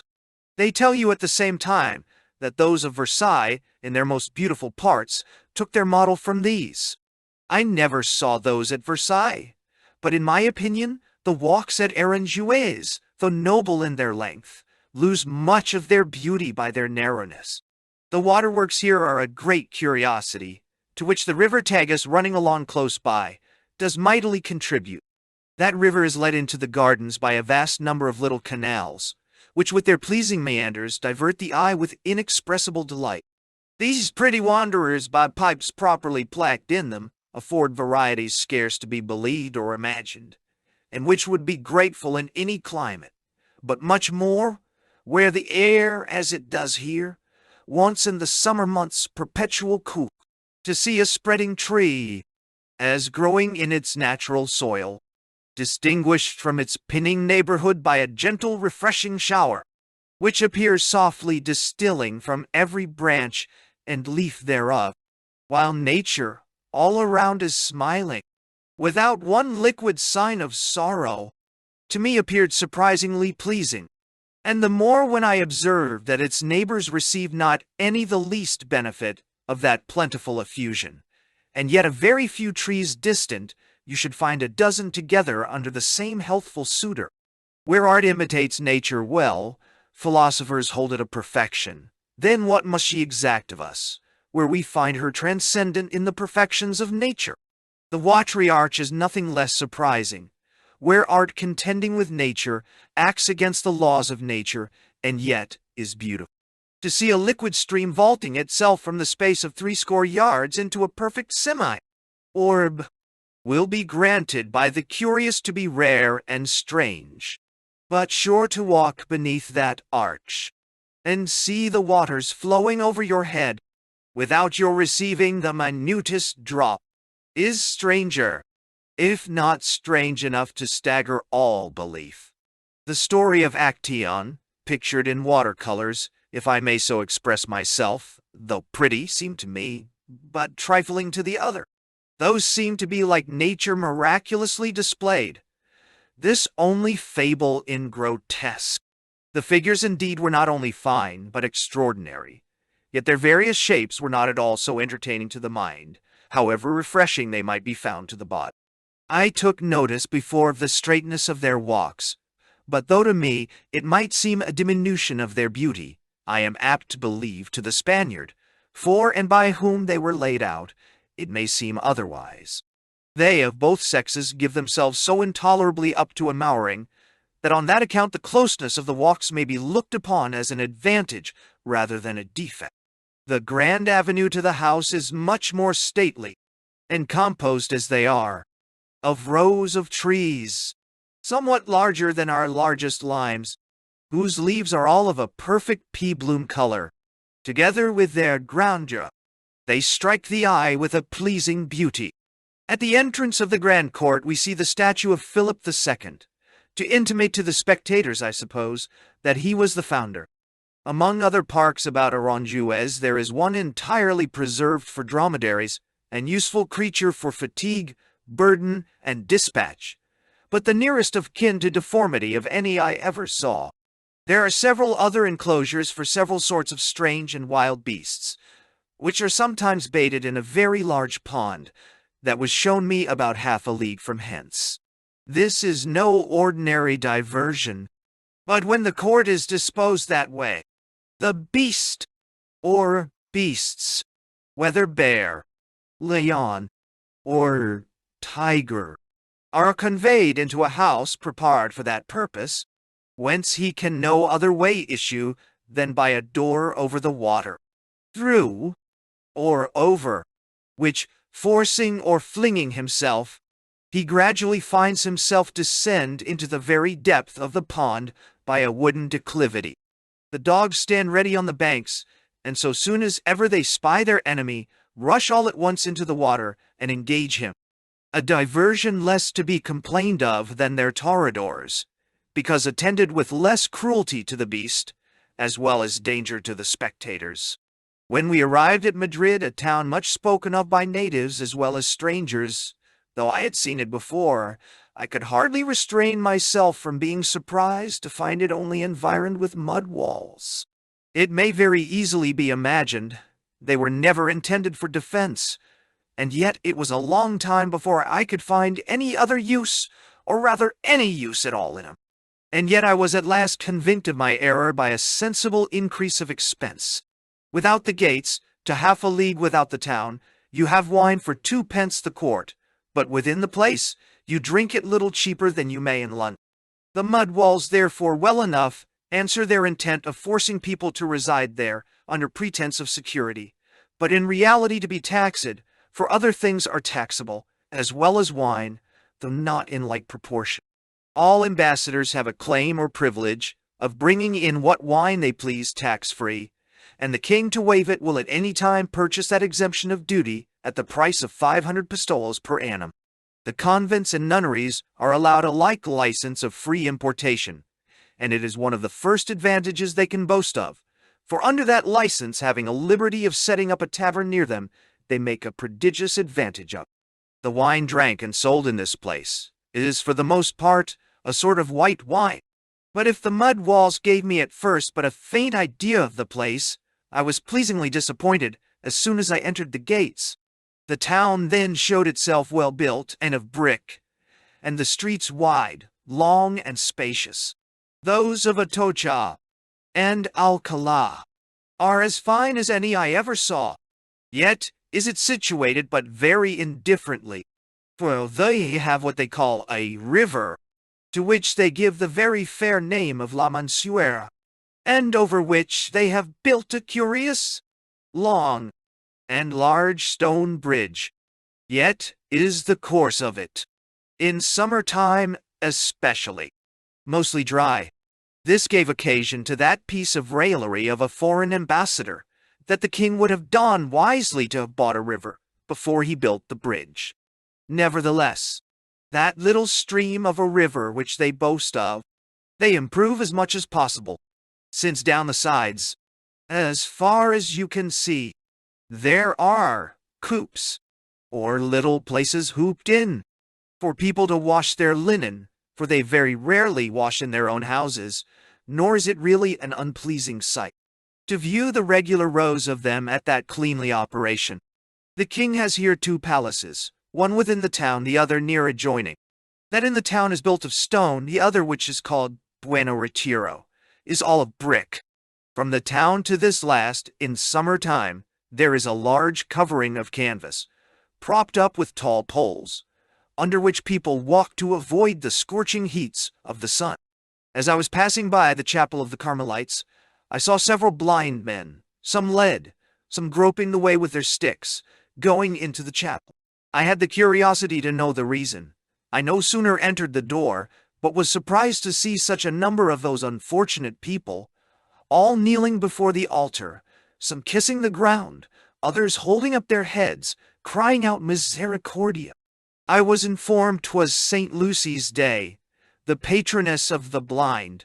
Therefore all who were able came upon that day to pay their devotion. So I left them, and directed my course towards the king's palace. When I came to the outward court, I met with a Spanish gentleman of my acquaintance, and we went into the piazzas. Whilst we were talking there, I saw several gentlemen passing by having badges on their breasts, some white, some red, and others green. My friend informed me that there were 5 orders of knighthood in Spain. That of the Golden Fleece was only given to great princes, but the other 4 to private gentlemen, viz. That of Saint Jago, Alcantara, Saint Salvador de Montreal, and Monteza. He likewise told me that there were above 90 places of grandees, but never filled up, who have the privilege of being covered in the presence of the king, and are distinguished into 3 ranks. The first is of those who cover themselves before they speak to the king. The second are those who put on their hats after they have begun to speak. The third are those who only put on their hats having spoke to him. The ladies of the grandees have also great respect showed them. The queen rises up when they enter the chamber and offers them cushions. No married man except the king lies in the palace, for all the women who live there are widows or maids of honor to the queen.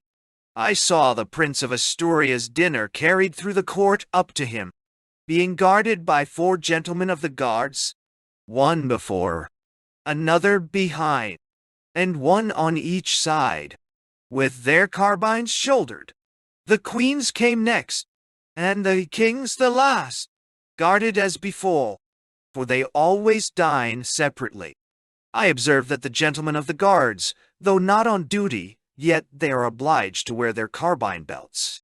Saint Isidore, who from a poor laboring man, by his sanctity of life, arrived to the title of saint, is the patron of Madrid, and has a church dedicated to him, which is richly adorned within. The sovereign court of the Inquisition is held at Madrid, the president whereof is called the Inquisitor General. They judge without allowing any appeal for 4 sorts of crimes, viz. heresy, polygamy, sodomy, and witchcraft, and when any are convicted, 'tis called the act of faith. Most people believe that the king's greatest revenue consists in the gold and silver brought from the West Indies, which is a mistake, for most part of that wealth belongs to merchants and others that pay the workmen at the golden mines of Potosi and the silver mines at Mexico. Yet the king, as I have been informed, receives about 1.5 million of gold. The Spaniards have a saying that the finest garden of fruit in Spain is in the middle of Madrid, which is the plaza or marketplace. And truly the stalls there are set forth with such variety of delicious fruit, that I must confess I never saw any place comparable to it, and which adds to my admiration. There are no gardens or orchards of fruit within some leagues. They seldom eat hares in Spain, but whilst the grapes are growing, and then they are so exceeding fat, they are knocked down with sticks. Their rabbits are not so good as ours in England. They have great plenty of partridges, which are larger and finer feathered than ours. They have but little beef in Spain, because there is no grass, but they have plenty of mutton, and exceeding good, because their sheep feed only upon wild potherbs, their pork is delicious, their hogs feeding only upon chestnuts and acorns. Madrid and Valladolid, though great, yet are only accounted villages. In the latter, Philip II, by the persuasion of Parsons, an English Jesuit, erected an English seminary, and Philip IV built a most noble palace, with extraordinary fine gardens. They say that Christopher Columbus, who first discovered the West Indies, died there, though I have heard he lies buried and has a monument at Seville. The palace in the town stands upon 11 arches, under every one of which there are shops, which degrade it to a mere exchange. Nevertheless, the stairs by which you ascend up to the guard-room, which is very spacious too, are stately, large, and curious. So soon as you have passed the guard-room, you enter into a long and noble gallery, the right hand whereof leads to the king's apartment, the left to the queen's. Entering into the king's apartment, you soon arrive at a large room where he keeps his levee, on one side whereof, for it takes up the whole side, is painted the fatal battle of Almanza. I confess the view somewhat affected me, though so long after, and brought to mind many old passages. However, the reflection concluded thus in favor of the Spaniard, that we ought to excuse their vanity in so exposing, under a French general, a victory, which was the only material one the Spaniards could ever boast of over an English army. In this state-room, when the king first appears, every person present receives him with a profound homage, after which, turning from the company to a large velvet chair, by which stands the father confessor, he kneels down, and remains some time at his devotion, which being over, he rising crosses himself, and his father confessor having with the motion of his hand intimated his benediction, he then gives audience to all that attend for that purpose. He receives everybody with a seeming complaisance, and with an air more resembling the French than the Spanish ceremony. Petitions to the king, as with us, are delivered into the hands of the Secretary of State. Yet in one particular, they are, in my opinion, worthy the imitation of other courts. The petitioner is directly told what day he must come for an answer to the office, at which time he is sure, without any further fruitless attendance, not to fail of it. The audience being over, the king returns through the gallery to his own apartment. I cannot here omit an accidental conversation that passed between General Mahony and myself in this place. After some talk of the bravery of the English nation, he made mention of General Stanhope, with a very peculiar emphasis. But, says he, I never was so put to the nonplus in all my days, as that general once put me in. I was on the road from Paris to Madrid, and having notice that general was going just the reverse, and that in all likelihood we should meet the next day, before my setting out in the morning, I took care to order my gayest regimental apparel, resolving to make the best appearance I could to receive so great a man. I had not traveled above 4 hours before I saw 2 gentlemen, who, appearing to be English, it induced me to imagine they were forerunners, and some of his retinue. But how abashed and confounded was I, when putting the question to one of them, he made answer, Sir, I am the person. Never did moderation put vanity more out of countenance. Though, to say truth, I could not but think his dress as much too plain for General Stanhope, as I, at that juncture, thought my own too gay for Mahony.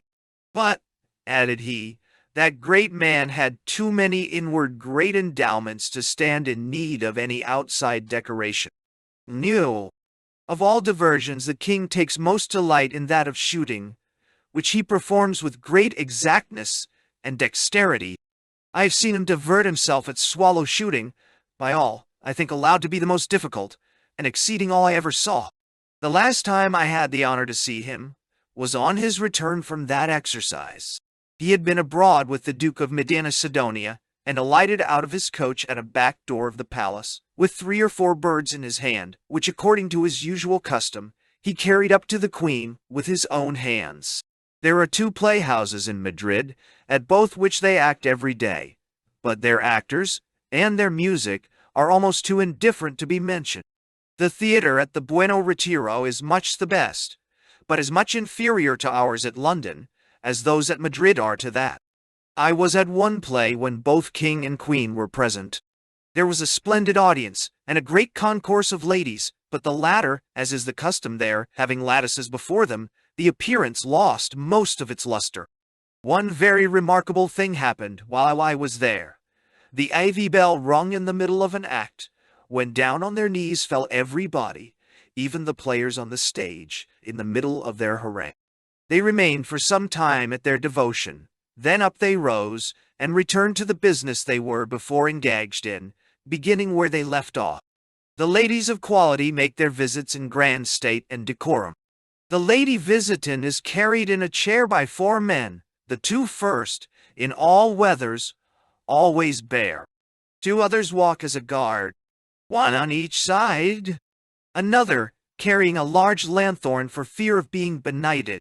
Then follows a coach drawn by 6 mules, with her women, and after that another with her gentlemen, several servants walking after, more or less, according to the quality of the person. They never suffer their servants to overload a coach, as is frequently seen with us. Neither do coachmen or chairmen go or drive, as if they carried midwives in lieu of ladies. On the contrary, they affect a motion so slow and so stately, that you would rather imagine the ladies were every one of them near their time, and very apprehensive of a miscarriage. I remember not to have seen here any horses in any coach, but in the king's, or an ambassador's, which can only proceed from custom, for certainly finer horses are not to be found in the world. At the time of my being here, Cardinal Giudici was at Madrid. He was a tall, proper, comely man, and one that made the best appearance. Alberoni was there at the same time, who, upon the death of the Duke of Vendome, had the good fortune to find the Princess Ursini his patroness, an instance of whose ingratitude will plead pardon for this little digression.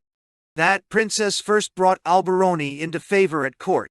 They were both of Italy, and that might be one reason of that lady's espousing his interest, though some there are that assign it to the recommendation of the Duke of Vendome, with whom Alberoni had the honor to be very intimate, as the other was always distinguished by that princess.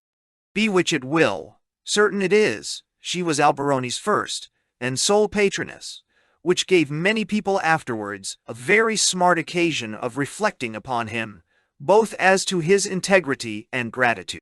For, what a dentelle, when Alberoni, upon the death of King Philip's first queen, had recommended this present lady, who was his countrywoman, she of Parma, and he of Placentia, both in the same dukedom, and had forwarded her match with the king, with all possible assiduity.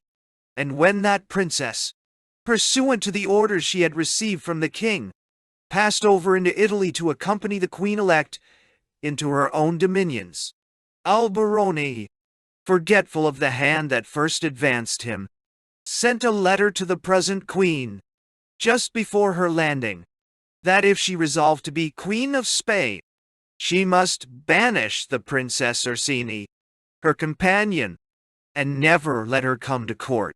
Accordingly, that lady, to evince the extent of her power, and the strength of her resolution, despatched that princess away, on her very landing, and before she had seen the king, under a detachment of her own guards, into France's, and all this without either allowing her an opportunity of justifying herself, or assigning the least reason for so uncommon an action. But the same Alberoni, though afterwards created cardinal, and for some time King Philip's prime minion, soon saw that ingratitude of his rewarded in his own disgrace, at the very same court. I remember at La Mancha, Don Felix Pachero, in a conversation there, maintained that 3 women, at that time, ruled the world, viz., Queen Anne, Madame Maintenon, and this Princess Ursini. Father Fahy's civilities, when last at Madrid, exacting of me some suitable acknowledgment, I went to pay him a visit, as to render him due thanks for the past, so to give him a further account of his countryman Brennan.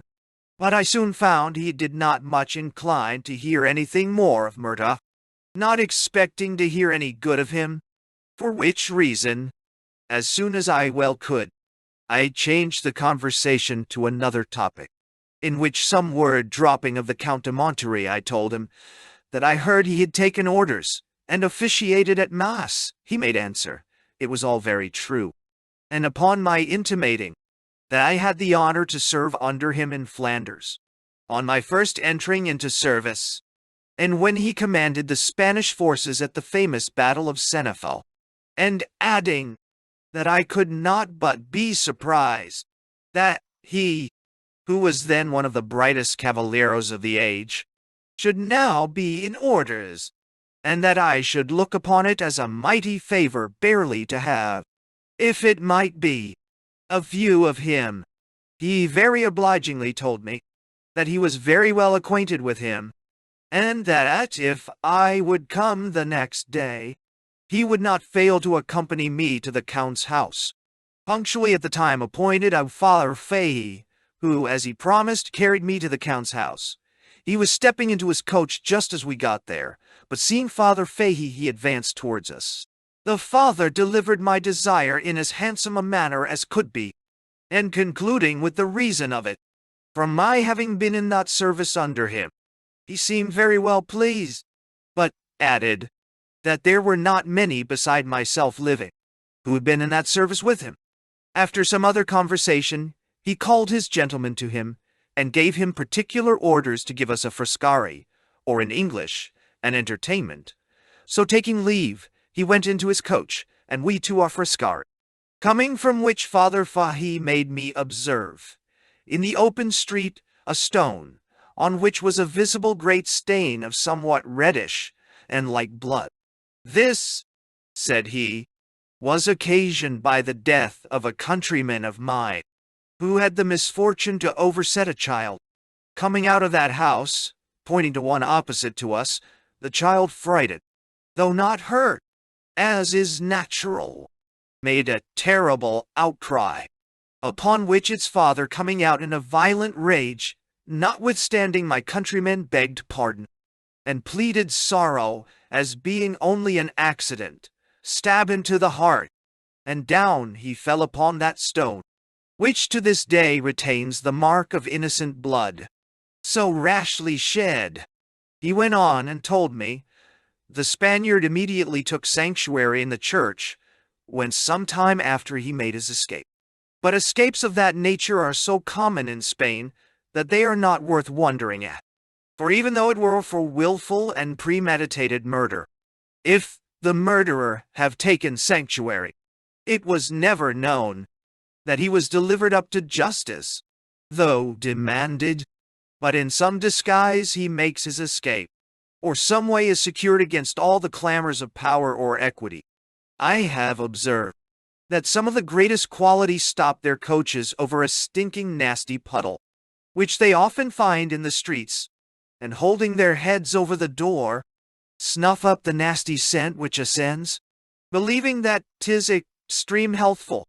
When I was forced to hold my nose, passing by, 'tis not convenient to walk out early in the morning, they, having no necessary houses, throw out their nastiness in the middle of the street. After I had taken leave of Father Fahey, and returned my thanks for all civilities, I went to pay a visit to Mr. Salter, who was secretary to General Stanhope. When the English forces were made prisoners of war at Broihiga, going upstairs, I found the door of his lodgings ajar, and knocking. A person came to the door, who appeared under some surprise at sight of me. I did not know him, but inquiring if Mr. Salter was within, he answered, as I fancied with some hesitation, that he was busy in an inner room. However, though unasked, I went in resolving, since I had found him at home, to wait his leisure. In a little time Mr. Salter entered the room, and after customary ceremonies, asking my patience a little longer, he desired I would sit down and bear Ensign Fanshawe company, for so he called him, adding at going out, he had a little business that required dispatch, which, being over, he would return, and join company. The ensign, as he called him, appeared to me under a dishabille, and the first question he asked me was, if I would drink a glass of English beer? Misled by his appearance, though I assented, it was with a design to treat, which he would by no means permit, but calling to a servant, ordered some in. We sat drinking that liquor, which to me was a greater rarity than all the wine in Spain, when in dropped an old acquaintance of mine, Mr. D. Lanoy, secretary to Colonel Neville. He sat down with us, and, before the glass could go twice round, told Ensign Fanshawe that his colonel gave his humble service to him, and ordered him to let him know that he had but 60 pistoles by him, which he had sent, and which were at his service, as what he pleased more should be, as soon as it came to his hands. At this I began to look upon my ensign as another guest person than I had taken him for, and Lanoy imagining, by our setting cheek by jowl together, that I must be in the secret, soon after gave him the title of captain. This soon convinced me that there was more in the matter than I was, yet master of woe.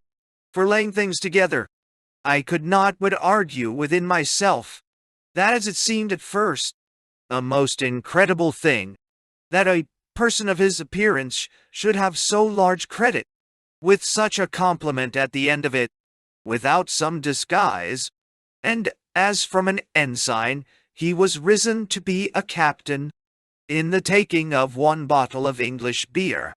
A little patience would let me into a farce, in which, at present, I had not the honor to bear any part but that of a mute. At last Lanoy took his leave, and as soon as he had left us, and the other bottle was brought in, Ensign Fanshawe began to open his heart, and tell me who he was. "I am necessitated," said he, "to be under this disguise, to conceal myself, especially in this place. For you must know," continued he, "that when our forces were lords of this town, as we were for a little while, I fell under an intrigue with another man's wife. Her husband was a person of considerable account. Nevertheless, the wife showed me all the favors that a soldier, under a long and hard campaign, could be imagined to ask. In short, her relations got acquainted with our amour, and knowing that I was among the prisoners taken at Brohiga, are now upon the scout and inquiry, to make a discovery that may be of fatal consequence. This is the reason of my disguise, this the unfortunate occasion of my taking upon me a name that does not belong to me." He spoke all this with such an openness of heart, that in return of so much confidence, I confessed to him that he had heard of the affair, for that it had made no little noise all over the country, that it highly behoved him to take great care of himself, since as the relations on both sides were considerable, he must consequently be in great danger, that in cases of that nature, no people in the world carry things to greater extremities than the Spaniards. He returned me thanks for my good advice, which I understood. In a few days after, he, with the assistance of his friends, had taken care to put in practice, for he was conveyed away secretly, and afterwards had the honor to be made a peer of Ireland. My passport being at last signed by the Count de las Torres, I prepared for a journey I had long and ardently wished for, and set out from Madrid in the beginning of September 1712, in order to return to my native country. Accordingly, I set forward upon my journey, but having heard, both before and since my being in Spain, very famous things spoken of the Escurial, though it was a league out of my road, I resolved to make it a visit. And I must confess, when I came there, I was so far from condemning my curiosity that I chose to congratulate my good fortune that had, at half a day's expense, feasted my eyes with extraordinaries, which would have justified a 12-months' journey on purpose. The structure is entirely magnificent, beyond anything I ever saw, or anything my imagination could frame. It is composed of 11 several quadrangles, with noble cloisters round every one of them. The front to the west is adorned with 3 stately gates, every one of a different model, yet every one the model of nicest architecture. The middlemost of the 3 leads into a fine chapel of the Hieronymites, as they call them, in which are entertained 150 monks. At every of the 4 corners of this august fabric there is a turret of excellent workmanship, which yields to the whole an extraordinary air of grandeur. The king's palace is on the north, nearest that mountain, whence the stone it is built of was hewn, and all the south part is set off with many galleries, both beautiful and sumptuous. This prodigious pile, which, as I have said, exceeds all that I ever saw, and which would ask of itself a volume to particularize, was built by Philip II. He laid the first stone, yet lived to see it finished, and lies buried in the Pantheon, a part of it, set apart for the burial place of succeeding princes, as well as himself. It was dedicated to St. Lawrence in the very foundation, and therefore built in the shape of a gridiron, the instrument of that martyr's execution, and in memory of a great victory obtained on that saint's day. The stone of which it is built, contrary to the common course, grows whiter by age, and the quarry whence it was dug lies near enough, if it had sense or ambition, to grow enamored of its own wonderful production. Some there are who stick not to assign this convenience as the main cause of its situation, and for my part I must agree that I have seen many other parts of Spain where that glorious building would have shone with yet far greater splendor. There was no town of any consequence presented itself in my way to Burgos. Here I took up my quarters that night, where I met with an Irish priest whose name was White. As is natural on such rencounters, having answered his inquiry whither I was going, he very kindly told me he should be very glad of my company as far as Victoria, which lay in my road, and I with equal frankness embraced the offer. Next morning, when we had mounted our mules, and were got a little distance from Burgos, he began to relate to me a great many impious pranks of an English officer, who had been a prisoner there a little before I came, concluding with some vehemence, that he had given greater occasion of scandal and infamy to his native country than would easily be wiped off, or in a little time. The truth of it is, many particularly which he related to me were too monstrously vile to admit of any repetition here, and highly meriting that unfortunate end which that officer met with some time after. Nevertheless, the just reflection made by that father plainly manifested to me the folly of those gentlemen who, by such inadvertencies, to say no worse, cause the honor of the land of their nativity to be called in question. For, though, no doubt, it is a very false conclusion, from a singular, to conceive a general character, yet in a strange country, nothing is more common.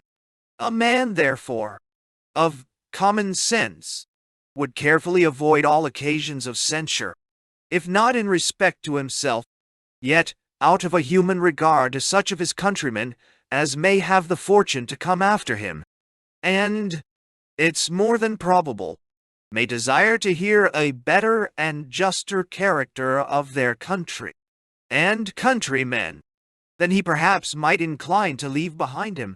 As we traveled along, Father White told me that near the place of our quartering that night there was a convent of the Carthusian order, which would be well worth my seeing.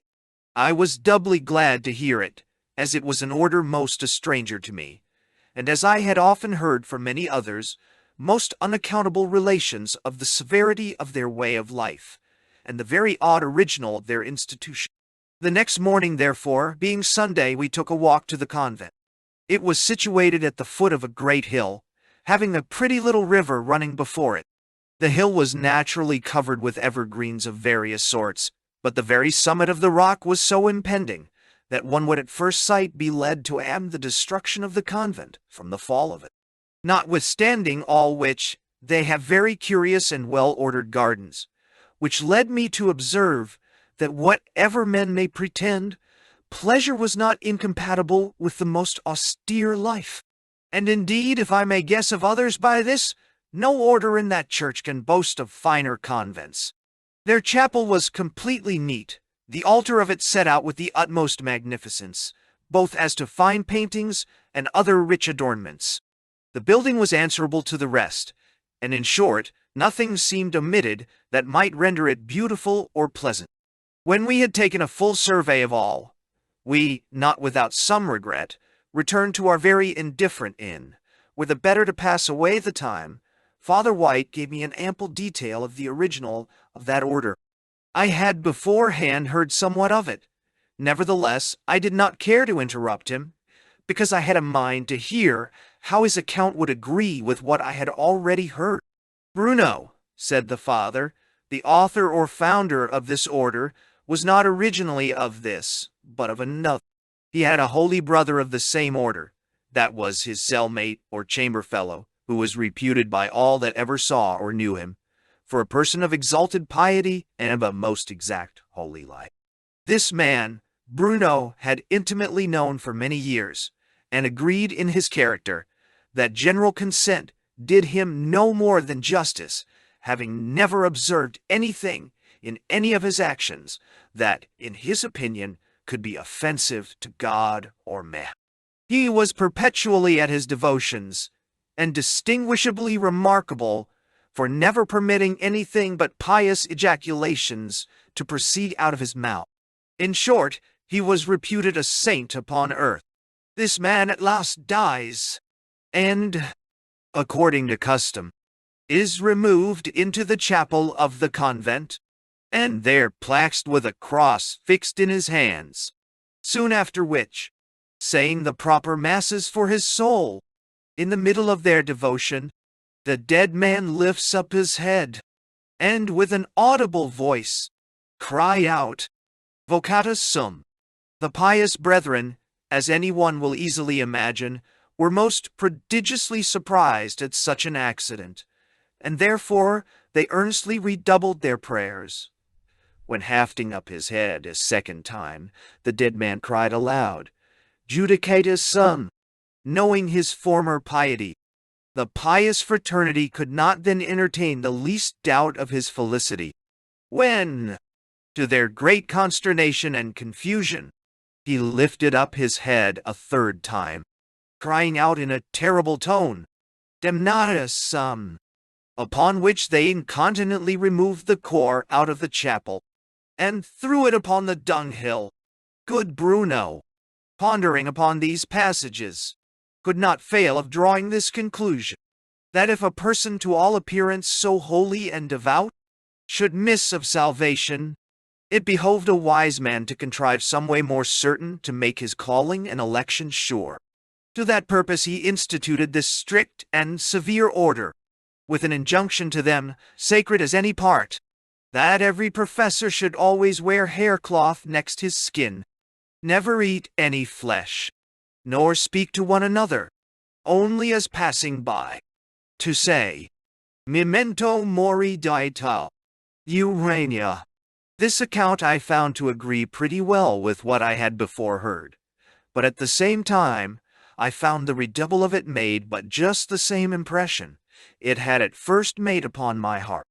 However, having made it my observation that a spirit the least contradictory best carries a man through Spain, I kept Father White company and in humor till we arrived at Victoria, where he added one thing, by way of appendix, in relation to the Carthusians, that every person of the society is obliged every day to go into their place of burial, and take up as much earth as he can hold at a grasp with one hand, in order to prepare his grave. Next day we set out for Victoria. It is a sweet, delicious, and pleasant town. It received that name in memory of a considerable victory there obtained over the Moors. Leaving this place, I parted with Father White, he going where his affairs led him, and I to make the best of my way to Bilbao. Entering into Biscay, soon after I left Victoria, I was at a loss almost to imagine what country I was got into. By my long stay in Spain, I thought myself a tolerable master of the tongue. Yet here I found myself at the utmost loss to understand landlord, landlady, or any of the family. I was told by my muleteer that they pretend their language, as they call it, has continued uncorrupted from the very confusion of Babel, though if I might freely give my opinion in the matter, I should rather take it to be the very corruption of all that confusion.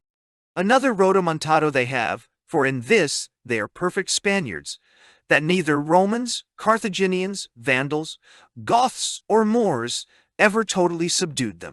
And yet any man that has ever seen their country might cut this knot without a hatchet by saying truly that neither Roman, Carthaginian, nor any victorious people thought it worthwhile to make a conquest of a country so mountainous and so barren. However, Bilboa must be allowed, though not very large, to be a pretty clean and neat town. Here, as in Amsterdam, they allow neither cart nor coach to enter, but everything of merchandise is drawn and carried upon sledges, and yet it is a place of no small account as to trade, and especially for iron and wool. Here I hoped to have met with an opportunity of embarking for England, but to my sorrow I found myself disappointed, and under that disappointment obliged to make the best of my way to Bayonne. Setting out for which place the first town of note that I came to was St. Sebastian, a very clean town and neatly paid, which is no little rarity in Spain. It has a very good wall about it and a pretty citadel. At this place I met with 2 English officers who were under the same state with myself, one of them being a prisoner of war with me at Denia. They were going to Bayonne to embark for England as well as myself, so we agreed to set out together for Port Passage. The road from St. Sebastian is all over a well-paved stone causeway, almost at the end whereof there accosted us a great number of young lasses.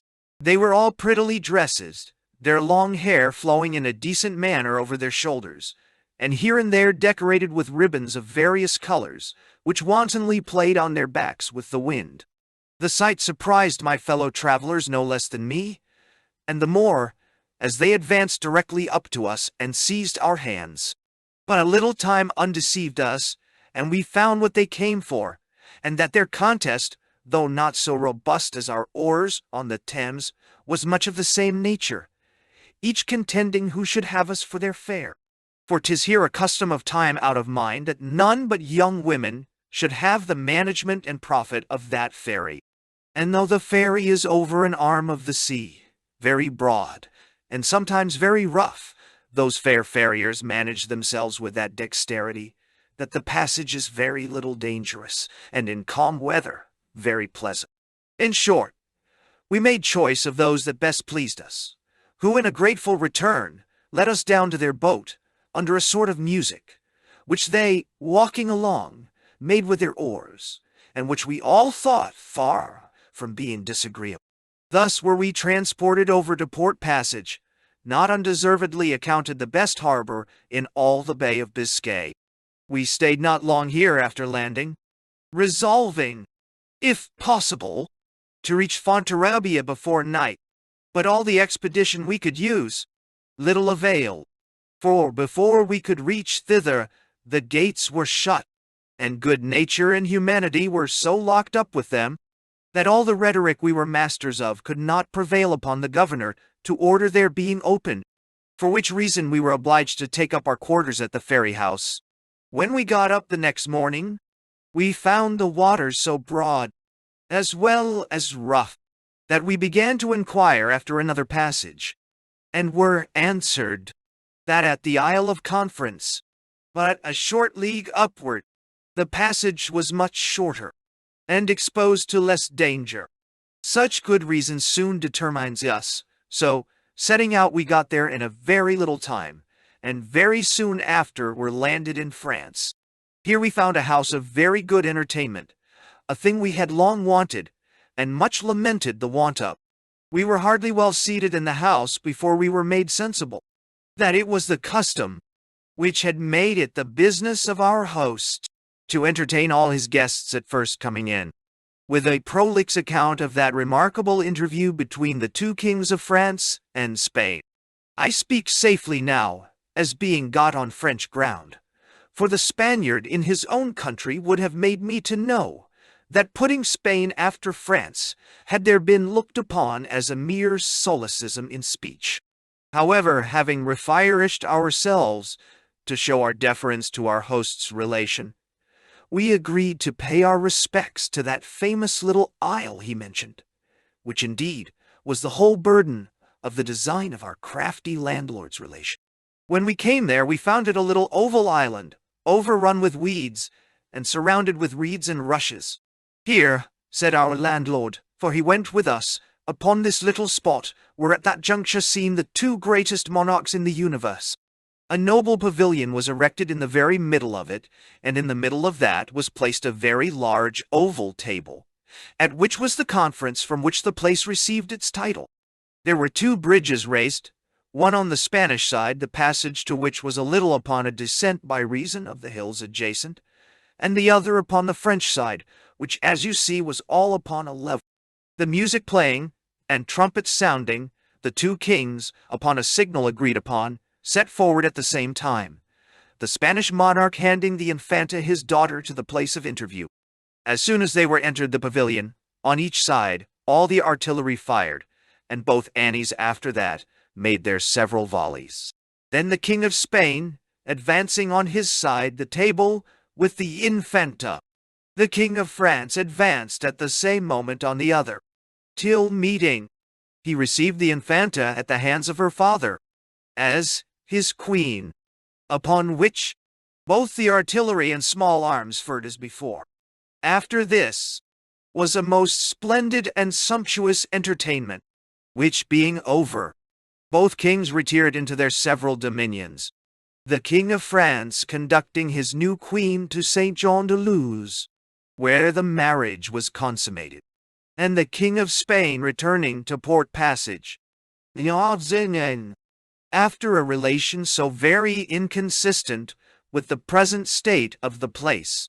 We took horse for mule.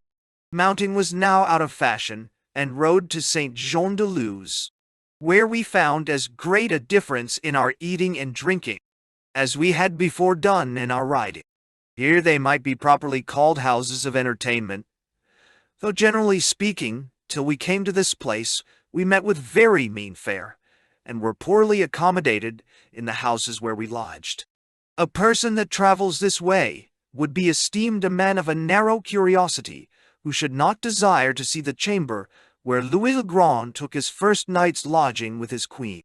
Accordingly, when it was put into my head, out of an ambition to evince myself a person of taste, I asked the question, and the favor was granted me with a great deal of French civility.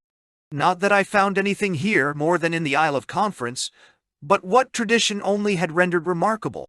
St. Jean de Luz is esteemed one of the greatest village towns in all France.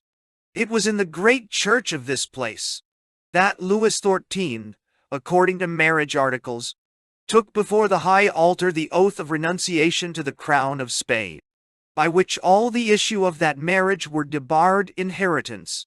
If oaths had been obligatory with princes, the natives here reckoned expert seamen, especially in whale fishing. Here is a fine bridge of wood, in the middle of which is a descent, by steps, into a pretty little island, where is a chapel, and a palace belonging to the Bishop of Bayonne. Here the Queen Dowager of Spain often walks to divert herself, and on this bridge, and in the walks on the island, I had the honor to see that princess more than once. This villa not being above 4 leagues from Bayonne, we got there by dinner time, where at an ordinary of 20 sous, we eat and drank in plenty, and with a gusto, much better than in any part of Spain, where for eating much worse, we paid very much more. Bayonne is a town strong by nature, yet the fortifications have been very much neglected, since the building of the citadel, on the other side the river, which not only commands the town, but the harbor too. It is a noble fabric, fair and strong, and raised on the side of a hill, wanting nothing that art could furnish to render it impregnable. The Marshal Boufflers had the care of it in its erection, and there is a fine walk near it, from which he used to survey the workmen, which still carries his name. There are 2 noble bridges here, though both of wood. One over that river, which runs on one side, the town, the other over that, which divides it in the middle. The tide runs through both with vast rapidity, notwithstanding which, ships of burden come up, and paying for it, are often fastened to the bridge, while loading or unloading. While I was here, there came in 4 or 5 English ships laden with corn, the first, as they told me, that had come in to unlade there, since the beginning of the war. On that side of the river where the new citadel is built, at a very little distance lies Pont d'Esprit, a place mostly inhabited by Jews, who drive a great trade there, and are esteemed very rich, though as in all other countries mostly very roguish. Here the Queen Dowager of Spain has kept her court ever since the jealousy of the present king reclused her from Madrid. As aunt to his competitor Charles, now emperor, he apprehended her intriguing, for which reason giving her an option of retreat. That princess made choice of this city, much to the advantage of the place, and in all appearance much to her own satisfaction. She is a lady not of the lesser size, and lives here in suitable splendor, and not without the respect due to a person of her high quality.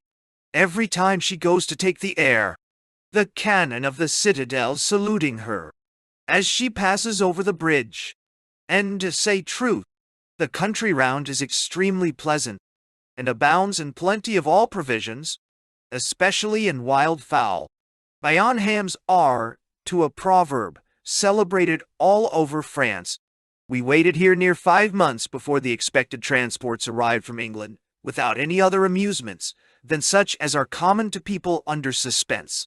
Short tours will not admit of great varieties, and much acquaintance could not be any way suitable to people that had long been in a strange country, and earnestly desired to return to our own. Yet one accident befell me here that was nearer costing me my life than all I had before encountered, either in battle or siege. Going to my lodgings one evening, I unfortunately met with an officer, who would needs have me along with him aboard one of the English ships, to drink a bottle of English beer. He had been often invited, he said, and I am afraid our countryman, continued he, will hold himself slighted if I delay it longer. English beer was a great rarity, and the vessel lay not at any great distance from my lodgings, so without any further persuasion I consented. When we came upon the bridge, to which the ship we were to go aboard was fastened, we found, as was customary, as well as necessary, a plank laid over from the ship, and a rope to hold by, for safe passage. The night was very dark, and I had cautiously enough taken care to provide a man with a lanthorn to prevent casualties. The man with the light went first, and out of his abundant complaisance, my friend, the officer, would have me follow the light. But I was no sooner stepped upon the plank after my guide, but rope and plank gave way, and guide and I tumbled both together into the water. The tide was then running in pretty strong.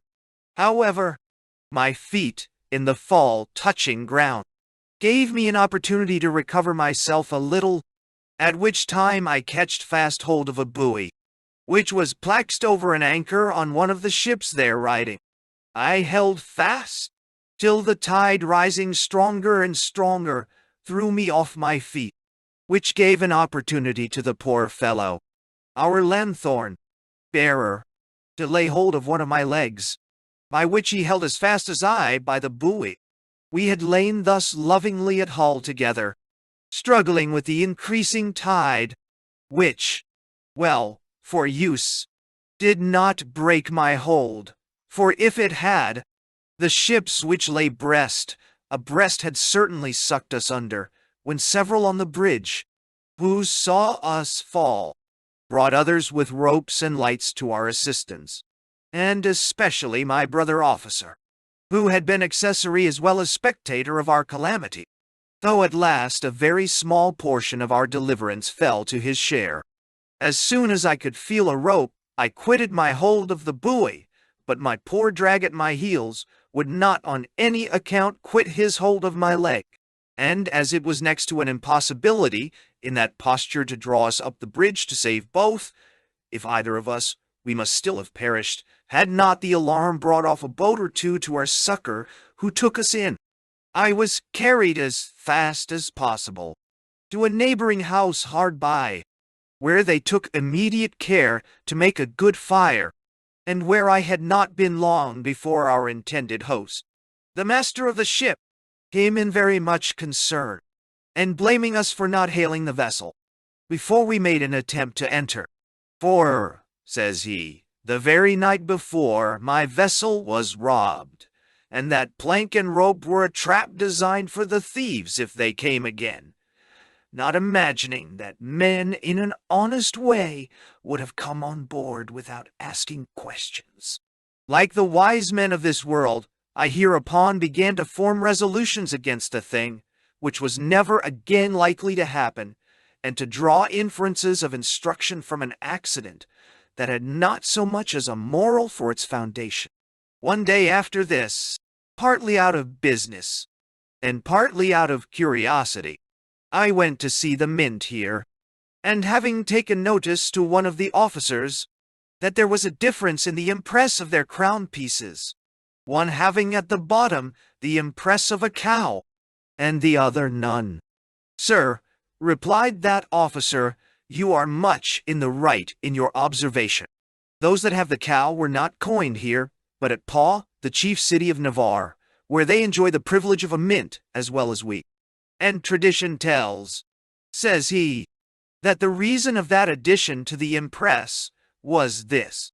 A certain king of Navarre, when it was a kingdom distinct from that of France, looking out of a window of the palace, spied a cow, with her calf standing aside her, attacked by a lion, which had got loose out of his menagerie.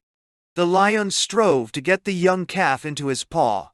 The cow bravely defended her charge, and so well that the lion at last, tired and weary, withdrew, and left her mistress of the field of battle and her young one. Ever since which, concluded that officer, by order of that king, the cow is plaxed at the bottom of the impress of all the money there coined. 9. Paul, Doll, Ora. Whether or no my relator guessed at the moral, or whether it was fact, I dare not determine. But to me it seemed apparent that it was no other ways intended than as an emblematical fable to cover and preserve the memory of the deliverance of Henry IV, then the young king of Navarre, at that eternally ignominious slaughter, the massacre of Paris. Many historians, their own as well as others, agree that the House of Guise had leveled the malice of their design at that great prince.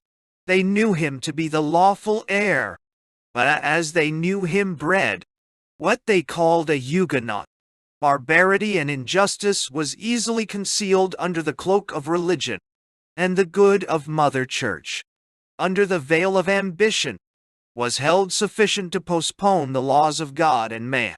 Some of those historians have delivered it as matter of fact that the conspirators, in searching after that young king, pressed into the very apartments of the queen his mother, who having, at the toll of the bell, and cries of the murdered, taken the alarm, on hearing him coming, locked herself in her chair, and covered the young king her son with her farthingale, till they were gone, by which means she found an opportunity to convey him to a place of more safety, and so preserved him from those bloody murderers, and in them from the paw of the lion. This was only a private reflection of my own at that time, but I think carries so great a face of probability that I can see no present reason to reject, and to have sought after better information from the officer of the mint had been to sacrifice my discretion to my curiosity. While I stayed at Bayonne, the Princess Ursini came thither, attended by some of the King of Spain's guards. She had been to drink the waters of some famous spa in the neighborhood, the name of which has now slipped my memory.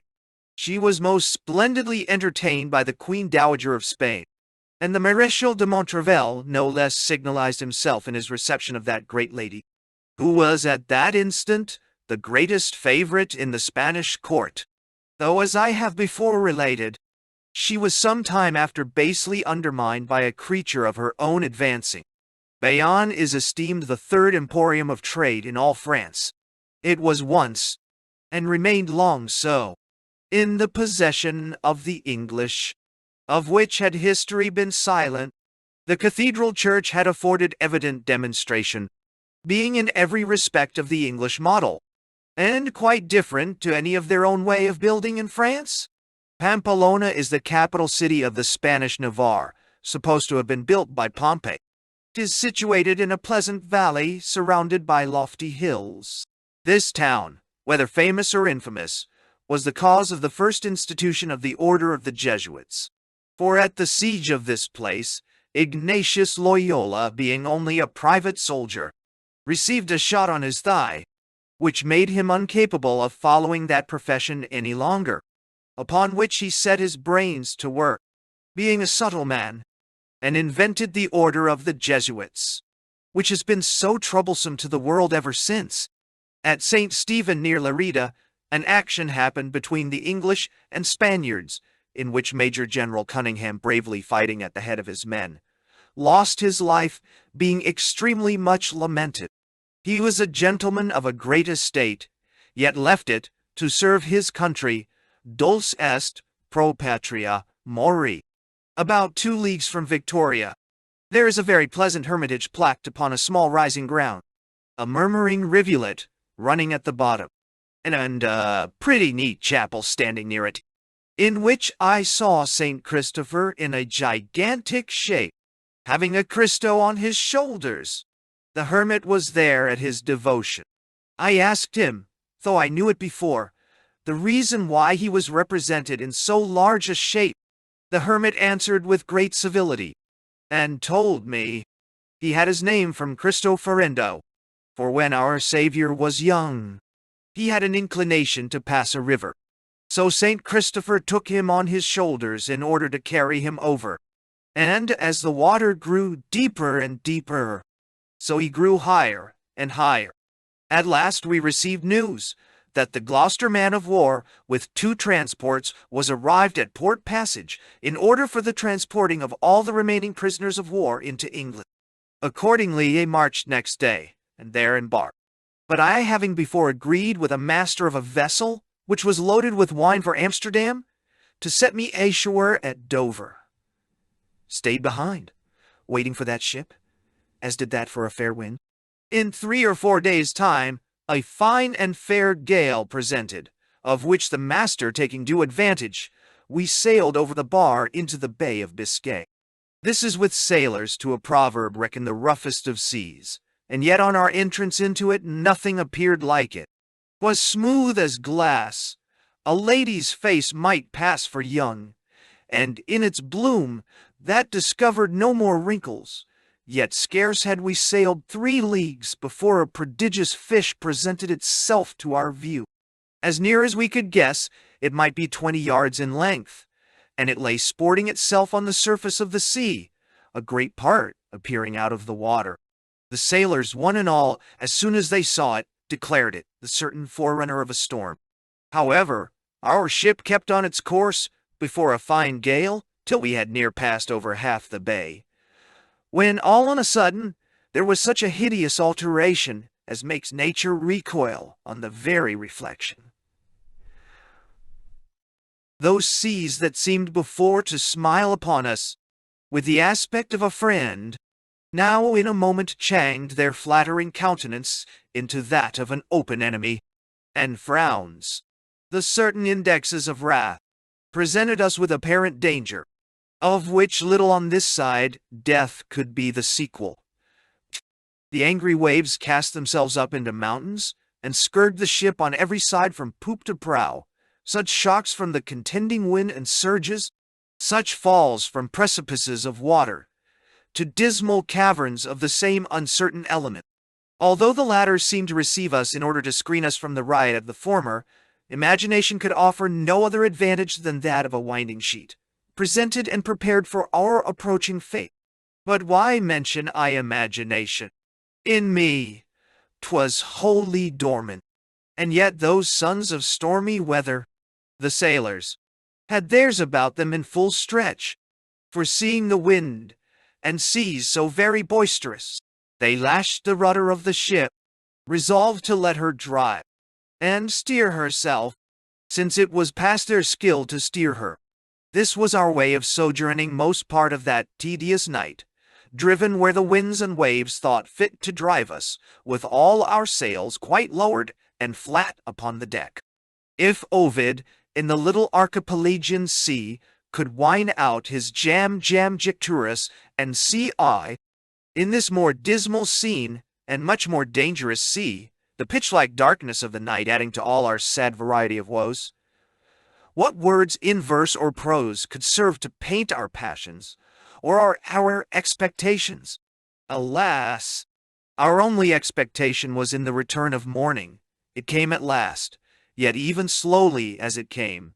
When come, we thought it come too soon, a new scene of sudden death, being all the advantage of its first appearance. Our ship was driving full speed, towards the breakers on the Cabreton shore, between Bordeaux and Bayonne, which filled us with ideas more terrible than all before, since those were past, and these seemingly as certain.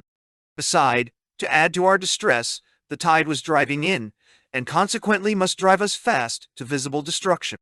A state so evident that one of our sailors, whom great experience had rendered more sensible of our present danger, was preparing to save one by lashing himself to the mainmast, against the expected minute of desolation. He was about that melancholy work, in utter despair of any better fortune, when, as loud as ever he could bawl, he cried out, a point of wind. To me, who had had too much of it, it appeared like the sound of the last trump, but to the more intelligent crew, it had a different sound. With vigor and alacrity they started from their prayers, or their despair, and with all imaginable speed unlashed the rudder, and hoisted all their sails. Never sure in nature did 1 minute produce a greater scene of contraries.